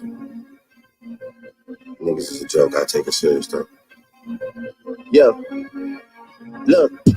If Drake shooters doing TikToks, nigga really shooter in your gang. That's peace, brother. Y'all ain't getting shit shot. Nigga can't listen to the stick talking falsetto, saving for a hip hop. Nigga, you don't even be at home, dog. You a souvenir out the gift shop. Nigga, still mad about that one hoe. We ain't even fuck. I just live locked with her. I get active when it's wartime. I ain't even really let my dick drop. Nigga, what the fuck I heard Rick drop. Nigga, talking something about a nose job. Nigga, Ozip, we got a side effect of jealousy and doubt. I never told y'all. Niggas put a nigga in the bars, let a nigga rock. Kinda like your old job. Nigga, house sitting on some land, but it's out where no one even really know y'all niggas. Bitches gotta drive 2 hours for you pay them just to give a blowjob. Nigga must have started up a snowball, cause my last record deal was 400 M's. These days, that's a low bar, nigga. Hey, who's next on the list? Which one of my so-called niggas? Which one of my so-called niggas? Which one of my so-called niggas need a shell from the clip? Always knew I had to smoke out niggas. Good kid, Mad City van, Will pot the latch and make the door slide. Tears running down my cheek, laughing at you pussy dying, it's a war cry.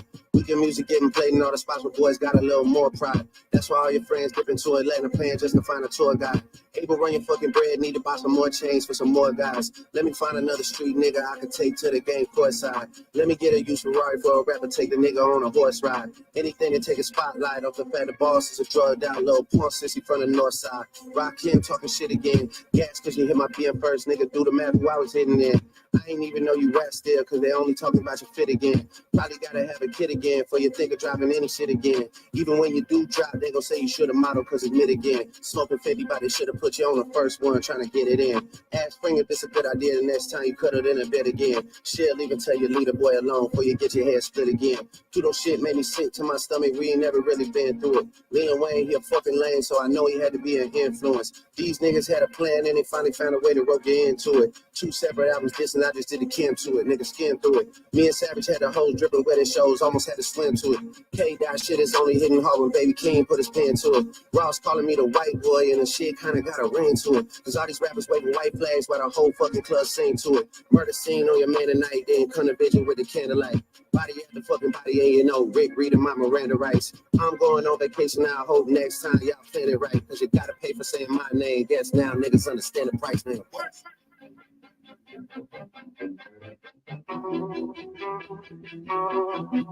Hey, Kendrick just opened his mouth.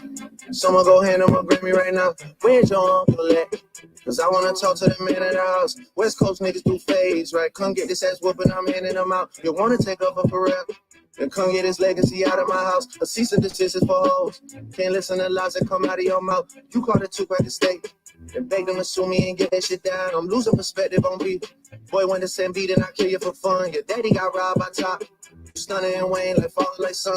Anthony set up the play. Kojo be charging you double for none. They shook about what I'ma say. But texting your phone like we already won. You tell me what I shouldn't say. But fucking my nigga, it's already done. We already know it's a 20v1. We already know why you went #1. It's clearly because of the boy. The honorable thing is to give me the loot. You right about fuck the big 3. It's only Big D in this video proof. My son should go play at the park. 2 light-skinned kids, the shit would be cute. Unless you don't want to be seen with anyone that isn't blacker than you. We get it. We got it. The black your berry, the sweeter the juice. We get that you like to put gin in your juice. We get that you think that you bishop and juice. When you put your hands on your girl, is it self-defense cause she bigger than you? Your back is up against the curb. You digging for dirt, she be digging for proof. Why did you move to New York? Is it cause you live in that bachelor life? Proposed in 2015. But don't wanna make her your actual wife. I'm guessing this wedding ain't happening right. Cause we know the girls that you actually like. The darkest secrets are coming to light. It's all on your face like what happened to Mike. Oh shit. It's all making sense. Maybe I'm Prince and you actually Mike. Michael was praying his features would change, so people believe that he's actually white. Top will make you do features for change. Get on pop records and rap for the whites. And wait, you say your brother Jermaine, but you only him to stay out of the light. Oh shit, just follow me right, cause nothing you saying could bother me right. I get off the plane and nothing has changed. I handed the Lala with all of my ice. Handed the Lala with all of my ice. Handed the Lala with all of my ice. This shit gotta be over by now for anyone out here that's calling it right. You did. You did. You did. There's nowhere to hide, there's nowhere to hide, you know what I mean. They hired a crisis management team to clean up the fact that you beat on your queen. The picture you painted ain't what it seemed. You did. Oh, I don't know what people talking about. Jermaine, Drake. Okay, let's get down to some more. Okay. Oh, I don't know. I'm trying to see what y'all talking about. But so far, I still got it at Drake, honey. Oof.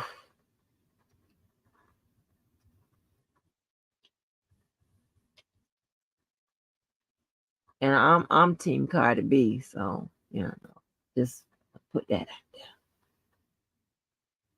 Because we got Meet the Grams. Here we go, Kendrick. Let me see. Is this where he come up with something? Let me see.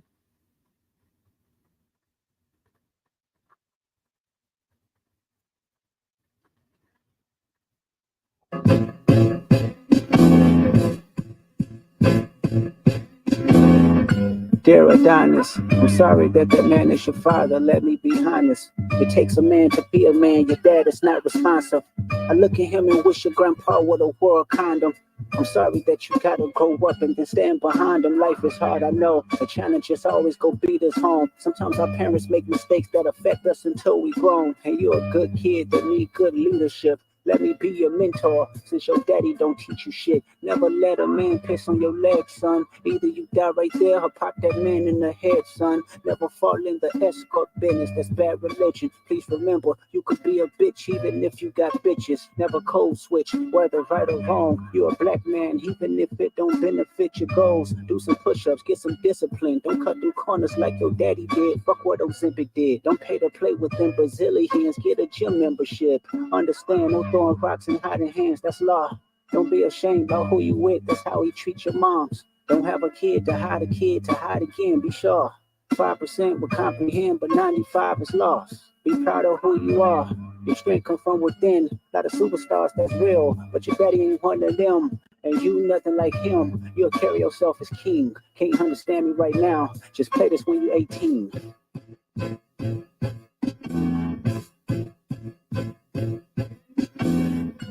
Dear Sandra, your son got some habits, I hope you don't undermine them. Especially with all the girls that's hurt inside this climate. You're a woman, so you know how it feels to be in alignment with emotions, hoping a man can see you and not be blinded. Dear Dennis, you gave birth to a master manipulator. Even using you to prove who he is a huge favor. I think you should ask for more paper, and more paper, and more paper. I'm blaming you for all his gambling addictions, psychopath intuition, the man that liked to play victim. You raised a horrible fucking person, the nerve of you, Dennis. Sandra, sit down. What I'm about to say is heavy. Now listen.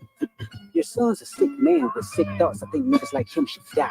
Him and Weinstein should get fucked up in a cell for the rest of their life. He hates black women, hypersexualize them with kinks of an info fetish. Grew facial hair because he understood being the beard just fit him better. He got sex offenders on OVO that he keep on a monthly allowance. A child should never be compromised, and he keeping his child around him.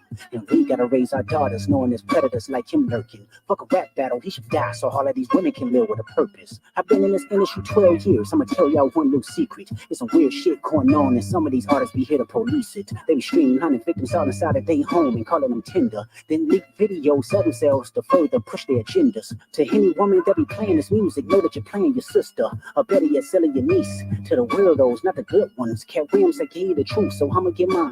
The embassy about to get raided too. It's only a matter of time. Hey, LeBron, keep the family away. Hey, Curry, keep the family away. To anybody that embody the love for their kids, keep the family away. They looking at you too if you're standing by him. Keep the family away. I'm looking to shoot through any pervert that lives. Keep the family safe.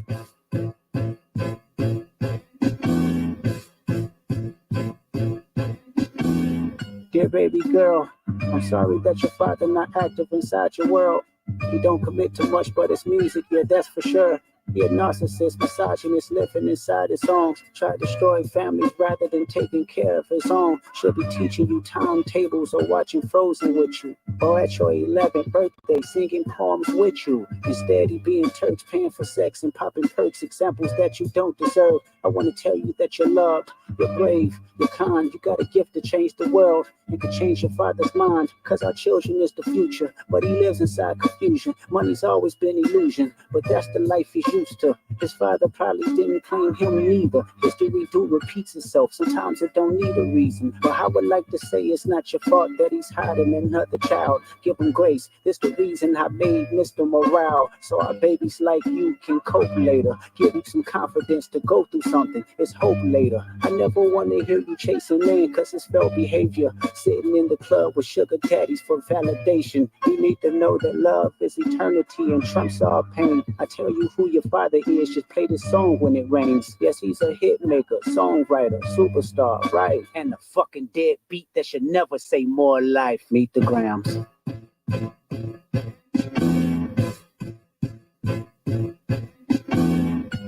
Dear Hobby, I know you probably thinking I wanted to crash your party, but truthfully I don't have a hating bone in my body. It's supposed to be a good exhibition within the game, but you fucked up the moment you called out my family's name. Why you had to stoop so low to discredit some decent people? Guess integrity is lost when the metaphors doesn't reach you. And I like to understand, cause your house was never a home. 37, but you showing up as a 7-year-old. You got gambling problems, drinking problems, pill popping and spending problems, bad with money, poorhouse, soliciting women problems. Therapy's a lovely start, but I suggest some ayahuasca, strip the ego from the bottom.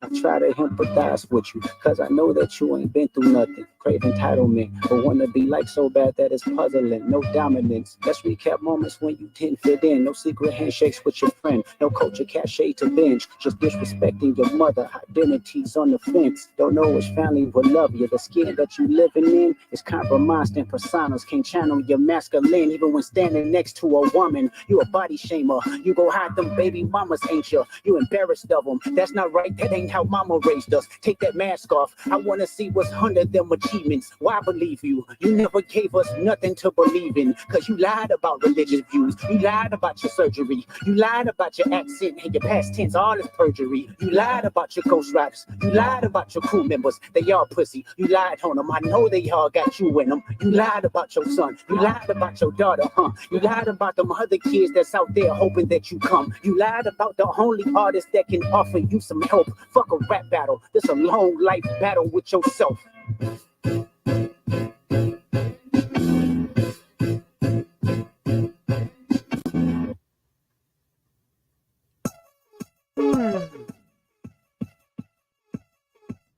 Okay, I'm a little bit better, but I'm still giving it to Drake.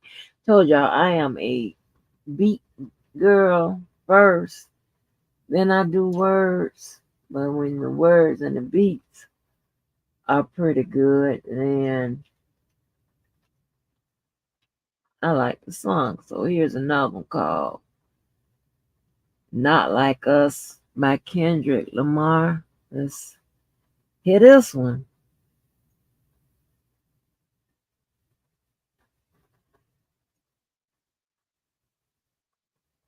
I see dead people.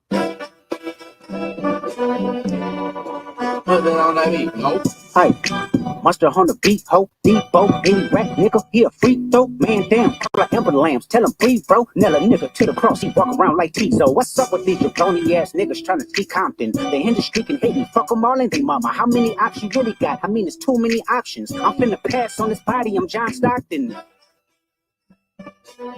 Beat your ass and hide the Bible if God watching. Sometimes you gotta pop out and show niggas. Certified boogeyman, I'm the one that up to score with him. Walking down whole time, I know he got some hoe on him. Pull on him, extort shit, bully the flow on him. Say Drake, I hear you like I'm young. You better not ever go to cell block 1.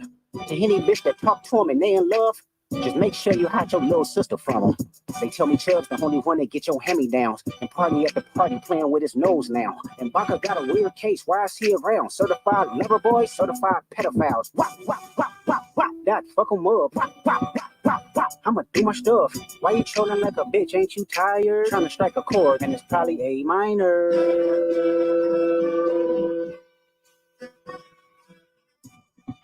They not like us. They not like us. They not like us.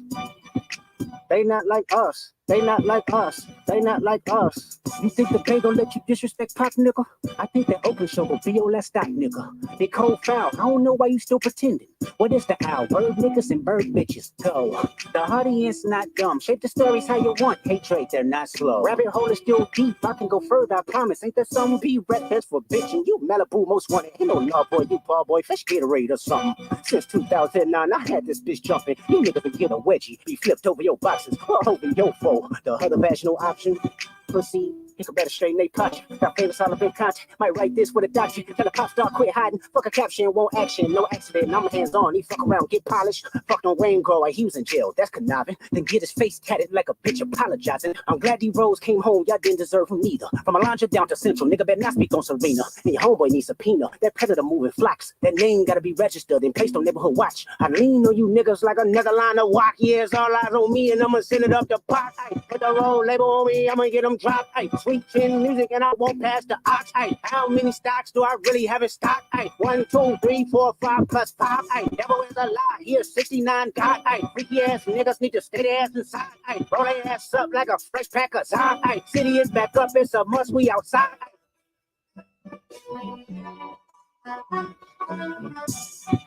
They not like us. They not like us. They not like us. They not like us. They not like us. They not like us. Once upon a time, all of us was in chains. Homie still double down, calling us some slaves. Atlanta was the mecca, building railroads and trains. Bear with me for a second, let me put y'all on game. The settlers was using town folk to make them richer. Fast forward 2024, you got the same agenda. You run to Atlanta when you need a check balance. Let me break it down for you, this the real nigga challenge.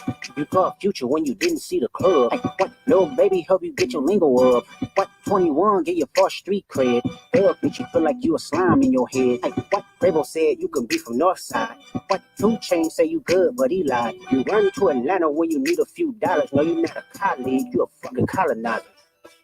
The family matter and the truth of the matter. It was God's plan to show y'all the liar.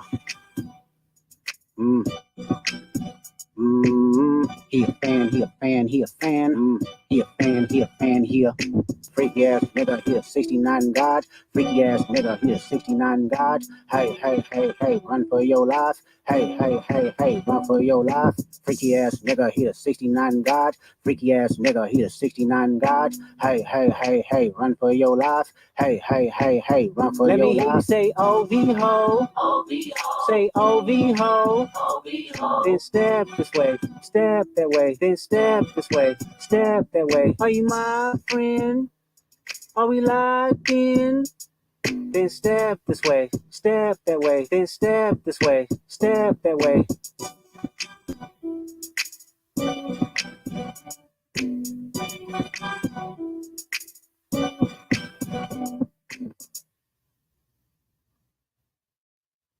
Okay, I see dead people. Now that was better. That was better. Okay, so now I see why they was like, Kendrick was winning. But that's just one song he tore his ass up in. Now that was good. That was good. I'm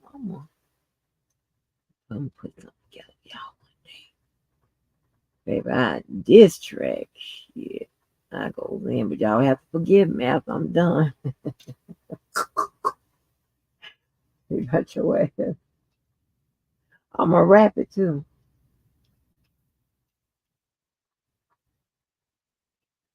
Oh man, so this should be the last one if I got them all together. Okay. Now this one is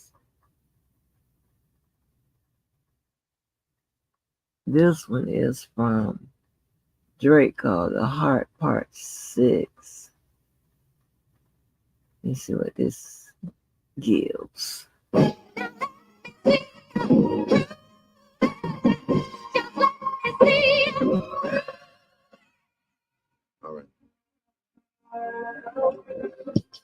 Pulitzer Prize winner is definitely spiraling. I got your fucking lines tapped. I swear that I'm dialed in. First I was a rat, so where's the proof of the trial then? Where's the paperwork of the cabinet is filed in? 1090 Jake would've took all the walls down. The streets would've had me hiding out in a small town. My Montreal connects stand up, not fall down. The ones that you get and get stories from, they all clowns. I am a war general, seasoned in preparation. My jacket is covered in medals, honor and decoration. You waited for this moment, overcome with the desperation. We plotted for a weekend and we fed you the information. A daughter that's 11 years old, I bet he takes it. We thought about giving a fake name or a destination, but you so thirsty, you not concerned with investigation. Instead, you in that Venice studio, it's a celebration. You gotta learn to fact check things and be less impatient. Your fans are rejoicing, thinking this is my expiration. Even the picture you use, the jokes and the medication, the Maybach glove and the drug he uses for less inflation. Master manipulator, you bid on a speculation. You dumb and reactive, nigga, I'm petty with dedication. What about the bones we dug up in that excavation? And why isn't Whitney denying all of the allegations? Why is she following Dave Free and not Mr. Morale? You haven't seen the kids in 6 months, the distance is wild. Dave leaving heart emojis underneath pics of the child. Speaking of anything with a child, let's get to that now. This Epstein angle was the shit I expected. TikTok videos you collected and dissected. Instead of being on some disdirect shit, you rather fucking grab your pen and misdirect shit. My mom came over today and I was like, mother, wait a second. That's that one record where you say you got molested. Oh, fuck me, I just made the whole connection. This about to get so depressing. This is trauma from your own confessions. It's when your father leave you home alone with no protection, so neglected. That's why these pedophile raps and shit you so obsessed with. It's so excessive. They acting like it's so aggressive. But you just never known affection. I don't want to dish you anymore. This really got me second guessing. Touch My Body by Mariah Carey play, you probably start reflecting. I never been with no one underage, but now I understand why this the angle that you really mess with. Just for clarity, I feel disgusted. I'm too respected. If I was fucking young girls, I promise I'd have been arrested. I'm way too famous for the shit you just suggested, but that's not the lesson. Clearly there's a deeper message. Deep cuts that never healed and now they got infected. Like if Dave really fucked your girl and got her pregnant. Talk about breeding resentment. Not sure how to ease the sentiment. The shit's too intimate. I'm praying you recover from both incidents. But you a piece of shit, so this shit really no coincidence. Drake is not a name that you gon' see on no sex offender list. Easy does it. You mentioned an A minor, but niggas gotta be sharp and tell the fans who was it. You thought you left D flat, D major. I'll slit your throat with the razor and do Rick Ross hair like that one flight from Malaysia. I'm your baby mama screensaver. Only fucking with Whitney's, not Millie Bobby Brown's. I'd never look twice at no teenager. I'm a fucking hit maker, dog, not a peacemaker. Yeah, bullets that I'm stuffing in each chamber. Your ass in extreme danger. Stop buying views and buy comments. You may as well keep the paper. Shit you about to need for later. I give a fuck about your streaming data. You could drop 100 more records. I'll see you later. Yeah, maybe when you meet your maker. I don't want to fight with a woman beater. It feeds your nature. If you still bumping R. Kelly, you could thank the savior. Said if they deleted his music, then your music is going to a hypocrite. I don't understand why these people praise you. Sounding like you sent him commissary when he needs some paper. Album dropping soon, no wonder you turn a clout chaser instead of doing hard labor. Nigga, I'll see you when I see you like Fantasia. Whitney, you can hit me if you need a favor. And when I say I hit your back, it's a lot safer. I promise. Yeah. I'm not gonna lie, this shit was some good exercise. Like, it's good to get out, get the pen work. You would be a worthy competitor if I was really a predator and you weren't fucking lying to every blogger and editor, but it is what it is. You definitely got this shit burnt the fuck out though. Like, you got 10 more records to drop. The one before the last one, we finessed you into telling a story that doesn't even exist. And then you go and drop the West Coast one to try and cover that up. I would like that one. That would be some shit I could dance to if you wasn't tripling down on some whole other bullshit. But, you know, at least your fans are getting some raps out of you. I'm happy I could motivate you, bring you back to the game. Like, you know, but just let me know when we get into the facts. Everything in my shit is facts. I'm waiting on you to return the favor. Like,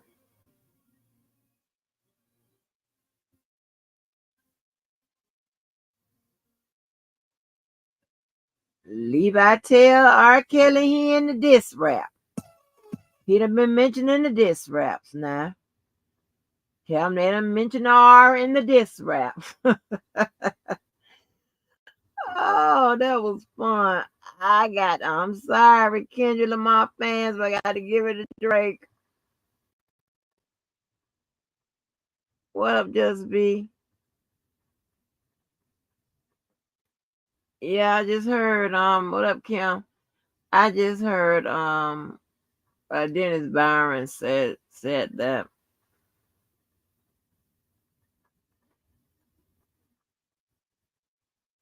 Man, that was fun. Let me see her.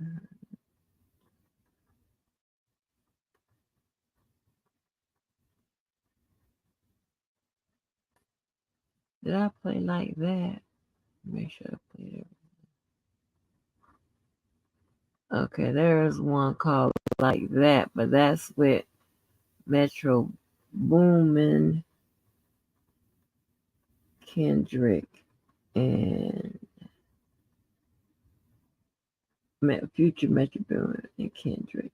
So let me play that one. Let me add that one on the record. Like that.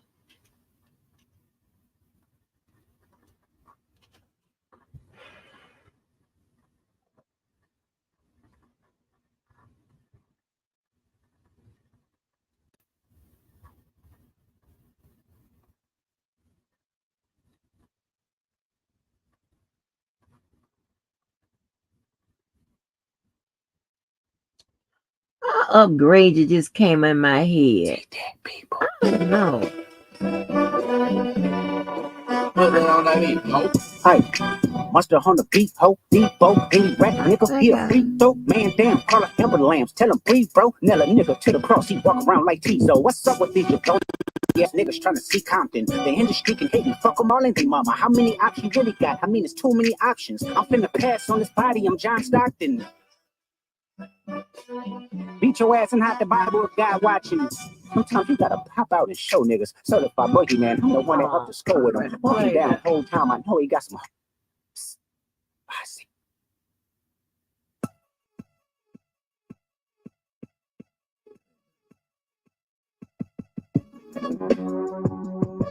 Gotta find my joint up on this bitch.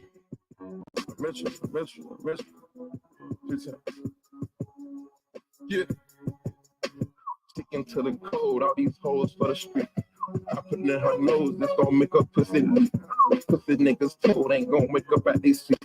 You can't hear that switch, but you can hear them niggas scream. All my hoes do shows, nigga, all my hoes do clothes. 20 karat ring, I put my fingers down her throat. If I lose a carrot, she might choke. You know she gon' swallow, she'll go. Free band nigga, bring the rat in. Got shooters in the corner, like the pack in. She think cause she's at it, bitch, she attractive. That's that shit that get you put up at the section. And the models still the same. Like I won a championship game. You know these hoes hungry, they gon' fuck for a name. I put her on the game, she get fucked for a chain. Got your girl in this bitch, she twirling on this dick.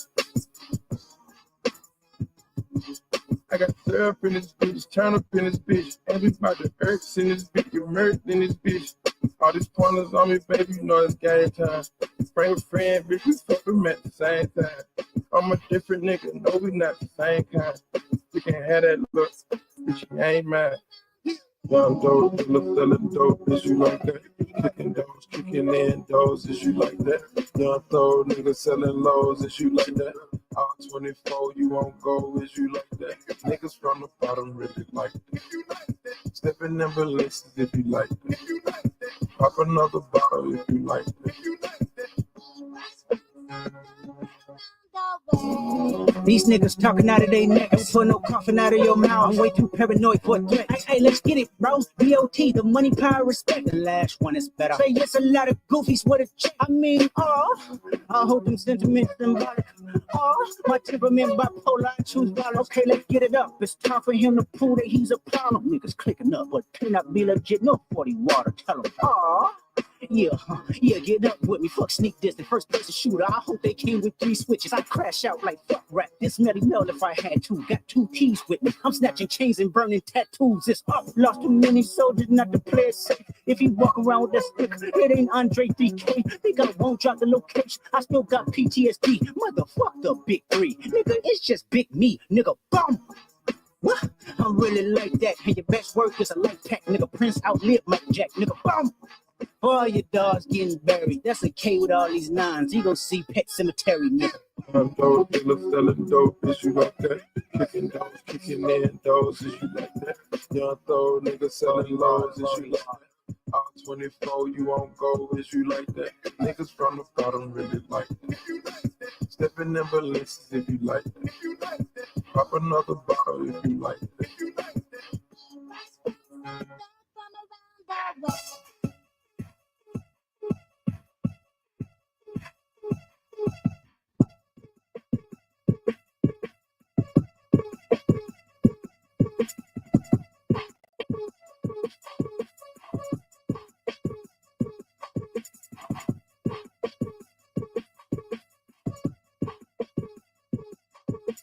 Young dope dealer selling dope, is you like that?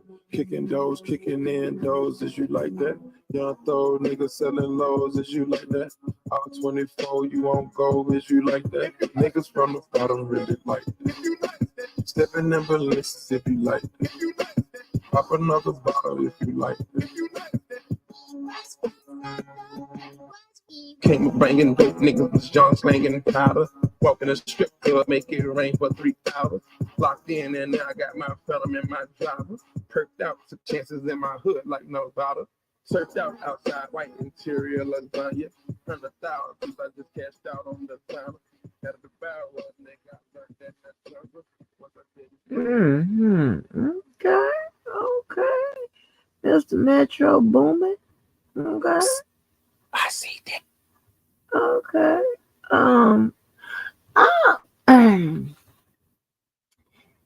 Yeah. Kendrick verse on that was tight.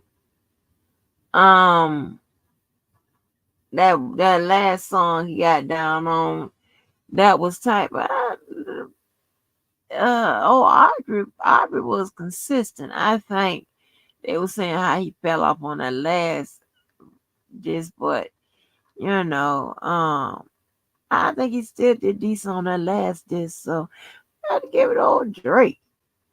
And Drake. Let me see. Y'all gave it a listen. The question was who was winning the rap beef with 9% of the vote. Y'all say Drake. 91% of the vote, you say Kendrick Lamar. And that's with 43 votes in. About that. But hey, if people don't like Drake, no, it ain't over.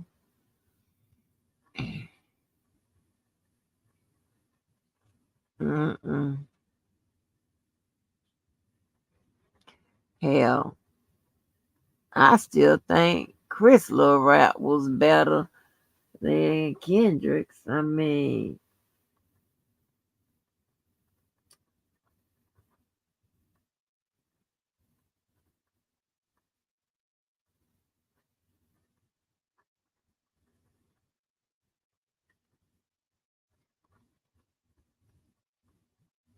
let me see. They talking about Kanye West got a remix on You know we had to get the hooligans up here. We're gonna take this pussy nigga out. Yo, Dot, I got you.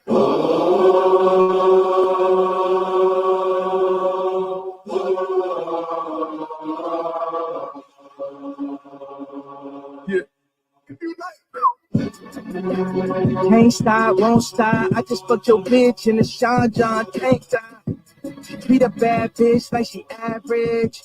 I Treat a bad bitch like a fat bitch, and it never let me get money again. On my Cat Williams when they get funny again. Yeah, you see they tried to count me out. I like that. We just hit a number one. We right back. 500 down on the bottom, 500 up at the top. Titanium grills, call that smile on the box. I done had everything that you're able to get. I invented drill too. I ain't gonna lie, it was chopped. Another one, volume one, and it's 2 and 3. Vultures on repeat. Still feel like Pablo, drug dealer street. Pluto sent the drones, it hit like Metro Beats. It's a fight for niggas. Where's Lucian? Serve your master, nigga. You caught a little bag for your masters, didn't you?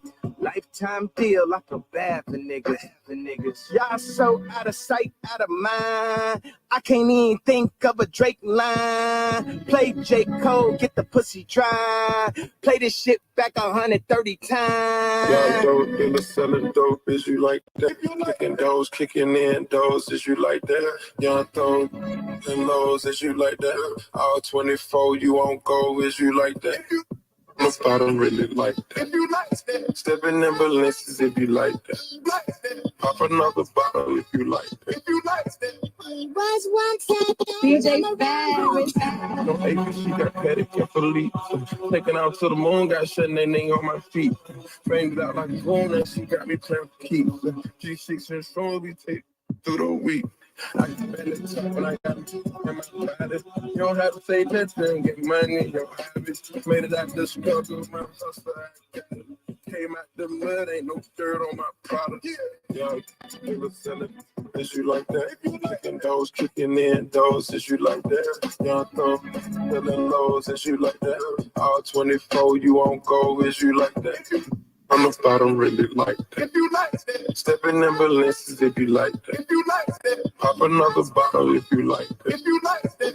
DJ Sparrow from around the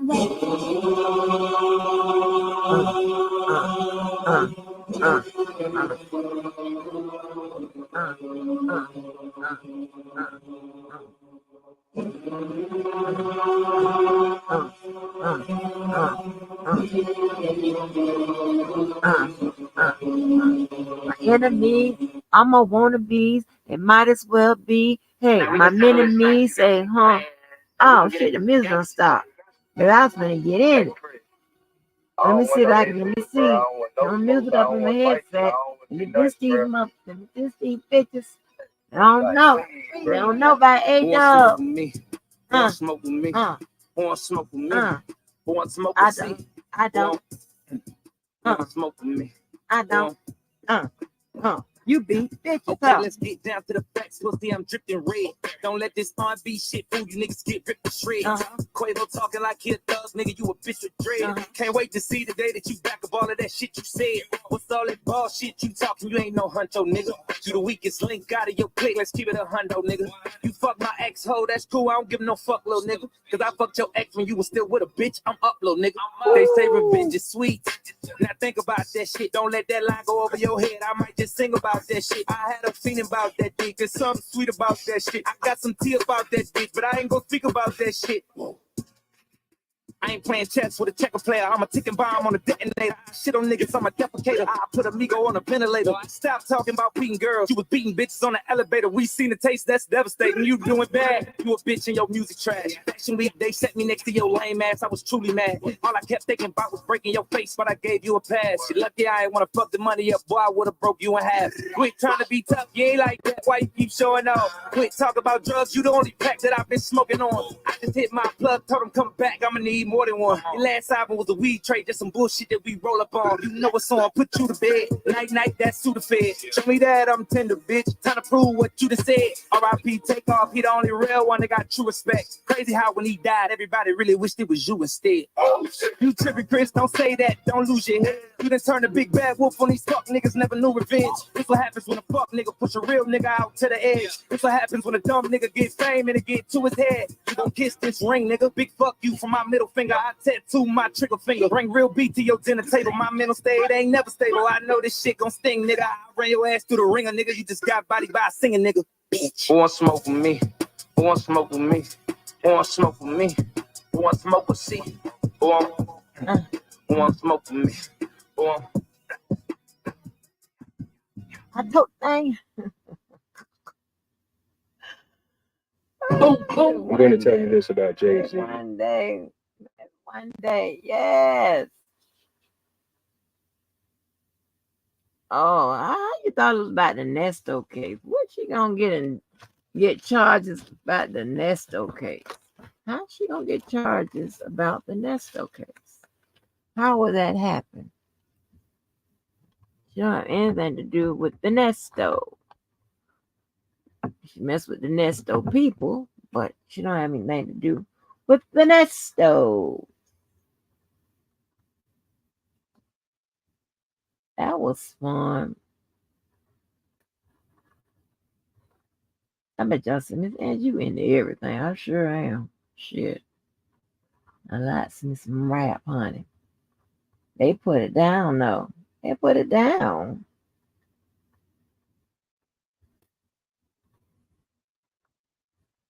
But I think Drake won there overall.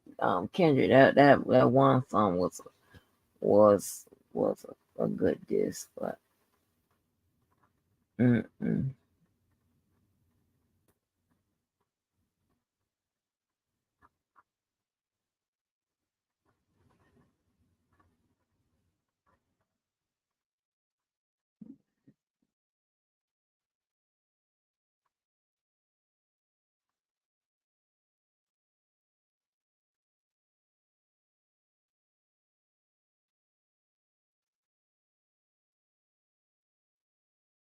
Let me see. We got a good prison call.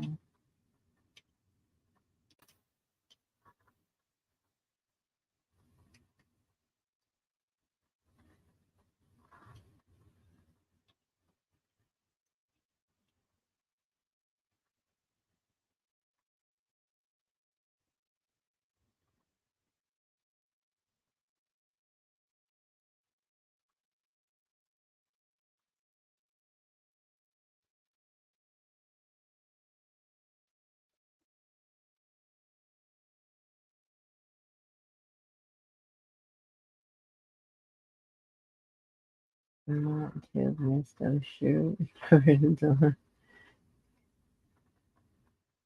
On the shirt of strawberry, like shirt of strawberry, like I'm getting the hell out of here. I can't take it. Oh, that shirt of strawberry, baby, you 70 years old, baby. Let that shit. What? What?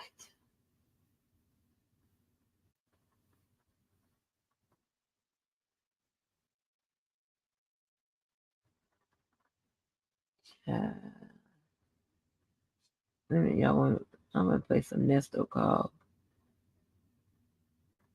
Um.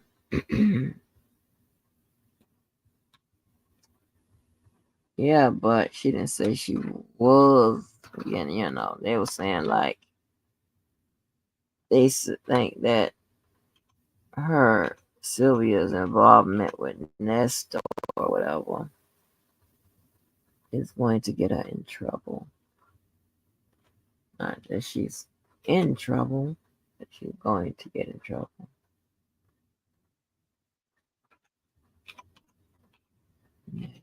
So,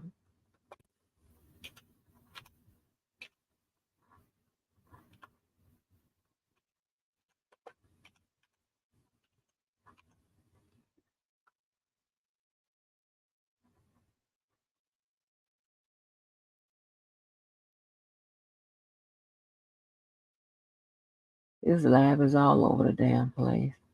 We're gonna talk about um uh Drake and Kendrick hating the devil. I'm gonna talk about this. Play this goddamn Nesto and them.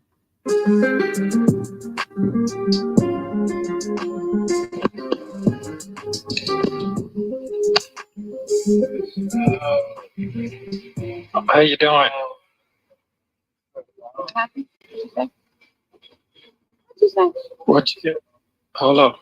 I'm gonna turn it up. Can you hear me good? I can hear you. Okay, I could barely hear you though. Hold on. Why can you barely hear me? Yeah, I can I hear got you a now. volume Yeah, control. Okay, I got volume control over there. yeah. Well, I can turn it up a little bit. Yeah. Okay, you look nice today. As usual, as usual. Yeah. How many people try to hit at you coming through the door? Nobody here. Nobody here. Silly. Funny. Oh shit, that's why. Well, they might bring my pill call. They might bring my medicine while we talking. Why? Hold on. That time? I said they might bring my medicine while we talking. You know, they have pill call right here, so they might be in the next 10 minutes. But I tried to call you yesterday. I guess you was I knocked know. out. No. I was up. My phone was downstairs. No, my phone was upstairs and I was downstairs cut my son's hair. Oh, okay. Did y'all go? We went. It was a restaurant. It was nice. It was kind of, you know, bougie. Oh, where was this at? Buckhead? No, it's in Marietta Square. Oh, Marietta. You drove away to Marietta? Oh, really? Marietta Square. It was a distance. I didn't realize it was that far till I started driving. And the menu, I looked at the menu. I was like, I won't eat anything on this menu. Like, and I don't drink. So I was like, but I wanted to see him bartend. So I was proud of that. Are you proud of that?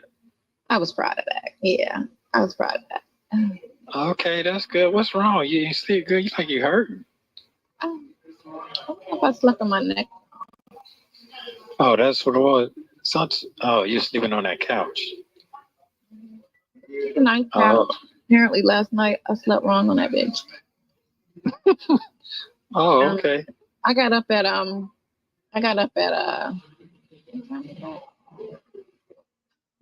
8 o'clock this morning, I want to say, but I went to bed early because I didn't take a nap at all yesterday. Oh, hold on. You went to bed at what time? I went to bed like around 12 yesterday. What time? 12. Oh, 12. Okay. Y'all must have stayed there a little long. I left at 8. Oh, you left there at 8. I left 8 o'clock at the house to go to the restaurant. And then we stayed there for like an hour and a half. They had the doors open. It was cold. I was like freezing my ass off. So then I left and we went. Well, I drove back because Tomas had a drink. Oh, you was drinking. You made him have one. You made him have one? I didn't. I said, have what you want. You know, no pressure. So he had some rum drink.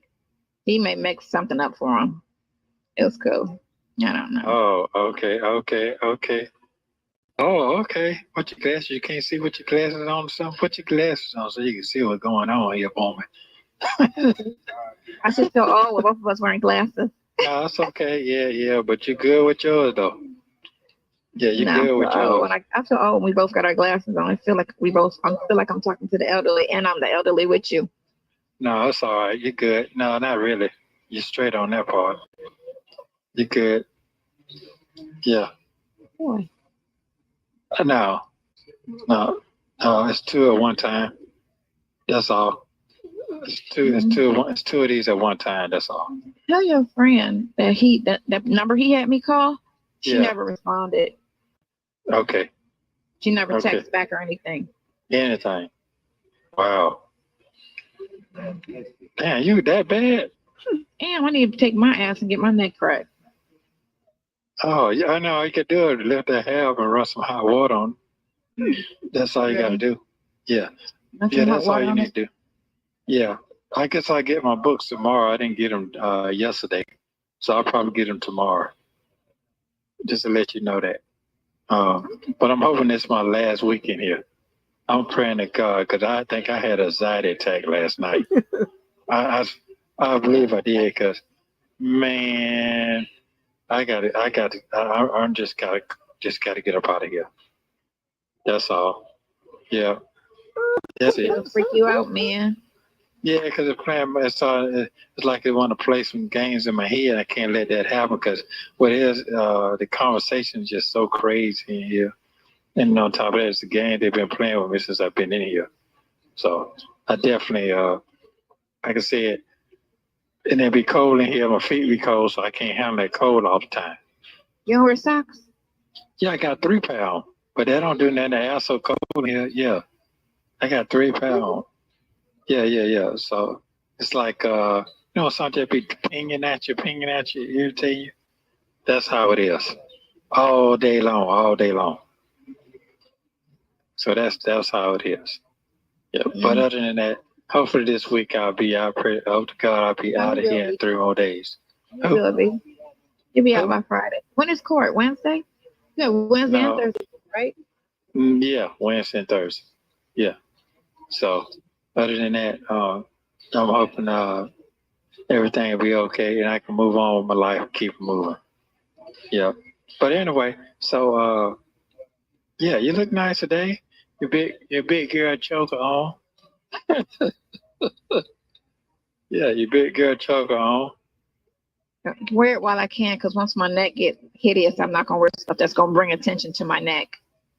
Well, you ain't got that problem though. I don't think you'll never have that problem.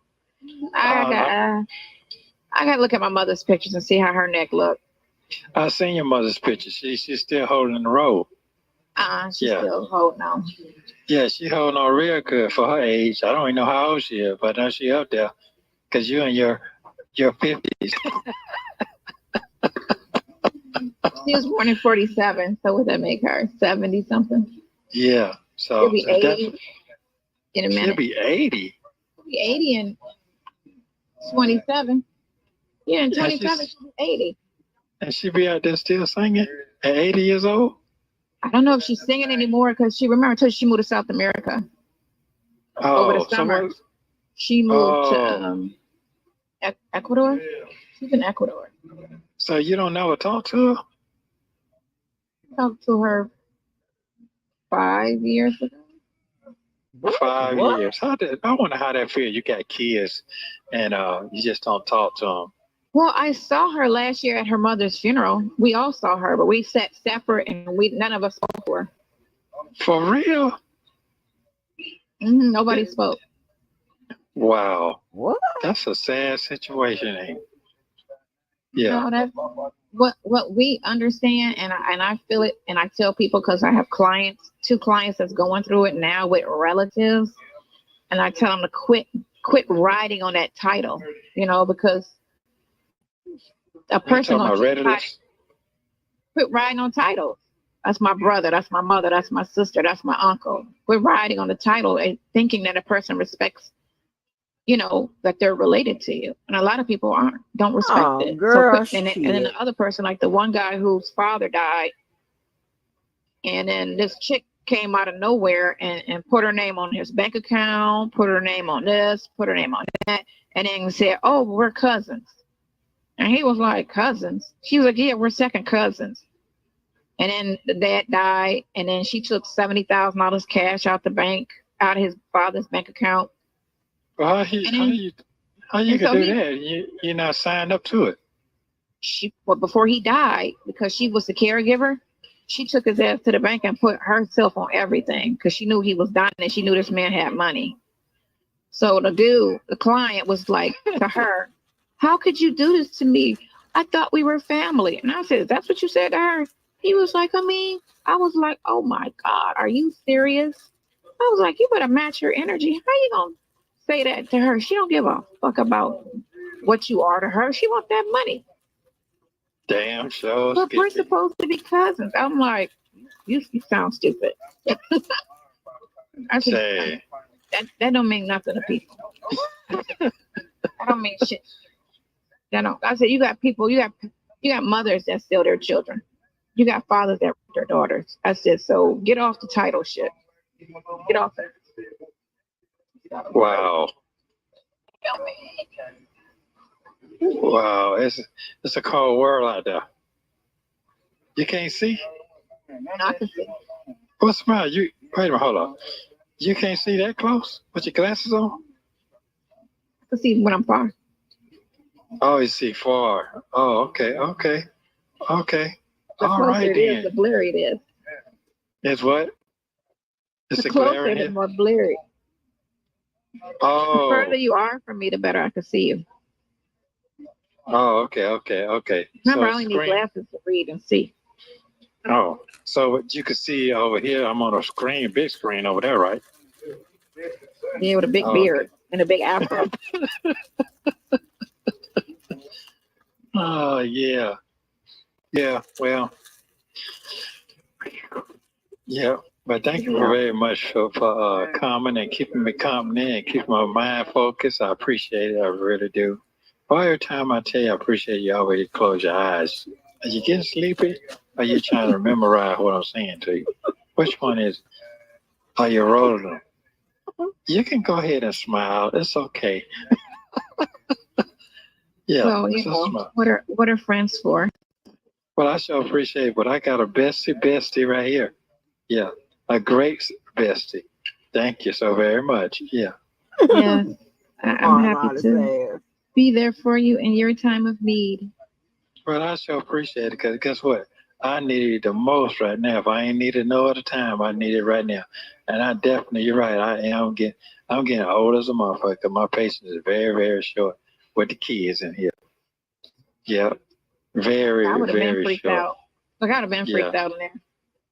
They'd Yeah. have been put me in solitaire. Like, okay, you need to get away from these people. Yeah, I'm gonna kill somebody in here. I ain't got that part now. I ain't.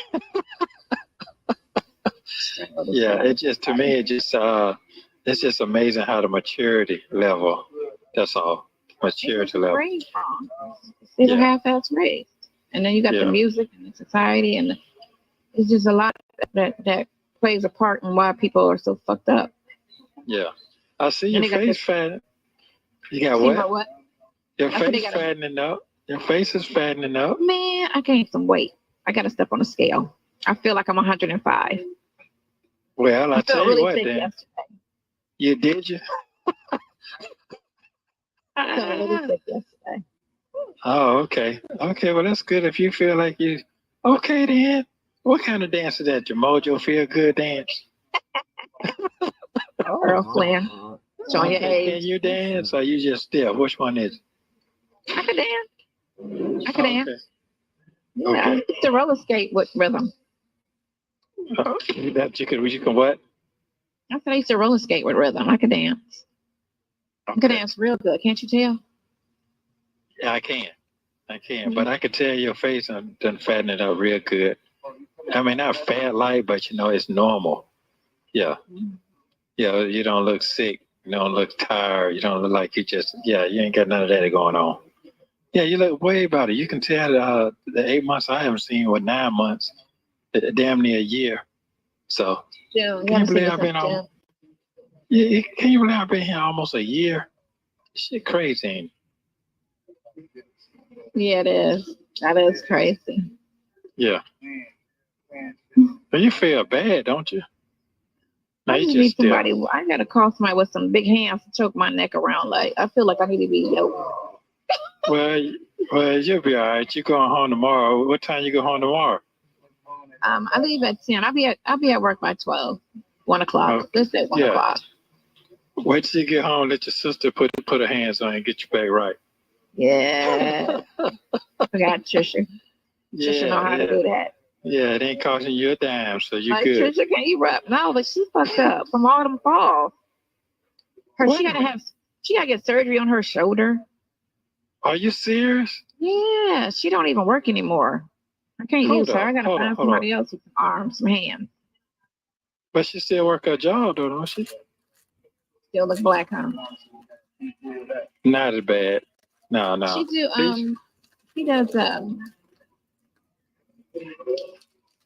she does computer work. Okay, She works so for, she can she can use both her hands. Yeah, but that's no pressure when you're on a keyboard. She just types. She just puts in. You said she got to have surgery on her arm. Mm-hmm. Damn, she must have knocked out of place or something. On her shoulder. No, she got to have surgery on her shoulder. Look, I got bags. Oh, yeah, right here on the bottom, right here. That's because you ain't sleeping. I woke up too early. I'm taking a nap. You woke up what? What time did you wake up? 8 o'clock. Oh, okay. I'm just looking to see the pill call line. Look at the pill call line. Yeah. You go get your drugs. Your arm Yeah, shaking. that's What's all. wrong with you? Why are you shaking? Oh, because I'm shaking. What the This man hell? is doing this. Are you okay? Man. You need to come home. Oh. Yeah, man. Yeah, this is true. This is Your true. brother responded. He responded yesterday. Oh, he did? Yeah. But he's still kicking in. I'm out of town. He just said, just checking. That's all he said. He said, just checking. He didn't say, anything Oh, more okay. than that. That's good. That's good. That's good. That's good. So is everything in your life moving pretty swell and smooth right now? My life is at a standstill right now. Damn, look how you look. I gotta figure out something. April will be here and I have to figure out something. But I'm going to the camping world today to look at an RV. Hold on. I'm gonna try to run over here real fast. Take about 2 minutes.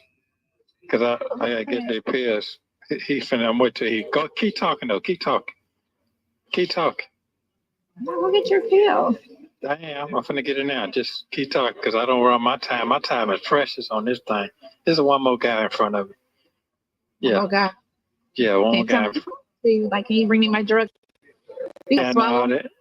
Yeah, you gotta swallow them because these guys don't do right. You gotta know swallow they them in don't. front of them. Yeah, you do. Yeah, they don't do right. Who wants some medicine from somebody else's mouth?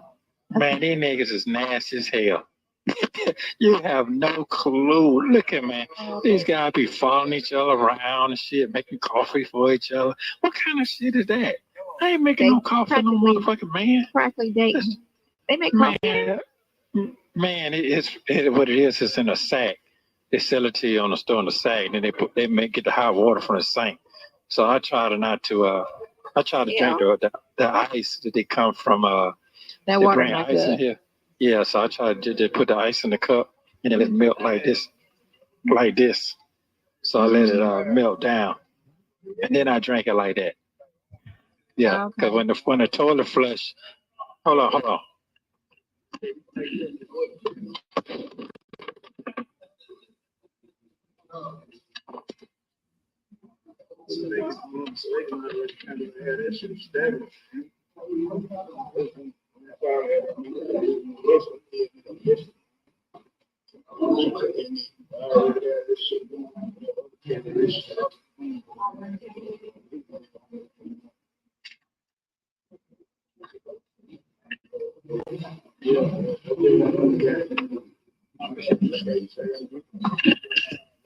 Hello?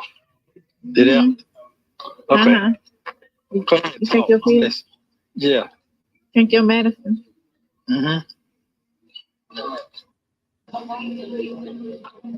Oh man. Yeah, that's right. That's okay. All right, go ahead. How are you doing in there? Because you used to live in that lifestyle. I mean, are you okay? Say that again. I said, how are you doing? You used to live in that lifestyle. I just be to myself. Shit, ain't nothing to talk about. What we talking about? I don't got nothing to talk about. I used to live in that lifestyle. The way I guess what?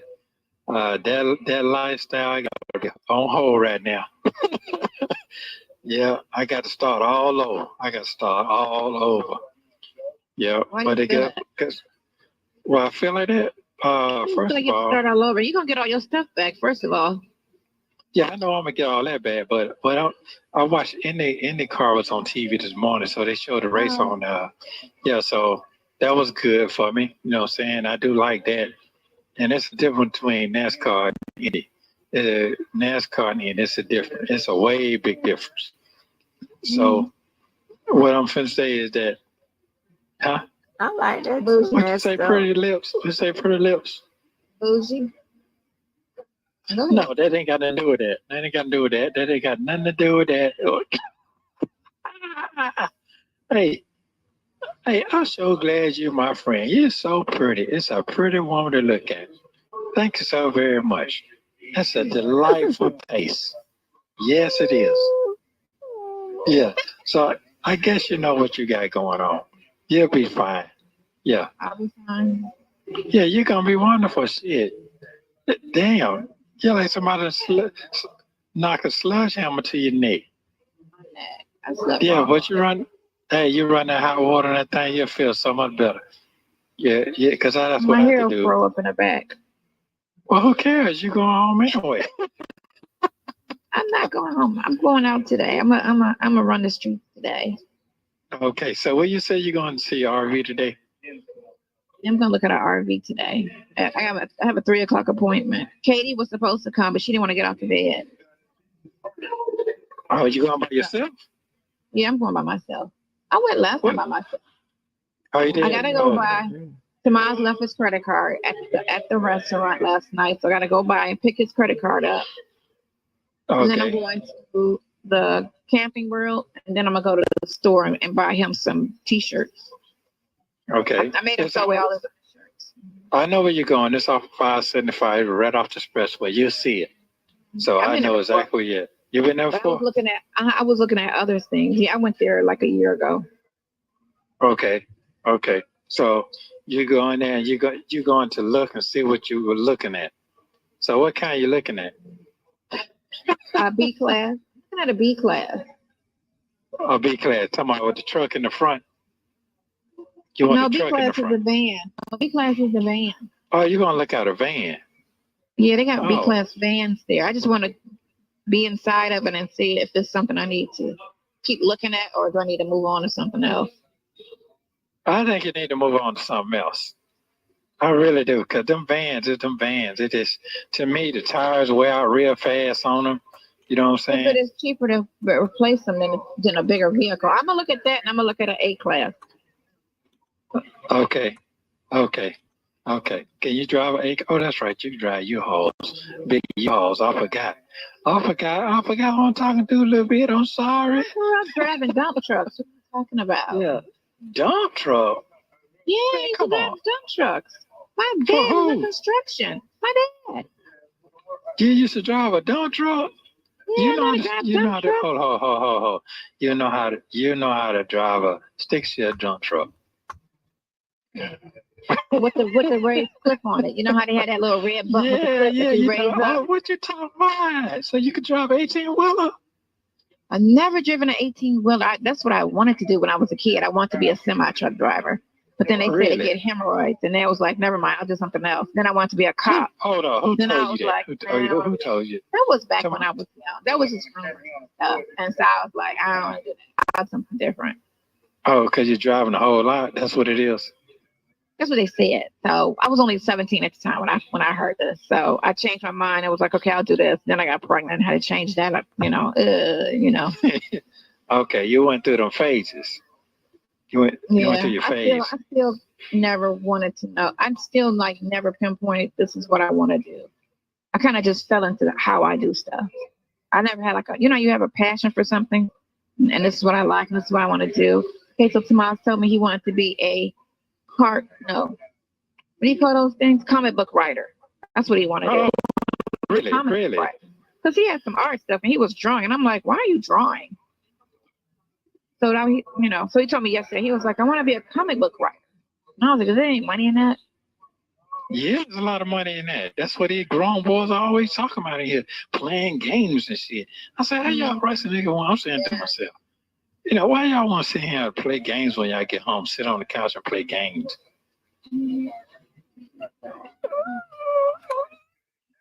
What are you sticking them lips out for? Yeah. So your friends still on that, staying with you till you write his book? You got to stand with you writing this book. Who's staying with me writing a book? Oh, Mello never stayed with me. He was just in Miami. He was staying somewhere else. No, he's back down here. He got a house by the airport. Yeah, he was over at his relative's house. She was out of town until that day that I picked him up. Then I dropped him off to them.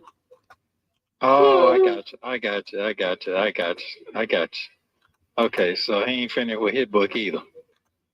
He's writing. No, his book is done. He's writing a TV or a movie. Oh, He's writing a screenplay for a so movie. he got somebody to pick that up. He got people. He's shopping people, but he doesn't want to do Zeus because they're ratchet. He don't want to go to a ratchet situation. Oh, okay, okay, I got you. I understand. I got you. I got you. Damn, you gonna get you a nap before you get? Oh no, you got to get the rolling and going. Yeah. No, You gonna not shoot? doing that. You gonna shoot your video of yourself in your RV today? You can't get it. No, I can't get it, but you can look at it yourself and see that's what I used to do when I want something. I look and see if that fit me or not. Make sure it fit me or not. That's all. Oh Turn yeah. your face around. Turn your face around. Let me make sure you ain't getting them goddamn them crawly. Okay. Okay then. Still got a nice looking face on you. Good. Ain't nobody slobbing on you. I definitely see that going on. You say nobody slob? Did you say slobbing on me? Yeah, ain't nobody slobbing you, so that's a good thing. That's good. You know, people they try to mark their territory and shit back in the 80s. Yeah. Mm-hmm. No, my problem is I need to get unavailable. That's what I need to do. Oh, that's your problem. Oh, yeah, because I've been emotionally unavailable. So I gotta. If I wasn't unavailable emotionally, I'd be able to do things. But because I feel like I'm not available emotionally, you know. So that's okay. You get out this week. I'm gonna do what I said I was gonna do. Oh, excuse me. I think I'm gonna get this shit braided up. Don't do that. Don't do that. Old man with braids is really awesome. Is it really? Oh yeah, sagging braids, all that shit. Yeah, No, I ain't doing. I don't do all that. Don't you worry about that part. I don't do all that. Yeah. Look how long this shit done got. I gonna sit back like a white boy now. Let me see your bangs. Do your bangs. Oh shit, he got bangs. That shit crazy, ain't it? So long as my shit ever been. Now I tell you, I did have a Jerry curl. I did have a Jerry curl back in the day. Yeah. Who got the pictures? You know what? I got to find them. I think my youngest daughter got them. Yeah, I think I gave her my book. She might have them. Yep. Ain't no telling. OMG. Yeah. Yeah. So you gotta have your residence and all that shit ready for when you get out this week. Yeah, I'm ready for everything. I just don't see what's gonna go down. I'm ready. I'm ready. I just wanted to get out here and get myself cleaned up. That's all. All right. Well, I love you very much. I'll make sure. I know it's ugly to you. I know you don't like all that old man stuff. We know that. I mean, It's what? It's cool. Oh my gosh, no, no. I just feel like Papa. That's Papa. Send me a favor. Just call me in like a half an hour or so. All right. Well, I love you very much. Thank you very. Let me see you smile, because you're just looking like I hope this is my last time coming over here. That's how you look. Right. That's how you look. But you're feeling out real good. Okay, I got 13 minutes. Okay, I love you very much. I got 13 seconds. You got 8 seconds. You got 13 seconds. 3. Huh? You so. All right. All right. Love you too. Love you. Thank you for watching. Please like, subscribe, and turn notifications on so you don't miss the next one. He is an expert in women. And I like to see this video contains those men their work. I be sitting back and like men like that, I be like, well, look at this. I be like, wow, look at this. Honey, when I tell you he knows the right questions to ask, he pays attention, so he knows what the compliments.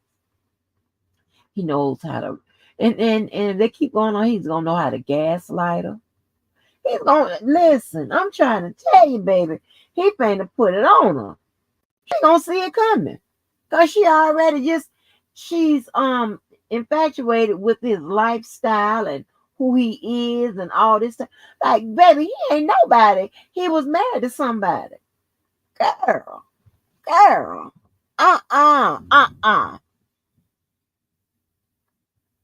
Yes, he does. Yes, very damn. You be messed up. You be walking around with something. Nesto, Nesto. Hey, and put aside his little charges. And he got some good hair. And he got a little nice little body on him. Hey, but I took all your little goddamn money and be on this books. No, ma'am. Listen, she coming out I think on a plane or whatever, or drive, and for 30 minutes. Huh? Shit, no, ma'am.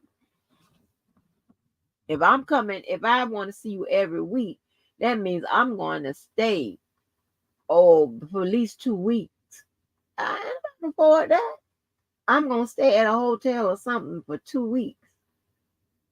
Or maybe I can find some of them prison wives or something, communities or whatever, and they let me stay up with them or something. You know? Yeah, he is good at what he do. I like these old two buzzers together. He good at what he does, though. From May 29th, 2023. They talk about her ponytail, among many other things. Sonia says Nesto is a great guy who's just not available and could never be replaced. Take a listen.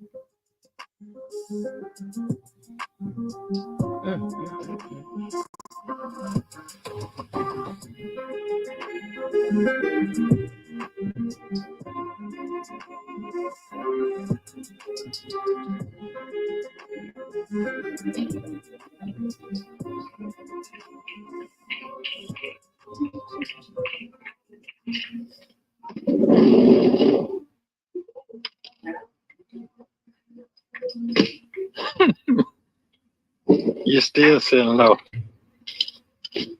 Hold on.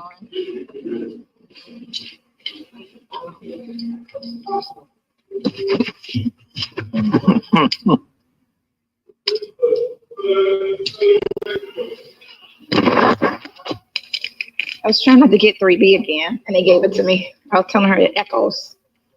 Oh, and what she say? She's sorry. She was like, hey, you at 3B again? I was like, damn it.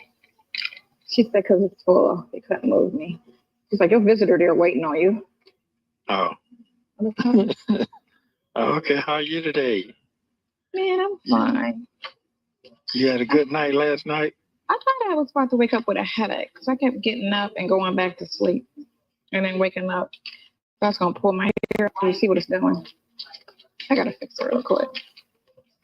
How about you? What? You had a what real quick? Fix it real quick because I was running in the wind. Oh, okay. This pillow's not doing any justice. I still feel little. Yeah, I could tell. Just got to go. Okay, that's a little bit better. How are you doing? Tired. You say you were tired. My head want to hurt. I should have popped the pill. You should have. Yeah, you look like you're just getting up. Okay, how long it took you to do your hair? Huh? How long it took you to do your hair? I did it yesterday, and I was going to put it up today, but I was going to wear a hat, actually. But I didn't. Wear a hat? Oh, I was going to over wear a here? hoodie and a hat today. That's how I was feeling. Oh, you feeling that bad? How long is it? Good God. Oh, my gosh. Look at you. Put this up. Let me see your neck. Huh? Let me see your neck. Oh, yeah. Barely see it. Look at you. Aww. This shit need to be over with. God damn. Man, what you talking about? What you talking about? Oh, but you're still pretty though. Damn, so what you do yesterday? I went with the guy. His name is Daniel. He owns Crew. They have like 11 of them all over the states, and a couple of them here. One in Alpharetta, Houston, Dallas, or whatever. And I went to go look at his club, and I got to kind of help him with the inventory, how he does his inventory, because it's a free pour. And that's all I think I did yesterday. Then I went back home. You said he got a Dropped me off. Oh, I do look tired. He dropped me off over to and I need my ponytails, because if I had my ponytail, it would just pull that age right off. He dropped me off over to Sydney's house, and then I did Katie's hair, because you didn't call me at all yesterday. Okay, go ahead. No. I talked to you when I got in the car, because he picked me up, and then that was the last I heard. What happened? You supposed to call me last night.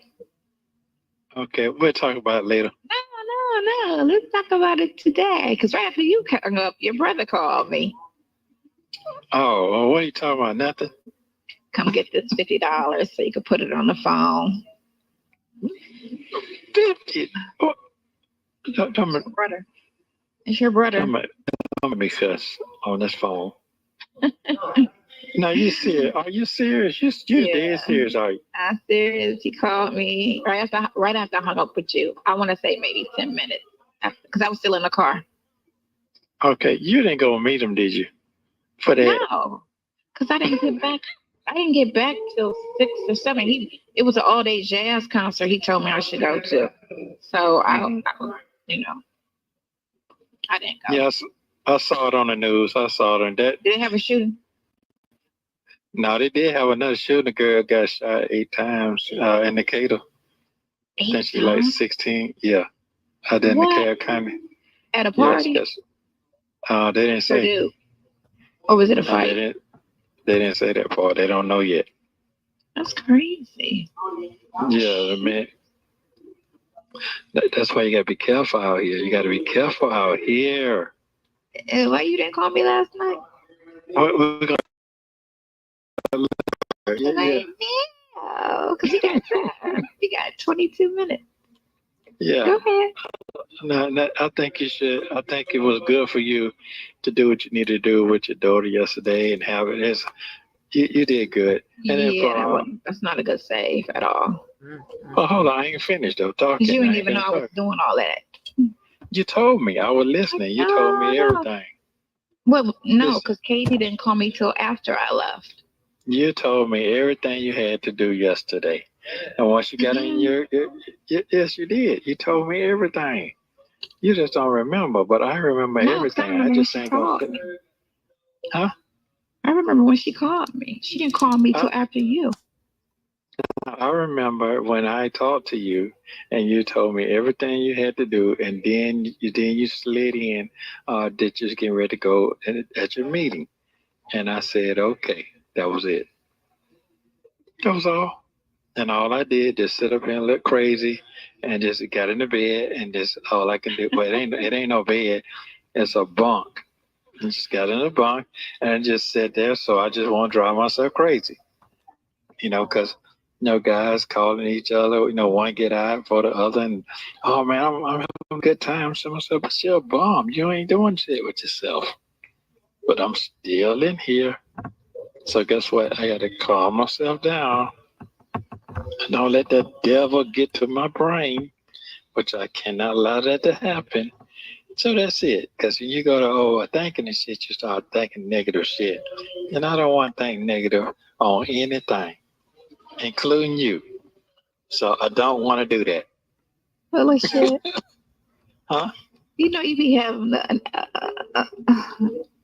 It's the truth. Okay. Yeah. It's the truth. So, I'm close to you, so I can't allow that to get in my brain. That man demand this color here to get ignorant and stupid. I can't allow that to happen with myself. So that's all. Yeah. And then there's so much crazy shit going on out there, and I got to be a protector of you. Ain't shit I can do. I can't do shit. You're grown, but I still can't do nothing. Sorry. I'm so confused. You can't give me a straight answer. I did give you a straight I answer. always leave confused. What is you so confused about? Because you never just say it's always a long drawn out story, and I'd be sitting there lost in the story like. Because I'm an old man. I'm an old we man. right there. We the same age, so. Yeah, that's all it is. I'm just an old man. That's all. I have to sit down and say what it is. That's all. What you looking at? The old lady? Oh, your neck killing. You must have a rough ass night. No, I just. Last time you had a fucked up neck. What is you doing with yourself? My neck. I'll be sleeping. Oh, okay. Well, that's okay. Your couch will be in soon. So your couch will be in soon. Your couch will be in soon. Man, that couch. I'm about to go look for another one today because they got a Memorial Day sale.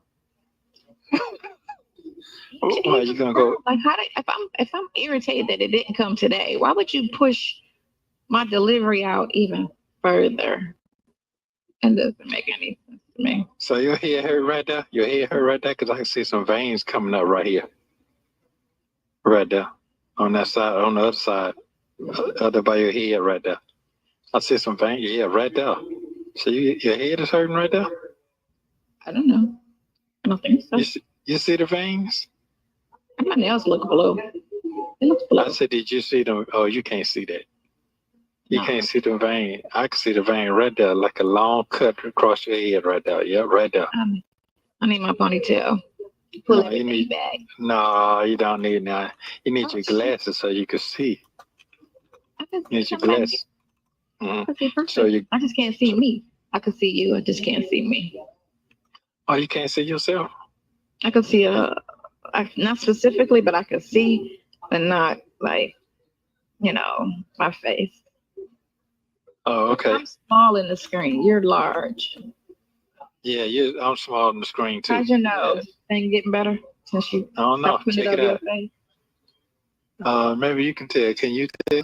Yeah, it is. Yeah. Because I'm blind. I can't see nothing right now. But I put this cream on top of it. You gotta stop putting them blankets on it because that wool could be what's bothering it. Yeah. Jokes. Yeah. Yes, I am. Okay, granddaughter. Okay, grandpa. Yeah, sure is. You talk to Dion? No, I'm gonna try to call him today. I'll try to call once I talk to you. I'm gonna call him. It's weird that he hadn't called you or nothing. I haven't talked to him. It's been a month. I'm surprised that he ain't talked to you. Last time I talked is the last time me, you, him, and your brother was on the phone. That was the last time I talked to him. Oh.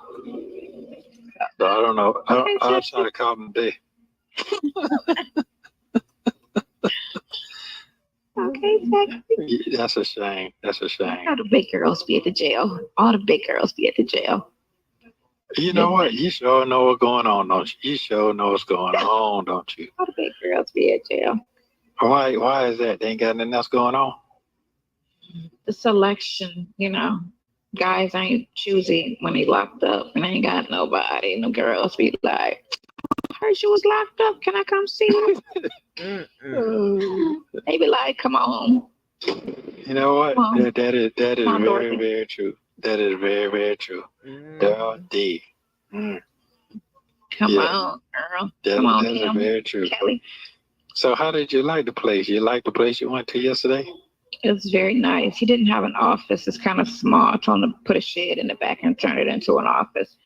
But what he could have did was, it's his liquor. That's where the people lose money at. If you don't have a good system for your liquor, you've got a free pour, and then those boards you write with a marker, but you can erase it with your finger. Yeah. That's on the paperwork. So if they count the liquor and write 6, if they want to go and steal a bottle, they can come and just wipe it off and put 5. So that bottle is missing. And if they don't have a beginning count and an ending count, so you don't know what the shift did on top of free pour. So I think I'm gonna just go back over there with him on Wednesday. He's from Miami too. How funny. Oh, okay. So that's a good thing. So how long gonna take you when you'll start over there? I'm not working over there. I'm just gonna structure his liquor system for him. No, I'm just doing that. Oh, that was it? Yeah, he wanted to show me his place. Oh. Okay then. Okay, well go ahead on strike then. Go on strike. Go ahead on strike. You're funny. I love it. Hey, what'd you say? I said anyway. Yeah. Make it laugh. Show me his place. Yeah. You gonna make me laugh? Yeah, I'll make it laugh later. How are you gonna make me laugh later? You make me laugh now. Well, you know that phone get missed. You know the golden rule when the phone get out of place. You know, when the phone get out of place, it makes you worry. You know, it made people worry when the phone get out of place. When it don't be answered. This morning. I was home. Yeah. I was home. And you know what's so funny? He literally lives right around the corner from me. Okay, well, I didn't ask that part. I mean, I didn't get to that part. I didn't even get to that part yet. Yeah. What you want me to say? Y'all went on a date? You want me to say that part? You want me to ask you what? It wasn't a date. I wouldn't call it. No, it wasn't a date. It wasn't a date because the whole thing was about the business. No, I didn't say that, but you had to get lined up to get to that part, right? No, I was saying because it was so easy for him to pick me up and take me because I was like, I don't know if my car could get there because, you know, my car, it was 25 miles away. So that's why he was like, well, I live around. And I was like, oh, so do I. And he's like, I'll just come get you and take you. Oh, okay. That's good. That's good. Because I was in the bed when he called. In the bed. He was in the bed. I was asleep. He called me like right before you called. Well, why would you be asleep on a Sunday chilling? You've been asleep all day. At 12, at Sunday. What I do Saturday? Because I had that damn party. Remember? Yeah. Mm-hmm. Tired. You look like you're hurting. You feel like you're hurting. Are you hurting? Your brain hurt? No, I'm not hurting. I'm not hurting. I'm all right. I'm okay. So, I realized what it is. Jack, good. Right. I thought about it Thursday. He good. What you thought about? How, you know, what I always talk to you about. Man, go ahead on, man. You come on. You done made you a free pick. You got you a free pick. You got you a free pick. I know, no. I always say this. I say, if you can't say what it is, then there's something to it. I don't know who that is. You do right there, right in front of me. Right. You can't just say what it is. There's something to it. I mean, I don't know what's to anything. I accept it because you know, second place don't always win. You're right. I'm in second place. No, I'm in third place right now. I'm in second place. I came in on second place. So okay. I'm coming in second place right now. So guess what? Are you coming in second place right now? I can't compete right now. I can't compete. I can't compete with anything right now. Shit, I might be in sixth place.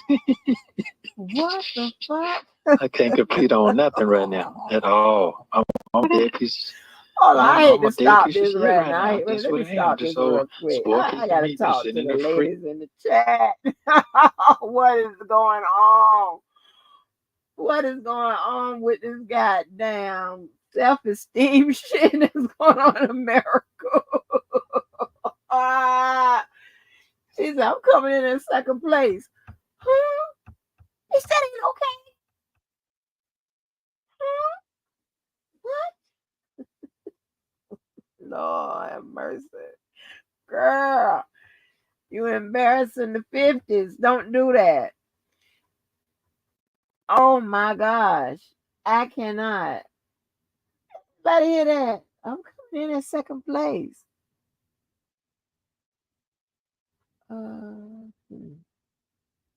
That's all right. you. Okay. I mean, she seriously was trying to make this a thing, a second place thing. That seriously is your dude. I don't get none of this.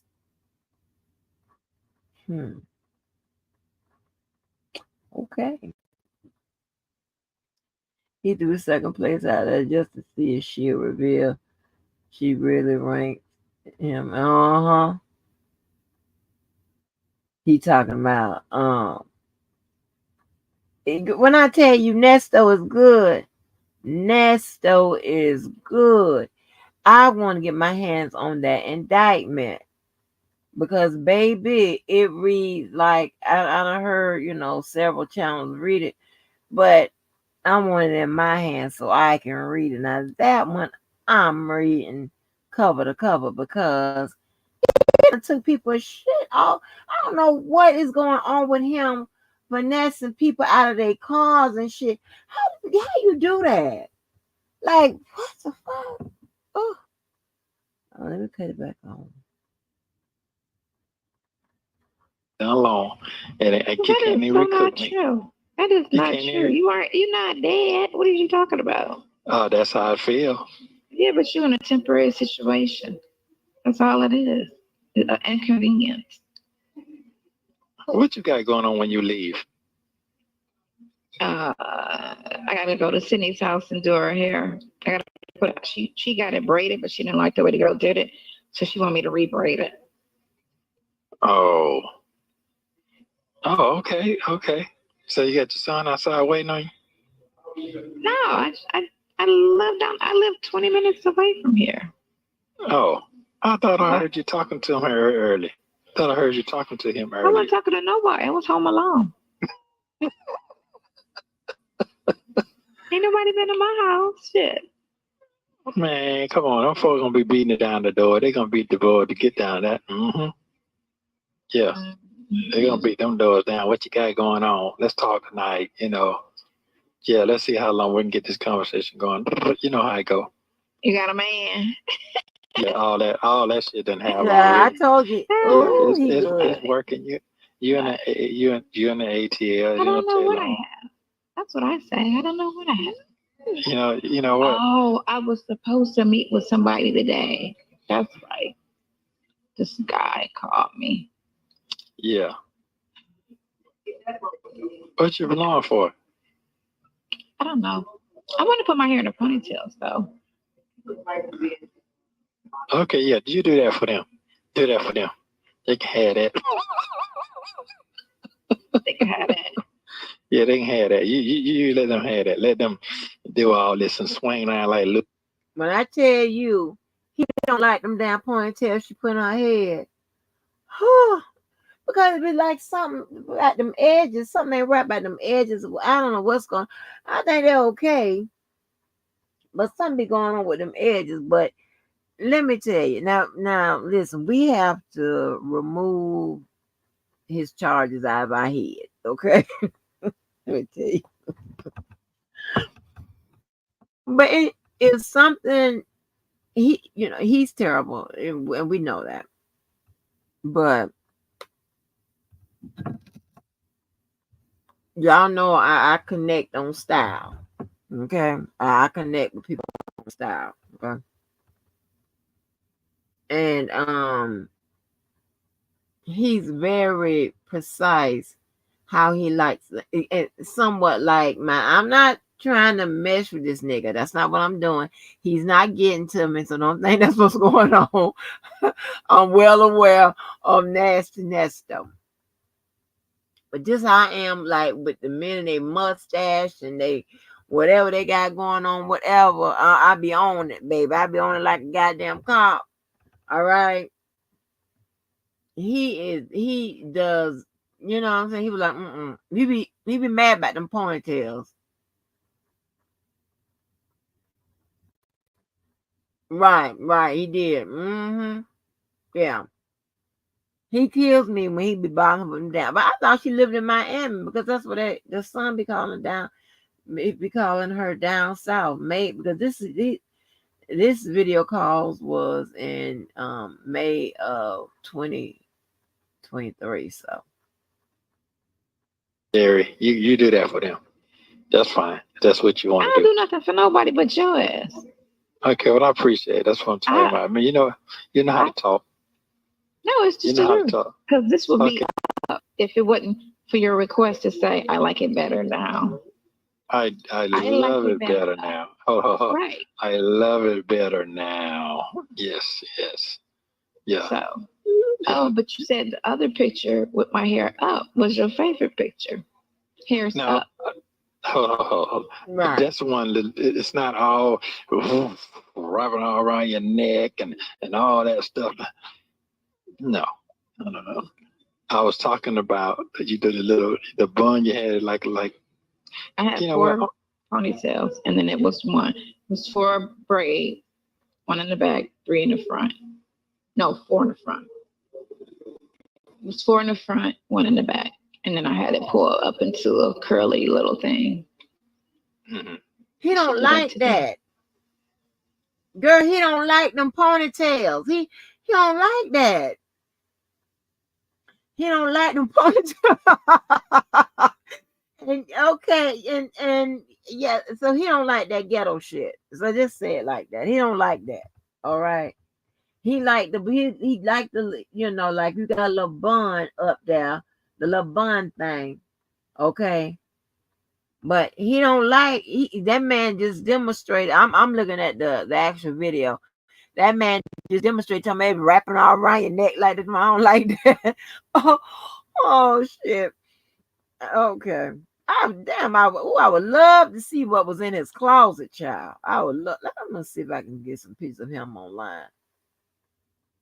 No, just be that man don't want no goddamn phony pony all wrapped around your goddamn throat. That man probably ain't got time for that. People don't do that. Now you need to go fix your daughter hair and sit your ass down somewhere.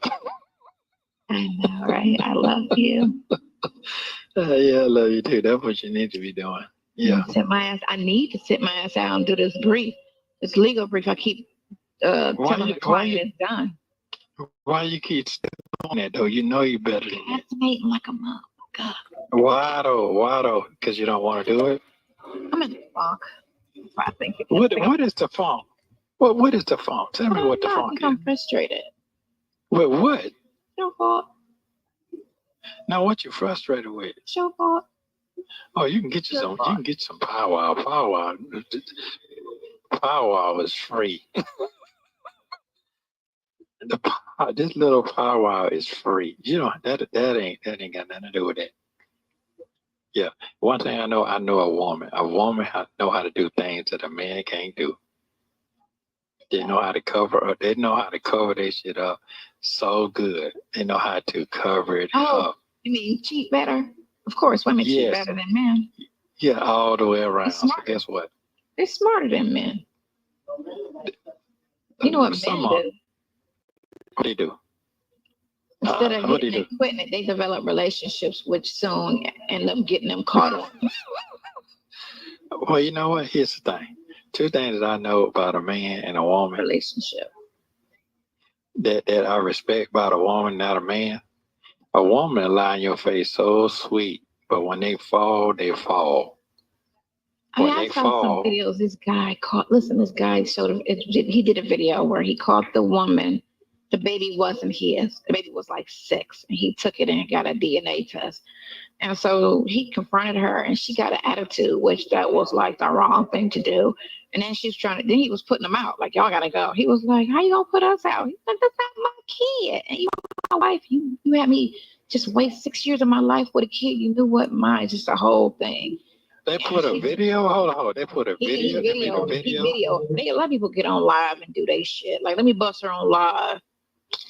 So, and sometimes it's good because if the police have to be called, he got video, like I didn't touch her. I just, so sometimes they do it that way too. But anyway, she ended up getting that nasty attitude. And I was like, how you gonna be mad when you just took 6 years from this man's life? He could have been like in some other situation happier, but because you got pregnant, he left it and went to you. You know what I'm saying? Fuck this. And didn't really even like you like that. And he was like, paying his nice house, paying all the bills and everything. He was a good guy. There's a lot of that shit going on out there. There's a lot of that going on. There's a lot going on out there. You're a good guy. What's wrong with you? Your head hurt? You're a great I'm a great guy. Yes, I am. I sure am. That I know for sure. You're a great guy. Yeah. Not available. But I'm just gonna. I'm gonna sit my. You know what? I'm just gonna not be so. I'm just gonna be an old ass man sitting my head down somewhere. That's what I'm gonna do. If they ain't got it, they need some help. I can't help nobody doing nothing. You gotta help yourself first. Because you at zero. Zero play roll. While they sitting out there kicking it. You gotta get your happiness.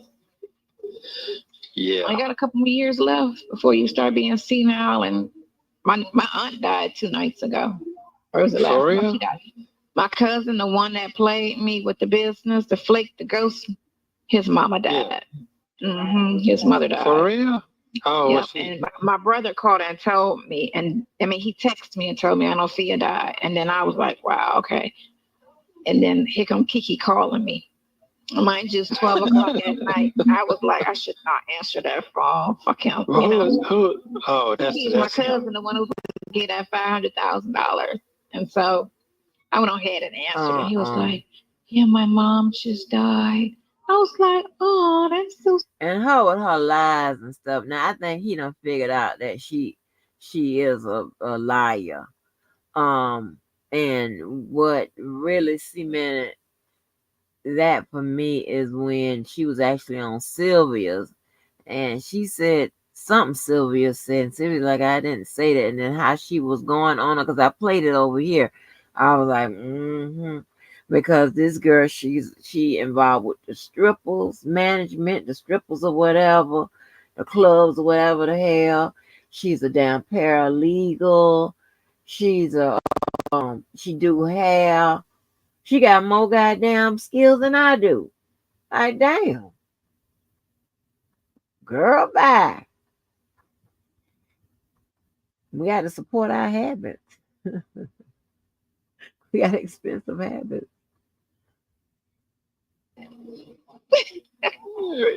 You so mean. You so mean. Services are. So, you know, I like, okay, I can clean. So how old is she? She had to be in her late 70s. She's older than my dad. Oh, my damn. I'm about to start. Listen, as old as I am, my aunts and them about to start dropping off. That's just what it is. They ain't gonna really see 100. You know, one might. But so what she died of? She had a stroke on Thursday, bleeding on the brain, and then she just didn't wake up. Damn. I'm trying to figure what causes strokes anyway. It's your blood. Something with the blood, I think. I'm gonna Google that shit. What causes the stroke? Yeah. When you gonna call me back? Niggas like you. 2 minutes study. No, I don't want to hear that shit. You're supposed to call me in the morning and in the evening. And you're gonna be starting that crap. Why? Because somebody's trying to get my place. What? Somebody's trying to take my place. Somebody's trying to take my slot. I'm just trying to make sure, you know. I'm just trying to make sure. I'm just take your place. You know what I'm saying? You could give it up and I'll be out here just open, but can't nobody take your place. even while you're there on zero, you still winning in my heart. Okay. My heart in my head. Your heart in your head. Okay, well, I thank you for that. He just, you know what I'm saying? Time invested. I got it. So I got a question, and thank you. So them little kids, and when them little kids, you tell them to get out, was they mad? They thought you their age. They didn't think I was age. They knew what it was from my conversation. And I was pushing them because they was trying to push in. I was pushing them back like, y'all ain't getting here without getting searched. Because they look like goons. I was like, we ain't about to make the news. Yeah, you ain't lying about Not that. making the news. I was like, no. Too many parents called me like, are you gonna be there to watch my baby? Like, yeah, I'll be there. But don't fall I like they about. party. I was their phone was over. They who? Her call went out. Go ahead, Granny. Oops. I love you. You make sure you call me. Yeah. Just hold it down and push. Just keep holding it down and keep pushing. You're welcome. Or go back that way through that door. I've been here too much. Oops. I'll see you next week. Yeah. Well, ain't that much time left. Don't get out. Don't make me smirk at you. Then I'm going to do a ride on you. The house throw eggs at you so you have egg in your face. I know. What? Okay, well, you make sure you take some for that aspirin because I need your face to stay smooth like it is. Smooth It's going and to be pretty. real smooth when I yank this back into a ponytail. Sometimes you do them ponytail, they'll make your edges go back. You know that, right? You know that, right? I love you. I love you. I love you. Okay, I love you too as well. Thank you for coming to see me. I enjoyed my visit. And yeah. Thank you for watching. Please like, subscribe, and turn notifications on so you don't miss the next one. This video contains 2 calls between Dre and Ernesto from February 9th, 2024. You will hear Dre address the jail calls and the comments on YouTube. Dre specifically addresses the jail call where he said Nesto told him that he did not love Shirley. That call was only 10 minutes long and it will be linked in the description and at the end of the video. Take a listen.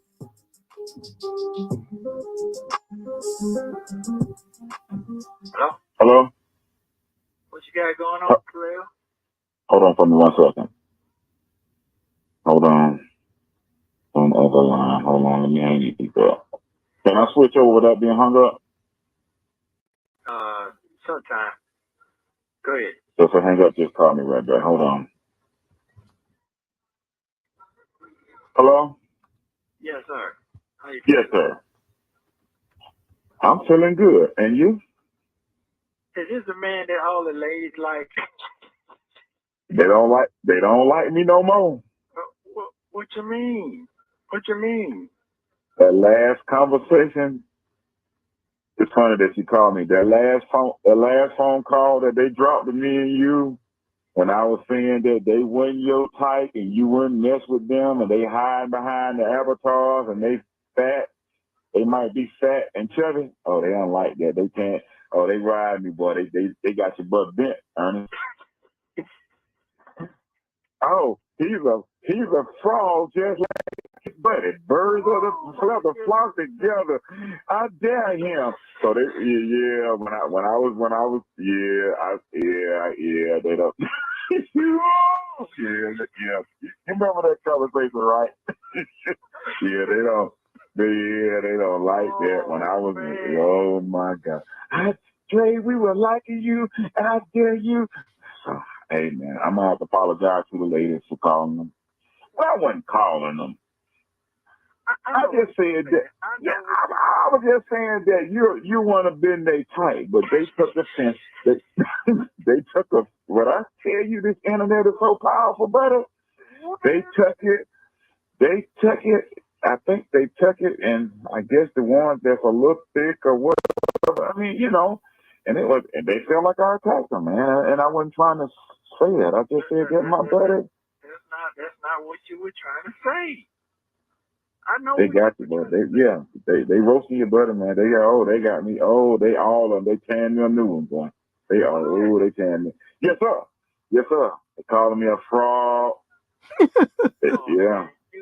You just saying it. Well, you know me, man. So what?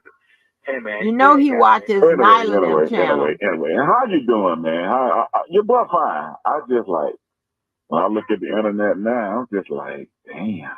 Yeah. Man, that shit is wild. Dre drinking the water. Dre sound like Nesto. What? Yeah. He gonna take with his buddy. They prison buddies.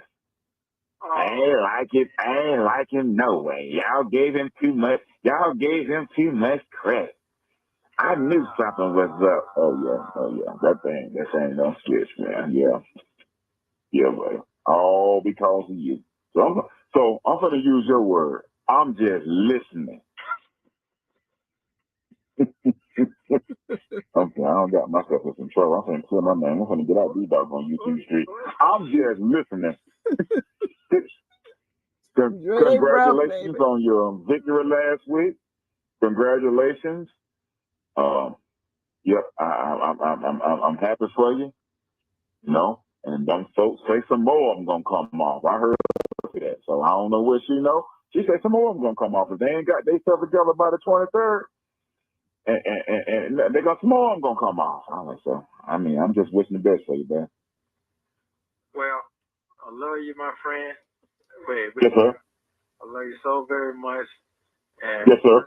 I ain't gonna. You love me as being a friend and partner, and like just being friends, right? And partners. That's what you're talking about, right? I love you because you're my brother. Well, you know when they hear that, they're gonna say that we. I don't care nothing about them folks, man. Okay, all right. Let me stop being messy. They say I'm messy too. You gonna make me start cussing, and I told them folks I ain't gonna. Yeah. You told Miss Silver that you ain't gonna cuss. You got your new pro buddy down, don't you?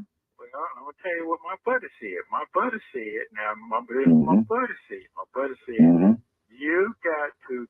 Now, them folks, so they got day circle together, and they got they camp together.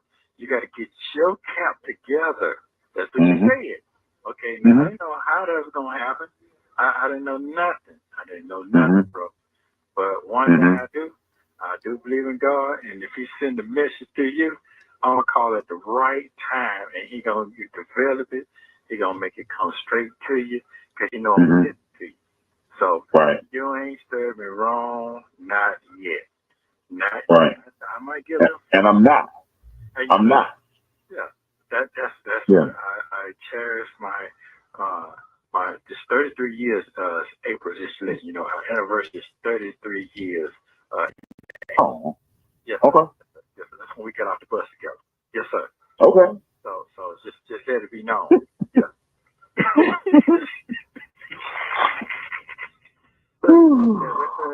I know you gotta take a deep breath. I know you gotta take a deep breath. I need to say this to you too, because this been bothering me. And you probably don't remember the conversation because there's so many phone calls that they got. And I made a statement when me and you was talking, and it goes back to that statement that I always ask you when you're in a relationship, and you know that statement like that you. Yes, sir. So I think one of the phone calls we were talking, I think that was right after you and Shirley had talked. Right, it was, and I think I don't know, and I was talking fast, and I made a statement on that phone call, and I said that you told me that you never loved Shirley anyway. So what's the problem? You never told me that. I never said that to you. I know, but I said it on that call when I called myself getting on you when you was trying to get her. Yeah, there you go. When you were trying to get her to give you an ultimatum, I said it wrong. It came out wrong. But they don't took that. What? Yes. They don't took that.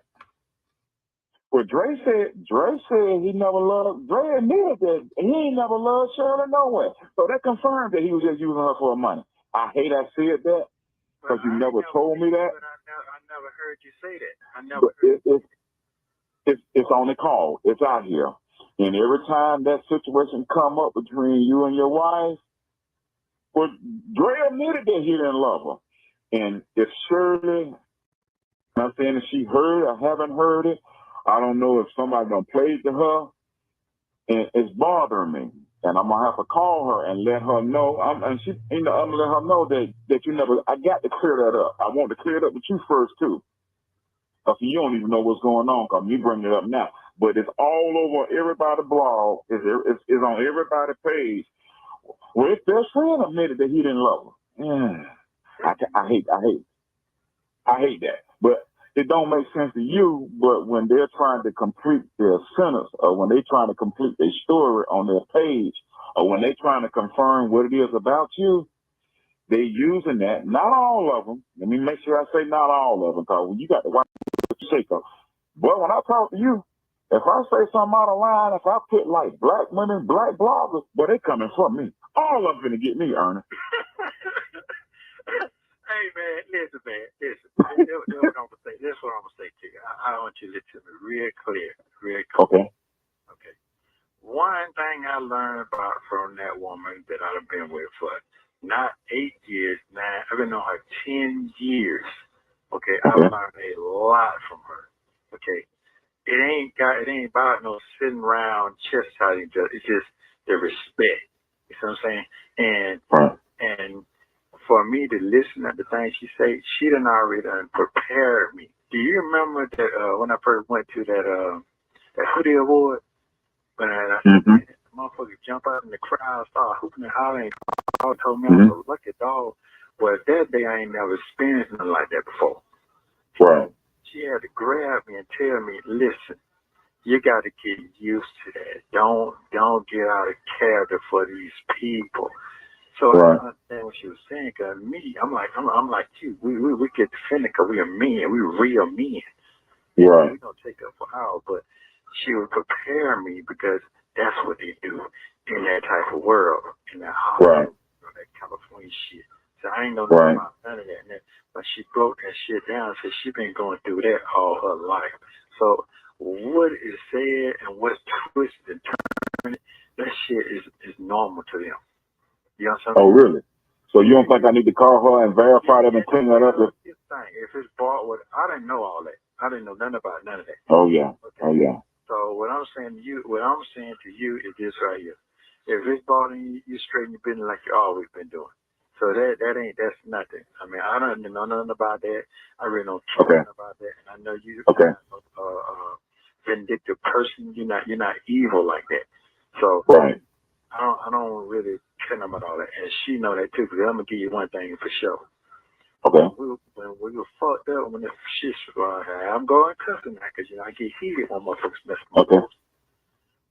When this first kicked off 19 months ago, I called you and you came to her rescue and made sure she had something in her pocket when nobody could do that and warned her to do that because she's a prideful woman. She don't like to ask for shit. Yeah, you told me that. Yeah. So what I'm saying to you is that's why I asked you, hey man, I need you to check on her. No, I asked you to check on her because she feels safe and secure around you because that's the way I developed that. You see what I'm saying? Okay.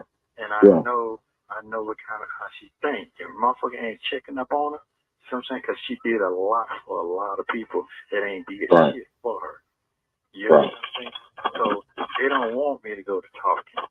So there's going to be a lot of embarrassment going on. And I'm not in the business of embarrassing nobody. You know that. You know, I'm going to give you that. And I sent you something before I got locked up. How them folks dog me. They dog me out now. But look at them now. They look like a man now with all the Botox in their face. You know what I'm talking about? You know what I'm talking about? I got an idea. Yes, sir. Yes, sir. You said you sent me something? Yeah, I sent you a picture. You said, them folks don't even look the same. No, because they overindulge into that devil stuff. Okay, gotcha. You know what I'm talking about now? I thought I did, Yeah. So what I'm saying to you is that I don't know nothing about that. I'm sorry, whatever. If it haven't happened with, listen, ain't nothing gonna change nothing. We're gonna still be friends forever. So you need to straighten that business with her. You straighten that business with her. If you don't, you don't. Okay, but if it's hard, it's on your heart. It's a lot of dividing here. Let me give you an example. She done said some things that she probably wish she can take back. You know what I'm saying? I done said some things I wish I can take back, but ain't nobody can't take nothing back. If it's meant for people to be in their lives right now, that's what it's gonna be. That's what it's gonna be now. Okay? So it is what it is. Don't vote. It's just a test of time for our relationship, and we don't weather the storm, sir. We don't weather another storm. Truth. This is true. I ain't making this up. And if I'm making it up, so you tell me I'm making it up. No. Yeah, I ain't making it up. No, I'm not. So our friendship been tested through time. So we're not worrying about all that. They'll turn right back around. Hey, Dre, how you doing? I said, hey, here's my number. Let's go out to eat. Oh, yeah, all that. You're a good man. All that. It's the same. Listen, man, don't pay none of that no attention. It's a wipe off. It's a lot of people are hurt people. Okay? Yeah. You don't hurt people. So that's why it's only just I hate that song. don't worry about it. Yeah. Yeah. I'm glad. Yeah. I heard it this morning. And when I read it, I hear it, and I had confirmation when you called me because I was on the phone talking with someone that's familiar with all this stuff going on, my name in it, and they kind of keep me abreast of what's going on in there. Now, this ain't nobody that you know. I've kind of met these people since this been going on. Yeah, because I'm like, wow. And this person brought it up this morning and say, I'm just letting you know that as a woman how I would feel. That statement that you made to your buddy about your buddy not loving his wife, she said you need to make that right with him and you need to make it right with her. I was already thinking about it. I was like, wow. I said, I'm going to have to. I need to. Because I've been wanting to tell you that. I've been wanting to tell you that. So, because if you hear the conversation, it was that conversation right after you called me when I said you were acting like a little boy. I think now it came back to me when I was telling you to sit down somewhere and stuff, and I said that. I don't know what made me say that. Well, you told me, I was trying to say I didn't understand why you acting the way that you were acting because I had never seen you act like that. Because normally you're nonchalant. Okay, what's wrong here? We're cool. This is true. So when you were like, I need to know, I'm like, what the hell my buddy doing? You know what I'm saying? And then, yeah, okay. I'm listening. I'm listening. Go ahead. You got the flow, sir. Go ahead. I'm not even interrupt. They say I'd be interrupting you, cutting you off. I won't let you talk. You got the flow for now. Go ahead. We done been through a lot together. Man, we've been 9 years now. 9 years, bro. Come on, that's a long time. And it is. And the ins and outs and the dirt and the good times and the bad times and people crossing you out and people trying to turn y'all against each other. We went through a lot. You understand what I'm saying? So I just can't see all that going on. So I'm not gonna sit here and tell you I'm no good at this shit. No, I ain't none of that. But one thing is I'm a man and I know how to fix my mistake with anybody that I deal with. You're the same person. So don't worry about it. God gonna do it. God gonna tell you what to do. Don't worry about what nobody else about, bro. You're winning because that's how you move. And I said that. That's how you move. You move in order. You don't move reckless. So it is what it is. And if I said something out in the past and I offend you some kind of way or whatever, I'm sorry for that too. You know what I'm saying? But it's a trained reaction with this, how the devil working in the internet. And let me tell you one thing she told me. She sit here and said, this internet stuff is the devil. The Instagram, all this stuff is the devil. She said it to me every day. Every day. So you learn from a lot of things. You know what I'm saying? So it is what it is, man. This is not gonna damage nothing. All it does is strengthen. If it's meant to be, it's meant to be. And what we do as black folk, we don't like to sit down and apologize to each other. We just pour more dirt on more dirt on more dirt. That's what we do. I don't know where we get that from, but it's just handed down from generation to generation. Everybody make mistakes. I can go sit down. I know the people outside of me that I can crucify them now. How much dirt I done seen. I ain't in the business of crucifying and putting dirt out on nobody. I really don't care. That's how I move. I'm going to continue moving like that. So it is what it is. And like I said, these folks put on me, man, this shit devastated me, man. Let me give you them. It damn near killed me to call Shirley and tell her what these folks did to me. It damn near really did knock my teeth out my mouth to call you and tell you. You know what I'm saying? And you know that shit hurt me so damn bad to even call you or her on the line, bro. On the line, but I had to tell you. You see what I'm saying? I had to tell you. And I'm glad I made all these decisions I made on faith. Not on and being embarrassed or just saying, I have to test all the water. The waters has passed. It has passed. So, I know the folks are trying to divide me, you, my son, why all that. Oh my God. All that. I know he probably going crazy, but I don't talk to him like I used to talk to him because he gets. I talk to him. I talk to him. We talk all the time. I call him. I talk to him. Yeah. I think I talked to him. He called me one day last week. Mm-hmm. Yeah, he gets fired up. Yeah. I can't. This ain't the time to be on the phone talking mad shit right now. So Right. no, he know his daddy. He know what it is, and Yeah. it is what it is. And Well, he kind of hot. He kind of hot about some of the phone calls. He hot. And I was too. I was a little disturbed about that last phone call. That remember now, what you said to Sonya. Okay. Got you. Right. So when all them get it, you know what I'm saying? Oh, wait, the Dre hear this. Wait, the Dre hear that. What he gonna feel about that now? Okay. So yeah, they waiting on the pack for me and you start cussing and fussing so it can be hit, so yeah. But he good. He good. I mean, he been right. I sent him a letter. I sent him 2-3 out. So he should sit down, do what he do, sit down, relax for a minute, and read and don't do all that other stuff because there's so much I can say I just can't say.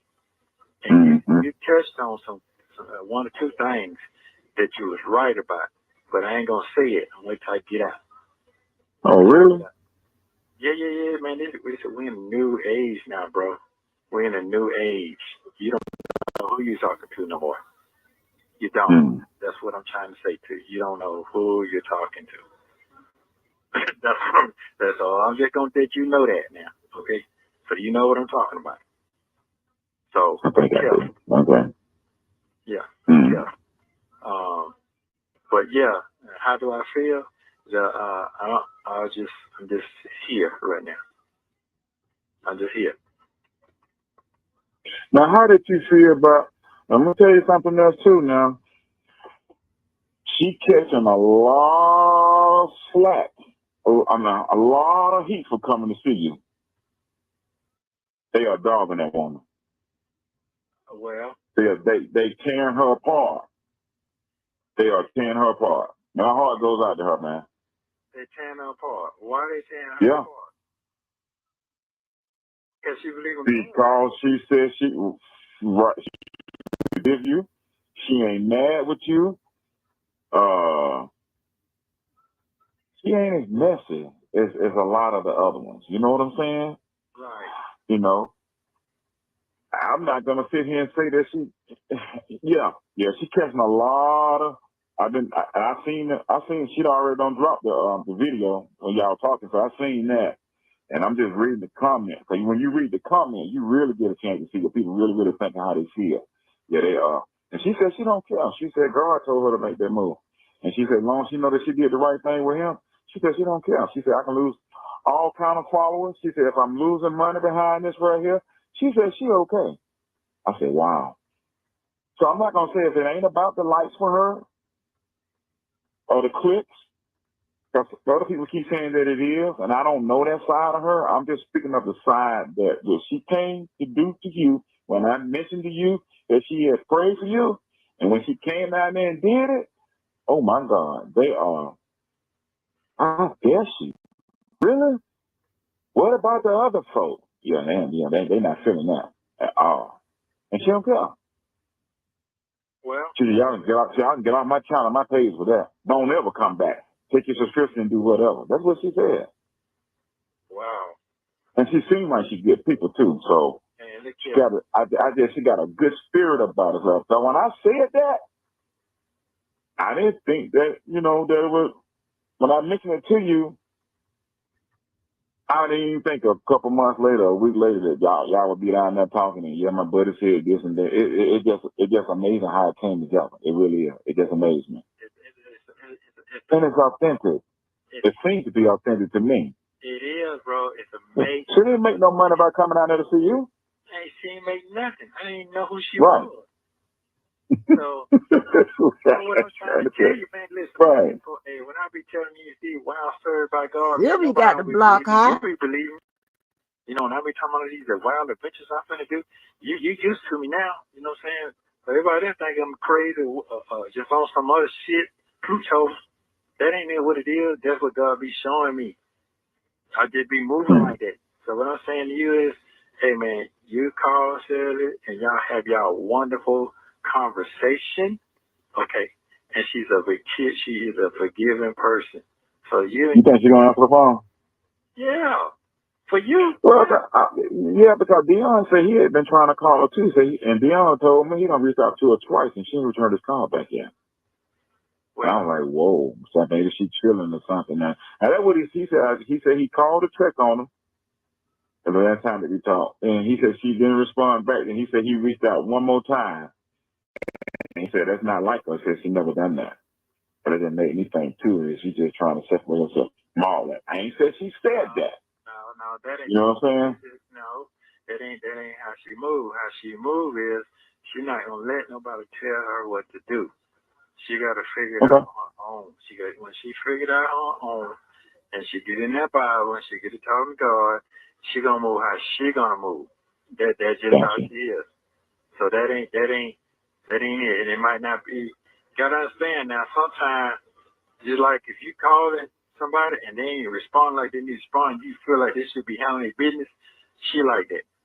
And then she gonna treat you the same way you treat her. She been calling you, and you want to call on your time, fumbling around with some bull. She gonna feel the same way. Right. You understand that? She got people. I'm not out there no more. So by me not out there, you know how people moving. When I was out there, folks got down trembling. You know what I was trembling? Because I want to have it. You know why I want to have it? Because I was a man of the household. Man, the household ain't come around strange. So there's a lot of strange coming around right now.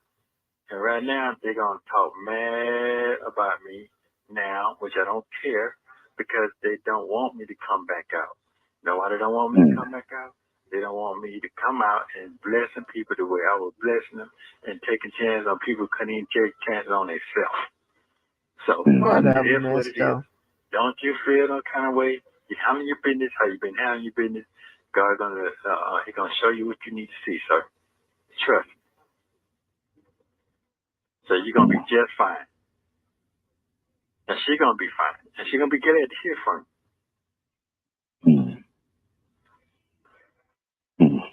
you. You see, yeah.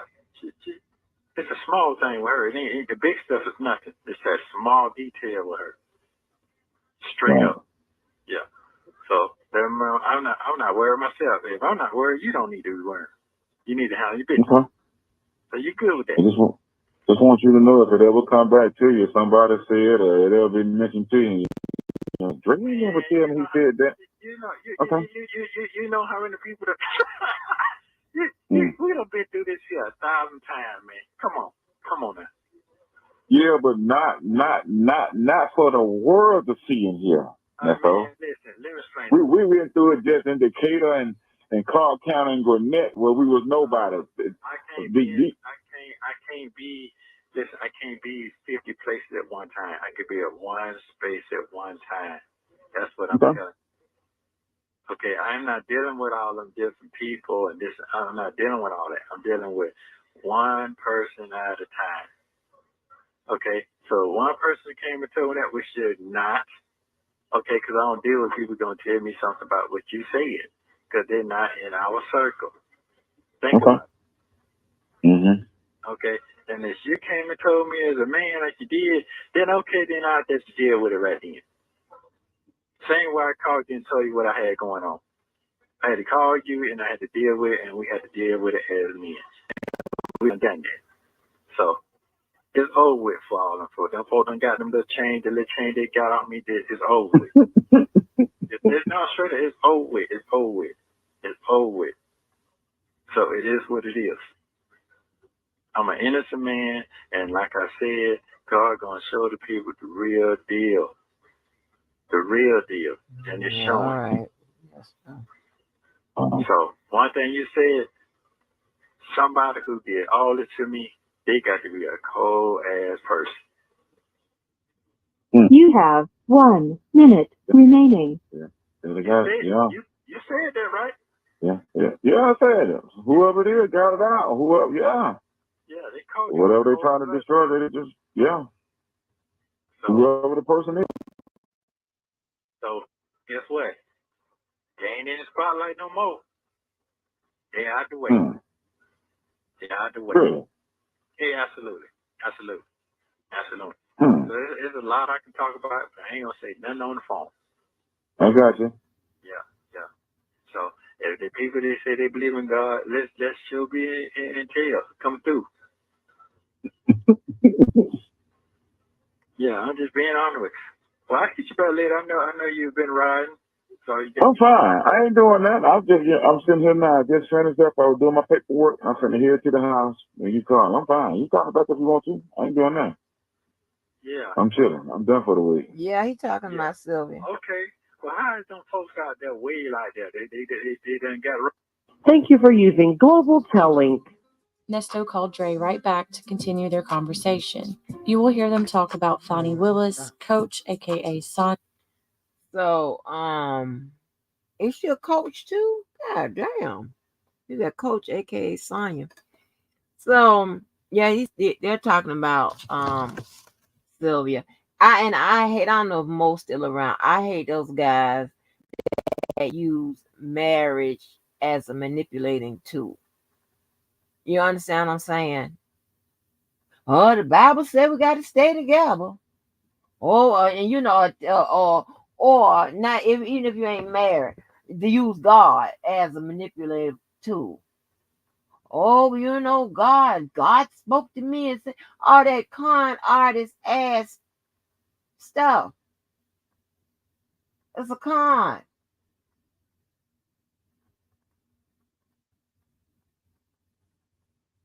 Oh, they're trying to tear us apart. You heard what he's talking about? He was trying to allude to that. That's con talk. You a fucked up individual.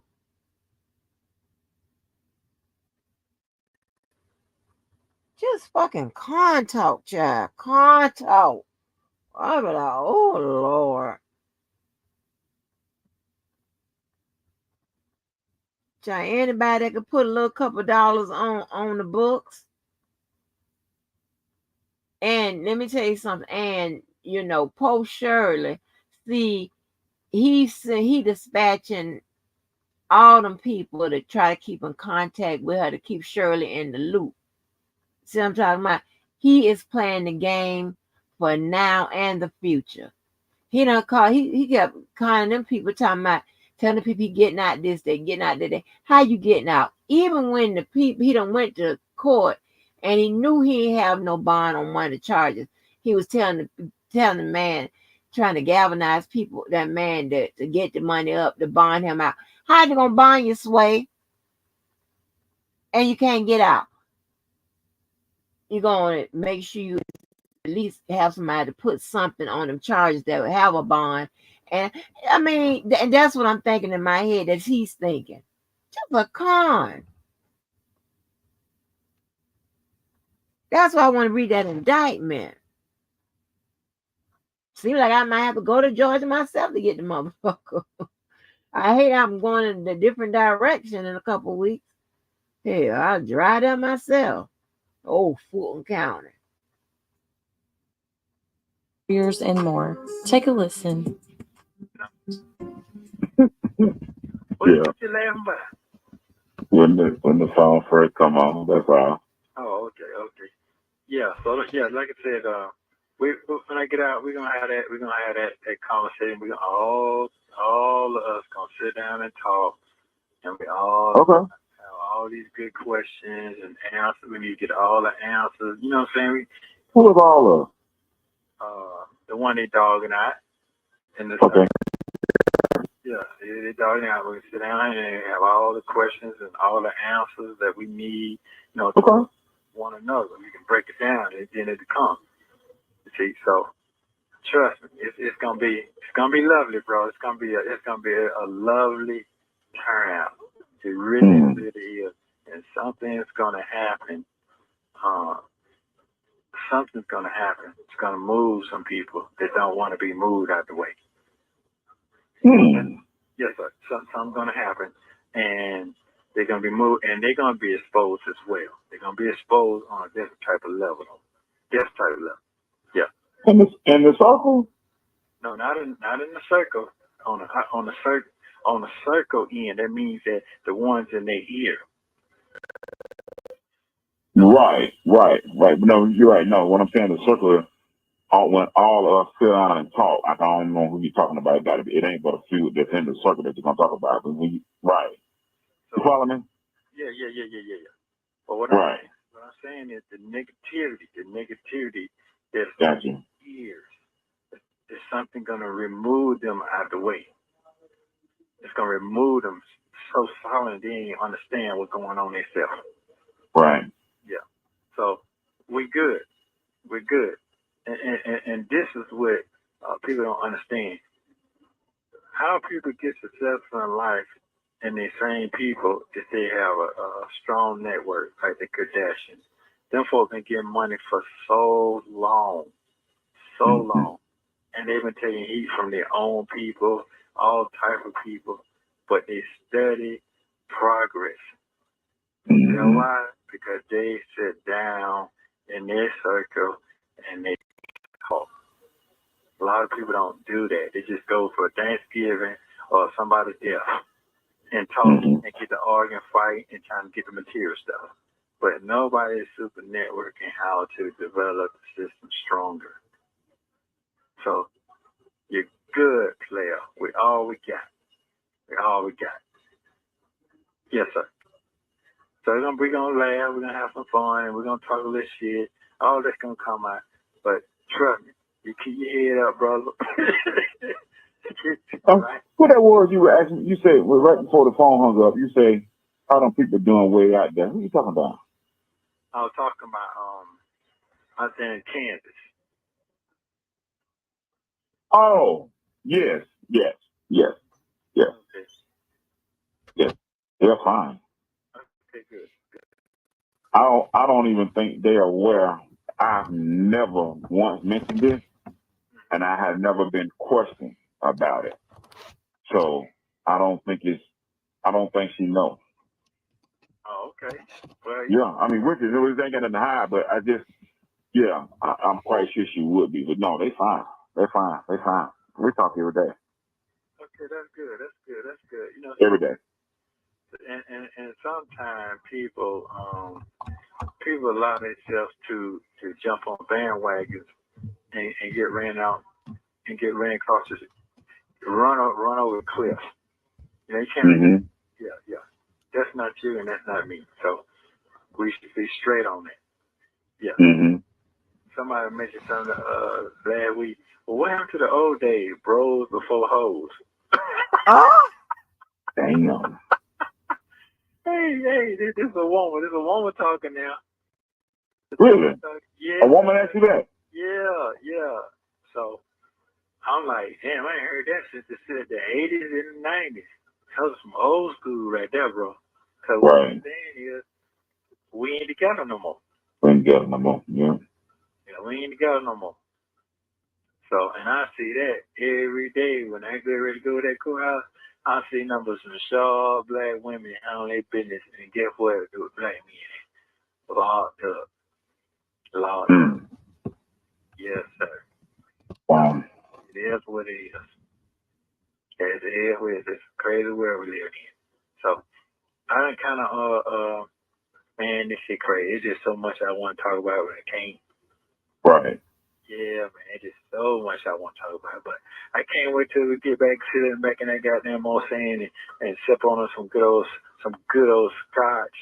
And I don't even smoke, but we're gonna bust one of them big Cubans out there, and we're gonna sit back and laugh, and we're gonna sit back and talk, and we're gonna get clarity going on. So we cool. Everything good. It's just hold on, look tight for you, buddy. We're gonna be good.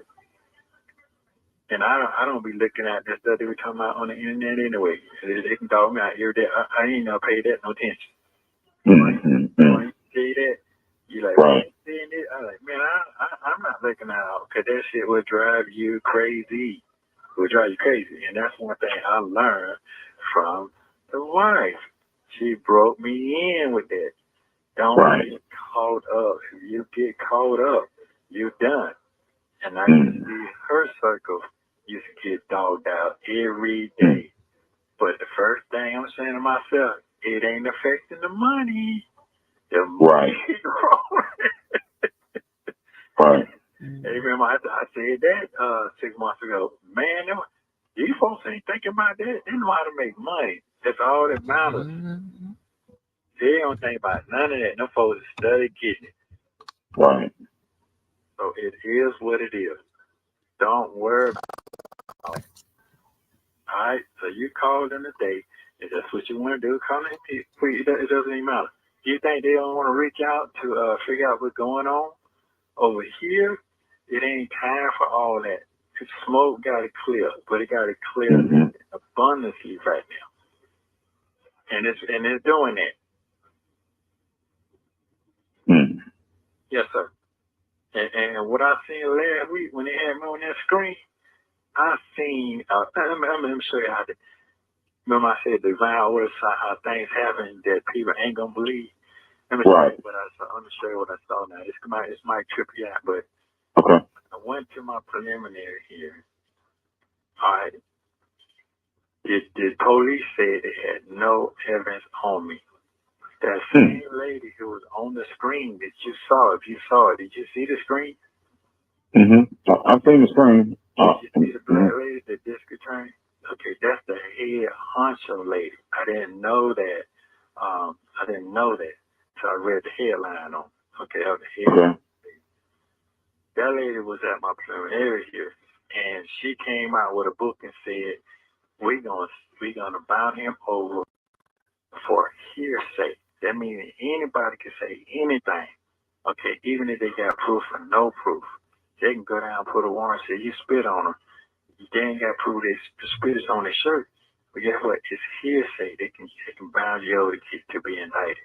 So let me fast forward. So I got mad. Now I you're got mad. you I feel like say I'm being making up mistreated. shit. Shit is Let's false.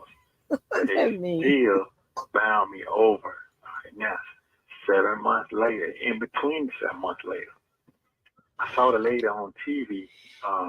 There's some rapper boys. They did a girl or something.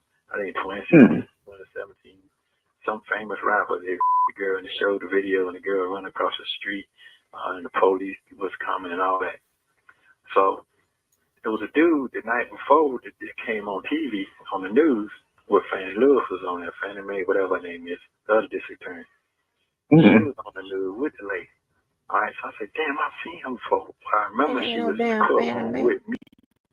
All right, so that passed. But the day before she came on TV, there was a guy here. I think we're about 300 pounds, about 6'4". He's sitting here playing cards, playing poker, got mad, punched the guy out because they owed him 2 suits. All right, this is the day before this news thing came on. The next day, the news thing came on, and so everybody like, be quiet, because they're talking about the rapper. What? The lady gave him a life sentence, gave him life and 20 years, something like that. He turned around and looked. The nigga was standing up in the middle of the floor, man, peeing on himself. He was peeing on himself. Listen to me now. He was peeing on himself, shaking, and both sides started crying. This the same dude that is not him and not a nigga T5 by 2 suits. The nigga said, hey, that's the same, that's my VA. She said she gonna give me 2 life sentences. We trying to do with like 300 pounds, 6'4". When he said that, bro, I just looked at him and the same dude that he was finna sit here and try to fight by 2 suits, held him off the floor and cleaned the shit up, wiped the shit down with the mop and all that. She'll say what I'm trying to say is that this lady here is ferocious. She send niggas to jail, to prison for real. She ain't doing it for no clout. You understand what I'm saying? So basically what I'm saying is when I see her on the screen with my lawyer, I said, well, here goes some more bullshit. Excuse my French. But it wasn't. It was God. God was moving for me. And I felt safe. I wanted to say something. I couldn't say that because you can have a mask on. But I'm glad it was her because this the lady that made all the tough decisions for those type of crimes. You see what I'm saying? Mm-hmm. And she followed through the bullshit. And when I put me on recording in June the 26th, when that white man was trying to really drill me, you can go back and look how he was coercing the other black lady into saying all these horrible things about me. You see, came up with that 800,000. You can clearly see all of that, bro. You can see. I ain't making this shit up now. I'm not making it up. You can see clearly through all that. And when he said that, oh, I got a girlfriend and I'm a flight risk and I'm gonna flee to Dubai. I got a house in Dubai. Nobody never lead no conversation like that yet because it never was a conversation like that. That shit was politically to destroy me, bro. That day, my life was destroyed. You see what I'm saying now? So it took. I guess what I'm trying to say is that for this woman that's head DA to take it there to see what's really going on with her experience. I was already forewarned with a couple guys that been in here that was talking about. I just didn't know who they was talking about because the face and the name wasn't matching up. All that shit matched up in 2 days. This is 2 day time now. It matched up for me. When I left that room, bro, I started crying for about 15 minutes. I couldn't, and you ain't never seen me cry, bro. You ain't never seen me cry at all. Nobody ain't never seen me cry. I had to cry, bro, for about 15 minutes because them folks killed my character on some shit that I know better, you know better, anybody been to prison know better. You don't fuck with them kids and you don't fuck with them women. Every gangster know that, okay? I don't give a damn what you doing out here. Every man know that shit. And it killed my whole, it killed my spirit about my own kid, my own grandkids. It's like, yeah, that shit off me, but it still lingers that, you know, with black folk now, white folk is different. Oh, don't worry about black folk, they sit here, well, they have one eye open and one eye closed. That's a horrible feeling. You understand what I'm saying? You see? So if Dion called her, I'm gonna shift now. If Dion had called her, you gotta understand, them people already done put me in the fucking hole and throw the rocks on me. You got what I'm saying? If Dion had called her, he already done put you in the hole and throw the rocks on you. Not him. Her. Oh, okay, I got you. Her. Right. Not Okay, got you. Okay.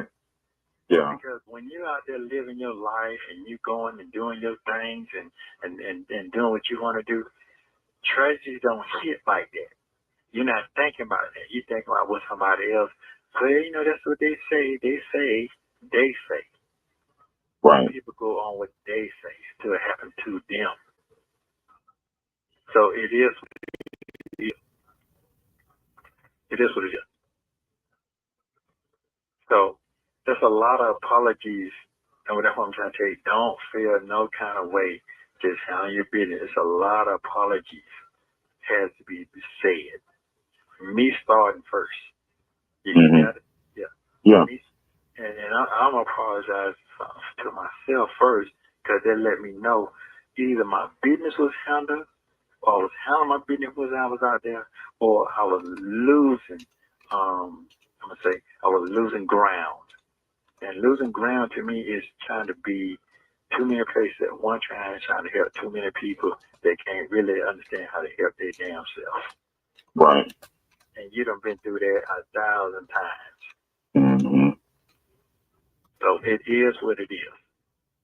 It is what it is. So I'm just wanting to say how I feel now. I had to go get me some counseling because I've been dealing with this shit so long in my head. Mm-hmm. Who you getting the counseling from? And now? Yeah, they give you like a mental health counselor and they give you Really? yeah, therapy counselor. Yeah. Because I'm not with them taking no pills. I'm not doing none of that shit.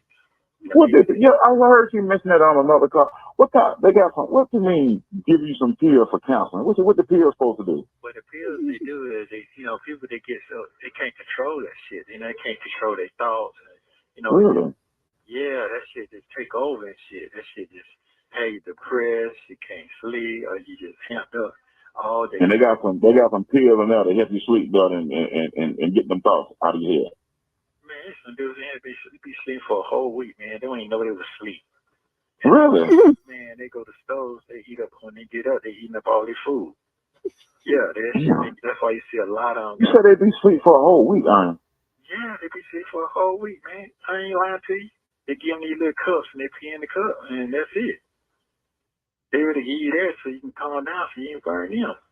Shit, so if you got a lot of stuff on your mind, if you stressed out, they got some medication in now to help you deal with that. Is that what I hear you say? Yes, sir. Saying? Yes, sir. Really? Yes, sir. Yes, sir. And that shit was wow. Man, there's a lot of zombies in here, bro. Listen, it's guys in here. I heard you mention that, but too, they act like zombies in there. I thought you were just like they were just spaced out, just didn't know what they were doing. I didn't catch on to what you were saying. You said that a while back. There's like zombies in here, all the young guys. Yeah, they smoking them strips. They smoking them that horse tranquilizer, all that shit sprayed and shit. Man, there's so much I can tell you when I get out here, man. You're not. In there? Man, this shit like New Jack City, bro. This shit is the New Jack City. Wow. I'm not lying to you. This shit. Horse tranquilizer? What the hell? I don't know some strong shit like that for, man. Let me tell you something. All the people who work for me and all that shit, I'm saying, damn, they be like, where you at? Well, I start beside the road, man. I couldn't get my thoughts together. You can't get your thoughts. I just want to myself. I'm saying, what the fuck you talking about? There's so many people are depressed, man. That's right. I agree with that. Yeah. I can deal with that. I can understand that. You can understand that? Yeah. But when I came in here, and I seen the guys, it's a whole different lane. Because man, what I will tell you is I think God used a good father to your kids, man. I thank God I tried my damnedest to be the best father I could. Yeah. I was glad I was able to wheel that younger one back in too. Remember when he went astray there for a minute? Yeah. And he went to acting crazy. I didn't know him no more. You know what I'm saying? And he had to come back. Yeah, that joke was I didn't know which one of my sons would try me. I never thought it would be DeAndre. I probably thought it would have been Big Dre. Big Dre never gave me no problem. To this day, he ain't. But when my youngest one, I told you about that, right? About a year ago? Yeah. And man, I mean, we like to came to blows, Ernest. You know what I'm saying? I'm like, man, I can't. Dude, you're going to have to go back to your mama because I'm going to do something I'm going to regret. Well, I'm going to give you. And I'm glad I did. That was the devil, bro, because the devil knows you love that little boy there so much. Yeah. And the devil wanted to take that from you. That's what this is things I'm talking about that nobody ain't listening to what I'm saying. So it is what it is. It's the same thing. And you remember I said about coach. Oh, they talking about who coach. Man, listen. These folk is here because I make sure I handle my business with them. That's my heart. Nobody, them folk died on the operating table 2 times. See how little them folks here, man? Them folks is 93 pounds, moving like they got down 300 pounds, bro. With that mouthpiece. Come on now. Come on.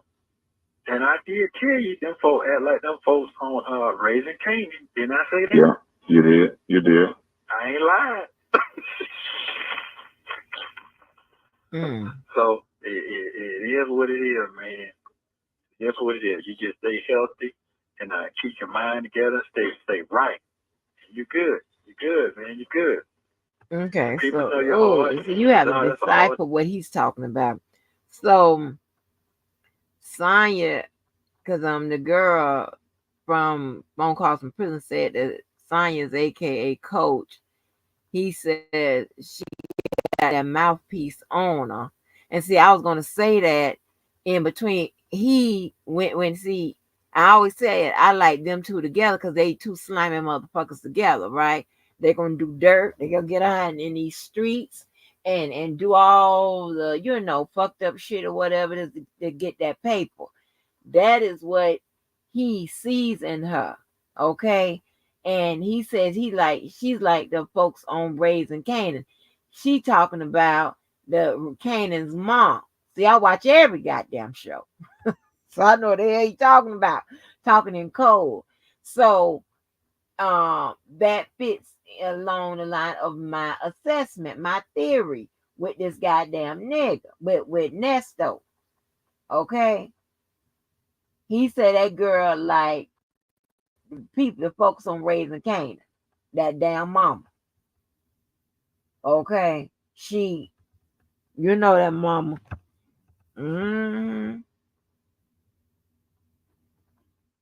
No, he probably done seen it before he went to jail. All that matters. That's all that matters. Know your heart. So, and guess what? That was a public defender, bro. I got a public defender. I don't have no paid. Man, I go boy so much I can talk, boy. I ain't gonna even talk, man. I ain't gonna I want to touch on that shit so bad right now. You know what I'm saying? Right. But I ain't gonna even talk. I ain't gonna even talk. I'm gonna leave it alone.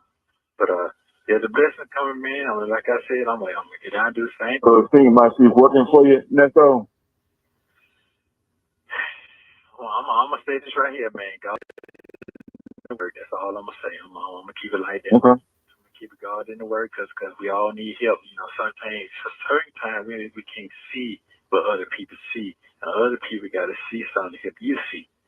Right. So you just made that statement and saying that she's a public defender. She's not even a paid lawyer. I made that statement because all the ones that was paid didn't do a motherfucking. I got you. That's what I'm saying. Money wasted. That's what I grabbed from that. That's what I grabbed. That's why I asked you. That it seemed like you know what I'm saying. Okay, I'm trying to. I'm trying to. Okay. Well, don't say. Well, okay. Well, hold your peace. You hold your peace because they love me and your phone. They love me and your phone call. They love y'all. Oh my God, they be on ready, set, go when they get them, boy. What? They headline news. I keep trying to tell you that. Wow. Well, you talking about wow. I mean, because I ain't. What you say to me when on the very first call when you first called me? What was the first thing that came out your mouth? When? Wait, which day? The day when you called me on the very first phone call. I said, all the ladies love. Yeah. All the ladies love you. You're on GQ, Black GQ magazine. Oh no, that ain't what's going on. Yeah, because right, it's because that I guess as a friend holding you accountable. That's what that is. You know what I'm saying? And just sticking up for you and just saying what's right. That's what I hear a lot of. Yeah. So like I said, as soon as you stray or you say one false move, you get rid of your ass. And that's fine. That's fine. That's fine. That's fine. That's fine. That's fine. Yeah, that's fine. That's fine. I ain't even gonna say it. That's fine. These may call, they get them, but the conference gonna be so boring. Like, oh, they ain't talking about that. Next, because they be trying to get that gossip. It's just amazing how people, man, it's so much I want to talk about, man. I'm just gonna just keep okay. Okay. Yeah, keep my mouth shut. Just wait. Yeah, keep my mouth shut. Look here, man. That shit wasn't right, man. What these folks did to me, man. It just was not right. Well, I said that over and over and over again. Like I said, whoever it was that's after you, boy. I don't know what you done did. But I ain't did nothing. That's listen. I got that, but I'm just saying. But the way I hear you, the way I hear perceive the us is you have. No, what it is, they ain't paying attention. See, but here's the thing: it's gonna come out. But when it come out, it's gonna be. You know how a movie started? Like, damn, I thought it one way. I done figured the movie out. No, at the end, be like totally opposite what you thought it was. And I'm saying right now, I ain't did nothing. But you pay attention. I gave you some headlines about them videos. Okay, them videos will tell you if you really dig deep and look and listen. Hey man, and you said it in one of your calls. Hey man, government trying to get at you, bro. You said it. You said it. I see it. Yeah. So, but I ain't did none of them folk. You know what it was? It's the name, bro. It's the names come behind my name. That's all it was. That's all it was. So it just I'm excited. I'm excited, and I'm glad that the DA can see what's really going on, the truth. I'm excited about that. I'm really excited. I'm excited. Oh yeah. Yeah, I am because this is not no beginner. They ain't got no agenda of trying to prove a point and pass all that. Oh, okay. Yeah. So is this the same one or a different one? No, this the head. That's the head, bro. This the head. This the head. Okay, so the one that was trying to put you out there was trying to bury those. They must be up under them. What they was, the system did or something? Just got information together to present to them. Okay. Yeah, and then the black lady you saw, she's the head of that victim crime unit and all that stuff. She's over there, that stuff, that child stuff, that kidnapping. She's over all of that. Oh, okay. Yeah, see when you see that last thing you seen on the screen, you see the black lady and the white man. Okay. The white man. And who the white guy is? The white guy, he's supposed to have been investigator for the what they call it, fraud unit. Fraud. Okay. Investigation. And then the black lady, she's supposed to be for the sex crime, the skinny lady. Right. Okay. So the lady you saw last week, that's the lady that was over the last black person you saw that was in the courtroom with me for that bond here. Remember that? You asked me about who that black lady was? Yeah. The judge was giving us fit too for not having their stuff together too. Yeah, she's over her. You see what I'm saying? Oh, okay. It's the top dog. Top dog. So yeah. So when I seen her and I seen that dude in here peeing on herself, and I saw the lady I saw on Channel 2 News, with that rapper, that dude shit and all that, and she was sitting in there back in that chair like I'm gonna get them all. Ain't nobody getting away from it. She just had that demeanor. But I don't want to worry because I ain't do shit. So I just have to wait on God, let Him prove to the fact what's going on. So right. I'm grateful for that. I'm grateful for that. So really, that they gave me a little piece, but it still ain't sitting right with me. Still ain't sitting because it done tarnished my name. You know what I'm saying? I got to fix that. Yeah. I got to fix that. I don't want my grandkids growing up and the grandkids, great grandkids. Oh, my granddad. Right. I got. No sir.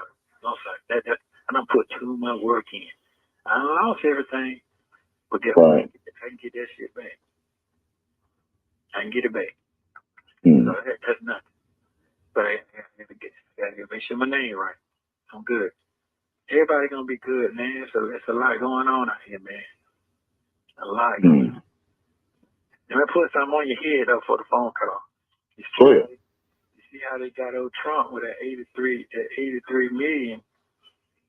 You have 1 No, I didn't hear minute remaining. saying what they was gonna try to. Oh, you ain't paying no attention. Anyway, we'll talk about that another time. Oh, you on top of the news now, I've been on top of it. I watched it every day when I was out. That's all I really did. Daddy moved. Right. Yes.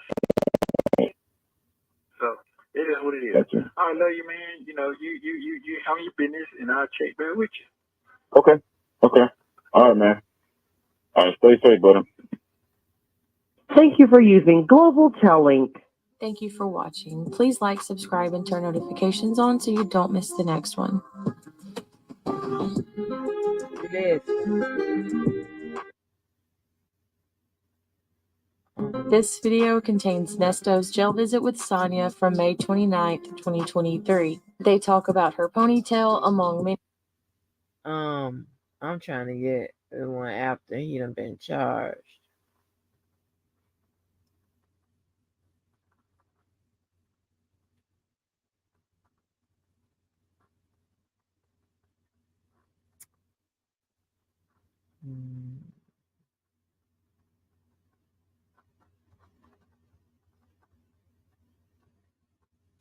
Um,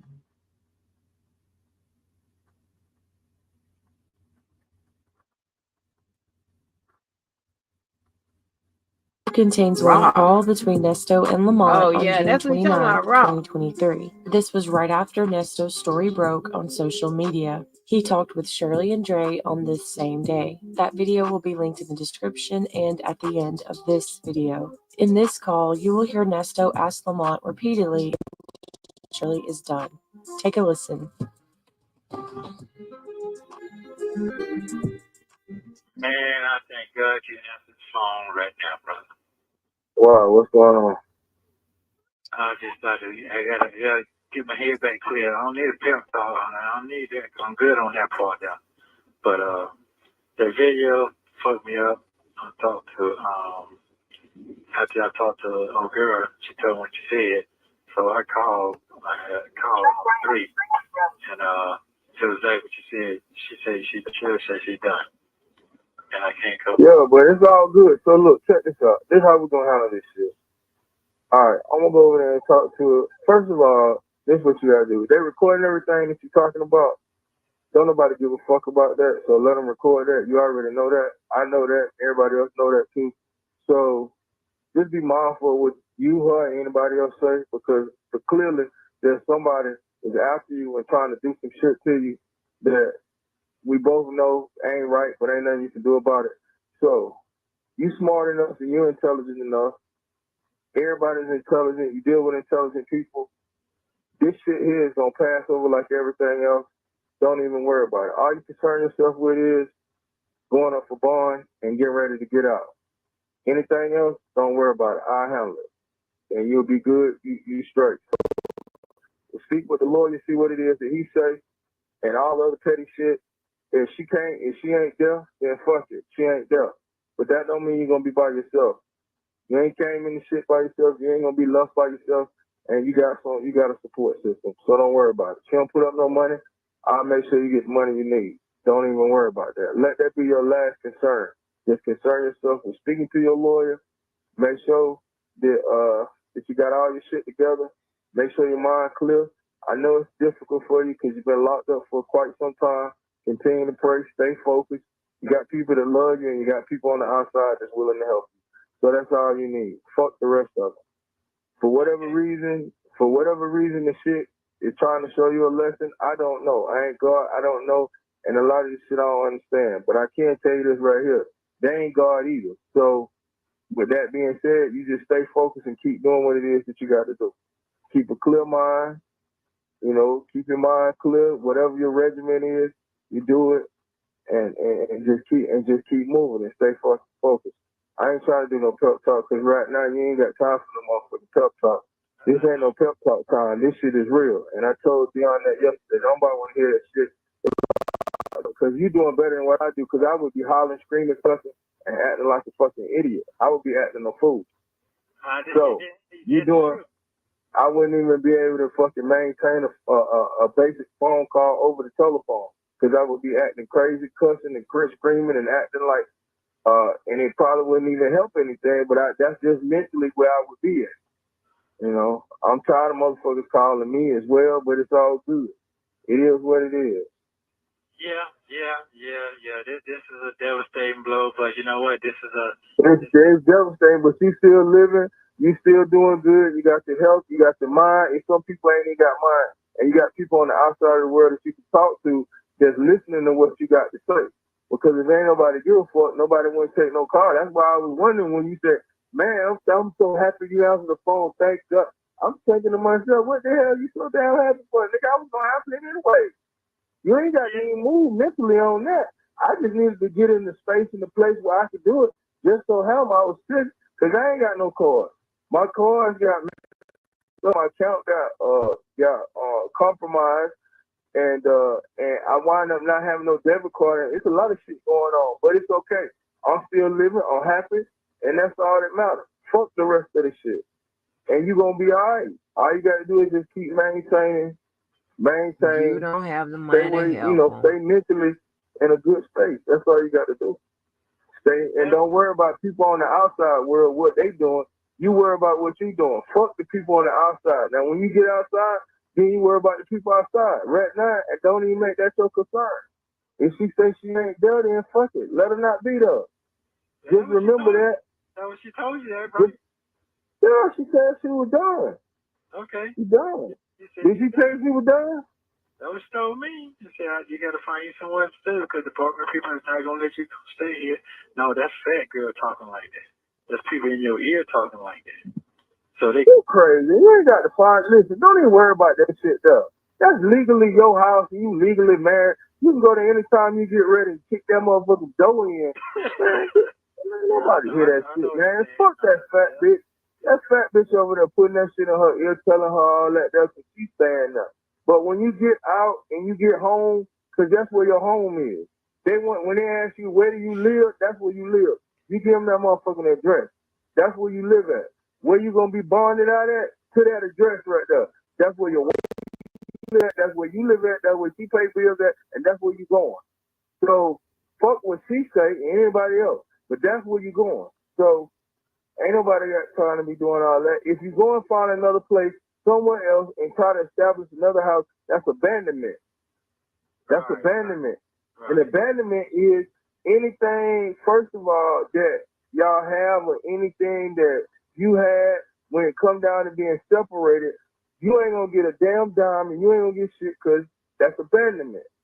Right. You love your wife. I got you. So they can play them games with somebody else. Put that in their pipe and smoke it. That's bullshit. Yeah. No, you going back to your house, go back to your house, where she lives, and y'all work it out. Once you get home and you work that out, first you need to get over this hurdle. Once you get over this hurdle and get out, that's the only thing you need to be concerning yourself with is getting out. Okay. Once you get out, then you can maneuver and worry about people on the outside. Ain't no sense in being in jail worrying about what these people. Let them do what they doing. They good. They got a place to live. Everybody good. Everybody happy. All right, let them be good and happy. Right now, you focus on your life, what you got to do, what you gonna do once you get out, and how you do it and move forward. That's it. All right. That's it. That's all you got to do. So let me tell you the play before that kicked off, and it's because that's what my counselor told me. My other counselor told me. So I got to give him $7,000 more. I got to give him $7,000 more for the cases coming up on 13. Can you hear somebody just sit beside me? I'm trying to talk low. You know what I'm saying? Can you hear me? Yeah, a little bit. Yeah, go ahead. I got to pay him $7,000 more to get another lawyer next to him because he needs help for the 13th. Okay, that was agreed. So now I'm gonna called, I don't know if you remember him, Daryl. I'm seeing Daryl going to give me the money to get him so he can take care of that. Now, the bond is 800,000. So if it's 800,000, my other people, they said they going to take care of that for me. So that's good. But the thing about it is, surely have to sign for it. You know what I'm saying? And that's going to let me out. That's going to let me out. So I'm going to do what I need to do. So that, I ain't worried about that. When it come down to that, you ain't got to worry about that. She gonna sign. okay. You ain't got to worry about that. But I'm telling you, so I don't tell all the other folks that. I'm telling you what's going on. You understand? Oh, okay. Yeah. They don't know that. Nobody don't know that, but I'm telling you, so you need to know the real what's going on right now. Right. So how I'm gonna make this huge ass bond. So that's the deal. She's gonna sign, and no boy gonna take care of the rest for it. So that's it. So for that bond, I'm good on that. I'm good on that. I was good on it the day after that. So I was straight into that video shit popped out. That's what threw my shit in my head when it hurt then. So as when it come out to the 13th, either gonna give me a signal bond or give me a bond because I already got bonds on the other shit. That's what the white boy didn't want me to have. Now I got that. So now the other judge denied me with not no bond on the 13th. Now she has to give me a bond. She don't have to, or we're going to trial. Trial is 4 weeks. So I'm automatically going to win that anyway. They already know it. You got me? You got me now? Right. So you do it. Okay. Yeah, so I'm out the door. So I'm telling you what's going on. I'm out the door. It's just, I'm not worrying about going to the sales show. That's just address for me to get out. And then if I move, I have to change it with the kind of clerk. So that's nothing to me right now. It's that. Yeah, well, I mean, if just get out, and then if push comes to shove, you just come stay with me. We'll work it out. We'll figure it out. I ain't worried about that shit. Yeah, so I'm good. I'm good on that part. That part I'm good. It's just I want to make sure that bond, because you have to pay the bond $5,000 for the bond. It would have been $80,000. You get what I'm saying? So, but some property that could be put up with that to get me out. So I'm good. I'm good on that. Don't worry about that part. The only thing I got to do, you see what I'm saying? The only thing I got to do is get this settlement to get this man so he can get his counselor team all the way up to snuff. That's why I was telling you, I'm glad that my lawyer was paid for it. But now he needs extra help. He needs extra help. As you need to watch the video. He's stumbling. Right. No, I didn't even look at it. Okay. Okay. Yeah, he's stumbling now because that should have never happened like that. So either he's gonna just go and try to do it himself and get me fucked all the way up, or he gonna get somebody to be in his ear. They could work a team together. That's where my brain is right now. So I'm getting out. That's that part because I haven't even been indicted.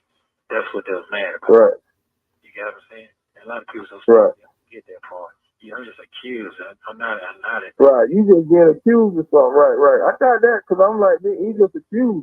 He ain't even been charged and indicted on that. So how in the fuck is they indicted? What the hell is he talking about? You get what I'm saying? But see, that's where you come in with Shirley. She don't listen to you. If she ain't listening to nobody else, she gonna listen to you because you've been around me so far. We've been around us so long. Now she gonna listen to you. But what she don't know is I'm gonna blow up again when I get out of here. Because that's my MO. You got what I'm saying? Yeah. So right now, I'm going to get a little girl to send me a GoFundMe page. Get her to send me a GoFundMe page so I can raise some money that way as well. Somebody going to support my ass. Don't give a fuck what nobody say. Right. You know what I'm saying? It's like a bet. It's like when you know what I'm saying? You're going to bet. You bet on the race. That's basically what it is. Right. But you thinking right though. Your mind, I'm glad to see that shit right. You on point.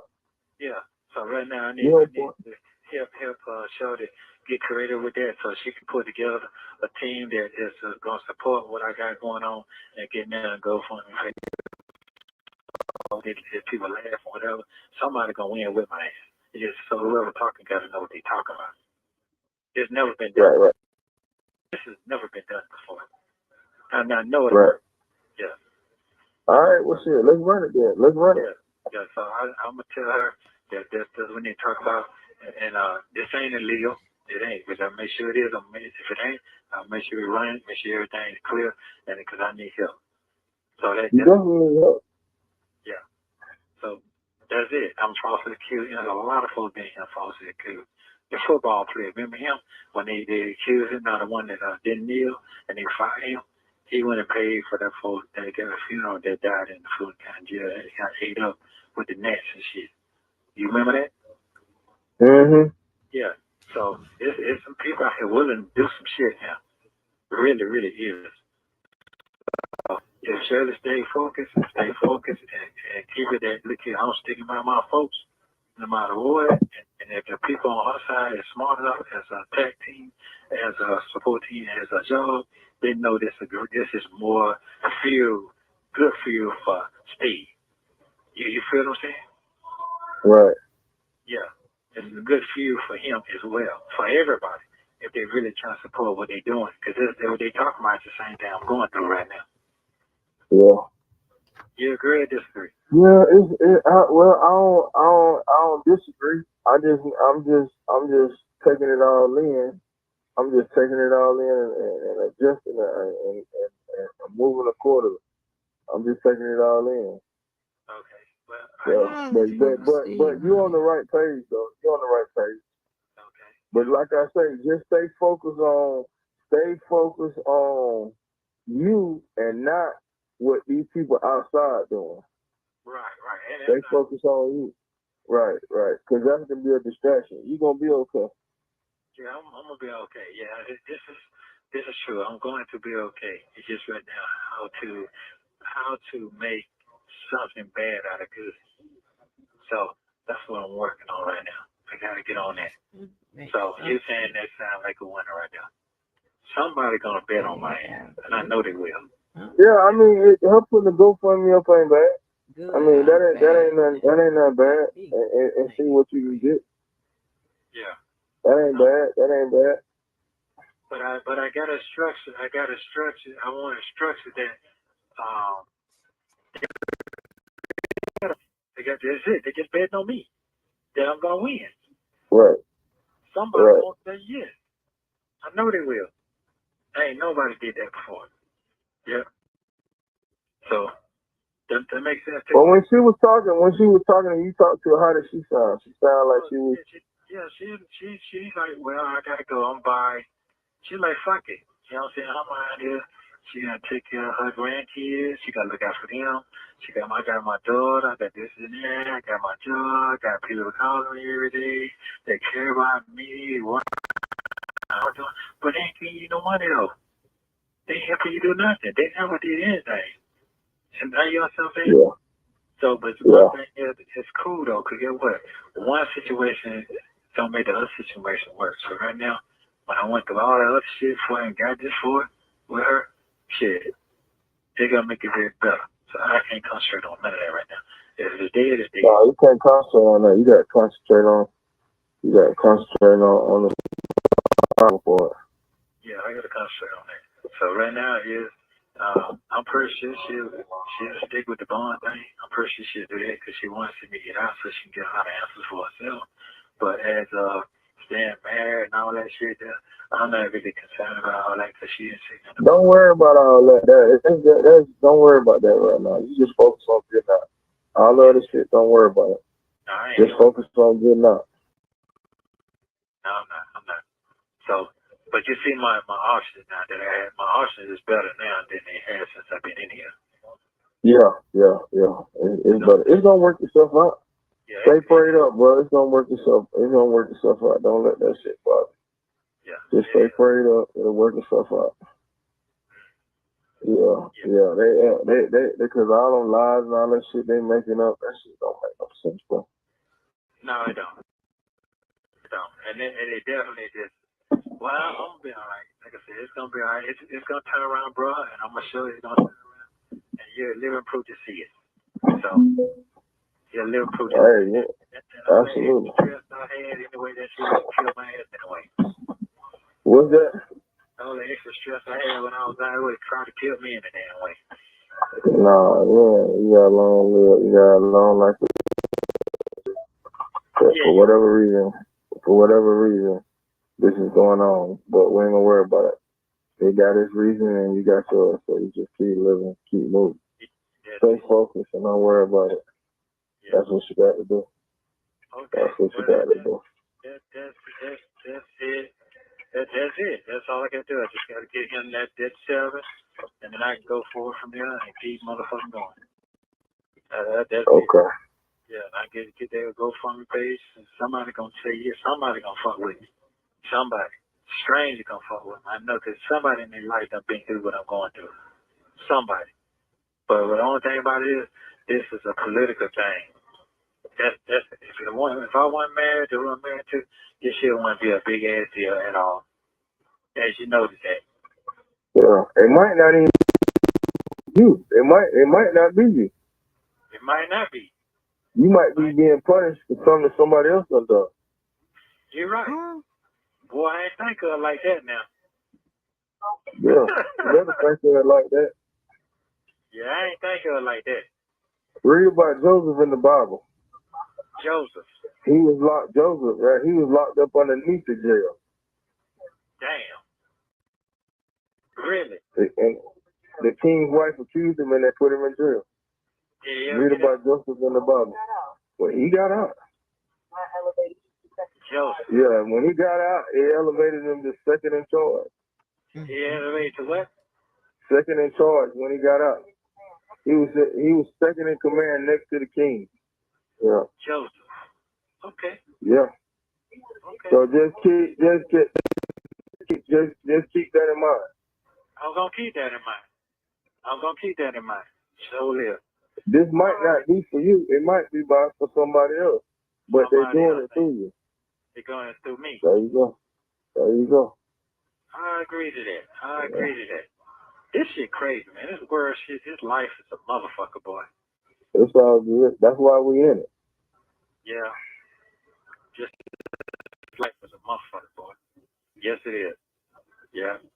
All right, bro. I feel pretty good right now. I'm all right. I just want you to know the real. Don't tell her, oh, girl, what's going on, because she don't need to know everything. No, I don't tell her everything. You just hold your business to yourself. Yeah, You doing right. You know what to do. Yeah, I know what to do. Yeah, I know what to Keep do. Peter and Paul separated. Right. And then you know what I'm gonna do? I'm also trying to reach out to this guy on trial. You know who I'm talking about. I gotta figure this shit out. You know what I'm talking about now? Yeah. Yeah, I gotta figure this. I gotta figure this shit out. I gotta figure it Yeah. out. A lot of unanswered questions. Yes. Yeah, but don't let them hold you down, boy. Stay positive, stay strong. Yeah, I'm gonna do that. I'm gonna figure this shit out. They're gonna be all right, but I want you to I am very, very close. I'm at the door. I'm very, very out the door. So I just gotta figure this last little piece out. And it'll be all right. If they come here with some other shit, I don't know what they can be, but that's fine. It ain't nothing else out, but I don't know what it could be. I wouldn't even worry about it. Let what's be, let it be. And you be where you be. So just keep moving. Keep moving. All right. Well, then there we go then. There we go. And other folks, you ain't never ride with them. Nah, I ain't talk to him. Okay, all right. I'm just gonna let what it be, let it be. What's next? What's next, let it be what it be, and just keep moving. Yeah, that's it. So that's what they said to you. Yeah, They said they were done, right? They told you that, right? Yeah. That's what they told me. When they talked to you? When you talked to him? Yesterday? This morning. Oh, yeah. Yeah. Yeah, I told That's what they said? Yeah. Yeah. And they said they got to go because they got so much to do. Yeah. Well, that's fine. That's cool. So, yeah. And that's fine. That's cool. But they ain't, it's done, right? Right. That's what they said. Okay. Well, that's fine. That's fine. That's cool. We'll see what's happening in a minute. And yeah, that's them. That ain't me. That's them. No, I got what you're saying. I got. Let them be. Don't even worry about it. Let them be. Yeah, because it's gonna turn around. Let them be. It's gonna turn around, and then when it turn around, they be like, oh, damn. Yeah. Look out.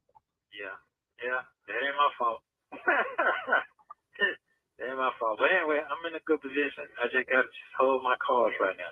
That's all. That's it. That is it. Okay, brother. I'm gonna go on about my business, and you have a great day. Stay focused, man. Stay out the way. All right, stay focused. I'll stand out of the way. Hey, and hey, hit me back tomorrow, and and go from there. All right. All right. Love you too, brother. All right, love you, bro. Hey, love you, bro. All right. Thank you for using Global Tellink. I like to hear the Shirley call. This video contains 2 calls made on June 29th, 2023. I don't know This is when why. the story originally I broke like to about hear how Nesto on Shirley social sound. media. This first call You done starts found with out Dre, about but the then whole, Shirley is added the to the call so goddamn she and charges Nesto can talk. all over Take a listen. YouTube. Steve Harvey, Shirley ain't shit like this. Wow. Please hold. Hello, this is a prepaid call from Neighbor. What's up? Annoyed at the Cobb County Adult Detention Facility.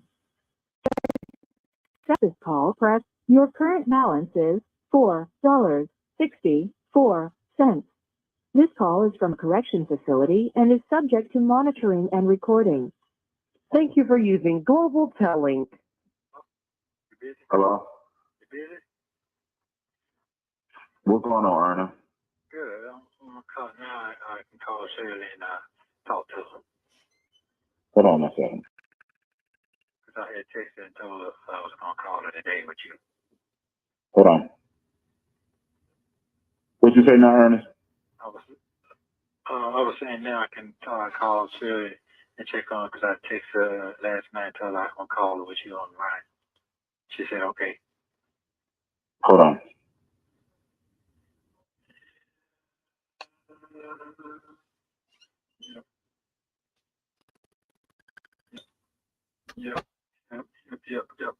Yep.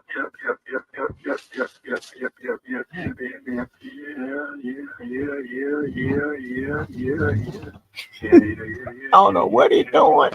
Yep. Yeah, fine. Yep. I don't know why I let us call. Yep.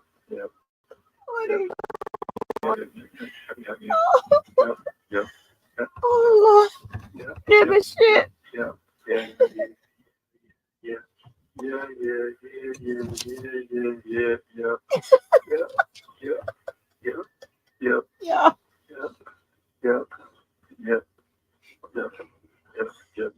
hello. Bitch, this is nigga shit. Get out of this shit. You ain't cut out for this shit. This nigga shit.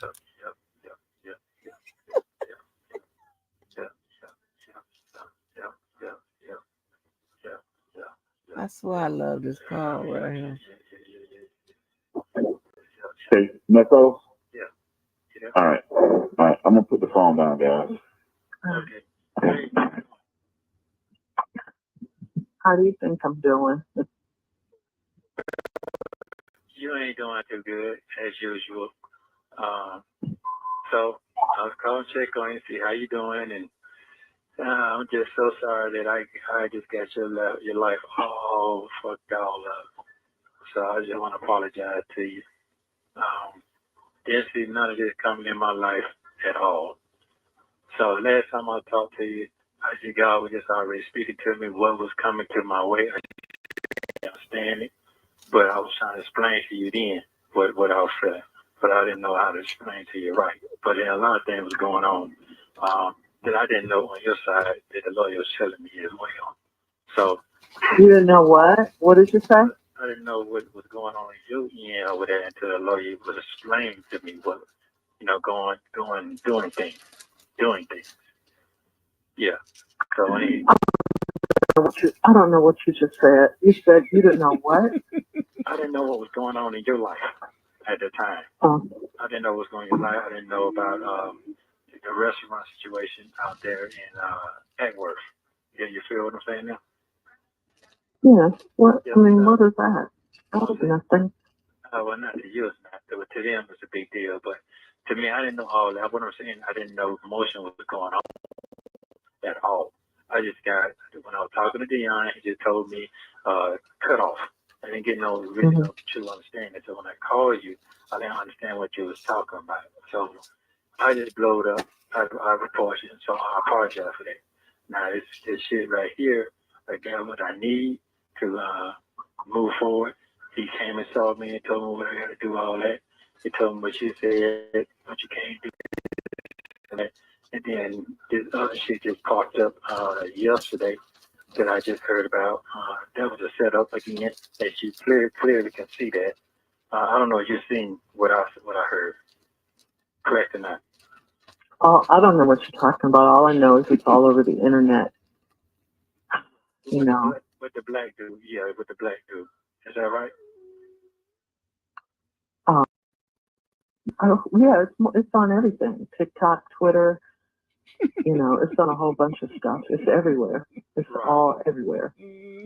So have you seen it? Yes, I have. Okay. And what I haven't seen, people are calling me, telling me. Okay. So yeah. So I'm pretty sure that your mind is just all over the place. So I appreciate you putting the affidavit in that I can come stay with you and all that. I guess you saw that too. Huh? I didn't do anything. I haven't put in anything. And I don't even know. That's probably not going to be possible either. You probably have to go to Dion or something now. Okay. You know, after all this, I can't. This, it's too much. This is too much for me. All right. I mean, I understand. I truly understand. I mean, I don't know how a person comes back from this. I just don't. I'm doing the best I can. That's all I can say. I'm just doing the best I can. But this is just too much. I respect it. Ain't nothing I can really say. I just respect it. Just it is what it is. I just got to figure out another way or figure out whatever. Because I'm an innocent man, so I gotta do what I gotta do. However they gonna play out. So I'm truly sorry again that your life is all the way upside down because of me, because of who I am. That's what they say. So I guess the people get what they want. I guess they got what they want. So it is what it is. So I'm sorry, and I don't want to put you in no harm's way. I don't want to do none of that. I just don't want to do that. I think it's too late for that. But okay. Yeah. Well, I mean, it's out there now. You can't unsee what's already been there, what's already out. I don't know what to say. I don't know what to say. I don't know. I don't know anything. This is just who. I mean, who's to say this couldn't happen to me or anyone? I'm not so special that it can't. That's not the issue. It's just the issue that it did. And, I'm dealing with this. This is like a blow to me. Here I am, 68, almost 69 years old, 70, and this is what I'm dealing with in my life, Anyway, if I didn't have faith in God, He's the only one that's getting me through this. He's the only one that's getting me through this. This is just, anyway. No, I'm listening to you. No, it's like, let me stop. That's not helping anything. I'm an adult. Stuff happens. And stuff that you don't see coming, you don't know why, but it does. And this is where I am in my life right now. Okay. All right. Okay. Well, like I said, I respect you. See, ain't gonna stay with you. And hold on for a minute, right? Did anybody see that house that they were renting? Now her salary is like they said between $400,000 and $500,000 a year with everything, right? The house was only $3,800 a month. One thing about that Atlanta, You can go down there and get a mansion for little, honey. If anybody seen that house, them houses they done lived in that they were renting and got evicted from, girl, she wanted to, to do it big. And well, I don't understand how you default on a 3800. Like, girl, how you default on 3800? Child, girl, child Shabuki.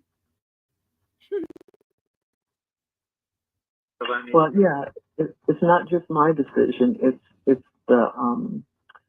this building's decision. It's a lot of that, you know. It's the owners, you know, all of that. Yeah. And it's okay. It's all right. You know, it is what it is. It's not the only place to live. I mean, you know, I live with my friends. I understand. I get it. All right, so my God gonna show the way. He gonna show me the way. Just don't give up on me. That's all I'm gonna say. Just don't give up on me. This is gonna turn around again. I definitely know that for a fact. So that was a tactic to keep me thrown off, but I'm not going for it, and I ain't giving up. So, and I see between the lines. I definitely see that. And they had to give me a bond because they had nothing on me. They still would attack it. But it's okay. I'm gonna deal with what I got to deal with. I can't leave my faith. I can't tell nobody I believe in God and acting like they're a complete idiot. So this is a strain on our marriage. I truly understand that. But you did not say that you didn't want to be married anymore. So you did not say that part. Now you come to me with that, then I have to respect that as well because it ain't about me right now. It's about you and your finances, your job, and everything, your livelihood right now. And pressure is something else. You there? Yeah. Yeah. So I do understand where you at. So it'll be all right. There's always a will and a way. I definitely know that for a fact. So you just then prayed up. I ain't giving up on our marriage. I'm gonna stay strong. And I'm not worrying about what people gotta say, whatever they gotta do. I'm gonna do what I gotta do and they're gonna share turn around again. So I just need you to stay strong the best way you can. Best way you can. I ain't saying what you can, just the best way you can. Just a little bit or a lot. And protect yourself. I keep telling you that. All right. So I'm sorry again. I'm sorry that I have truly embarrassed you. I'm truly sorry. But that's not my intention. That was never my intention. People will make you think that. Make you say whatever they want to say. That's fine. But I understand. Okay? So I need to make sure you understand that. I'm not upset at all. You got the right to be upset with me. And I appreciate everything you've done for me and with me and believe in me. So don't forget that. So whatever this turn out to be, I'm always going to be there for you. Whatever decision you decide to make. Yeah. You understand? Yeah. Yeah. So I'm going to come up. I'm not worried. I'm going to take this and turn it all the way to the best good. I'm not worried about that. You always told me, everybody threw the sticks and stone at it. They lost everything, the wife, their family, everything. But God gave them back 1,000% back. So I'm looking forward to that. So it is what it is. So you just keep your head up and you just chill. Okay? Sure. The best you can. You just chill. I love you. You don't tell me you love me no more. You have the right to tell nobody you don't love nothing no more. You have the right to do that. I have nothing to be angry or mad with you about, period. I'm a survivor. What? Don't ever forget that. And you are too. She trusted him to pay the bill. Hell no. All right. That's it. Okay. No, it's okay. I'm good. I just want to speak my piece, so I make sure you understand what I understand. Mm-hmm. That's all. And you told me how you feel and how you stand. Okay. Yeah. Yeah. So you got everything All right. off your chest? I don't know. I don't know. I'm trying to just remove myself from this situation. It's too much. I mean, No, I get it. I get This it. is not normal. This is not normal. So I'm doing the best I can. That's all I can say is I'm doing the best I can. With on to just live my life and be a productive human being and work and be a grandmother and a mother and a friend, things like that, and be there for myself. Don't check out on myself. This is anyway. All right. Well, I have to talk to you because I don't have that much time to talk to you. And I don't have to. I have to listen to what you have to say to me. That's why I'm trying to get you to just say what you have to say to me. well, I don't have a lot to say. I really don't. Like I said, I want this over with. I want it. I know you have to go through it. You have to go through things in life. I get that part. I'm just trying to remove myself. I try not to think about it. But people keep bringing it up to me. Right. Evil. I get it. No, I'm not saying they're evil. They're people that are concerned about me and that want to know that I'm okay. Oh, okay. The people that are writing, those horrible things, they're doing their job. That's what they're supposed to do. That's what they're supposed to do. Okay. All right. I respect that. Okay. All right. So, okay, we just see. We'll see, and we'll see what's gonna go down in about 2 weeks. That's when the show and tell gonna come. So, all right. Well, I love you. You go ahead on and try to relax the best way you can, and this is gonna be over shortly. It's just going to be over when God says it's over. We don't have any control of that. Yeah. No one does, but God. God is in control, and He always will be. All right. Bye. Okay. Hello? You there? Girl, I can't believe Hello? she trusted him to pay the Hello? bills. Come on now. Hello? Hello? You there? Hello? Now he called you to Hello? the airplane. He called everybody. Yeah. Thank you for using Global Telling. After Ernesto hung up with Shirley and Dre, he called his son Dion. You will hear Dion tell Ernesto that the reason Shirley was mad is because of his alleged girlfriend. Take a listen. Yeah. Yeah. Okay, I got $8 on this. She put $8 on it for me. So, you feeling better today, brother?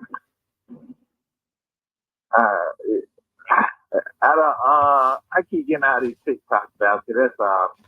I know y'all, bro. I know y'all, man. I don't get no fuck. I know you don't, but yeah, I thought she. Yeah. Huh? I did talk to Sarah this morning a few minutes ago. So she said she done. She done. Said she everybody called her this and that. She can't take it no more. And now people got in the head that I can't go stay with her and all that other shit now because of the crime, all that other shit. Yeah. What? Everybody here right now. So that shit over until I truly get out of here. She changed when you get out now. But she said she done. She said that. She said, because what happened, I called a good girl, and Lamar talked to her. And she told me it's over with. I guess what? It's over with. That shit's a dagger right there. They set my ass up. Did you see that? Mm-hmm. Nah, I ain't looked at that. Oh, you did? Oh, okay. I think I looked like the first one that shouted at Right, me. I looked at like 5 minutes of it and just stopped looking at it. Oh, okay. Yeah, that's it. Yeah, that's it. Fuck, I want to look this gay ass nigga up that talk shit. That don't, these folks don't know you shit. Motherfuckers comments on him. He just looked like he a pedophile. I'm like, how the hell a pedophile look? Cause he damn sure don't look like what the hell you know what I'm saying? So I can't goddamn entertain that shit, man. Yeah. Well, I just want to let you know. So that's over with. So I'm gonna have to go. I'm gonna call. I'm gonna have to go stay with Sonya somewhere. Once I get her together, once 13 years, everything working stuff out. So, Nah, what really pissed them folks off to the video say that you got down about to go on around with your girlfriend in Miami. So what the hell? yeah, but that ain't true. That's some shit they Well, you know, I know all that, but that's what really that's what pissed them off. Fuck the dumb shit. Right. Wow. Well, that's fine. Then they tell me you gonna run through Dubai. I'm like, he's supposed to throw his passport. How the fuck he gonna go to Dubai? Thank you. So, I can't sit there and entertain that shit, man. Yeah. Well, Like, you keep your damn head up, shit. yeah, I'm gonna do it. You know the consequences of that shit, man. You know, motherfuckers didn't want to see you there anyway. No, they did. But guess what? I'm gonna get better. I'm gonna keep my head up and keep rolling to the best way I can. Yeah. So that lawyer, I got to get on his ass now. Definitely got to get on his ass because I'm by myself now, for real. So it is what it is. Yeah, I'm surprised she ain't called you. Shirley. I'm starting to call her now, like, man, fuck that right now, man, because I know how she feels. Shit, it ain't nothing to talk about. No, it ain't nothing to talk about. And that's what she said. Yeah, she didn't tell you. That what she said? Yeah, that's what she said. Ain't nothing to talk about. Shit, I got my grandkids, my daughter, got the kids, and all that. So, you know, it is what it is, man. It is what it is. So, I'm gonna be alright. I'm gonna figure this shit out. I sure am. I can't go through some shit if I ain't gonna get better. That's my history. I can always go through something to get better. So I ain't dead, I ain't fucked up, so it's gonna get better. So that was I'm good. I just want to see where you're headed, see where you're going. That's it. I didn't see that got hit me to the blind side there at all. Yeah, motherfuckers can't wait to goddamn. These motherfuckers just making different shit. They don't even know it, but that's how you get your views up. Yeah, that is how you get your views up. That is it. Yeah, it is. The one of them, like, she don't even work for speed, like, you know, like, ain't nobody paying attention to all that shit but them folks, man. Right. Yeah, I understand. But I know you ain't fight with no goddamn kids, so that shit don't matter. Right. And it don't. That was a cold setup. The whole nice setup. Who set you That's up? all good, because at the end, shit, that shit gonna get you where you trying to go. Boy, what you talking about? Boy, you sure read my mind. You're on point, sir. You definitely on motherfucking point. You're on point. It is. Sometimes you gotta move shit out the way. Shit gonna move out the way for you. If you don't even want to move out the way for you, but you got to. So I just told her it's okay. It's all right. It's all right. You gotta do what you gotta do. Yeah. I'll be just fine. Yep. No matter what. Oh, definitely. Shit's definitely not over with, player. No, it ain't over with. It ain't. I've seen a lot of folks get accused of a lot of things, and they bust them in the head even more. So I do know that for a fact. Yeah. So they gonna be all right, Flip. And they didn't read the shit when they said that they don't have no case. They didn't hear that. They didn't listen to that part. They ain't been indicted. So they had to keep it. So it is what it is. But that shit wild, man. My life is wild. My life is wild, bro. All I know is motherfuckers, even motherfuckers who against you, even though that shit's some bullshit. Yeah, this is true. My mama even came out her mouth like, that nigga a lot of things, but he ain't dead. Sure ain't.